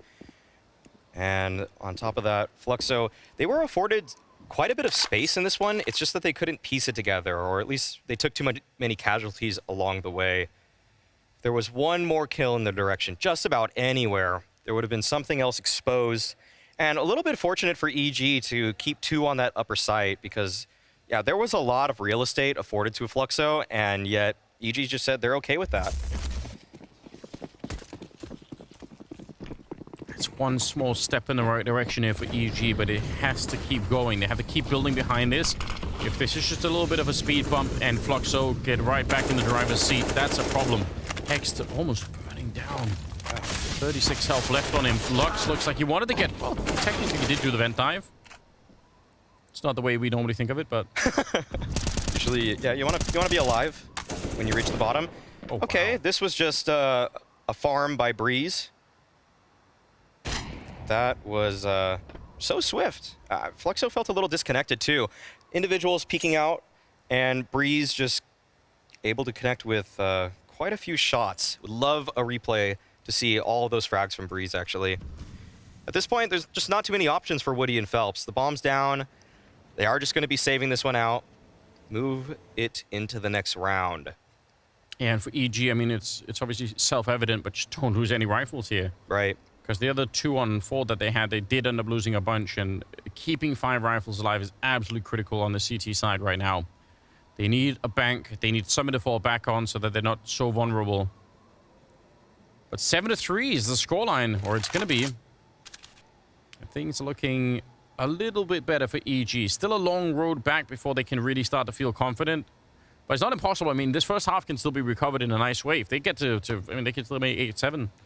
Yeah. That'd be something. Totally possible. I mean, Fluxo could also push it. It feels like Fluxo have moved away from those outside pieces, and that's something that I think they probably want to look back into. Those duels versus Automatic, even though he was winning more than he was losing in the beginning, just having the option to go 1-for-1 with a trade, or maybe even have Lukowski, just send Lukowski at him, honestly. That just feels like an option all the time. Just let this guy loose, let him off the leash, and then go for a duel outside with some smoke pattern, and then you have a chance to take so much space, because once they had it, it was looking great. So here we have the Breeze highlight reel, and so precisely moving around these silos, and just jiggles right in. Yeah, that is expertly done. Yeah. Giving Breeze an AK back silo, that's a death sentence. That says A is on lock. Yeah, nice tool for him to pick up. And they've got, what, 3 AKs on the CT side right now, so probably quite happy with that. Maybe, you know, for Automatic outside with the tracers through the smoke, because there's been a lot of that kind of fighting happening, so that's something obviously to think about. If he starts to spam through now, he's more vulnerable than he would be otherwise. Round number 11 is here, and look at this, they're right on the other side of that wall. That's crazy. Like ships in the night. Now he's going to hear a couple of footsteps out there calling it in. Hexed! He's going to find out, but the hard way. Phelps taking him down. 4 versus 5 now. And Automatic sneaking up close. He realizes if they're down secret, it's a good shot that someone is hanging around this squeak door. And he's not wrong either. The bomb is being planted already. There's nobody down there for the CT side. So 4 versus 4. Mac 10 right to the face as Breeze gets blown up. And Nealon, he's going to be able to get that one, but they got to be so careful here. Oh. Nice shot from Serg. Oh, no way. No way EG recover this. They were outpositioned. They were outmaneuvered. They were man down, and they might bring it all the way back here. Yeah, but that was the last smoke, so now they can't smoke up the bomb. What? Oh, what a drop! Automatic! Oh, you saw the outline. No way. Woody, he can't see a thing. Cirque will take him down. That is a sick recovery. Oh, my. Yeah, we need that Automatic kill for sure. That changed the whole outlook of the round there. That looked, unfortunately, like a little bit of inexperience or uncertainty coming out from Lux. That door lurk position, it's a pretty binary affair at that, and he was making it 3 options for himself. Just got to hold on to one. And that was just well put together between Cirque and Automatic, and we've got it right there. Just second bullet. Oof. Even when the call was good, that's when you're most frustrated as a leader. What more can you really do? You put together the right strategy, you're in the right positions, but you're unseated by the experience of EG in dismantling that. And a little bit of luck. Woody getting caught, trying to flash their way through, but Nealon at least going to be alive for now. Oh no. Flashing sucked though. They sent him flying. Oh no. The ragdoll Breeze with the knife out. What is going on? Oh, not like this, EG. Yeah, that's surely what they're thinking too. Automatic. Let's see if he can be the hero to recover this round. He's in a very lethal position. They might not be ready for this. Gonna be walking right in. There's the spray against one. He's ready for more. Look, Kelsey's gonna go down as well. And Lux and VSM. Sure, the bomb is just planted, but Automatic has brought it back. Yep. Okay. Lux and VSM, they have a chance, but no utility. And they are sorely outpositioned. Yeah, they really are. Automatic back on the high ground. Might find a free kill against VSM. Indeed, he will. Automatic currently with the quad and the ace to finish the round and bring it back. Looked like an ugly start, but absolutely world class coming out from Automatic. Automatic is playing some brilliant Counter-Strike right now. To jump off, to feign the sound as if he is running away, that not only just costs life, it costs sound, it costs time, everything there, and then he makes his way back up. You could see that when he was re-entering right here, VSM had, or Lux, or no, it was VSM, he had no idea that was coming. He had no idea that there would be anyone heaven at that point. Wow, that is a save and a half. 5-7. If EG get to stay in this tournament, if they don't get knocked out tonight, Automatic on this last map is gonna be a big reason why. Yeah, he's earning this for them. This has been great stuff coming out of Timta. The only major winner we have in the server. It's crazy. So crazy. 7-5, 13th round. And this, some of the focus that's coming out here from this new lineup of EG, it does seem like there's some sign of life. Because some of these players for a long time seemed like they were just parked in North America, not really doing much of anything. So I think this is encouraging. That really is the state of affairs. For a minute. Yeah, it was. It's good to get them back, you know? Yeah. Okay, still another opportunity for Fluxo. They've got great utility, great weaponry. Hex, he's been pretty quiet this game. This is an opportunity for him to step up big, but there's a vent drop, and he knows it. Can't really do anything about it, though. I mean, it's better to back off than it is to throw your life away down into the smoke. Woody's gone down already. Automatic will get the kill, but Nealon walks into Lukowski, and that's unfortunate. They know that that vent drop happened. VSM is going to be picking up Automatic. Again, super obvious that someone's going to be here when they do that vent drop. They're going to try and take him down, but VSM hungry for one more kill. 1 versus 3 for Breeze. With the bomb down below, he's going to be quick to get that one. And this is where you want to see just a little bit of experience or you need like the experience for Fluxo to say, just make absolutely sure you win the round. Don't hunt for anything. Make sure that bomb is way out of reach before you try and go for it. Yeah, this is a winning half now for Fluxo. It is. But this is exactly the kind of 1 versus 3 you could lose from lack of experience. Just because you're so hyped. You're like, all right, well, it's done. Bomb planted, 1 versus 3. And if Breeze drops down the vents and get the headshot, it's anything could happen. Yeah. I mean, it definitely was possible there for a moment. But I don't think Fluxo want to make the same error twice. They've given up a couple post plants now. That was one that was firmly in their control. And I think right there, what we actually really got to see on display is the difference in experience between VSM and Lux when they were at the door lurk. We saw a couple rounds before this one, how Lux just ended up in no man's land, kind of peeking 2 angles at the same time, but VSM is just very confidently isolating angles. It's very Rops-esque, just making sure that there's no way that you're going to be shot in the side of the head. That's basically how you need to play Counter-Strike at all times. And at door, it's always possible to give yourself a fair fight. And getting that last cheeky kill is the difference between sort of the round still being in play and the round basically being over. Yeah, if he misses out on just one of those, it's a 2-on-2 retake possibility. 8-5, last 2 rounds of the half are coming up. And Fluxo now, it's just all... Now it's all gravy. If they can get more, if they get up to 10, that's obviously going to be a massive bonus to get into the second half with. Even worse for EG. Their money is looking amazing. So if they lose this round, next one even could be somewhat questionable.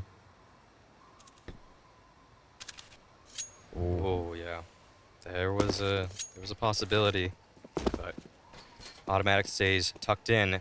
This is a little late for cross smokes. This is basically pushing it to the limit. You cannot walk down if these bloom past 40 seconds. Okay, they're really pushing it. They're going to have to actually make audible cues now if they actually want to get into lower. And the problem with going lower as well is that Automatic still has a smoke on a Molotov. So if you really did run for it now, they are going to go through the smoke on the other side, and that probably makes a lot more sense. But then Cirque is watching it. Giant gap there for him to take the shot, and Phelps is out of the round, down to 25 seconds, and this is a bit questionable. This round looks really interesting. Oh, the line off for Automatic. He stuck his gun right in their faces, and it's going to be a 2-for-1 trade, and they're going to back out of the round.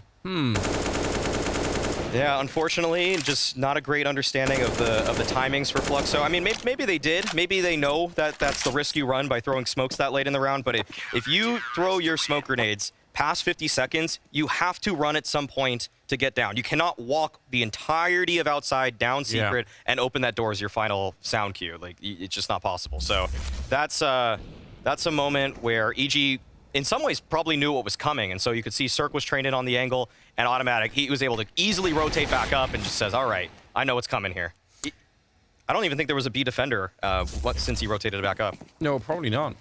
I still feel like if they did get the smoke to block off Cirque's point of view, then Automatic can't focus on the door the way that he did there. So it could have been someone to work with, but didn't quite happen. Round number 15, Hex. Oh, wall bang down. He's had such a tough first half. 2 kills on him at the end of the half. That's a little bit disappointing, I guess. 4 on 5, and a good start for Fluxo here in the last round. Okay, Lux throwing a smoke out. We've got the earlier smokes coming out for Fluxo, so that means their options are quite available to them. Cirque taking a forward positioning. We see the lobby crunch response. This has been a consistent theme of how EG want to play the mid rounds out. And Lux, it's up to him to find something. And there it is. Yeah, it's well done. And he's going to spin around to take down Breeze. This round is completely collapsed on EG. Nealon and Automatic. Heroic stand to try and win this 2-on-5. But it's too much. Lukowski with the last 2 kills. 9-6 at the end of the half in favor of Fluxo. They're going to be excited about that. We'll see if they can knock EG out after the half. It's coming right up.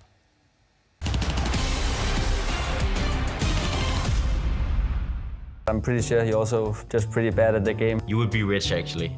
It's a little bit worse. Have you ever posted a review about CSGO? No, I have not. No, I haven't, ever. I don't think I've ever posted a review. Yeah, I have. I just remember that I typed something in Bulgarian. I was like, very cool game, but you need to realize that that was like 1,000 hours into me playing the game, right? So you guys can't judge me. So things I gave to Counter-Strike: money, time, and love. Things Counter-Strike gave to me: arthritis, rage, broken keyboard, broken mouse, 9 out of 10 ready, 0 crashes, low IQ teammates, competitive matches, easy peasy spam, lag, cheaters, 660 VERTEX servers, and last but not least, some anxiety as well. 11 out of 10 would play again. I'd say a lot of this is pretty accurate. Definitely the 9 out of 10 ready. I've definitely broken a mouse before, that's for sure. Broken mouse. Not from rage, but I think just from playing a lot. I've had quite a lot of broken mice. Probably also broken a keyboard. He clearly gave his love and time for this game. Played almost 5,000 hours, that's quite a lot of hours. Probably also broken a table. Rage, yeah, occasionally. Lag, yeah, especially home in Australia. Isn't it? Probably also broken a monitor. I've probably broken a lot of stuff, actually. I think it's a funny review. Yeah, I'd say it's pretty accurate, honestly. Thumbs up. Good review. It's a little bit troll. It's a little bit troll, but I like it. It's fun. I do agree with this, but we gotta add the broken monitor as well. If I had $1 for every time someone screamed at me in another language, I'll still have no money because I spent it all on skins.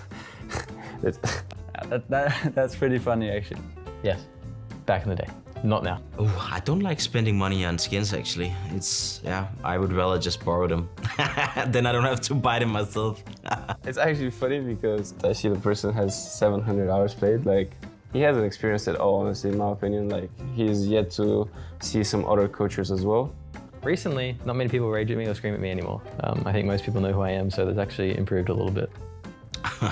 Yeah, and a lot of people, they swear in a lot of different languages, so it's a little bit funny. You would be rich, actually. Yeah, that's a funny one. I respect that view. I agree with that. I give that like in the middle. Maybe thumbs down because it's not really accurate for me, but yeah. Maybe for most other people it would be pretty accurate. It's funny. How to play CSGO. Download it for free.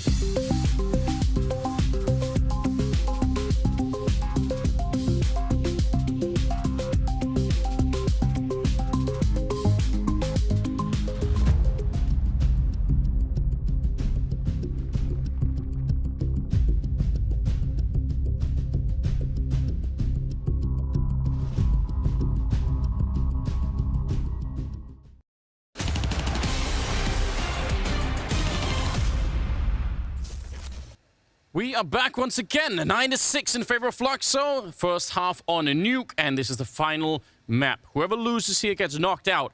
And right now, Fluxo, they've made a great case for themselves. EG, they're showing signs of life. They're not out yet. Automatic is fully alive. He's got 17 kills in the half. They need him, and they need the rest of the team, and they need to win this pistol. Oh, look at this speed. Hex. He had a rough first half. He can't get the... Oh, he gets actually the entry. Breeze on the follow-up, but Phelps. He catches one more kill. That is a massive double, and it leaves Nealon in a really tough spot here. 1 versus 3, and he's taking down Woody. No bomb plant, obviously, and he's running for it. He'd love to make it as a 1 versus 1 before the backup gets here.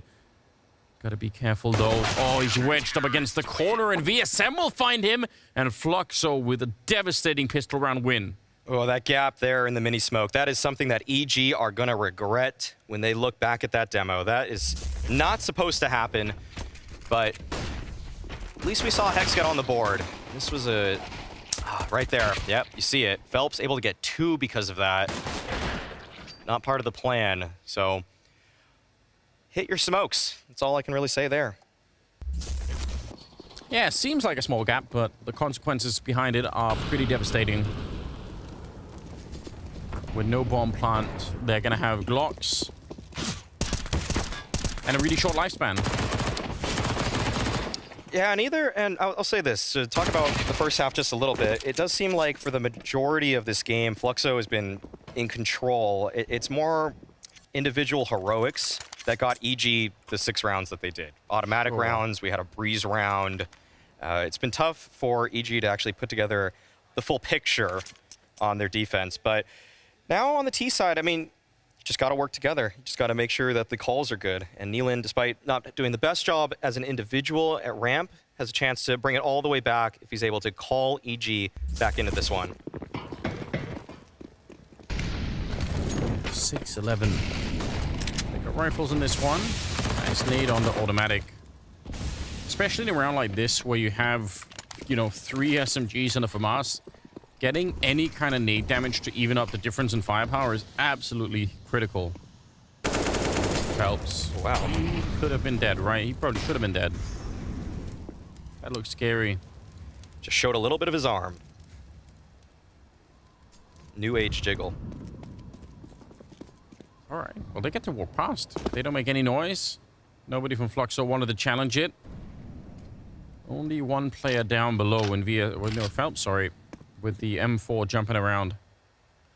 Not that much utility either left on the Fluxo side, so I don't know. EG in this position, they could actually do so much. Yeah, it's about how do they want to connect with these players. And automatic, the boost comes out. Phelps, he stops the jiggle peak for just a moment, and it's enough for automatic to take his life. Now VSM, he's on the defense by his lonesome. Automatic's right on the other side of this smoke, and VSM, he's so crafty, so tricky, but what he doesn't seem to suspect is them just leaving. Did he hear the door being? Yeah, he did. I'm pretty sure they heard VSM running as well. Oh, Lukowski, that's a free kill on an Nealon. That's interesting. 25 seconds. The bomb is on Cirque, and he's now just making his way down the ramp. This could be such an awkward round. VSM, he's kind of trapped here. He can't really escape. Door going to be opened up, and who's waiting on the other side? It's Automatic to take him down, and that should give them the space to get the bomb planted here. 10 seconds. Woody would love to peek in and just stop the bomb plant, but he can't. It's on the other side, and Lukowski and Lux, I don't think this could be done. Wow, that is a tight bomb plant for EG. Close to losing the grip of the round. Okay, yeah, Lux, he's going to get out of there. But that's a great call from Nealon to actually call to hold for all of his players as they have ramp control, they have Automatic at control, and then he just wants to investigate. He wants to see and make sure this isn't a B stack. He doesn't want to run in if there's 2 more players there from Fluxo. And as it turns out, as soon as he figures out there's a player in Garage, likely means that there's 1, maybe 2 onto that B side. So it's a much safer call because he gives up his life. It's very selfless and just using his own body for information there. Tough position for VSM to be in up against that door. You could tell at one point he probably would have loved to have escaped somewhere else, but there just wasn't an easy way out. No. He knew that Automatic was somewhere in this vicinity, but the last place you're ever going to check is right behind the door that you just opened. Yeah. That's a great spot for Automatic to slot himself in, because he's also going to be able to cut off the vent rotation pretty cleanly. If anybody peeks out there, probably had the crosshair placement right where it needed to be. So, 7 out of 11. Phelps designated with this outside yard control for Fluxo. That is something to keep an eye on. He's 14-9 right now, and you can bet that his performance from this point forward will be indicative of Fluxo's success in controlling EG and their options. This is still a very, very close game. 4-round gap. Absolutely anything could happen.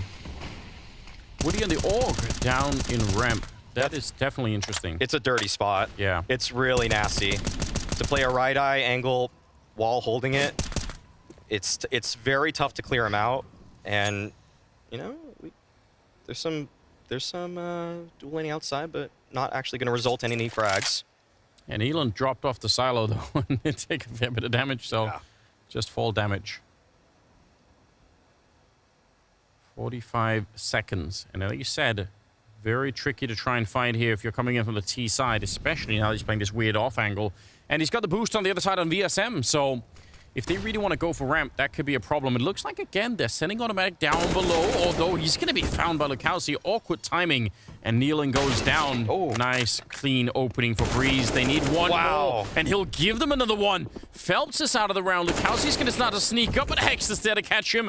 I can't believe they turned this around. Hex with a kill on Woody. This is such a comeback into the round. EG now, 1 versus 1. VSM, he's picking up that kill and the AK right on top, but he doesn't have a defuse kit, so could be a long time here. Hext just has to play for that late round. He just has to wait it out. Don't try and go for the fight too early. Oh, jumps right into it. VSM, how does he win the fight? I can't believe it. He's even laughing himself. That is a ridiculous peak. He just jumps right into the angle. Hex doesn't suspect it. Why would you? Why would anybody just jump into that swing right there? But VSM, he envisioned the fight, and he was able to take down Hex. That is surprising. But I'm new to the game. I want you to forget that, Pete. Yeah. I don't want you to try and do that. Don't try this at home. No, definitely not. That felt like a clinical taking of the A site from EG in the mid-late round there. Absolutely insane. Oh, the frustration sets in. Yeah, because VSM should be dead. Yeah. And 9 times out of 10, you just die right away. Ridiculous. And after such a great comeback into the round from EG, I mean, they should have lost that round a fair bit earlier, but they actually fought their way back. Nealon taking a lot of damage, jumping past there. Automatic trying to open it, and they catch Phelps. That's a nice early pick. Some of these openings for Automatic have been so good. Woody's out of the round. EG looking strong once again. Oh, Shadow spotted by Lux. This is an opportunity for him. Has to peek it just perfectly. And he's actually going to wrap right around. That's the safe option. And he might get 2 for it. Oh, Nealon and Cirque both dead. And now Lux has full control of outside, too. Automatic being looked for. Is he going to realize? Look, how's he a little bit aggressive on that one, and I don't think Automatic realized. This is another 5-on-3 that's now somehow turned into a 2 versus 3, favoring Fluxo, and good job on Breeze to bring it back. They need that. What? Nice dink. But it only does, what, 4 damage? I didn't know how that's possible. Yeah, right through the corner right there. Okay, well, they slip down towards lower. This will afford them a very clean plant. They have a smoke, too, on Breeze. Yeah. And Hexed walking in. There is a Molotov or Lukowski, so you're going to be careful about the position the Hex is in right here. That can get grenaded. Another nade deep down. Org out. Oh, he's dinked down very low now. This is starting to look a little bit better now for the T side. Hexed, sure, he's going to get a lot of damage, but he still lives, and Lukowski just can't keep fighting. He doesn't have the health for it, so it'll be an 8th round for EG. That's a great recovery. These rounds are so back and forth. I can't tell who's going to win based off of even 2 kills in them. Everybody's still fighting. There's always a maneuver to try to get back in these rounds. This has been the most entertaining map in this series for me. Yeah, it's all over the place. The Lukowski probably looking for the AWP or the exit, but they end up right next to each other with no further action. 4-round gap, 8 to 12. It can go anyway. This is crazy. What a move from Lux. Yeah, all he spots is that one shadow, and it's enough. And Automatic, I mean, he had a very interesting position there right beneath the Heaven opening, but just well played. I mean, Breeze and Hex, they just kind of had to gamble somewhere. They knew that there was at least a player towards Heaven, at most one towards lower, and so making their way down, they were able to find the opening they needed. Now, VSM with the Deagle has to fall off. Yeah, trying to get that one Deag. Doesn't really keep running. Waiting for them up close. He's all in on this, and the lineup is there. Oh my god, that is so much damage. Automatic and Nealon get deleted from the round. And now it's a 3 versus 4, and even if they don't have that much to work with here, EG, don't give up this round. You fought so hard to get back into this now. Bomb is going to be planted, but Woody's finding Breeze. It's a 2-1-4, and they're starting to pick up the rifles on the other side. They have some needs to work with as well. Cirque back up on the high ground. Hex down here, same position that he was in last time. Gonna throw some nades, and look at Cirque. He's now all the way out. He's got no more escape. He can't get out of this position again. They lose Hex, and Cirque basically quad-peaked at the same time. No kit, but... oh, they have a kit on Lukowski if they really wanted it. Either way, they're going to be able to win the round 13 to 8, and that's a heartbreaking moment for EG. Yeah, just an all-in ramp play there for EG, and VSM coming up with 2 big kills. This is one of those moments where you just need to have your gun out and be ready to trade, but that is a lot of damage that he finds, and a great conversion once Fluxo had the man advantage, though. They all moved together. They were all able to dispatch the remaining EG players, and even if one fell, they were all in trading positions. That was just good Team CS to close things out. Fluxo, they look locked in. Look at the scoreboard for Fluxo. Top fragging VSM at 17, bottom is Lukowski at 14. There's such a tight spread right now. They're all playing this game at a really high level, and that's probably a big part of the reason why they're up 13 to 8. Did he just pull out his knife? Yep. He wants to go for it.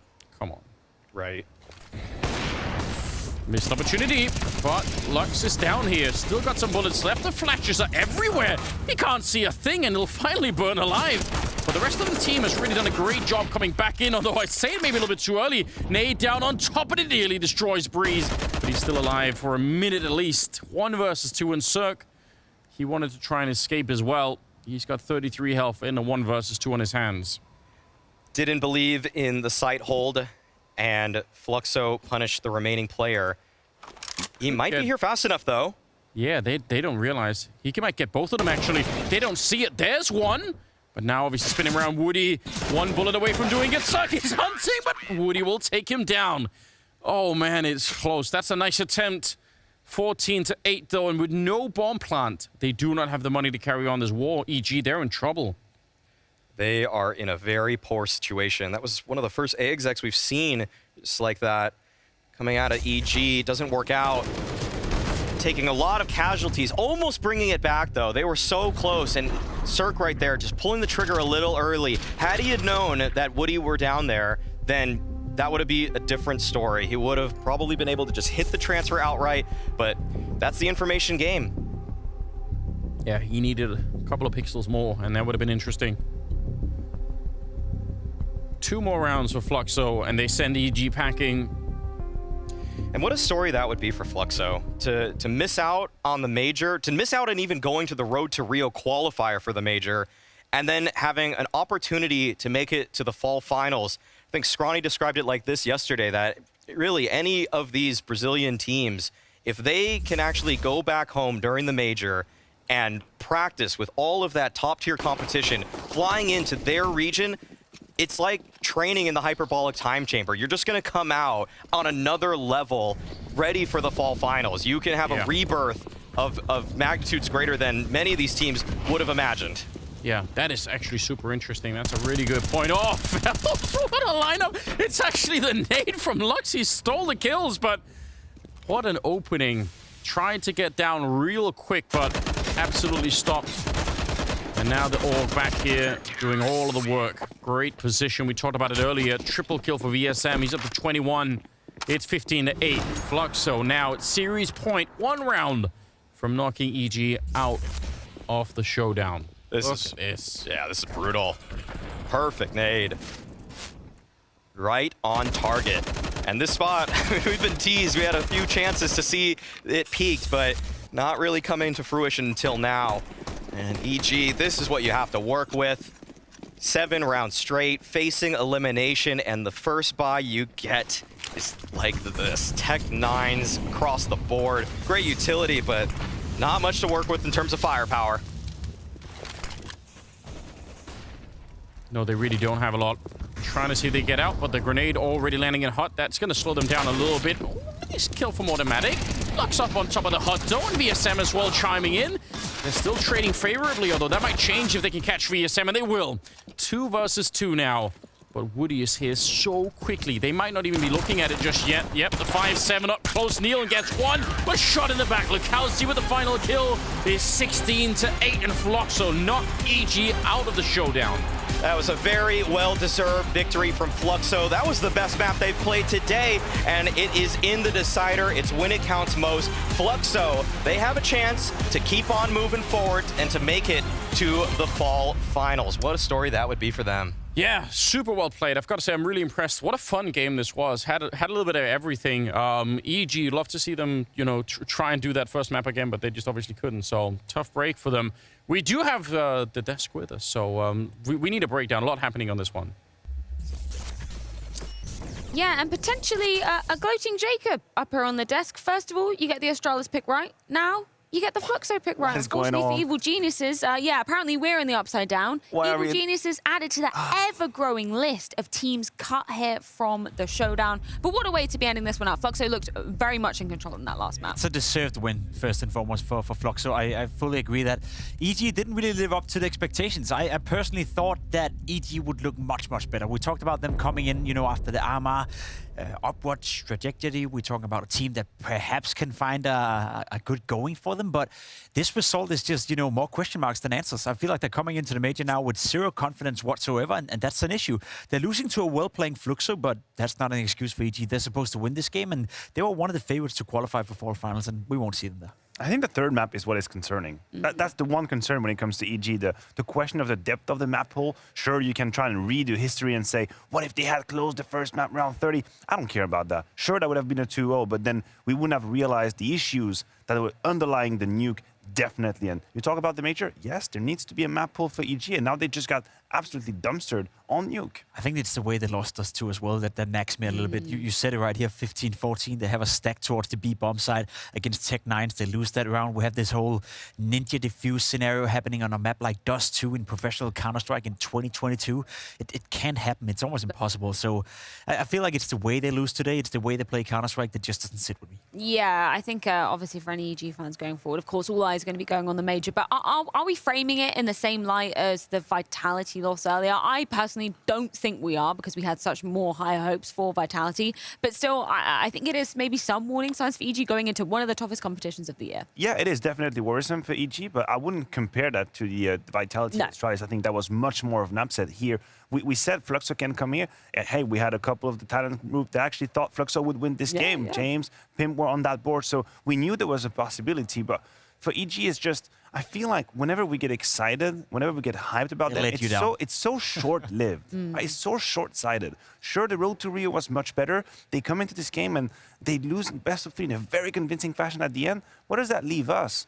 Fluxo is a brand new team, and they haven't been together for too long, and already they have enough of a map pool to come and challenge EG, and that worries me. But maybe we should just celebrate what we've seen from Fluxo instead of just being downers about EG. Hell, we have some people in there that are hella interesting. Look, Howsy, what the hell is going on? That seems to be one for the future. Very good pickup. Yeah, a lot of teams, were looking out on the market for Lukowski. Apparently, he was super expensive when he was in Shark, so some teams moved away from him, weren't willing to put down the money for it. But to be completely honest, I agree with you. I think Fluxo is the history right here. EG, they've been disappointing for the vast majority of the past 3 years, so who cares? Fluxo right here, it's a team with a lot of potential. I agree. The fact that we see Phelps again playing well, the fact that we see him being relevant at a tournament where he's now only 2 games from going inside the Royal Arena, I think there's a lot of positives when it comes to Fluxo, and the way they played in this game, I think could be enough in order to qualify from this side of the bracket. So I wouldn't count them out. I really think it's an interesting story that could unfold here. I don't want to get too much ahead of myself, but it was a good game from them. Look, how many people do you believe in their pick'ems actually had complexity go up against EG in a potential final for the Showdown? That was literally me. That was literally you? Probably 95%. A whole lot of people. And just after round 1, we have completely blown open this Showdown Americas. None of that favorite bullcrap. We're actually here for the W's. We're here for the upsets. And that's what I love so much about the Showdown. It's a chance for these kind of underdogs to showcase exactly what they're made of. And that's why single elimination is so savage when we're coming into things. I think you're totally right, Jacob. This is a completely wide open America side of the bracket now, and I'm absolutely loving it. Yeah, no one can feel safe. Who's your favorite now? Who's your favorite now? I mean, we're not done yet. We do have one more game. I still have 00NATION as the favorites because that's the one favorite that hasn't let us down. But they haven't played yet. Exactly. That could happen in a couple of moments. That's the next game we have at hand. Of course, 00NATION against VERTEX. But I still think on paper they're supposed to go through right here. But MIBR, Sharks, Fluxo for that matter, it's completo. In terms of what Fluxo delivered, just going back to a point that Mary Snake was bringing up during the commentary, it did feel like a way more well-rounded team game in that nuke as well. And I feel like maybe, we were prefacing it as it's the individuals that are going to stand up. It's going to be down to those, individual heroics and players shining through. Obviously, we saw that. I'm thinking of that VSM moment springs to mind from the second half. But just in terms of the well-drilled approach, it was more what I would have been expecting from Evil Geniuses, considering they've been a team for much longer together. Why is my initial reaction. Why would you expect that from EG? You know what? I don't know. I should stop expecting anything from Evil Geniuses. But no, it's a fair question. Yeah. Anything to say about Fluxo? It's a fair question in the sense that we would have hoped EG to have enough in the bag on their T side to put Fluxo in an uncomfortable spot. And I don't think they did. Fluxo has shown signs of being uncomfortable. Mirage comes to mind. We knew the CT side was a bit complicated. But on their CT side, felt like they knew exactly what was going on. They were synergized, how they were playing, how they were retaking information, they were rotating, which is where a team is supposed to falter to like AG, but it wasn't the case. They were very much in control. That's what I like about the Fluxo victory, right? Dust 2 was heavily influenced by Lukowski playing some of the best Counter-Strike I've seen him play, a real factor in that game. And then, of course, on Nuke, as you spoke about right here, Matthew, there was a team effort, a lot of synergy, good team play, etc. So they showed us 2 different faces, 2 different ways of winning, and that's maybe perhaps what we expected from EG. They should be able to show us those 2 different faces, but it's more or less the same face over and over again, and that's the face of disappointment. Yeah, a bit of an ugly face indeed. Moving on to maybe some highlights, though. You had a particular round from that second half of Nuke that you wanted to bring up for Fluxo, I believe, round 21? I'm going to believe you. I'll believe you. I'll see where this comes. Maybe. Let's go Maybe we can do maths. Deep dive into... Oh, yes, right, correct. We're talking about the power of the Deagle. VSM is a name we've mentioned, and this is a big yikes for EG. Look at this. A little bit too fast on the trigger right here, allowing a double kill for VSM, which I have to highlight again, was spotted in that position. So this is an EG that is out of sorts at that point in time. It's 12-8 scoreline. They spot the Deagle. Yeah. They know he's fallen down. They know he's retreated, but yet they just precipitate. They go way too fast. They allow a double kill. That's the end of the game right here, right now. Must be communication, right? I think we even heard it a couple of times during the mic'd up moment where we could hear there was a lot of, I wouldn't say bad communication going on, but there was a lot of loud voices. And when you're in a situation like this, as Matthew said, he's already spotted. No one is checking. No one is clearing. They know he's here. He was there. They know he's there, exactly. So it must be floated communication. There must be someone, not saying anything or whatever that may be. I would be curious to hear the team speak moment right there, but it's just not good enough. You're not winning Counter-Strike games at this level if you do stuff like that. Well, we're not going to hear a team speak moment, but we are going to get a winner's interview courtesy of Fluxo. Zamp, first of all, congratulations on the series win here. I want to start by just asking on Dust 2, because I know this is a good map for you guys. I saw you play it in Rotterdam, I've seen you play it here, but it's getting very close. I'm wondering, were you surprised that EG were able to fight so well? Because normally it's quite a bad map for them. Yeah, it was very hard to play against them. I did a different gameplay than we saw against other outsiders in Rotterdam, but it was great because we mixed some old tactics that we have, passes, not old actually, but some tactics that we don't use to use, and it was great to us. It was tough, a tough game, because I didn't understand why they started as T side, and it's good to play CT both side. Start CT. It starts in CT, and we believe too much in our T side, and to finish the game, it was great.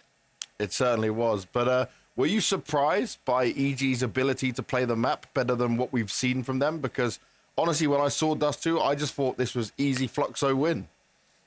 Not easy, actually. No, definitely not easy, man. But I'm saying, were you surprised by EG's level? No. They are a very good team. They are top 30, top 20 team. We respect them a lot. And that's it. We, like I said, Dust 2, it's a very comfortable map to us. And it was not easy, as we saw against others, outsiders again. 2 OTs against them, and now another OT. We had to win the map 30 to reach the OT, but at the end we won, and it's great. That's what matters. But at least you're getting plenty of practice and time on the map, that's for sure. Now, Mirage, right? You guys had a few chances in it. It looked good to start off with. But I wanted to ask, you have games where you start so good, but then the other team starts to reinvent themselves, change things, and it seems you guys struggle, get frustrated. Why is that? What's going wrong in terms of the communication and the team? About the Mirage, we started very well, actually. We had a very good feel about the game. We started gambling because what they did in the past, in some games in the past, but it wasn't working very well. They play very slowly, and it's not comfortable to play against them because our game is too much fast to play against this kind of game. And at the end, we did some good T rounds. We understand the gaps of the game, but at the end, it wasn't enough to beat them.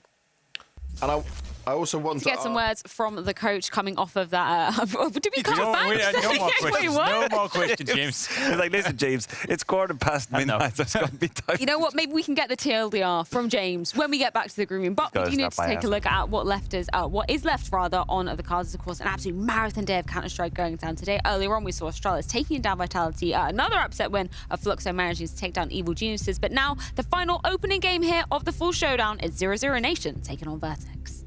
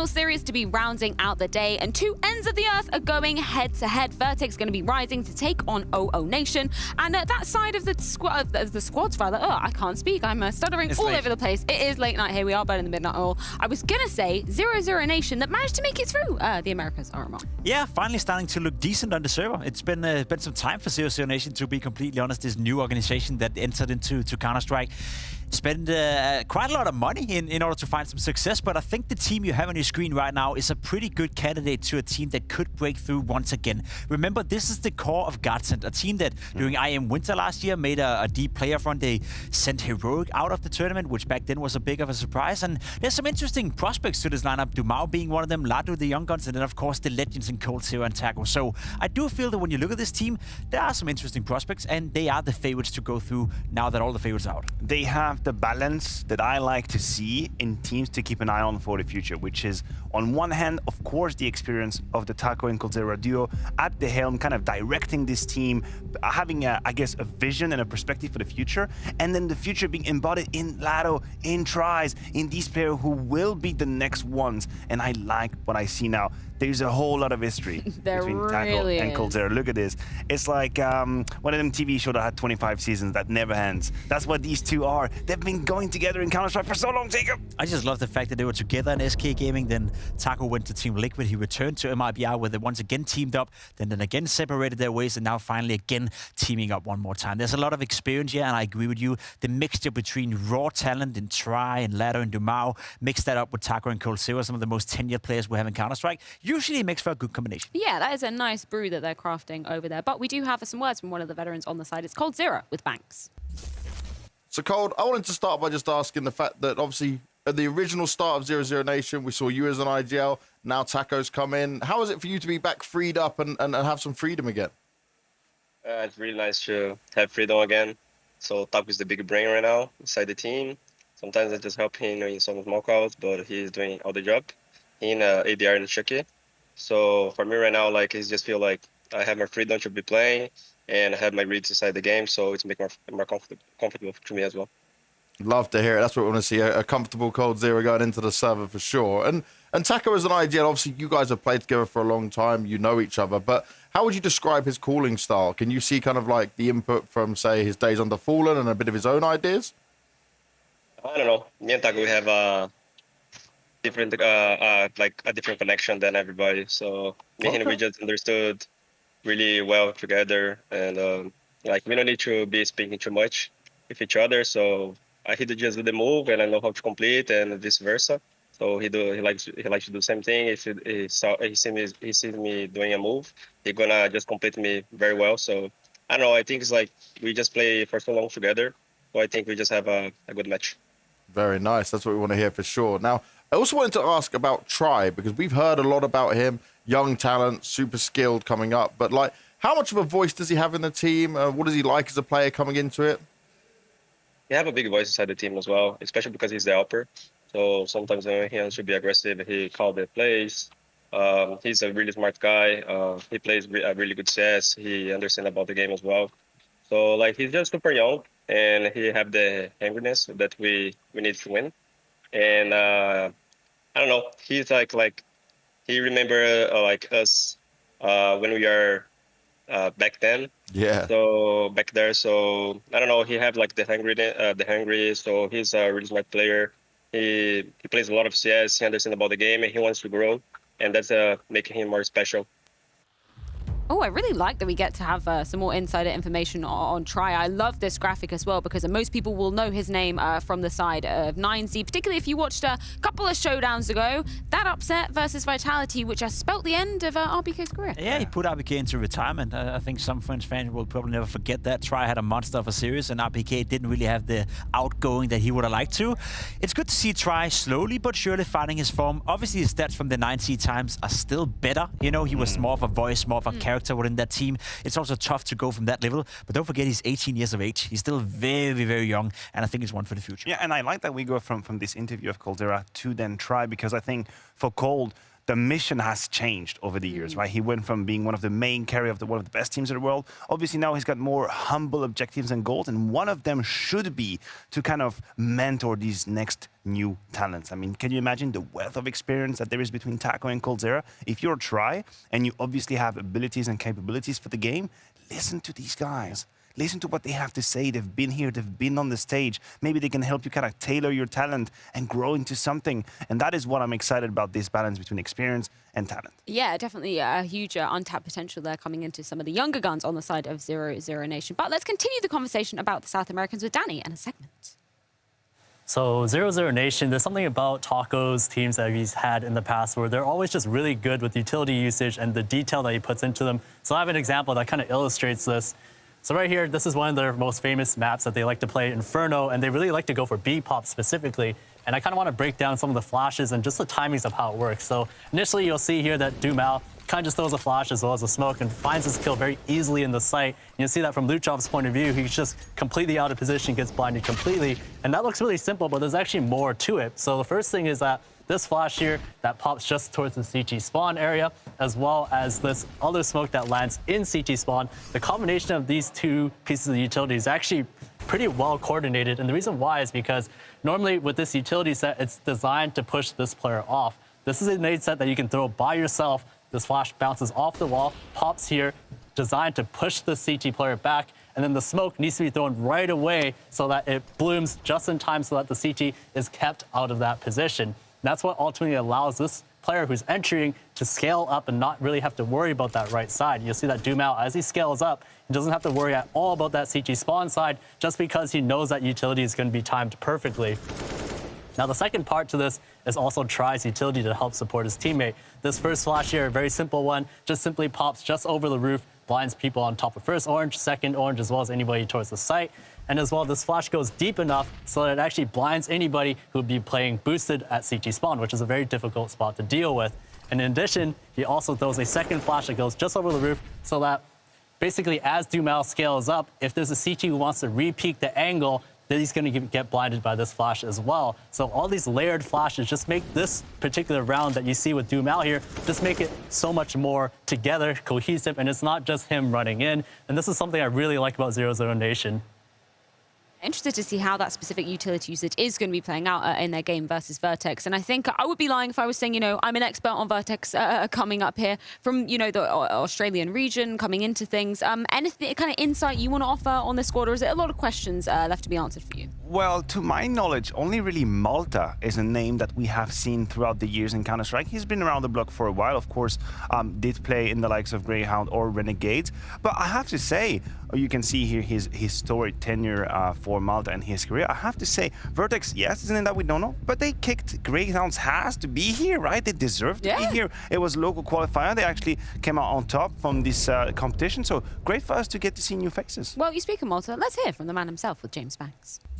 I also want to touch on the fact that you've got Brace as your IGL, but obviously you're the experienced one in terms of the international level. So are you kind of being a secondary caller? Are you helping out some bits? Like, how are you adding your experience to this roster?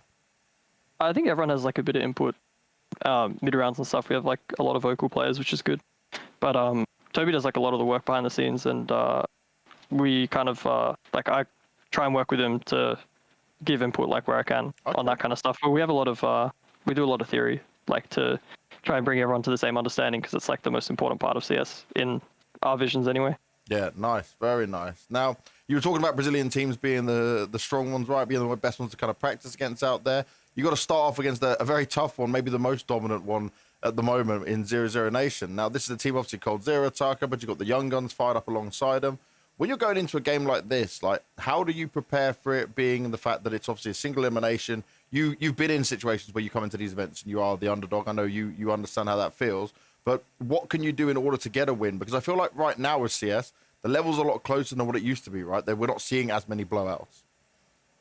Yeah, I think the underdogs have, there's not so much underdogs anymore, I don't think. Or I guess like maybe that's not true, but it feels like every team is like getting to the same level now in CS, like, or at least the skill ceilings, like everyone's reaching the skill ceiling. So it's the difference between people is like in, 1% now instead of 10%. Yeah. So I think going up into this kind of matchup, we're just studying what they do and then trying to work on our own game because they don't really know how to, because they've never scrimmed us or played against us. They don't know our style.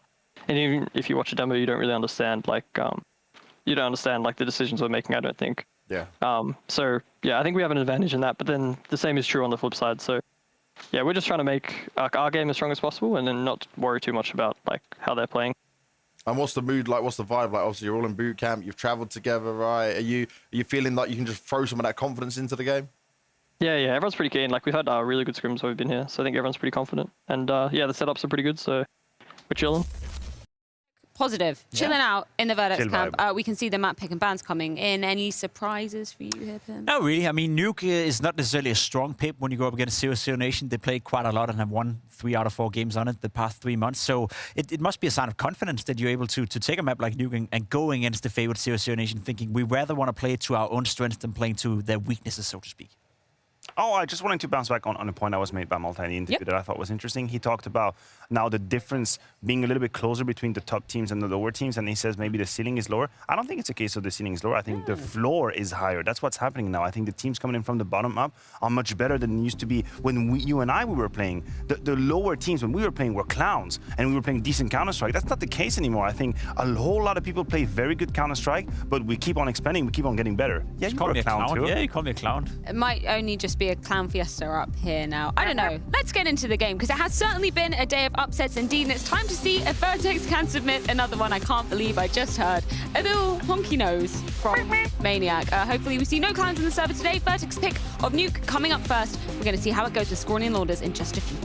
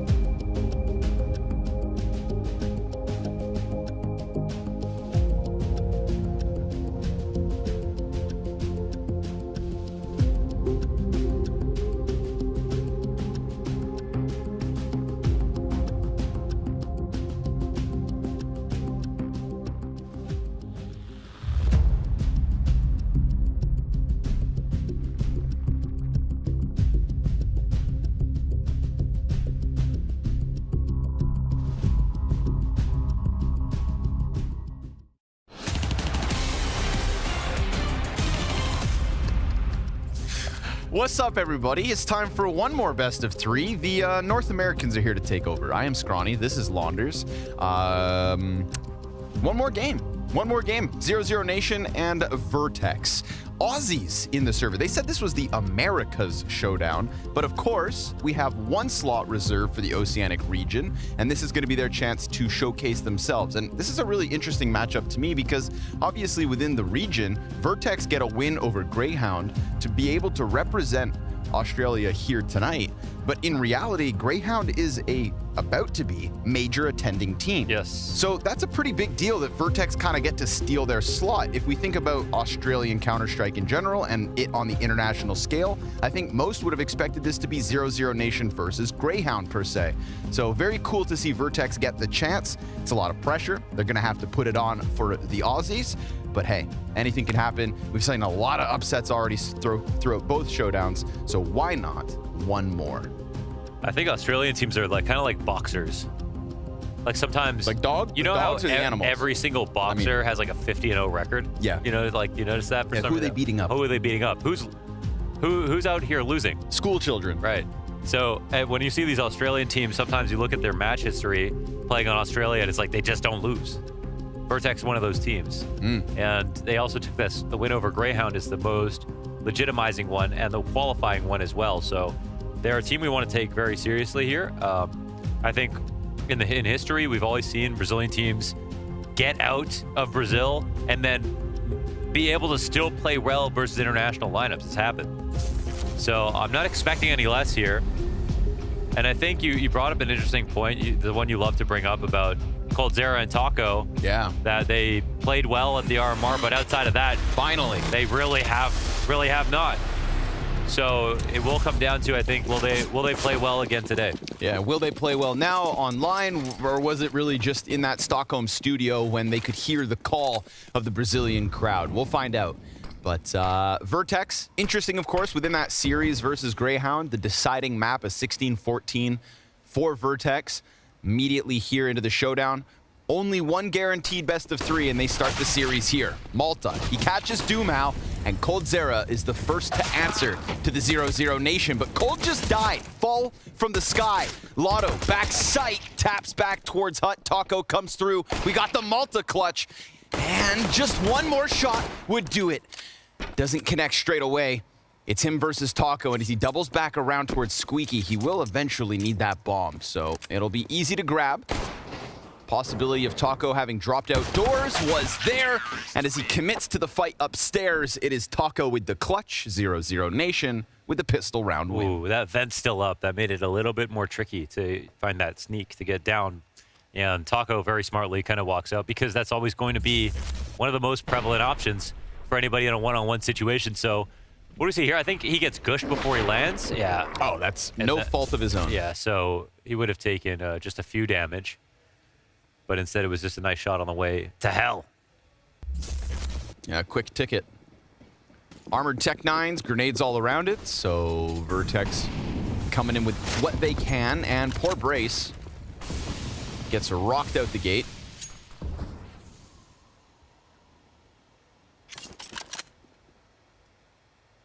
They'll have to sit back a second, but Taco's got no reason to waste any type of time. Easy reload, Try comes through, Famas shreds him. Wow. And we've got Try in with the trio of frags. So now Brace gets cleaned up, and we've got a nice conversion from the 00NATION. Dead there behind him. Clean round. There was no real good way to go here necessarily in the veto. So as Pimp pointed out, a confidence pick for VERTEX to just believe in a map they think they're good at. And it was said very frankly by Malta in the interview with James, they might be a hard team to prepare for. They're the ones who get to watch demos that they can understand versus 00NATION. When 00NATION look at their game tape, they're playing versus other teams they don't know anything about. So it's kind of harder to read. This one just reeks of desperation. We got Glocks on the field. One flash for Brace. The golden opportunity. Here it comes. Or not. He said, oh, you want that other flash. But by the time he throws it, Dumao making money with that MP9. So unfortunately, there was a 2-second window, and that window was very quickly closed down on the fingertips of VERTEX. Busted knuckles. But still, they bring it back with 2 kills. Peasy. Yeah, I wonder what happened there because he didn't even do a running throw, and he didn't jump either. So I don't know if he missed his flash, or if they changed from going to Squeaky to going to Hut, and then he was going to throw it again later. That's fair. Yeah, we do see the T's kind of reconfigure. Yeah, so I'm not sure. They were. It looked like they were going Squeaky at first, right? Yep, yeah, 100%. Yeah. And then next thing we know, we jump into Dumav's vision, and there's 4 guys pushing in Hut. Yeah. So, yeah, it was weird. But hey, you know what? What's nice is they actually get to gather a couple of tools here. You know, they come through with just the 1 flash. Now that flash has a smoke on Peasy, both players on MP9s. Wow, they might get a plant. They're leaving the ramp rotation. coldzera will be the first one down, and he can't just drop down the vent, so they're checking outside. They're actually going to allow this to go down. All right, VERTEX really making something of a round they have no business getting anything at all. Oh, there's Try going down now. Yeah, and he's going to beat them here, so they kind of burn a little bit of time. Just a little bit too much, but... Smoke could save it. Brace is going for the safe plant. Try's going to just slide right in.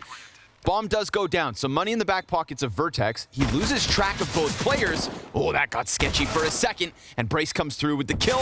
2 CTs right there, and those are the only players to survive this round. 00Nation lose some money, VERTEX gain some money. It's all good. We go to the 4th. They kind of walked it all the right times. They got away outside without any noise. They had a good amount of time left to get the bomb down, and they even had a smoke for the cross where I thought, okay, maybe they should have just kept running. They did it safely. And even though there were some kills here, 0-0 did not invest a lot into that round in terms of full weapons. So they mainly lost MP9s. 2 ops. Contrast, yeah. Talking about not investing into hyper investing. Yeah. Well, 2 ops. Wow. I mean, they're going right into VERTEX's first full buy, or second full buy, I guess. So maybe there's something here that makes sense. You don't have this. It just reminded me how few times we see double op setups on almost any map these days. We'll see if it comes back to haunt them. Right now, Try gives up his original angle. You definitely want this guy opping. That's for sure. Touted as one of the next potential big stars from the South Americas on the AWP. The South Americas. That's a South Americas, yeah. I'm trying to be as inclusive as possible. Yeah.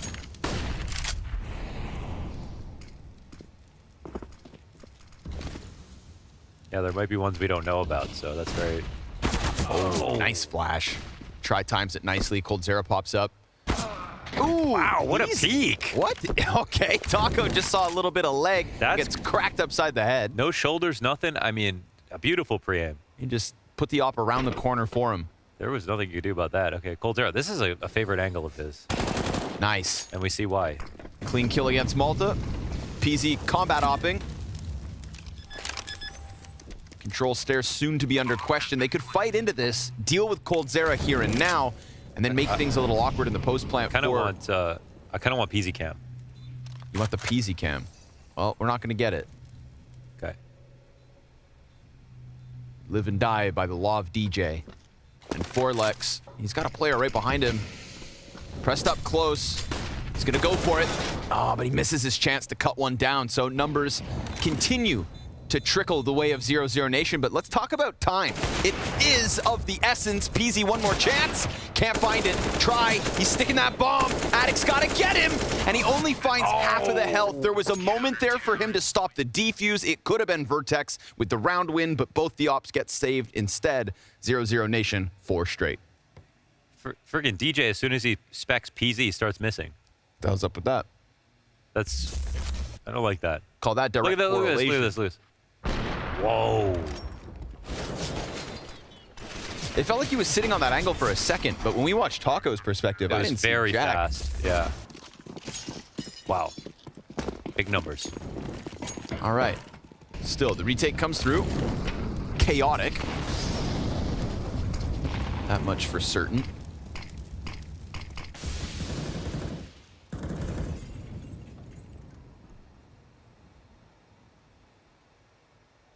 What do you think he's addicted to? Could be a really long list. Yeah. You know, in French, we say jamais 203. Never 2 without 3. So if he's addicted to anything, it could be more than one thing. One more is better than one less. That's his favorite saying. There we go. I was addicted to Fortnite for a bit. I'm still addicted to Counter-Strike. Oh, Taco. Oh, that's those kinds of timings that can just catch you, but he's good. Yeah, he also didn't have to show himself when he was throwing that, but... Yeah, it's a lifestyle choice. That's true. Oh! Nice. There we go. Doesn't get much with the incendiary. Oh, he's so risky about these peaks, man. Does that, I mean, that kind of screams to me like discomfort with an op on ramp. Yeah, you know? yeah, definitely, because you don't have to hold all the way in the trophy room. I don't expect Try to peak like that if he was the one playing ramp. Did he learn nothing from PZ last round?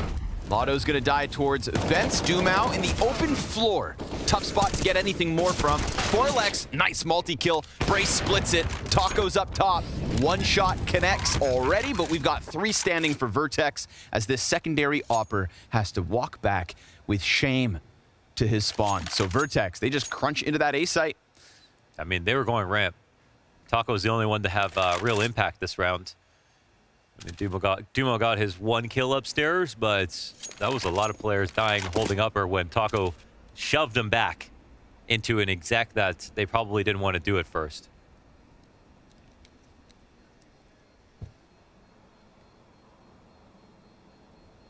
So I mean, Malta was on Greyhound, if I remember correctly.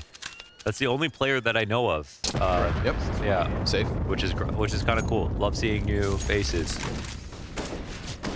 Sir, this better not be your crosshair. Holy. Wait. Fudge. He has because the dynamic summit crosshair. No. Is he using the dynamic We are summit? going to need somebody to verify whether that is true or not. I wish I thought I was that good. You better not be Malta. That was Malta? That was Malta. Listen, you're better than me. But I think he's limiting his potential. Yeah, who are you to talk? Playing with a crosshair what like do you that. know? I'm with Malta now. I stand with You Malta. betrayed me that quickly? It was your own argument, actually. Friendship in 2022. Fickle. A little bit of outer play. I haven't seen much yet from Vertex outside, so let's go. Last time they tried to get into anything, coldzera came up from the secret stairs and prodded them in the side of the head. Could happen again. You never know. Trust nobody. And Taco, well, patience is a virtue. Could very well... Let's see about that gun barrel, huh? Oh, no gun barrel. All good. Beautiful. Taco times it nicely, so Vertex will be given the space to cross, but anything beyond this point, Taco, oh man, lucky to be alive. Dude, what? Incredibly lucky that he is still standing. That should have been him dead. We'll see if anything else can come from that while the teammates of PZ go downstairs. It's coldzera at bat. He swings and home run. Easy 2 kills for him. Taco not going to find that opper just yet, but it's only PZ left to be dealt with. So now the CTs are going to swarm in on Vertex.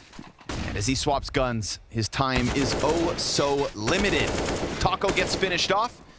And PZ, even if he falls back, I believe Dumao's up above him. So yeah, dies to the pistol. Cold's got the multi-kill. 00Nation 5-1. That peak was D-U-T-T-Y. D-U-T-T-Y? Yeah. Duddy? Dutty. Oh, okay. You're spelling with accents. Yeah. I get it. James understands.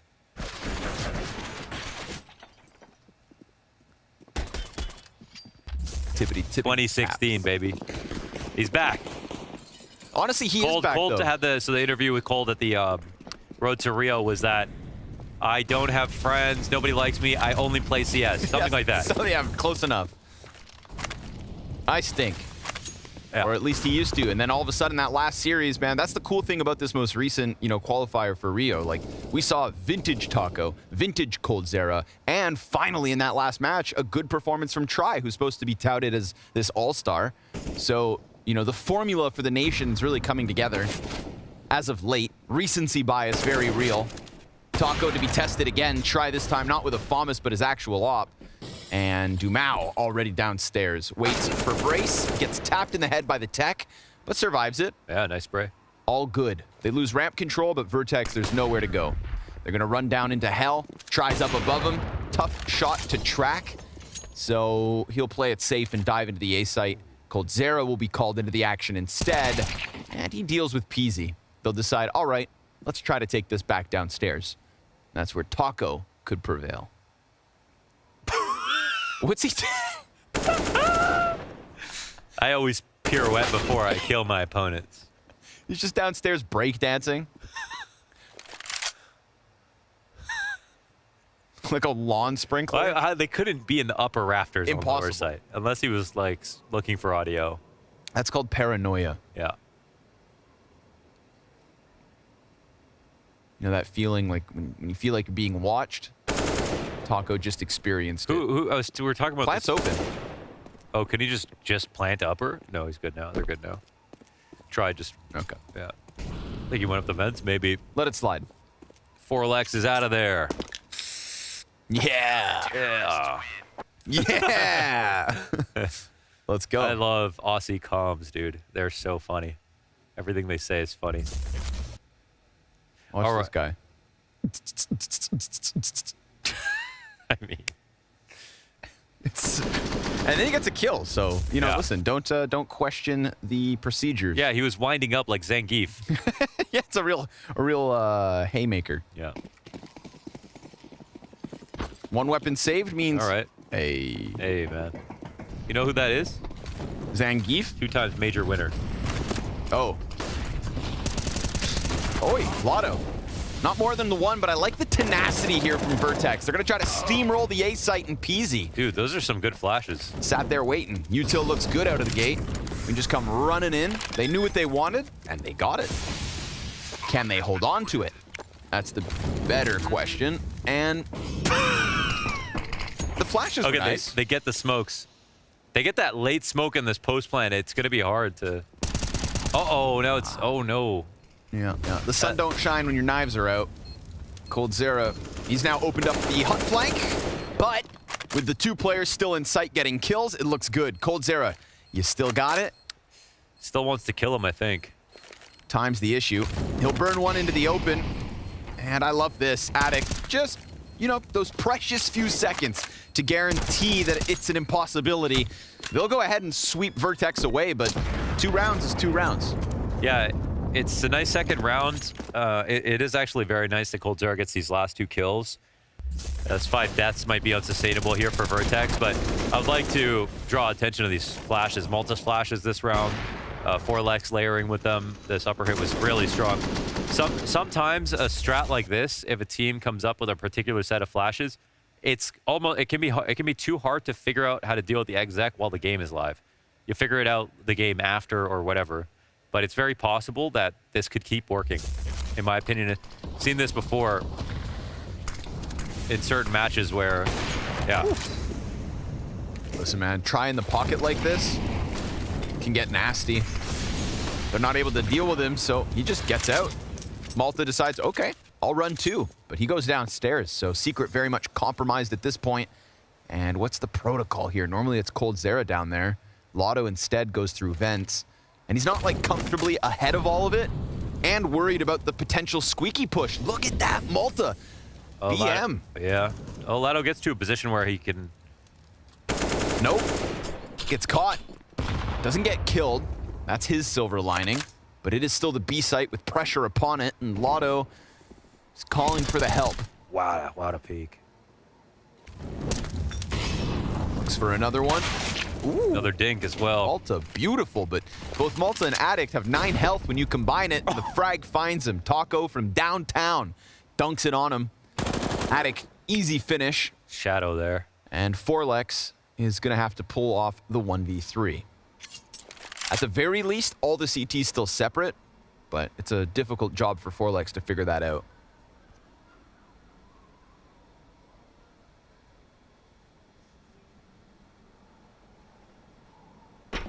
Ah. Yeah. A fatal error. Taco point blank with the MP9 will grab the free AK and a 5-round lead for 00Nation. Yeah, Lado obviously, he throws his incendiary and then falls back. Doesn't know that anybody crossed the incendiary. If he decided to spot from any other place on the stairs, he was completely dead. So that really saved the round that he decided to do his doorway spot. It might just be the way he does it anyways. But as we can see, it's one of the safer options right there. That punish would have been enough to take over lore, probably guarantee a plant. And VERTEX, after losing 5 in this last upper exec, are back to pistols. Not ideal. I really want to see that upper exec again in the future. Oof. Nice nade damage there from Taco. He's getting the util damage in, that's for damn sure.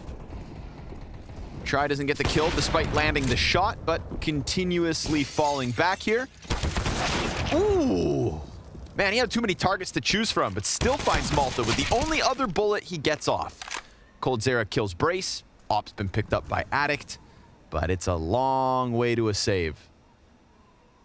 So, what's up?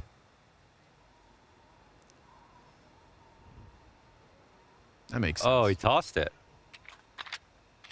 Yeah, well, I guess, you know, 0-0 don't have that much money. And now they have less to lose when it comes to just hitting this B site. So let's see if VERTEX can pull off the miracle pistol. A Huandig, perhaps? Nah, not gonna happen. Taco, nice and patient. And he gets them both. So 4 up for 00Nation as they survive the pistol buy. At this point in the Blast Showdown, we're just trying to see if the teams who are supposed to win will. I feel like the majority haven't. The majority haven't. What are they? What are they? So just now, of course, EG lost. EG lost. Vitality lost to Astralis. Yep. Big loss to Sangle. There's one more, right? There has to be. What was the start of NA?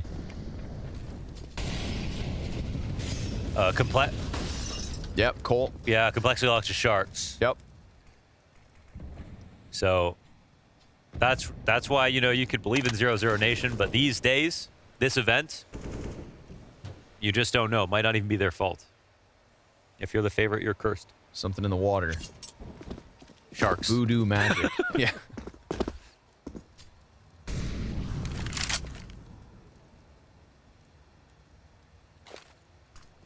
So I feel like VERTEX have, they've gone for some faster rounds, right? It seemed like they've been content to clash with 00Nation. This time we're at the minute mark and their wall of smokes only goes down now. Doesn't feel to me like 00Nation feel as though they have to do much, but love this play from Lotto. Wasn't enough pressure from VERTEX to keep him from just sliding through the smoke. Ooh, hello. Try, finds the timing, catches the tail end of the caboose as VERTEX try to work downstairs. They will still have a chance to split it, but Brace is going to have to work on his own in a 3 versus 5. Tough spot. Cold Teres. He's up and above. Almost stops that bomb plant. Try catches the Brace flank, so suddenly the retake looks way too easy, and Taco has Malta put his head on the silver platter. Peasy. 1v5. Could you imagine? There's the first one. Costs him half his health. Pimp was telling us about Peasy. Second one's coldzera, but the doors are shut. And so his chances now slimmer. Ooh. Oh my god. That landed. But so does this. Dumao stops him through the doors. That was still valiant effort. Pretty much a collect. Yeah. I mean, that was so close. PZ's stats have been extraordinary. Pimp was pointing out last 6 months, 1 negative event. And then everything else, he looks like Zywoo, pretty much, with the stats that he's getting. The only problem is that the 1 negative event is also the 1 seriously international event. So they also only played 3 maps. I'm sure there's some international competition in some of these other ones. I'm not exactly sure. Maybe this conference event. Let me check. You're telling me you don't know the roster lineup of every single event that has happened this year? They played a couple of others. Season ESL Pro League Season 16 conference. They played against Falcons and Heat, and he did well. So it's not exclusively. He just had a bad event. It happened to be international. It's allowed to be. But otherwise, eyes on PZ. Okay. He is currently the top fragger for VERTEX, 8 to his name. But then on the other side, we got Try.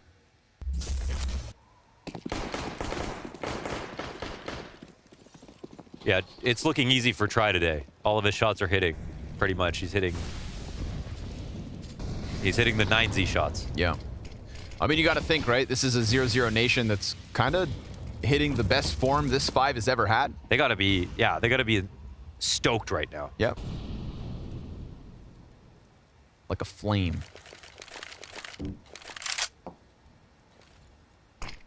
And if they can just easily dispatch a VERTEX, then they'll do something that a lot of the other teams so far at the Showdown have struggled to do, right? I feel like that's been the narrative coming into a lot of matches. Like, if they're ever going to beat other teams, do this clean. Ouch. Oh, 2 kills. Dude, this upper exec is fierce. Yeah. It's kind of been their thing. We'll see if they fumble it or if any CT can kind of throw themselves into the mix, but no. So just that in and of itself gives VERTEX a 3rd terrorist round win. Still room to improve this T-side score. They've been completely blind every single time. You see what I'm saying? How it can be, even if you talk about it right after, it can be too hard sometimes while the match is live to figure out how to dodge the flashes, what exactly is happening, what's the one tricky thing they're doing. And a credit to VERTEX, they haven't just done it every round. They've waited to make it even more powerful. They've said, okay, you're not going to be ready at this point, like 3 rounds later. The problem is outside of that, they don't have much. So they've been relying on this upper exec, but you got to hand it to them. It's been a good one. At this point, with so few rounds left, I would just say, do it again. Yeah, I agree with that. Listen, it's worked. Yeah. Try it again. I don't think we're seeing many odds to get rounds outside of it, and he was totally fine, by the way. In this, yeah.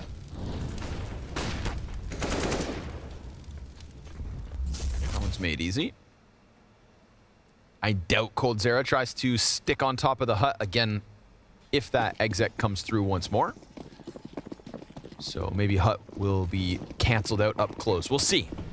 Maybe VERTEX don't want to run it back. Ramp's looking aggressive here from 00 Nation.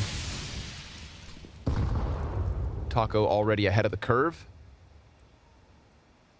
Yeah, look, pressed into hut instead. Malta didn't expect a second, but VERTEX can trade that. Is the fast flank enough? PZ trades out.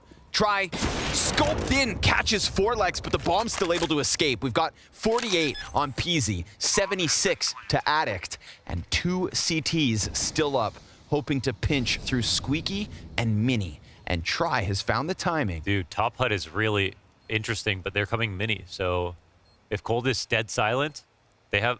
I feel like this retake is going to happen. Incendiary destined for Addict. Last time he stuck in this for a few seconds and then swung out, and he did it again. Just waited, but the drop heard Cold. Hones in on PZ. But if he thinks he's through the door, then he is wrong. And coldzera is going to have to go for the defuse. Steps in front of the boxes, taps it yet again, catches the kill, but no time.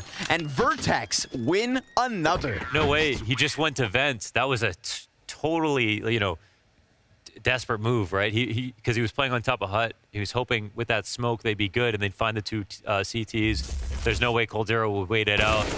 And coldzera, he didn't let Try know. Well, wait, hold on. Try should have seen him last time, sitting in the molly and then swinging late because coldzera was in the 1-on-2. Yep. And it was the same guy in the same position, but this time he didn't believe he'd do it twice. So a bit of a mental outplay on this from 2 parts.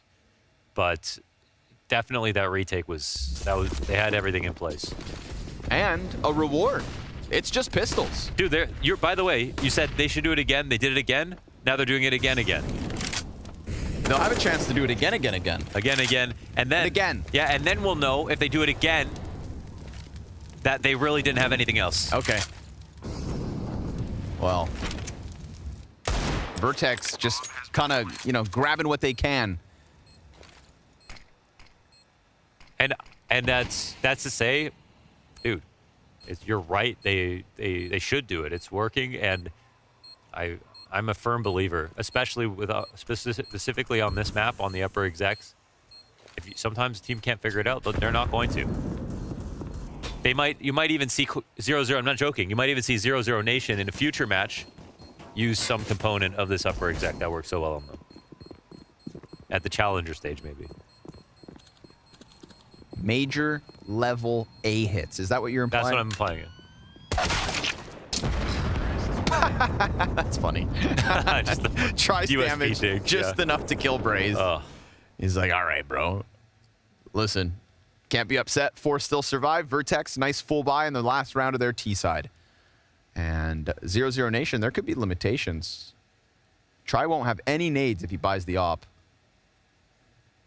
Excuse me, he'll have a smoke. But being serious, if I was the IGL, probably right now, I would feign the upper exec and then go for ramp or do something else. Because number one, if you feign the upper exec, they will overreact for sure because they've lost it so many times. Get the util out. And then, yeah, you should be able to do something else. So I think that would be the most sensible call. There's the Molotovs. Gets the CTs to smoke it. What is happening here? PZ leading with the P250. And I guess knowing they won't be outside. This is kind of crazy, but it's fine because it's clear. Oh my god, that's ominous.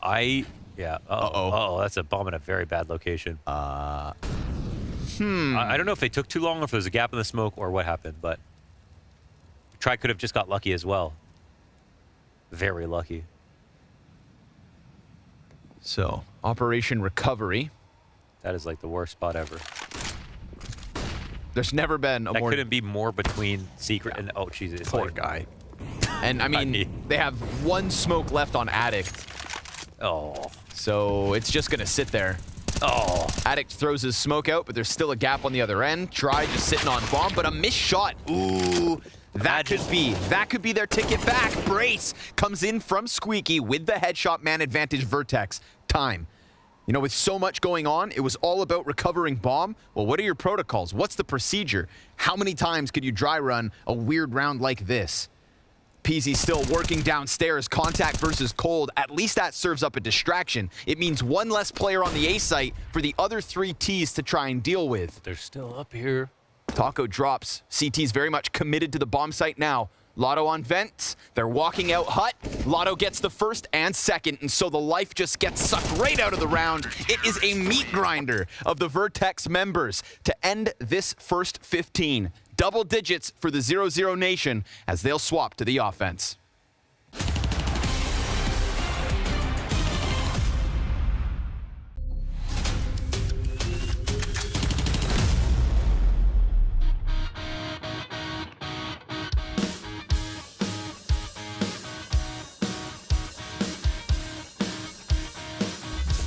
Where's he, bro?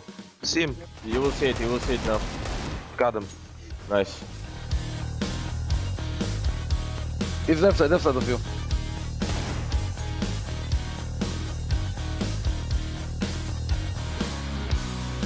He's searching left side, still searching left side on you. Shifting slowly. He's in front of you. Nah, man, you're so good at this.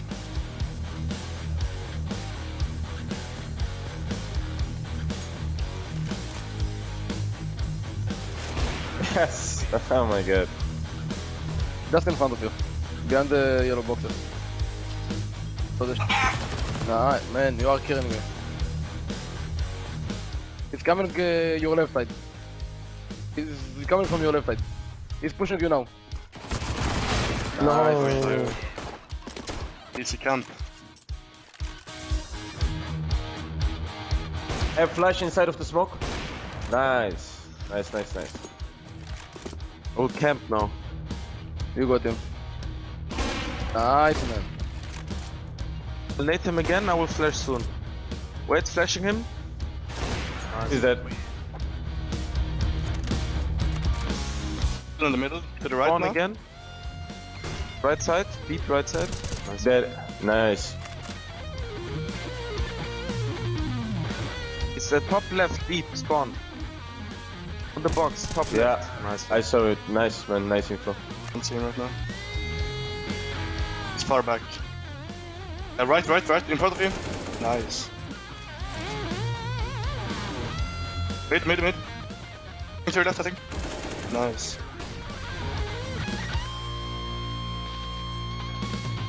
Oh, I'm flashing him, I'm flashing.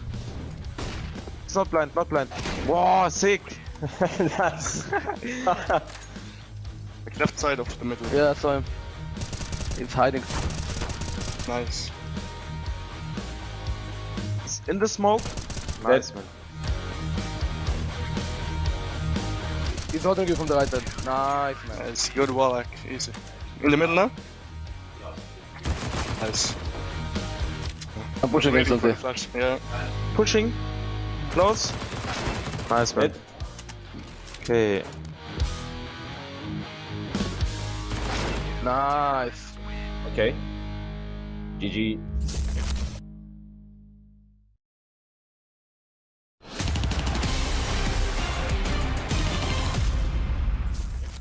A great example of not needing a diverse game plan if what you do have works. That A hit worked well enough to get VERTEX 5 rounds on this T side. Now they swap to the defense, and they've just got to hold off the 00NATION. If you can do that, you can pick up a map win here still. I don't think the hope is lost, but it could and should start with a strong pistol.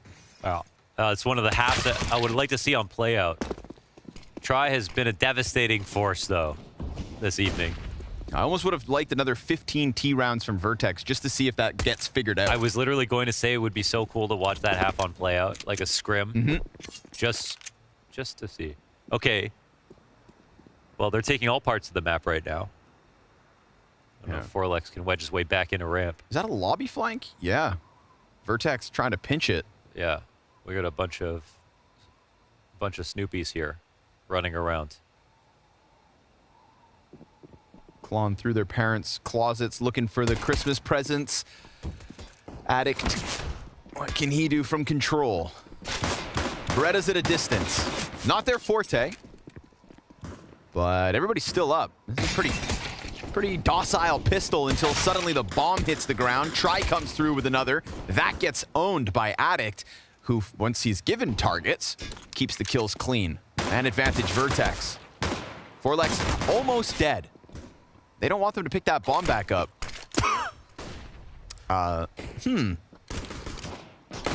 Weird one. It looks like they'll get the bomb and they can actually still... Oh, this is the one. That's the one, because now upstairs is a thing. Coldzera, does he have an escape route? Because Addict could try to beat him back upstairs, but he's not thinking that this is at all a possibility. We got a backside plan coming, and then Coldzera, I mean... Oh, he comes to cut off Addict. Addict kind of forgets about that. Man, as well. You know, I thought to myself, like, they don't have to necessarily take these fights any longer, right? Bomb hasn't even been picked back up, but yeah. Then once they get close enough to the bomb, CTs never seem to expect them getting pushed by that doorway. I think the big problem was the Nico plant possibility. If they get that, then they really lose control, their grip on the round, and so they were compelled to continuously peek into ramp. But I think 00 played it perfectly right here. That's Lotto decided to respond to the pressure with some pressure of his own, and that made Addict's position completely useless. Excellent recovery. Yeah.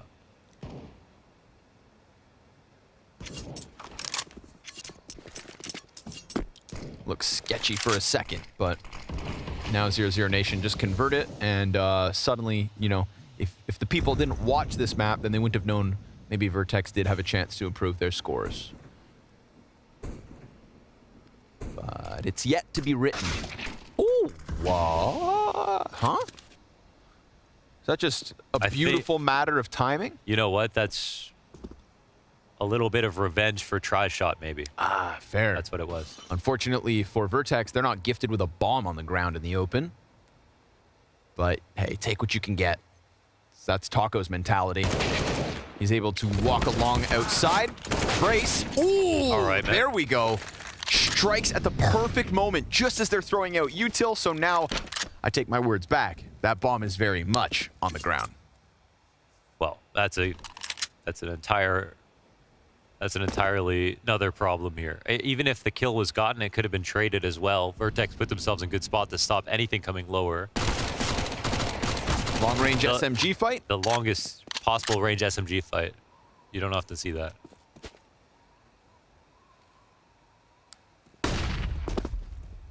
It, It's become a bit too late to make this happen, I think.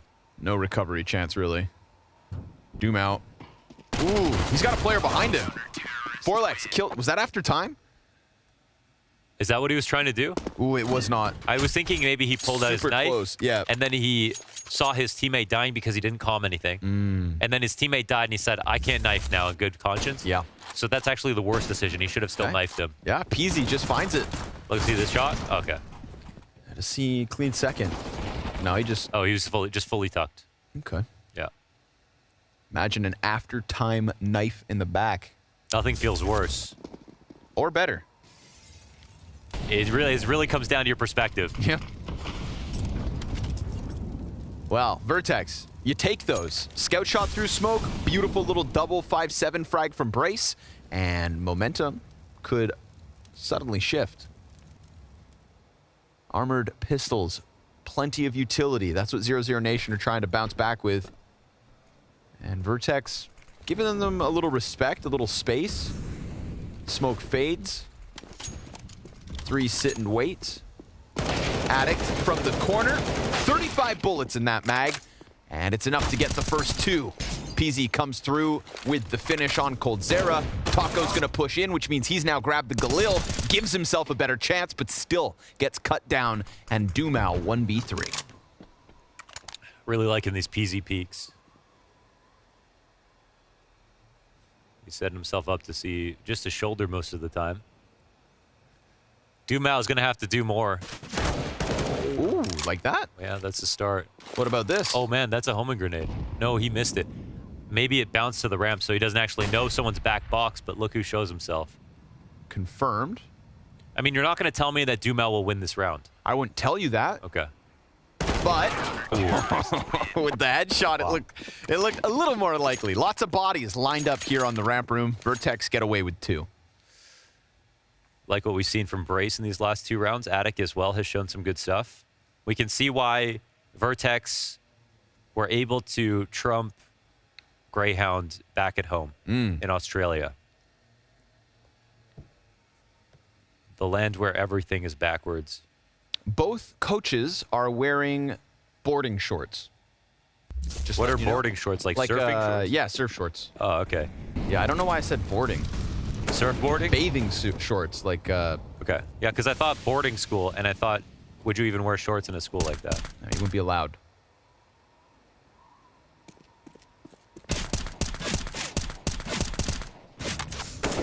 No headshots with the M4 taps, but listen, I'm not even gonna try to sell you the snake oil. This one is an easy 8th for VERTEX. Do you know the idiom, I've got a bridge to sell you? I've got a bridge to sell Have you ever heard that before? No, I haven't. I have not. It's because there was a guy, I don't remember exactly how many times, but it's a real story about a guy in Brooklyn who sold the Brooklyn Bridge 50 times to millionaires. How? By creating fake papers, but he never owned the bridge. Ooh. So when you you say somebody's gullible. Yeah. You say, I've got a bridge to sell you. I got a bridge to sell you. Hey, I got a bridge to sell I'm you. from Brooklyn. One more time. I'm from Brooklyn, and I got a bridge to sell you. Yeah. Hey, I'm scamming. But you got to sound trustworthy. You can't sound like a rat-fink scoundrel. Oh, well, I think that's profiling. Okay. Guns back up for 00Nation, and coldzera. Okay, he really wants to get across. And that Molotov with 15 health will absolutely stop him. So now he's got to just cross his fingers and toes. Also, it's more of a Jersey accent, but that's okay. I'm working on it. I'm working on it. All right. So this is the Navi way. Get up on top of the railing with 1 in secret. And hold lobby control lights. Check on outside. So they do wrap smokes in this position, which puts some pressure on Peasy.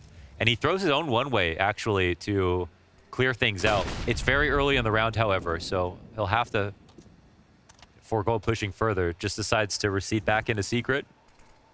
And we know this position is really good because you can actually hear people jumping up onto heaven if they do wrap. And you cover that hell exit as well.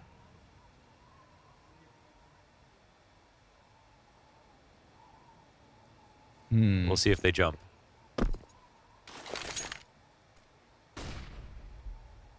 Yeah. So What can Peasy offer? Are they watching They're Heaven not from watching. A site? No. Nah, man. Now they are, because the footsteps come through. Peasy tries to attack from the back.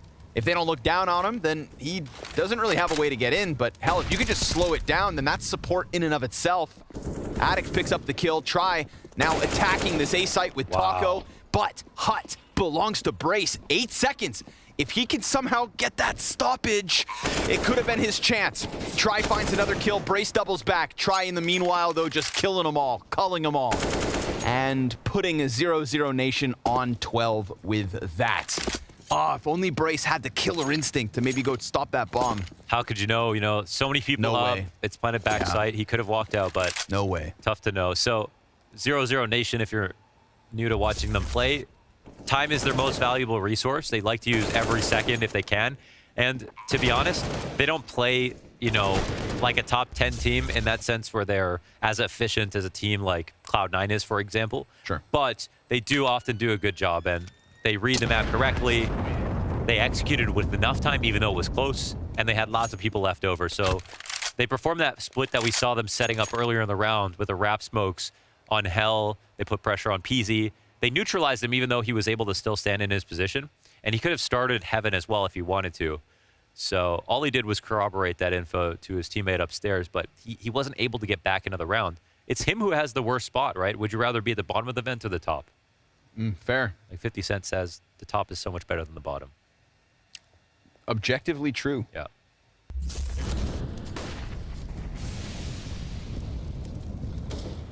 Now VERTEX, tough spot. Those busted bank accounts. A very quick reminder to how this one could slip through the fingertips.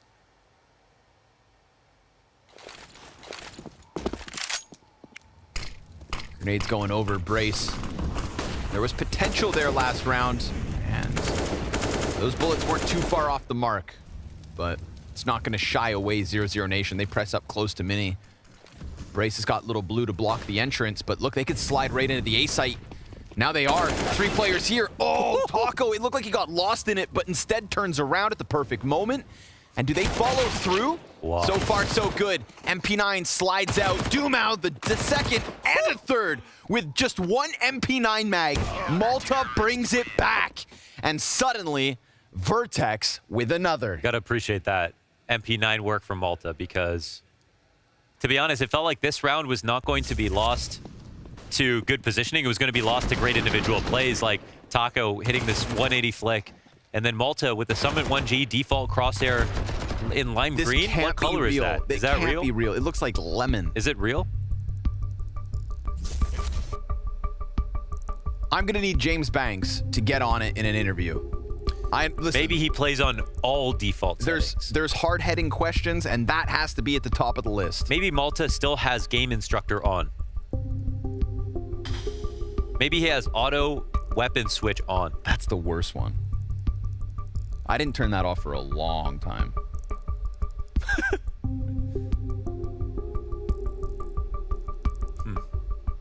We got a man down in the 0-0 Nation camp. We'll get him back in a second.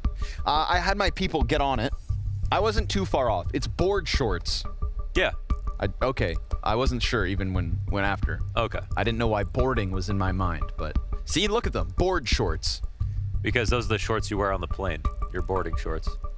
I don't think that's the case. I have actually a strong opinion about shorts on an airplane. It's horrible. Don't show people your knees. You know, there's one person who... Maui. One person. He's Dude, the one guy. He's hot. And I mean that in both senses. I mean, a beautiful man, but also he gets hot. Okay. Steamy. Yeah. Okay. Yeah. Well, I mean, just just emanates a lot of heat. Dense. He's a thick man, that Maui. But basically, he's always wearing shorts. All the time. And no matter what, basically, what season it is. I've actually been in a nightclub with Maui while he was wearing in shorts. Yeah, he was in shorts. So, yeah.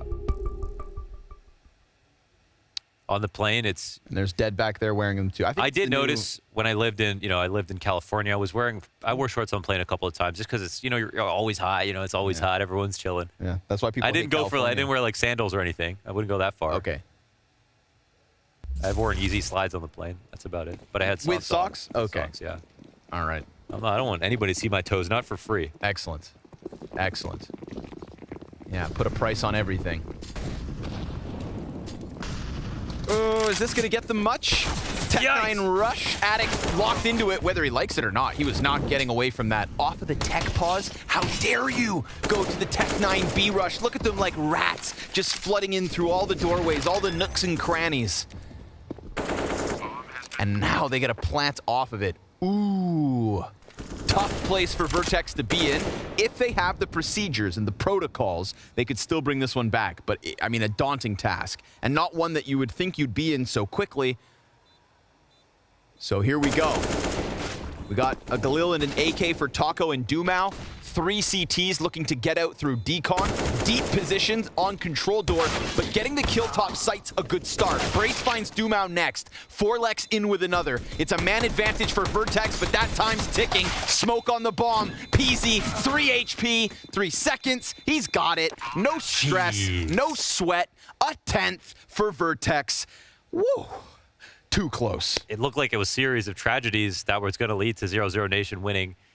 It started off with a moment of awkward movement, not being able to fall down onto the ramp. And movement is one of those things. It doesn't have to be insane, but if it fails, it costs you your position. And here's where we saw that happen. But the cavalry came in, everybody else hit their shots, everybody else was very quick and sharp, and that's actually, it kind of feels terrible to lose if you're 0-0 because you feel like you did the hard part, you know?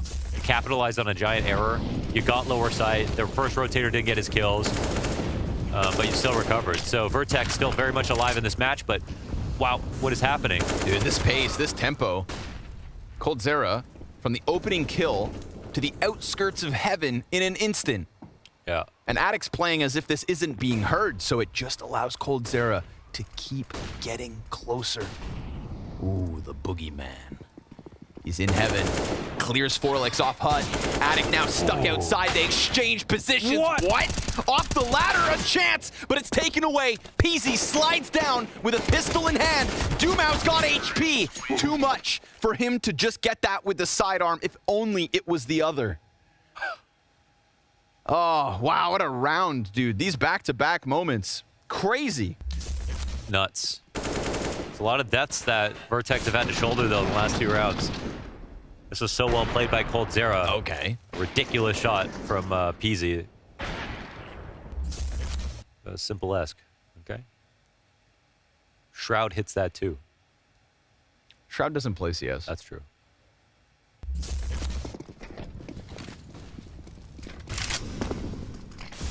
He's too busy playing Overwatch 2. Oh, yeah? Yeah. How the mighty have fallen. Just kidding, Shroud forever. Pistols back for VERTEX. Man, what a gut punch that one is. coldzera, leave it to him. And honestly, again, right, we're talking, and it's so weird to say this, but, you know, 00Nation for so long throughout, you know, the Brazilian competition that they had prior to the major qualifier, we never got those, like, occasional 25-kill games from Cold or Taco. And you'd think that just because of who they are, they would give us that every once in a while. But it's finally starting to come together. It's finally starting to happen. And we saw it first in Stockholm when it absolutely mattered most versus Complexity. And now again tonight. You know, you want to dispatch of VERTEX. Get them the hell out of here. How great would it be for 00Nation to get fall finals after what could happen in Rio? So, Cold, nice to see you back. 22 kills, 24 rounds deep, and he's looking for the 23rd.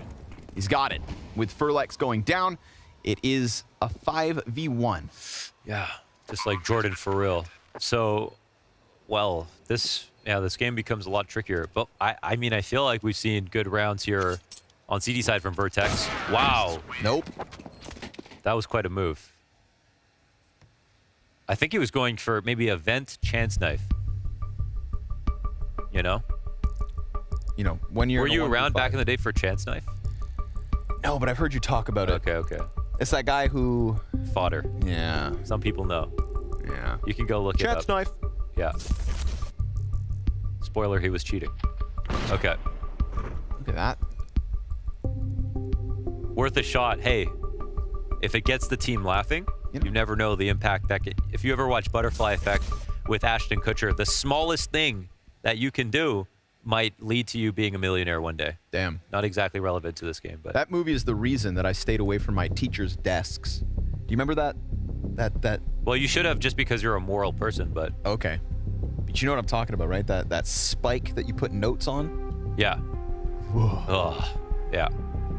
We were actually just talking Once about I stapled my thumb when I was a child because I didn't believe that it made sense that a staple could go through the paper and fold, you know, like a, yeah. I thought it was magic, so I found out So you put yourself on the line. Yeah. How'd that go? That hurt, man. That really hurt. I can imagine. Yeah, it's funny how You some ever had movies. a purple thumb? I got purple toes. Yeah. Not thumbs. Yeah, toes are kind of like a bunch of thumbs. Exactly. So, yeah. That was my thinking too. Less useful, but Guns up. We'll get back to the movie scenes in a second. The cinematic moment of a potential Vertex upset seems to be coming to a close. Killer Instinct coming through. Taco doesn't even get a chance to shoot at the second because he's already dead. 3 simultaneous kills from 3 separate members of 00Nation. It's 5v2 in an instant. Wrap it up. That's 15 to the scoreboard. it's kind of a pissing contest seeing them compare how good their upper execs are, but that was fierce. Do you see that entry pathing from Taco through the smoke around Tetris? So the flash has the maximum efficacy, and he's right. They're blind. He beats the timing. There's no counter strafing. There's no going back and forward. That's pure entry fragging work by Taco. And a 15th round for 00Nation on map 1. Try has just had consistent output throughout this match. So he's one shout out. But between him, Taco, and Coldzera,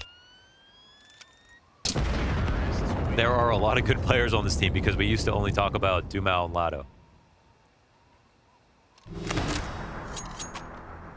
One of those moments where we can look at a team and be like, ooh, it's all coming together at the perfect possible moment, you know, with the plate of events So that they does have that mean coming up. you're taking them to Legends? Let's settle down. It's going to be hard, but yeah. You know, based on the teams that are kind of laid out at the major, it's not. If It's Sprout going to be can very hard. Legends, Yes. then maybe 00Nation can be too. Yeah. Diamond's not coming easy this time around. It's never easy for Don Hassey. Yeah.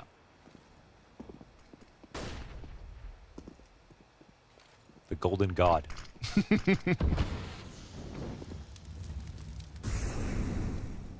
Imagine having bronze. Who are those people? Brace. I like it. We haven't seen this position played.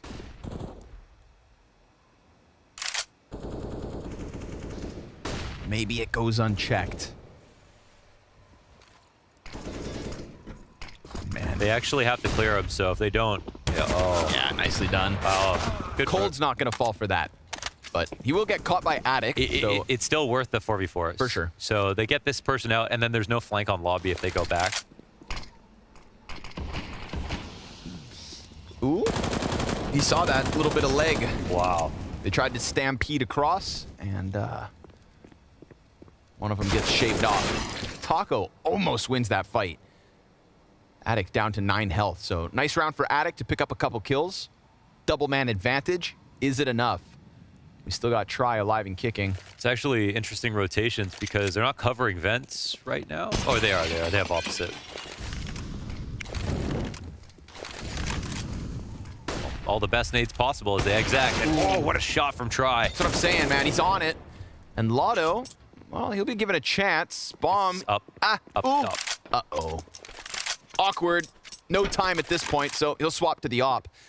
Ah, damn gravity. Just didn't put the bomb down. They can come for him. Will he hold?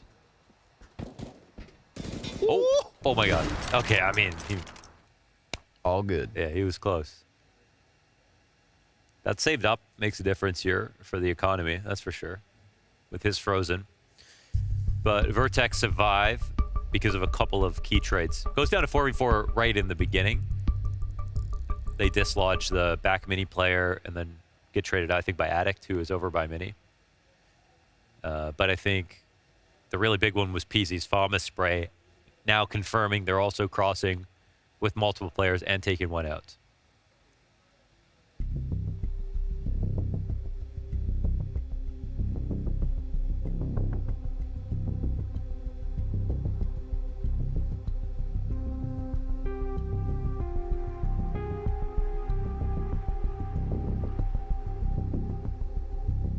Their first timeout.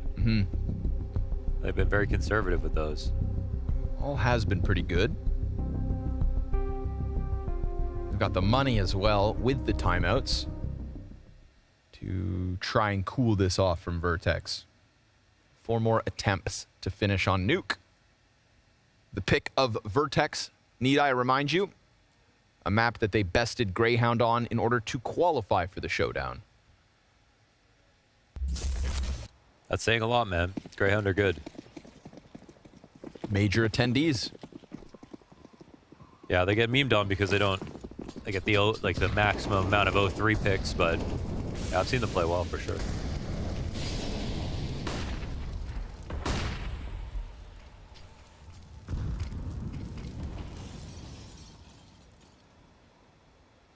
Big gap on this one. Brace awaits them. coldzera has tended to get away with a lot of space creation outdoors in a few of these T-side rounds. It was only last round that he's one of the first to die. Traded effectively because of that close corner position.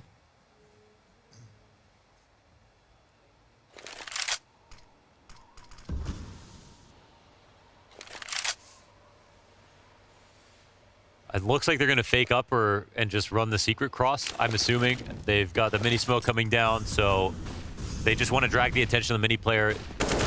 They get a pure duel outside as well, and they can actually just turn it into a wrap upstairs. They want to. Oh, that's one spotted in hell. He doesn't know. Well, I think he knows this isn't an op now because of the way he jump spotted that.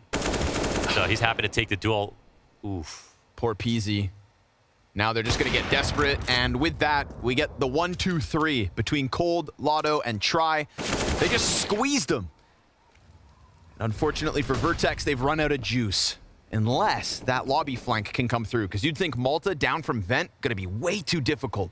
But there's only 15 seconds. What if Malta does something crazy, and then Addict can come through with a gnarly clutch?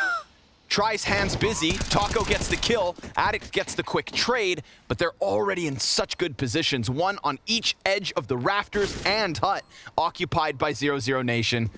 Addict, it is a desperate spot to try and figure this one out. Not to mention he needs a reload at some point, only 11 bullets in the mag, and so he gets caught in his attempt. It's a valiant effort from VERTEX as they try to punch upwards, but 00Nation, they get through, and coldzera up there with the numbers. Huge performance from him alongside Try, and so map advantage as this series goes to Mirage, exactly where the South Americans wanted to take it.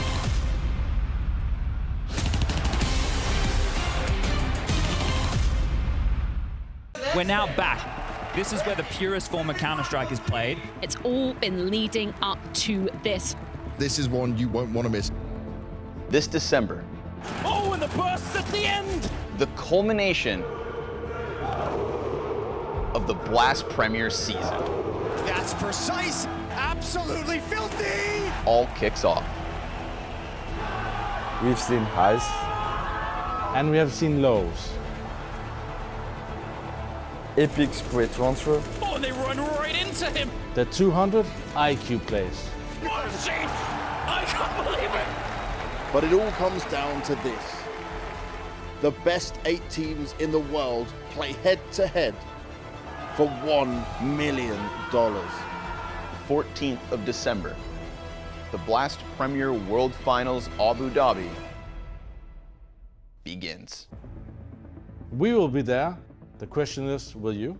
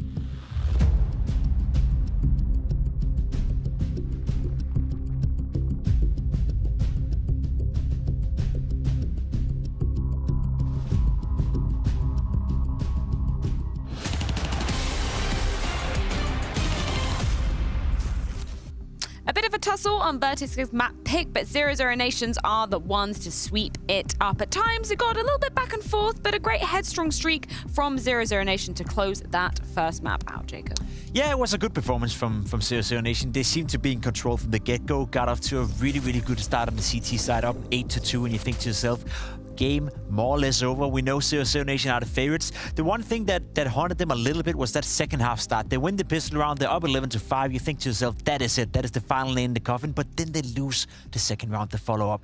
And at that point, you know, the game got a little bit dicey. At a certain point, I was worried that 00Nation would lose control. But as you said, a strong finish to the game. And we got the result that I guess we, for the first time today, expected to get. I think the last 4 or 5 rounds are the illustration of how better 00Nation were than VERTEX in that game. I agree. It got competitive. It got a little bit close. But I have to commend the calm with which 00Nation attacked these last few rounds. They were very much in control. They knew exactly the rhythm they wanted. They played between very fast-paced round. We had that on the 8 side once, and then slowing down the pace, waiting for VERTEX's mistakes. That was well done by Taco. Let's begin our analysis at the end of the map to kind of echo your sentiments of how, you know, the last 4 or 5 rounds could really dictate exactly what happened in that game. We have the last round of the game to show to our viewers. We can talk about the last round. That was a good example. Look at the timer, 50 seconds. When they decide to pop, that's it. It's fast. It's Coldzera, sorry, going with the pump, and then it's Lado going straight under heaven, catching the player off guard here, and that's the 5v3 already being decided. 32 seconds. There's a peak coming out, tries in position, but that's what I meant. It's very much in control, and it's the change of pace from slowing down to 50, and that's when we attack, and then it's swift. When they decide to go, they do it, it's decisive, and that's 16 for 00Nation. I just love to see the fact that it's Coldzera being the spearhead in that attack. We saw it many times on the T side, him lurking in yard, trying to find the opening kills, also going down secret from time to time. He's really involved in this game of Counter-Strike. Coldzera, a player that I believe was scrawny, all others for that matter, they're one and the same, saying, you know, that it's not often that we see him drop plus 20 kills. It wasn't really working out for him in the beginning in 00Nation. It wasn't really working out for him when he was standing in for complexity or when he was in face. But slowly but surely, Coldzera is getting back to a level that is respectable. And when he's playing at this level, flanked by a guy like Try, flanked by these youngsters, then all of a sudden there's a lot of firepower within 00Nation as well. So good for me and good for him to see him play so well and being, again, the spearhead on the C side. Absolutely a good sign for 00Nation. I like that all of these highlights began with his positioning on the CT side. It used to be his signature move. If you go back down memory lane, he used to be always in the right place at the right time on the CT side. He was the master of the gambles, and I think in this first half, his positioning and his game sense, the reads he had were on point. Well, we've been speaking a lot about the second half of this game, but we do want to go back to the first because Mahone has a moment to break down for us. So the casters are constantly talking about this upper exec, and I took it upon myself to break down one of them. So round 12, this VERTEX A execute, which is absolutely destroying them. So first, it starts off with 2 Molotovs, one for the hut, the Topo hut, and the other for Mustang. So these 2 Molotovs right here is where they went. And you'll notice that there's also this smoke here. And this smoke was actually thrown from a player in lobby. And this smoke actually lands on top of the beam here. And it kind of leaks through the wall. And the purpose of this smoke really is to kind of cut off any possibility that somebody could be staying on this Mustang position. They can't be in the fire. And if they decide to go into the smoke, they can't directly look down either. So they completely cover that with utility. And the next important thing are the flashes. So there's the first flash that actually comes just above the roof like this. There's a second flash that pops just at the silo like so. And then a third flash comes in, or sorry, before I get to the third flash, these 2 flashes, in addition, these actually cover anybody who could be playing behind the silo, anybody who's playing behind the rafters, and anybody who could be playing towards heaven. So these 2 flashes basically have full coverage on this right side of the site. In addition, this third flash, just a simple entry flash that allows the first player to come out through the hut position. Now, with keeping all that in mind, this is what it looks like from the 00Nation players' POVs. You'll see that from Dumal's point of view. As soon as he gets small H, he's forced in this position. He eats that flash, doesn't even realize he's in the molly. And then for Try, he gets hit by these 2 flashes that come in through the roof that I mentioned earlier. There's the first one, and there's the second one. He's not able at all to help the site, and that's really what allows Forlex to kind of just come in, focus completely on the right side, and capture the site. So a very nice execute from VERTEX here. Maybe we'll see it on the next map as well. Yeah, I really love that Danny chose to break down those particular moments. Yeah, that must have been such a tough thing for 00NATION to be fighting against. Imagine you're sitting at 2 a.m. playing Face It or playing ESA or whatever you play, and you're facing nerds who throw 28 flashes inside, and you double Molotov, and you have good spacing with it as well. It's almost impossible to realize, how hard it is as a professional Counter-Strike player to deal with something like that consistently. But that's what's required for some of these players. Also, do love to see that VERTEX have the ability to do a fine execute like this. Yeah, and it's a game of domino then. You see Folex here, the reason why he catches coldzera so quickly, it's because Dumao is completely blind and in the Molotov. If you switch that up, if Dumao actually stays alive, gets Folex, then that allows coldzera to come out of the smoke and fight the doorway. So that's why Counter-Strike sometimes is so fun. It's just a matter of cause and consequence. Perfect utility, Dumao is out, coldzera gets caught. Round done. I do want to take a moment to give some props to our guy Try, because we were hyping him up coming into things, obviously seeing some real stellar numbers when he was on the side of 9Z. We've seen him competing at the Showdown time and time again. He really showed up in this first map. He's a great player with a lot of potential. We talked about his young age as well. He's only 18, and he's slowly but surely starting to find consistency, I guess, in his delivery when it comes to being a Counter-Strike player. He wasn't really popping off in the beginning in 00NATION, but ever since they merged with Godsend, he's been playing on a complete different level, and he is the guy, as Matthew said, probably the guy with the most potential within 00NATION, right? He's only 18 years of age, already now showing he can play at a high level, so let's assume he's only getting better. That's a scary prospect, not only for 00NATION, but for everyone who has to face them. Look, there's a whole lot of very talented players out there in the world of Counter-Strike, and the places under the sun are very limited. So for Try, if you want your names to be up there, you have to make it to Royal Arena. You have to have these games against the best in the world and prove that you can do it. He's got a great game against VERTEX, but that is just what it is right now. It's a great game against VERTEX. You just made me think, yeah, there's a lot of talented players out there. Times. Yeah, it does. Sometimes you say something that is smart, I guess. Anyway, you make me think, and there's not really that many talented AWP players, right? If I had to mention like 5 big op talents, Maniac is already, established himself as being one of the best players in the world. I guess when I think of, op talents that is 18 years of age who can dominate a game with an AWP, there's not a lot of them. So Try has a really good chance, I guess, of establishing himself as being the new generation of the AWP players, together with a guy like Maniac who's already established. Yeah, kind of crazy as well. You bring up the fact that the first time we saw him here at Showdown, just 16 years of age as well. It's absolutely crazy to see kind of his rise, at least coming into this Blast Premier circuit. I do want to give a few moments, though, to be talking about the next map of Mirage. 00NATION's map pick coming into things. Does this smell like a 2-0 for you for the South Americans? Don't jinx it. Please don't jinx it. So what am I supposed to do now? I think it's going to be a 2-0, but I guess if I say it, I'm just jinxing it. Or, oh, no, it really isn't going to be. It's going to be map number 3 and tight jinx. No, I think they got it poised, right? Some of the games they've played in the past, there's that game in Cologne against Liquid, it goes to overtime. And by the way, a game that they could have won. I still have a couple of rounds in my mind where there was a little bit of panic towards the very end. It's still a map they play at a high level. I think they have done what was necessary on Nuke, and we are strolling towards an early night. Well, we are going to see how it plays out here as we are moving on to 00NATION's map pick of Mirage. Of course, they took their opponent's map pick of Nuke coming into things, and it's time to see if they can do it in 2. We'll be back after this.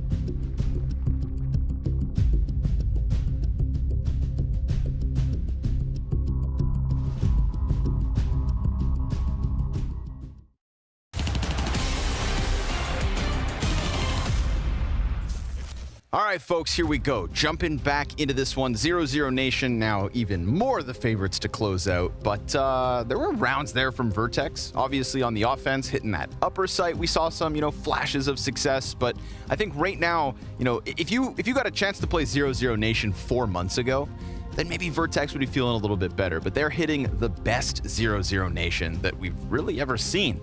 So for now, with coldzera and Try putting up the numbers like they did in that last map, it's going to be a tough one. It was always going to be an uphill battle, but now it's a greasy uphill battle. We got barrels rolling from above, and, well, it could be the first 2-0 of the night. We'll find out. It's Mirage. Yeah, it's Mirage. It's Mirage. It's going to be as hard as possible to be able to pull out the second map, but if you don't like VERTEX after watching that last one, you weren't really watching. I think they did some cool things. Unfortunately, this will be end of the line of the showdown if they can't pull out the series, however. So let's see if it's going to be short and sweet or long and arduous.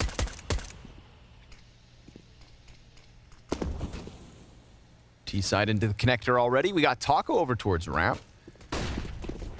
He's trying to find his way to exit. Addict gonna get isolated, but if he can just hold it on his own, then all is good.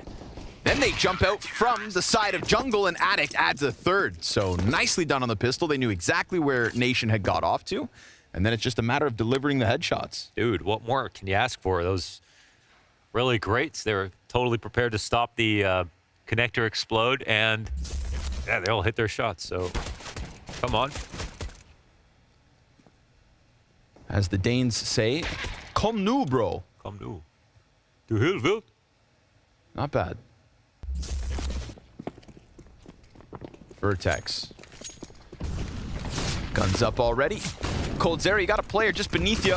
Brace slides into the pocket and will get traded by Dumao, so considering Tech 9s, hold on. Things could get sketchy. A back turned to Peasy. MP7 chews up Taco, and there's the second. So looking to survive this one until Lotto just comes back with that looming threat of losing to measly pistols. I've got a stat for you. It's a little inflated. Drop it. So far, 100% win rate on Mirage for VERTEX, but there's only 2 maps. In those 2 maps, they have an 86.7% CT win rate. Okay. You said that in a very convincing way.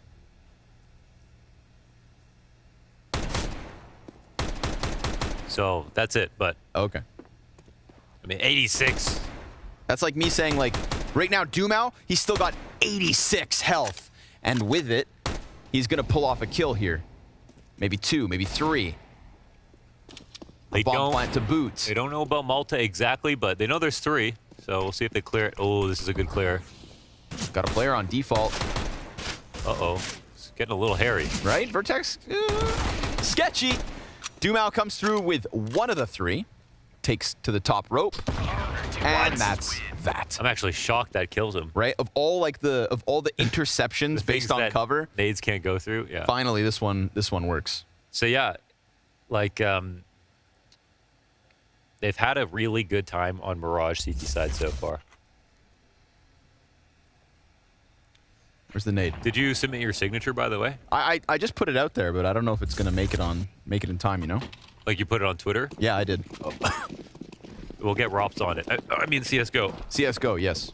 I think it looks great. I'm not much of an artist, but I did just put as much time as I could in between maps into drawing that. That's Scrawny CG. Go check it out. Let me see. I'll confirm for the viewers. It's not bad, dude. I even got all like the filigree on the side and everything. Filigree? Yeah, it's like a, flowers and stuff. Looks great, yeah. Thank you. But you don't have an org. No, that's it. We need an org in the background. Like I was thinking, like if in a hypothetical world, okay, that would have been good, yeah. In a hypothetical world where there's ever, talent stickers, then okay, that's broadcast stickers, then what would our org look like? What would be in the background? A microphone?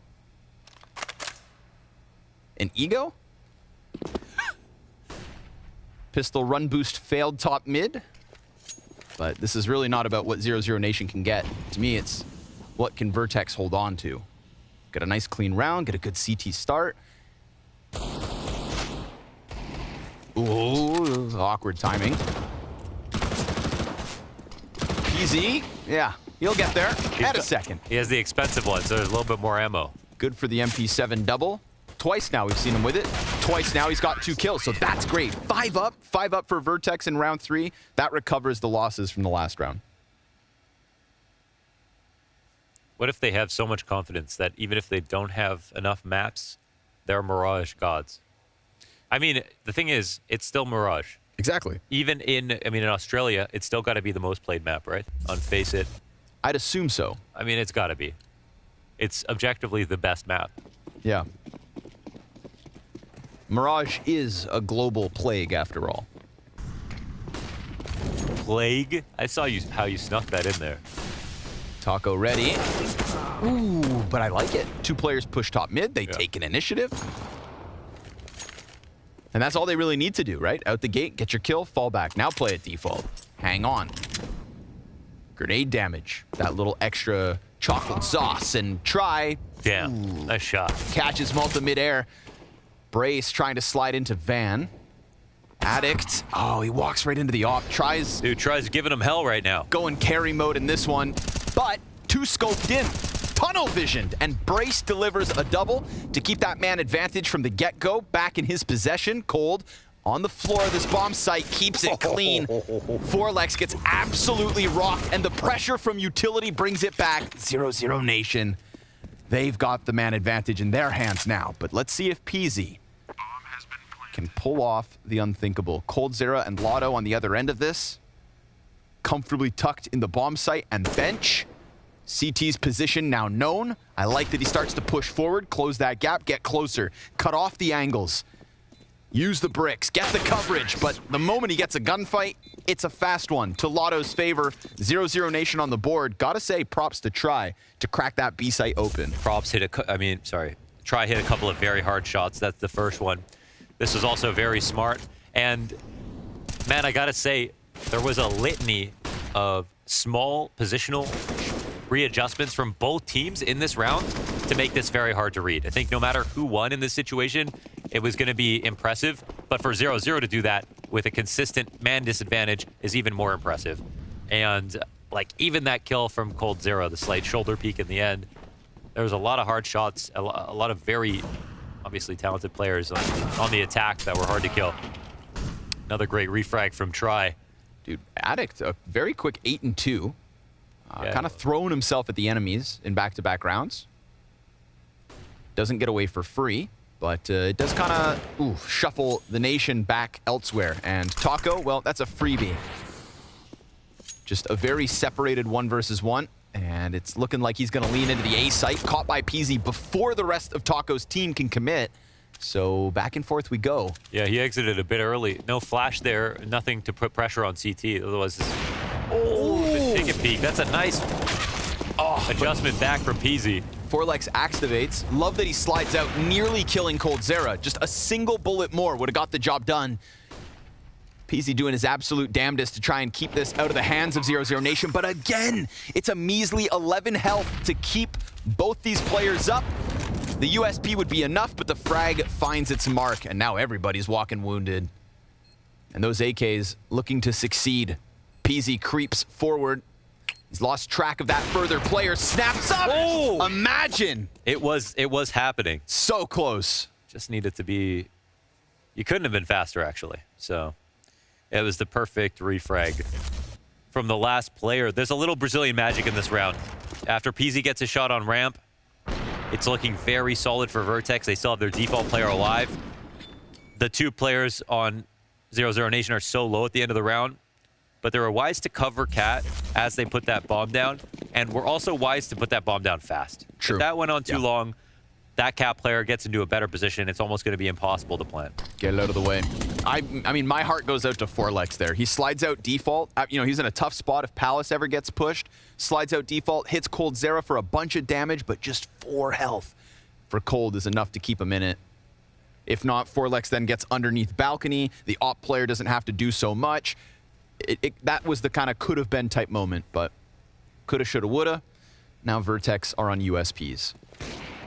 Reality starts to sink in. 00NATION to tie this game nice and early. Yeah. I like what we've seen from VERTEX already, but it is the hardest possible mirage that I think 00NATION are putting up right now. What do you think 00NATION means? I don't know. I have no idea at all. I like the idea of like a nation just being like the fan base. You know, like this project, we are the nation, you're a part of it, we're the players, but you're the part, you know, That we're makes all a sense. nation. The 0-0, no idea. Maybe it's 0-0, you know, built from scratch. Okay. Okay? Yeah, all right. Tabula Rasa Nation.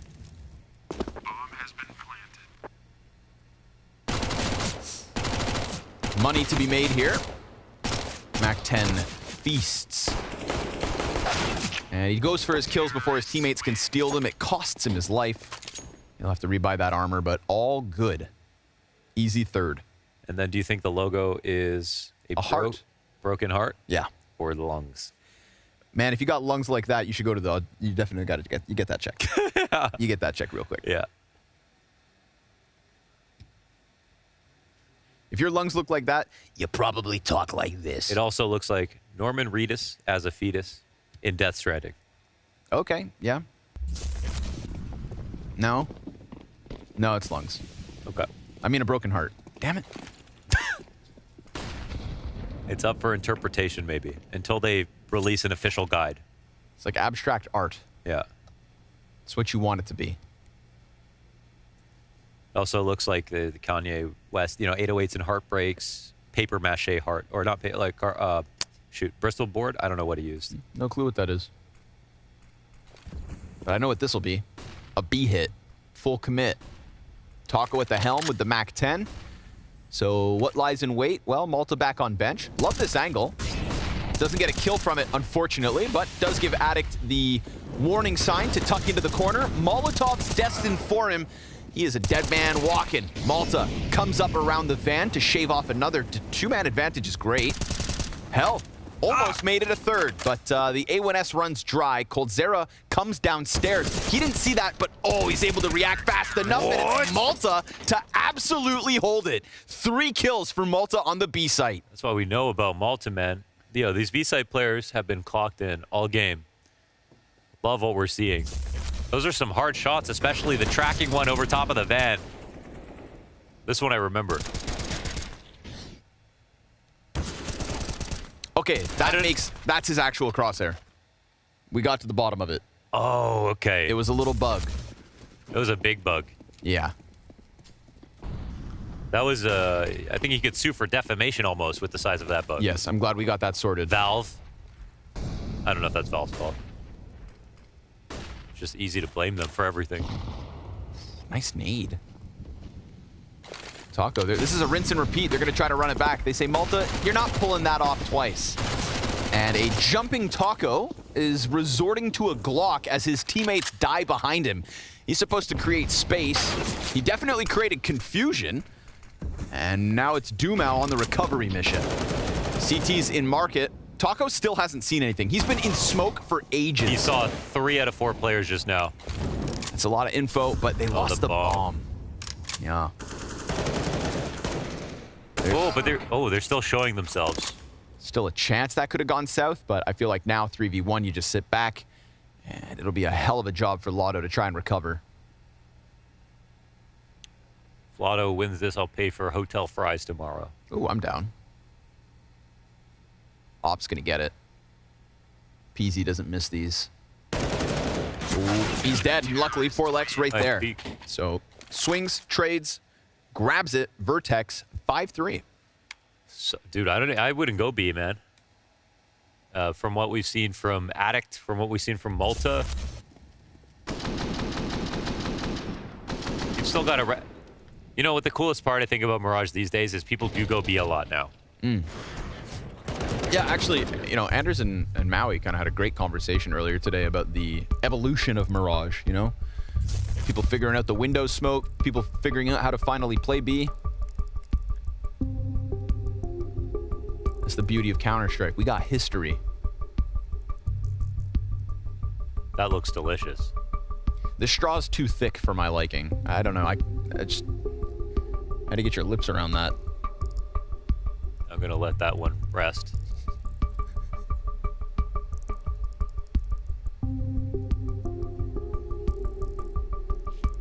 Really stew.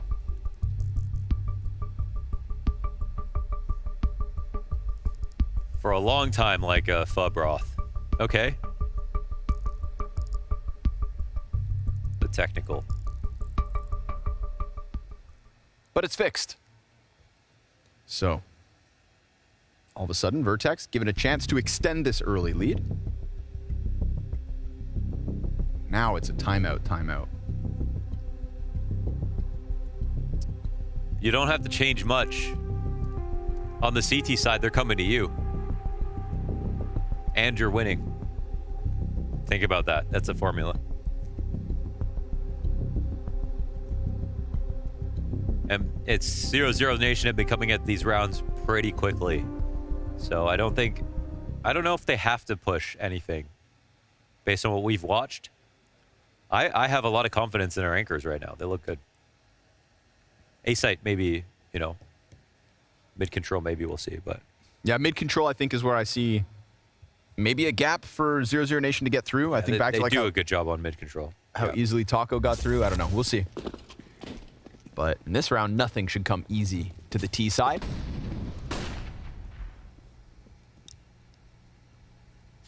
Peasy's chance to shine.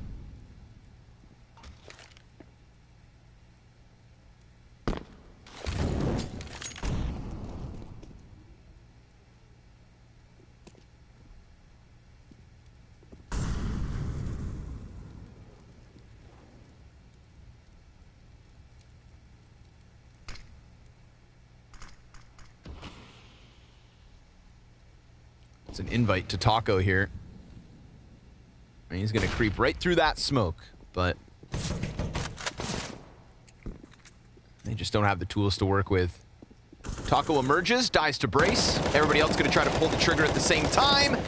Almost, Forlex. I appreciate the effort. That was a good looking spray. Could have been a beautiful little third. Yeah. But again, made to be easy. So 5 up for VERTEX. Nice conversion, right? Keep those ones extra clean. 00Nation buy back.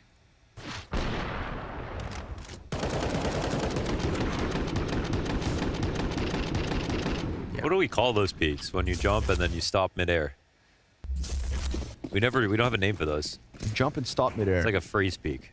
Jumpy, freeze. I like that. Yeah. Midair freeze peak. We'll call it the Jabberwockies. Okay. No, that takes too long. Yeah, that's a mouthful. Cold Zero, look at this. Killer instinct, but also survives. Ow, man. I don't know. That spray looked solid. AK just got away from him. Maybe that pole on Catwalk. Could have been. Messed him up. Op on Peasy wants to back up. Peasy, one of those oppers that's happy just walking around with his pistol out. He's a crazy man. You can tell.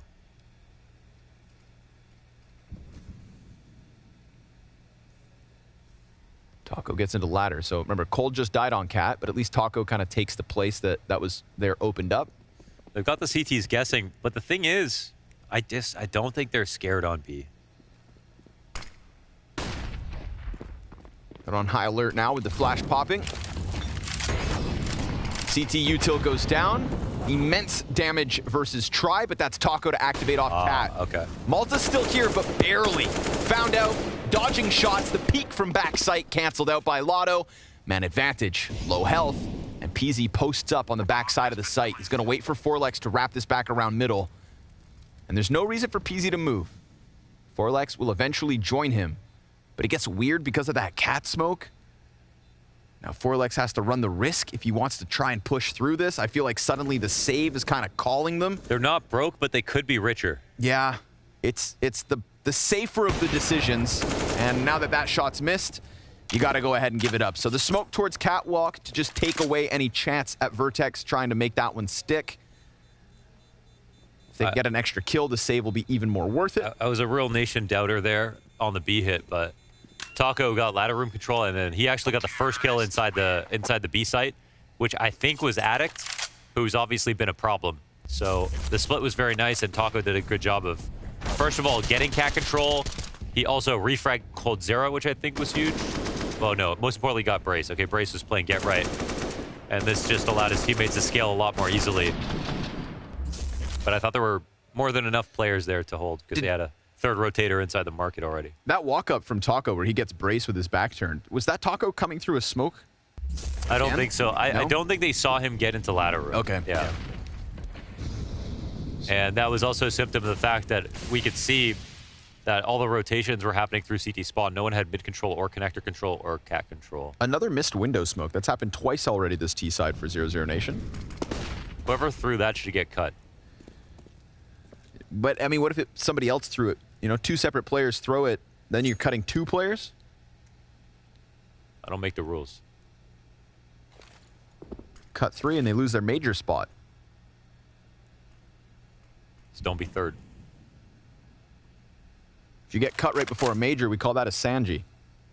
Damn. Yeah, that happened. Wow. Yeah, that's a brutal reminder. Wow. Don't worry, his comeback will be epic. That was a good reference. We can only hope.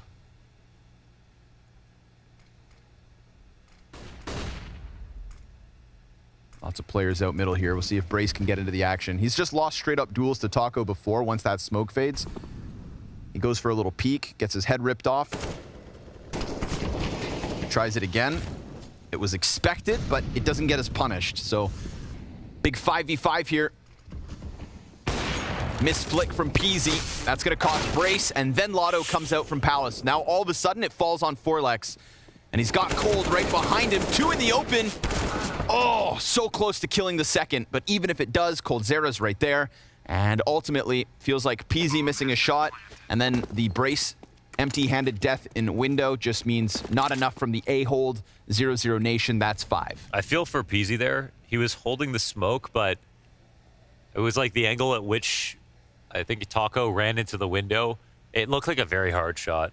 I felt like he was holding it in a pretty decent position, but Taco really just sprinted across his screen. So right here, he doesn't even know that happens. No time to calm that to Brace. Brace is sitting there waiting for that. Everything falls apart from there on out. And Taco's been good on the entries, man. At least making space. Yeah. You know, it's not a meme when he does it. A few times, right? Solo mission up connector once. The B play where he's just inside of all the smokes. Now this one. Even on nuke.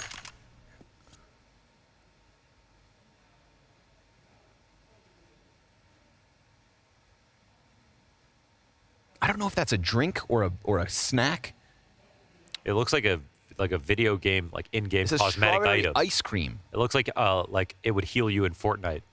Right. Like a slurp What's that juice. called? Jamba Juice? I think that's just a real beverage company. No free brand deals, Connor. Sorry, sounds fake. Peasy gets pushed back. Poor guy. Just wanted to go for a peek and instead down to 26 health at the minute 40 mark. So tough round for him, but he moves immediately towards the B site.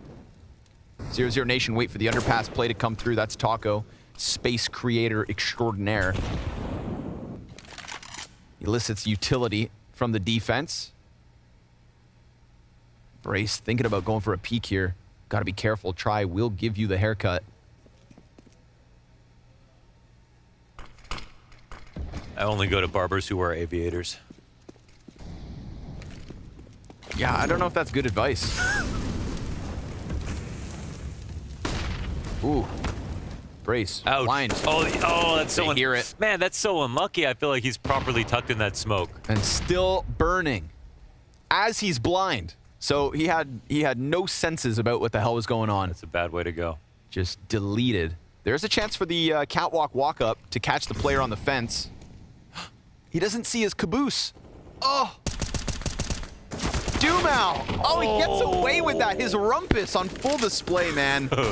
And all of a sudden, A-Site just belongs to 00Nation. That could have been like the way back in. Instead, it's an easy 6th. Oh, yeah, unfortunate. It's not often you expect players up there, I get it. But just a shame, because VERTEX, the CT side, starting to slip away from them. crazy. We watched these past couple rounds, and they're still winning. They've had some good ones. This is definitely going to affect their overall CT round win rate, which was a little inflated by 2 great wins. But we can see why they dominated so badly versus the other competition. Actually, Kraken is another one of those teams, and I don't know who Kraken is. Oh, they're a mixed Asian team, actually. They've got 2 Korean players. Great name. Filipino, Chinese, and 1 Australian as well. From all over. Look at this. Kraken. Man, that's so unlucky. I feel like it's very unlucky. I mean, let him live, I think, there. Look how fast Dumao reacts to the footsteps. He's tilted thinking, like, I can barely see anything. How am I on fire? Right. So, and he should be. And I feel like if he's not blind and deaf because of the flashbang, maybe he just, shuffles forward a foot and it's all good. Yeah. But just sat there and died. Brace immediately dropped to 58, so his life's not getting any easier. But at least they're trying for this mid control. It's where they started. First gun round was that top mid 5v4 push. However, since then, feels like 00Nation have slotted right in.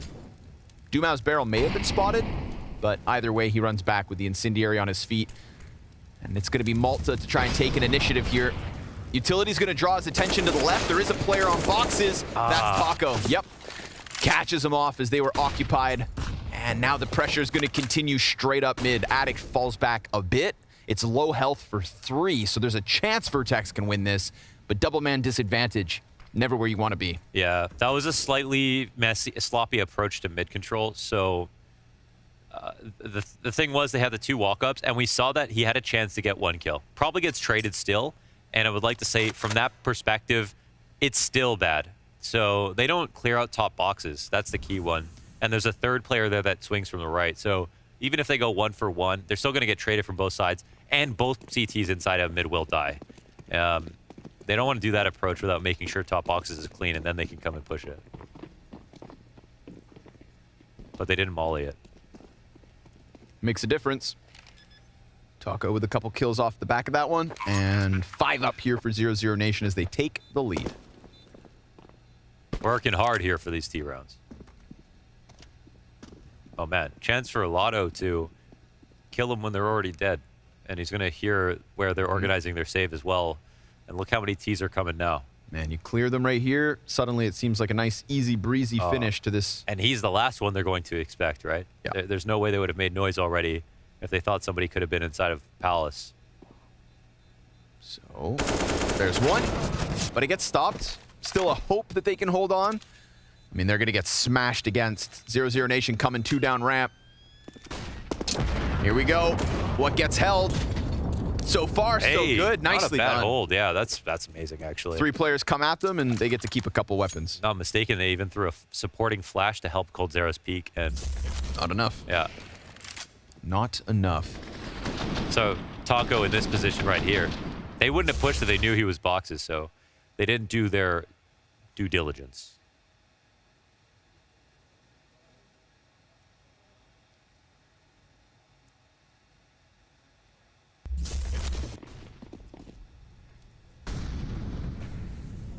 Again, top mid.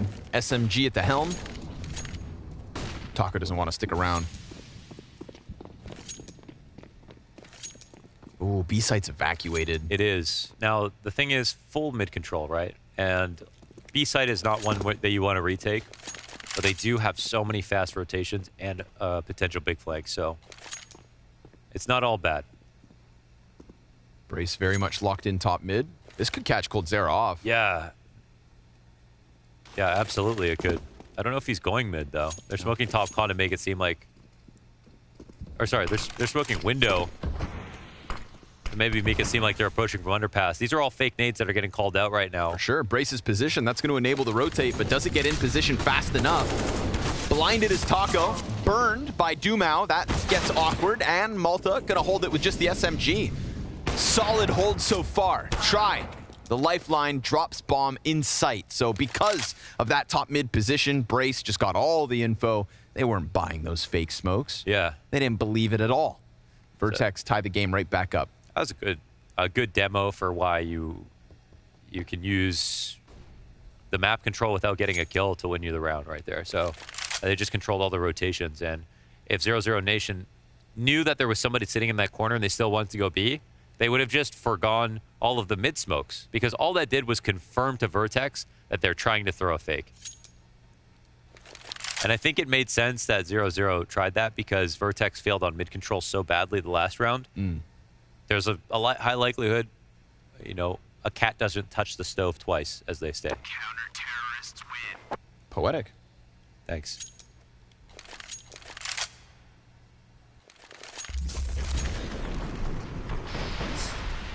Yeah, poor Taco. He was blind. We can't blame him. No harm, no foul. But see if VERTEX can take the edge. They're going to have the weapons to damn well try.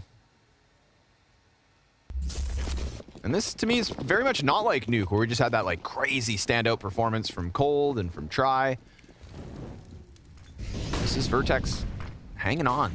Did they miss the window smoke? They did. Yep. This is 3 times. They lose their major spot, actually, because of this. Yeah, okay, that's fair. Yeah. I like that. That's a great punishment. Man, anybody at the major watching this, like, Welcome VERTEX to the challenger stage. It's like playing for pink slips, but in Counter-Strike. Yeah.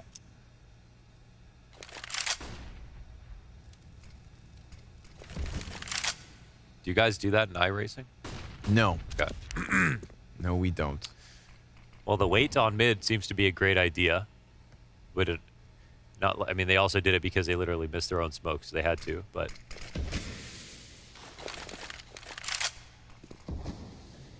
And now they're almost entirely out of them. Coldzera's still got his full kit. There's a good amount of control here. And they got CTs in this exact same kind of playing on the outside, waiting. Wow. The smoke to get window control. This is a cool attack. Wow, this is a very nice strategy from 00. Let's see if it works out. It could make up for missing the original smokes, but they've got to stick the landing in the last 20 seconds. They've got no palace control, no ramp control, but hey, it's not A. That bomb floating outside of the B spot. They're going to double this back? I mean, you've got 15 seconds. Oh. Try, he gets the kill onto Brace. There's so many fights on so many fronts, but it all matters here. And Cold, he's going to jump out that market window, distract them, and slay them when they absolutely need it. What? I don't even, it doesn't. I think all of that was so cool, but it felt like they were going to plant on the A site. Dude, I felt like we were in the middle of a battlefield game. You got to feel bad for VERTEX. That was incredibly confusing. How the hell? That was like an R.L. Stein novel where more than one ending came true. Double entry through the window. Forlex just pulled off a nade kill. There's still time for this. Op out. Oh, that would have been sick, but unfortunately the closer. Okay. Okay. Okay. It falls flat at the end, but 00Nation, that's 8. We'll see you guys in just a second. Don't go nowhere.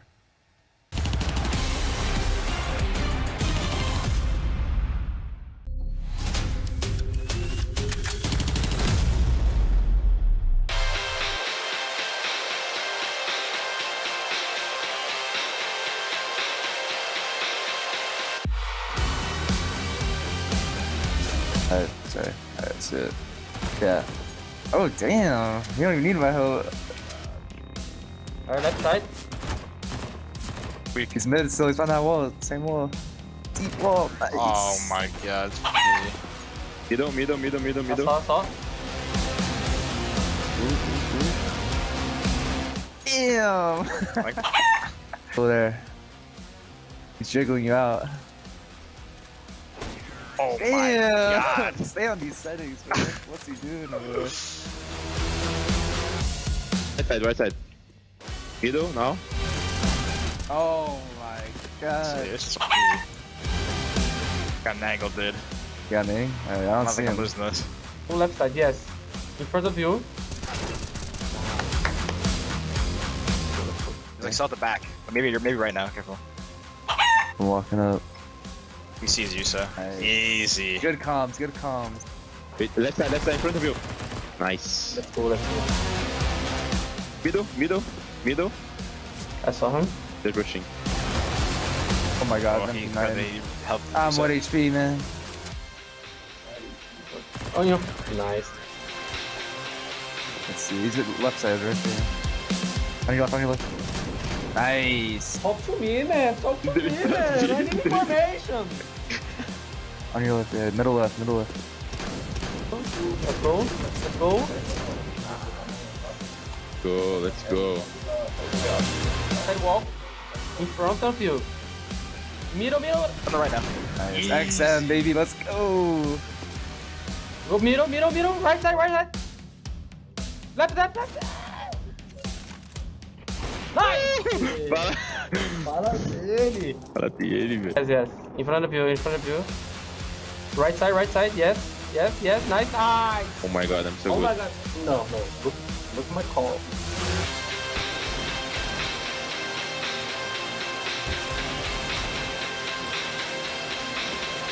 Yes. Go to the right side. Go to the right. Yes. In front of you.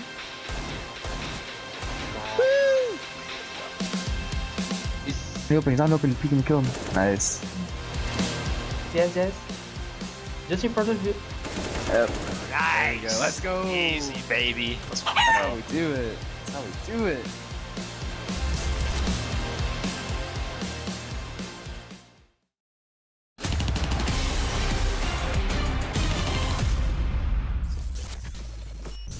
Não tiro. Default.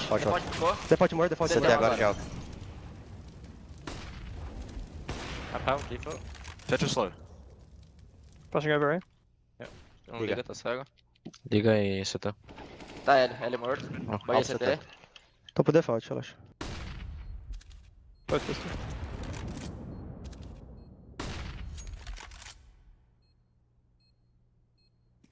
Pode ter comendo na sua esquerda, tá? Tá comendo. Vou ficar em cima do Tetris. 1, 2, 3 e...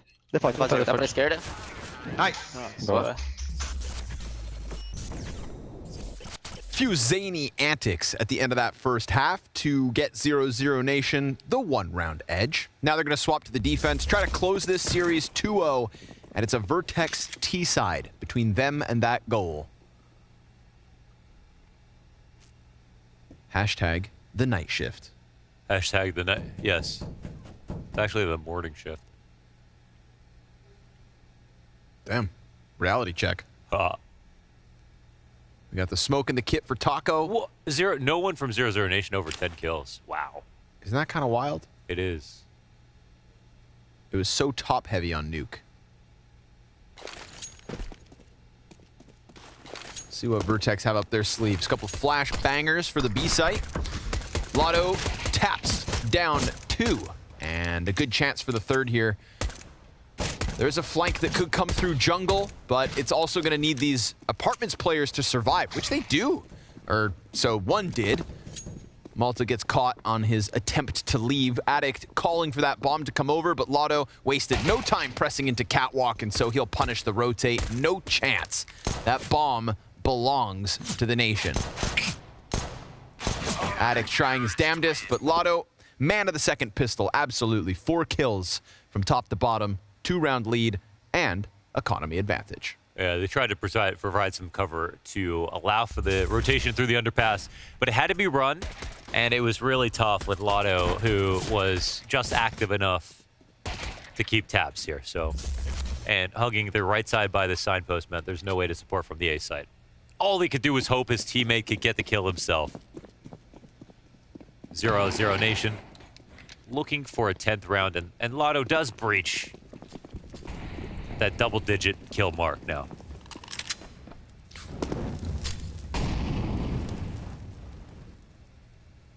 They were thinking about it, but then met by the incendiary. Don't hang your head in shame if you have to turn around. Yeah, life comes at you fast.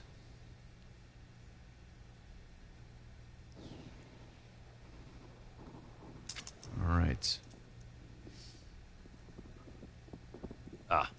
Well, the key position from the last half is now used against VERTEX. What goes around comes around. I don't think Dumao has told his team about this, however. He wants the kills. He is. Yeah, he ran a lot there. Didn't get heard though. Of course, try on high alert. Doom out. Yeah, they never see it coming. USP's out. It'll get the job done. 3 easy pickups here for Dumao. And confirmation on the last. Malta, dead man walking. And Glockin. But again, not enough damage there to even bring a single player of the CT side down. Do you think it's morally wrong to not tell your team about at least 3+ pairs of footsteps running towards the A side in that situation? No. I agree. No. With Glocks, you know, who cares? Moral's overrated. I agree.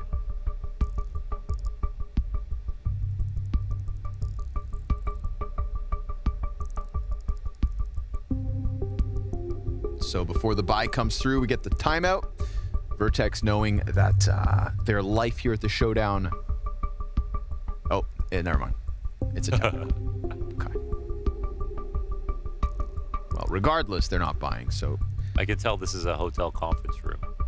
Yeah, we've been in enough hotels to know. Yeah. You can always tell by the carpets. I was looking at the... Because, like, those walls are probably foldable. Mm-hmm. You know? Ooh, what's back there? What's out there? Oh. It looked like a presentation room. Yeah. Yeah, what are the tells? Fluorescent panel lighting. Yeah. Crazy carpet designs. Okay, that wall is maybe... Yeah, it is foldable. Foldable walls. An abundant amount of air vents. You ever notice? High ceilings. There's far too many air vents in hotels compared to homes. I mean, would you want more or less? Better to have more than less, right? Maybe. Unless I like it swampy. Yeah? You like swamp ass? Get out of my swamp, don't care. Or in it. Here we go, back to the action. Thank you for your patience, folks. No problem. I know you're on the edge of your seat to figure out whether VERTEX can hang on. I'm sure the Aussies are up late. Or early. I really don't know. Knows? Yeah. I genuinely, I don't know. But they're up. And causing a ruckus. Dumao sits bottom connector as Forlex is going to get into spot.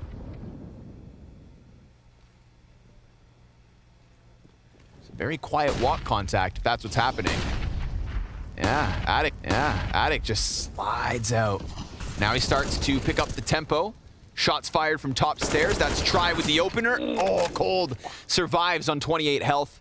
Forlex in the meanwhile sees nothing in middle. It will be versus Lotto that he finds his fight and wins it. And now that early damage could be huge, but Taco gets a freebie with Brace going down on B.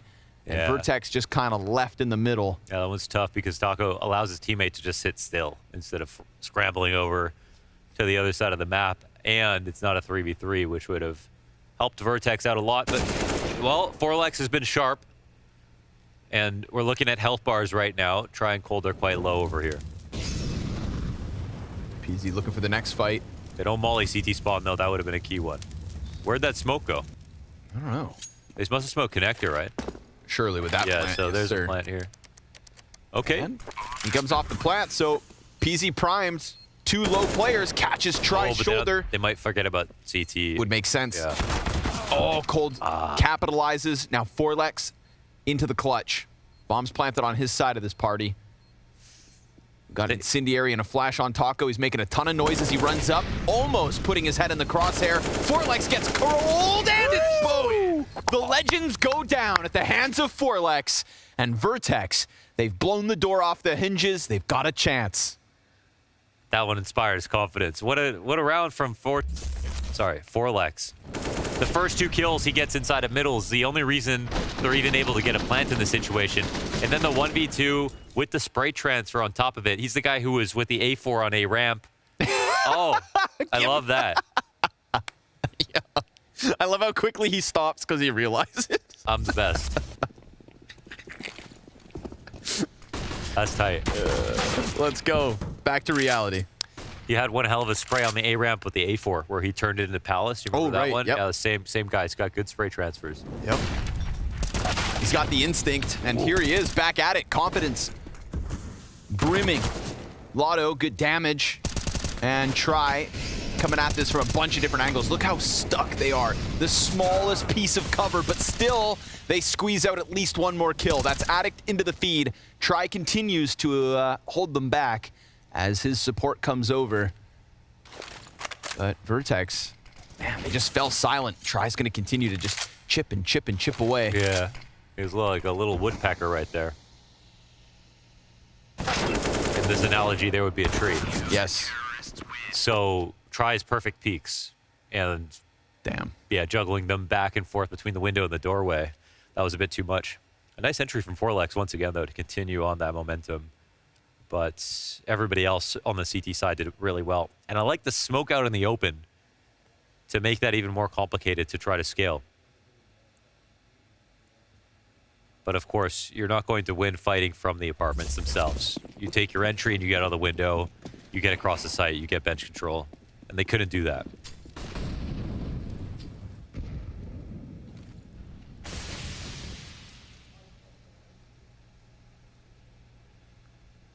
So Glocks shouldn't be enough. Cold, all too easy. Yeah. Reality check. 00Nation, 4 rounds in the lead. But the buys will come back, and we've seen VERTEX do it with the guns.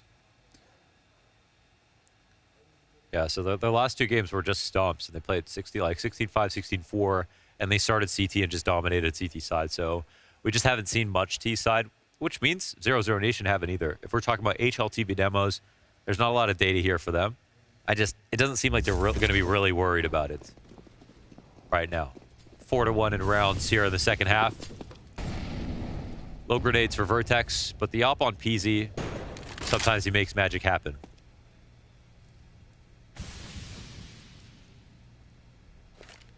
It looks like he's going to swing on Cold Zero and CT spawn. Oh, wow. Him. Again, this is kind of like dry peeks out ramp. It's worked. He's serious. Honing it. Oh, for another embrace. Jesus. Finds Taco just dancing around as if he owns the place. I'm surprised they're not exploding behind this, but they're still in a good spot. Now Try going up. He's got to push. They don't have a ramp control, so he's got to take some aggressive position or get out of here, I guess. All right. It kind of gives him some info by making the play he just did. And continuing to fall back. I think it's quite hard to read what VERTEX are trying to do, but yeah, the patience is the perfect outplay, and the entire site has been evacuated. VERTEX will find nothing except a free plant and probably very few exit deaths. So a solid round overall, brought to you by this first opening duel won by PZ.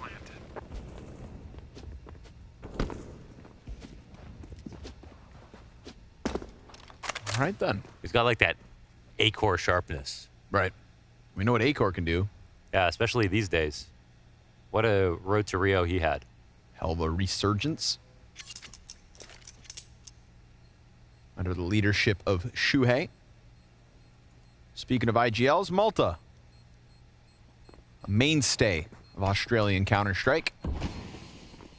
Trying to put these 5 Aussies on the map. 3 rounds the deficit. But again, right? Nice, clean, quiet walkout. We'll see if 00Nation can get a bit more aggressive or pressure VERTEX so that those things don't come as easily. Soon we're going to watch this back, and I wonder if Cold Zero was directly behind Ticket on the... Oh, yeah. Oh, man. I think he spotted him on the jump spot and then waited for another one, and Cold Zero went to line up his smoke for A-ramp as soon as he got that jump spot off. So, insane shot right there. Shows a little bit of hat. And gets cracked. But it's a simple rebuy for 00Nation. However, not so simple as keeping players alive, it seems. PZ beats Try in the heads-up fight down mid. Huh. Now we're talking. VERTEX, this chance is real. We're in the back third of this one. Taco not playing this shyly. But remember, he got caught pushing up into the apartments last round. Can't get caught sleeping this time. Oh, did they see him? He's running back, trying to dive into the cover. He'll come flash. Excellent 2 kills for Taco. And now he's holding on as he loses his closest teammate. Support's right behind him in the market. Brace also dropped low. Peasy's still alive and kicking. And Dumao, well, now he's lost his vision. They've lost the man advantage, and Dumao's going to go right back into the action trying to find them, but they did such a good job of just staying in the corners until they decide to strike him down. Cold Zera. There is a lock-off here. The bomb crossed, and so it's going to cross back. Oh, Malta escapes with just a sliver of HP. And now he knows where all three players are. Peasy has the ultimate position, sitting here watching the market cross. Bench player doesn't have to move, and neither does our default planter. So there isn't really a way in for Cold Zera. And for that reason, he's going to recede. VERTEX, they win this round. Taco does one hell of a job trying to stop this attack from happening. But he's the only one to get kills this round. Right. As an abject failure from his teammates. Damn. Not only did he get those 2 kills, but he got this flash off as he was falling back where he didn't have time to throw a smoke and play behind it because he got spotted. And that flash hit 2 people. The kill feed lied. They were definitely blind up on top of that market, or the B apartments. And so he set his team up for success. They just let him down. Another good one from PZ, though. Look at this. Look there. I mean, they're blind. Can't see Jack. It's really Peasy staying up in the apartments. This was a big kill to give cover. Yeah. It was at that point that they were able to just kind of, safely tuck into that deep bench spot. Drew the market player out just after. And, yeah. VERTEX continue. That's 2 consecutive back-to-back. A good chance for the T side to truly begin. Counter-terrorists invest with everything they can. Try is now on the op. And Dumao in the underground. Oh, Addict sharp. Whoa. Double headshot inside middle. Catching Dumao on the fallback. Lotto for the repeak. 5v3 to VERTEX. And they are knocking on this lead. Incredible T-side successes early on in some of these rounds. They just dumpstered mid-control after Addict got mollied out of the position he was trying to outpost into. And with no cover to find, he still finds 2 kills.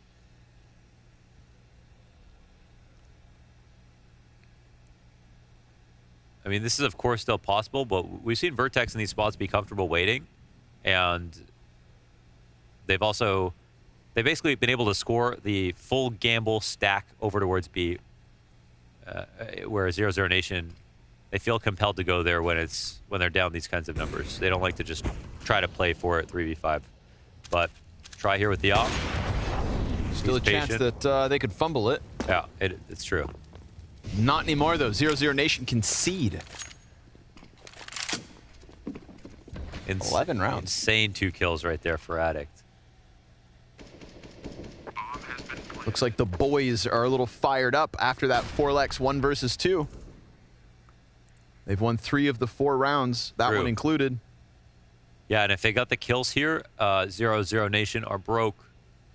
$0. It's that real effect, man. 4lex does his individual moment, then suddenly Peasy's op impact increases. Now we get the Addict double headshot in middle. But they're feeding themselves to the beast. 00NATION gonna hold on to those 3 weapons. They'll be allowed that much. And not the first time that the guns from the previous round enabled the easy rebuys. VERTEX cut those 2 losses, hang on with 3 of their own, and that lead a singular round. Yeah, this is a very good fight from the boys at the moment. Money's kept somewhat honest, but they've got a lot left over. And look at this. I mean, so ready. Addict stays sharp. He doesn't try to run. I think they also molly top boxes from the window behind the smoke. And underpass player Dumao, he just assumes that there's no one there and tries to escape back to connector. I'm actually not sure why he dropped down without a smoke in hand to buy him time. It was kind of weird that he was just there to escape, just waiting for a fast connector play, but could have got more out of it.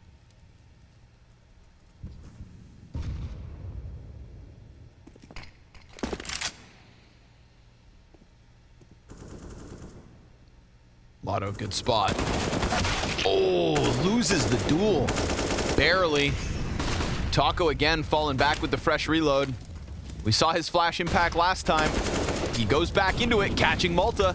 They've got Van, but Addict continuing to cut them down. It's low health on 2 of the 3, and CTs fall back. They don't want anything to do with Market. Yeah, they're waiting this out.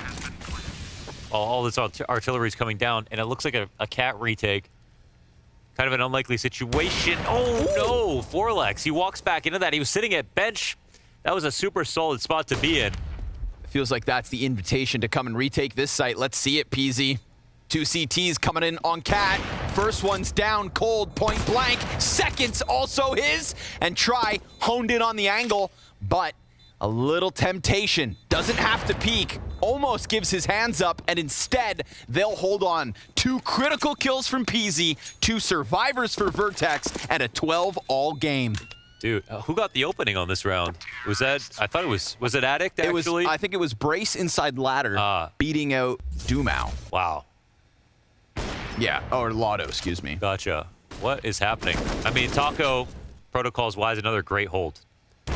Damage in. There's even a chance here when they dislodge the bench player in the retake, but Peasy locks him off here on Get Right.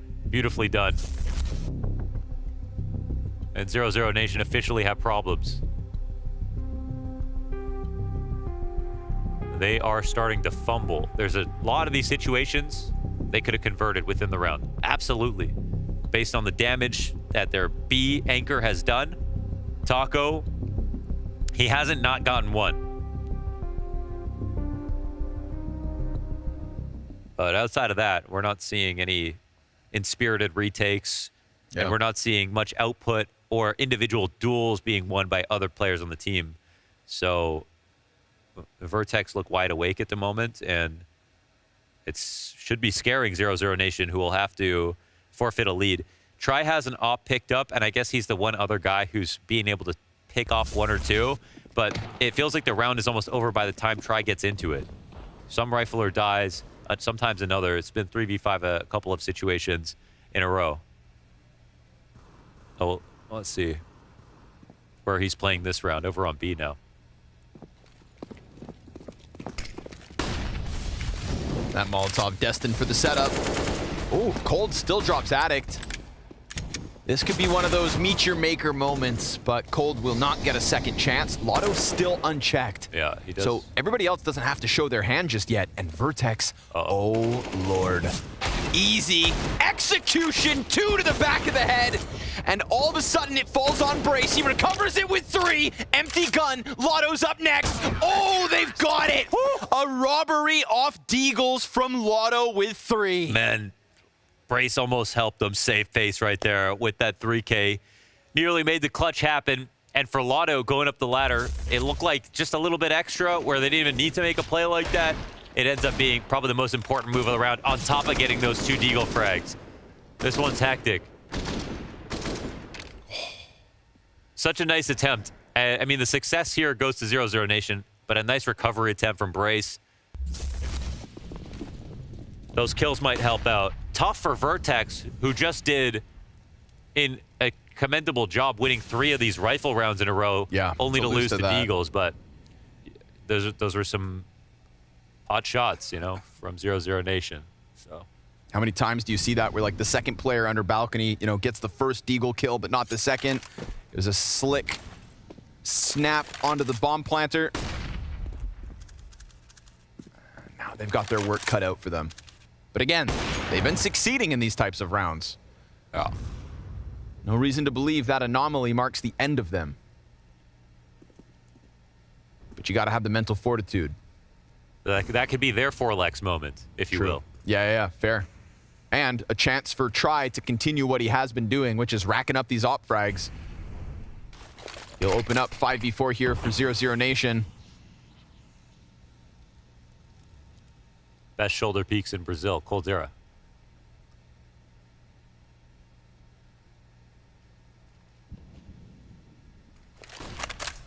Vertex lie in wait, but Brace doesn't want to go any further towards middle, so that's the end of his excursion.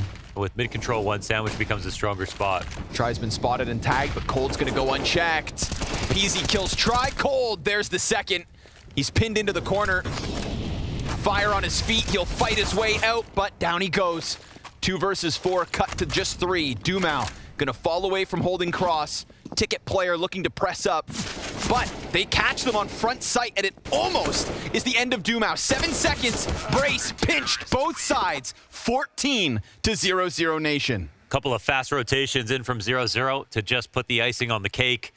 Most of the heavy lifting is done once that first kill comes down. coldzera stays alive, puts down the sequence between Palace and A-Ramp.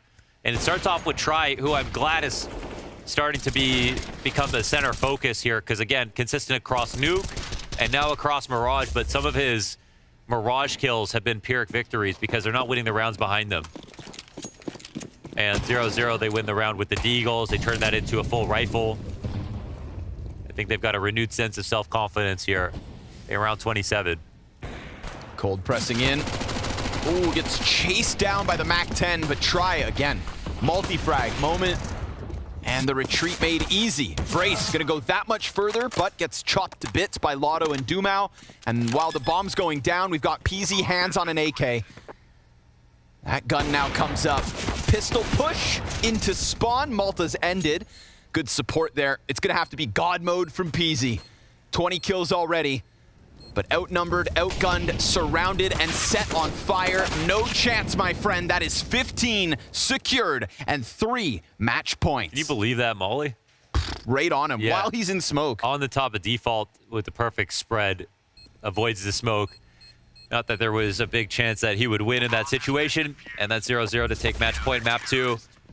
Series point, in fact. It's been a hell of a fight for VERTEX. This is a game that had a lot of emotions. That's why you line up your mollies. Right. Wow.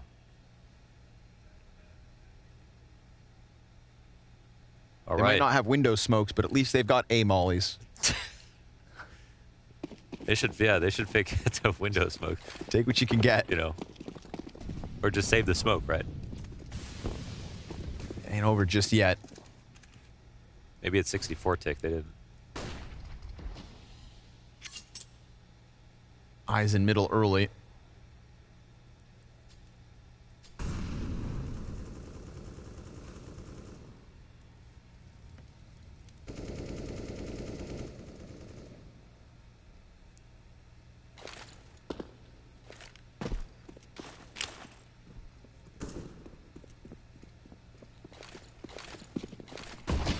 Here we go. Smoke's down. Top con smoke will keep Dumao out of the equation. At least unless he runs the risk of running through it. Taco, he's got Lotto just next to him, and they're just grinding this one to pieces. 4 easy kills. Off the back of those Deagles on the A site, things get real dirty, real nasty, and reality hits quick. VERTEX, try as they might.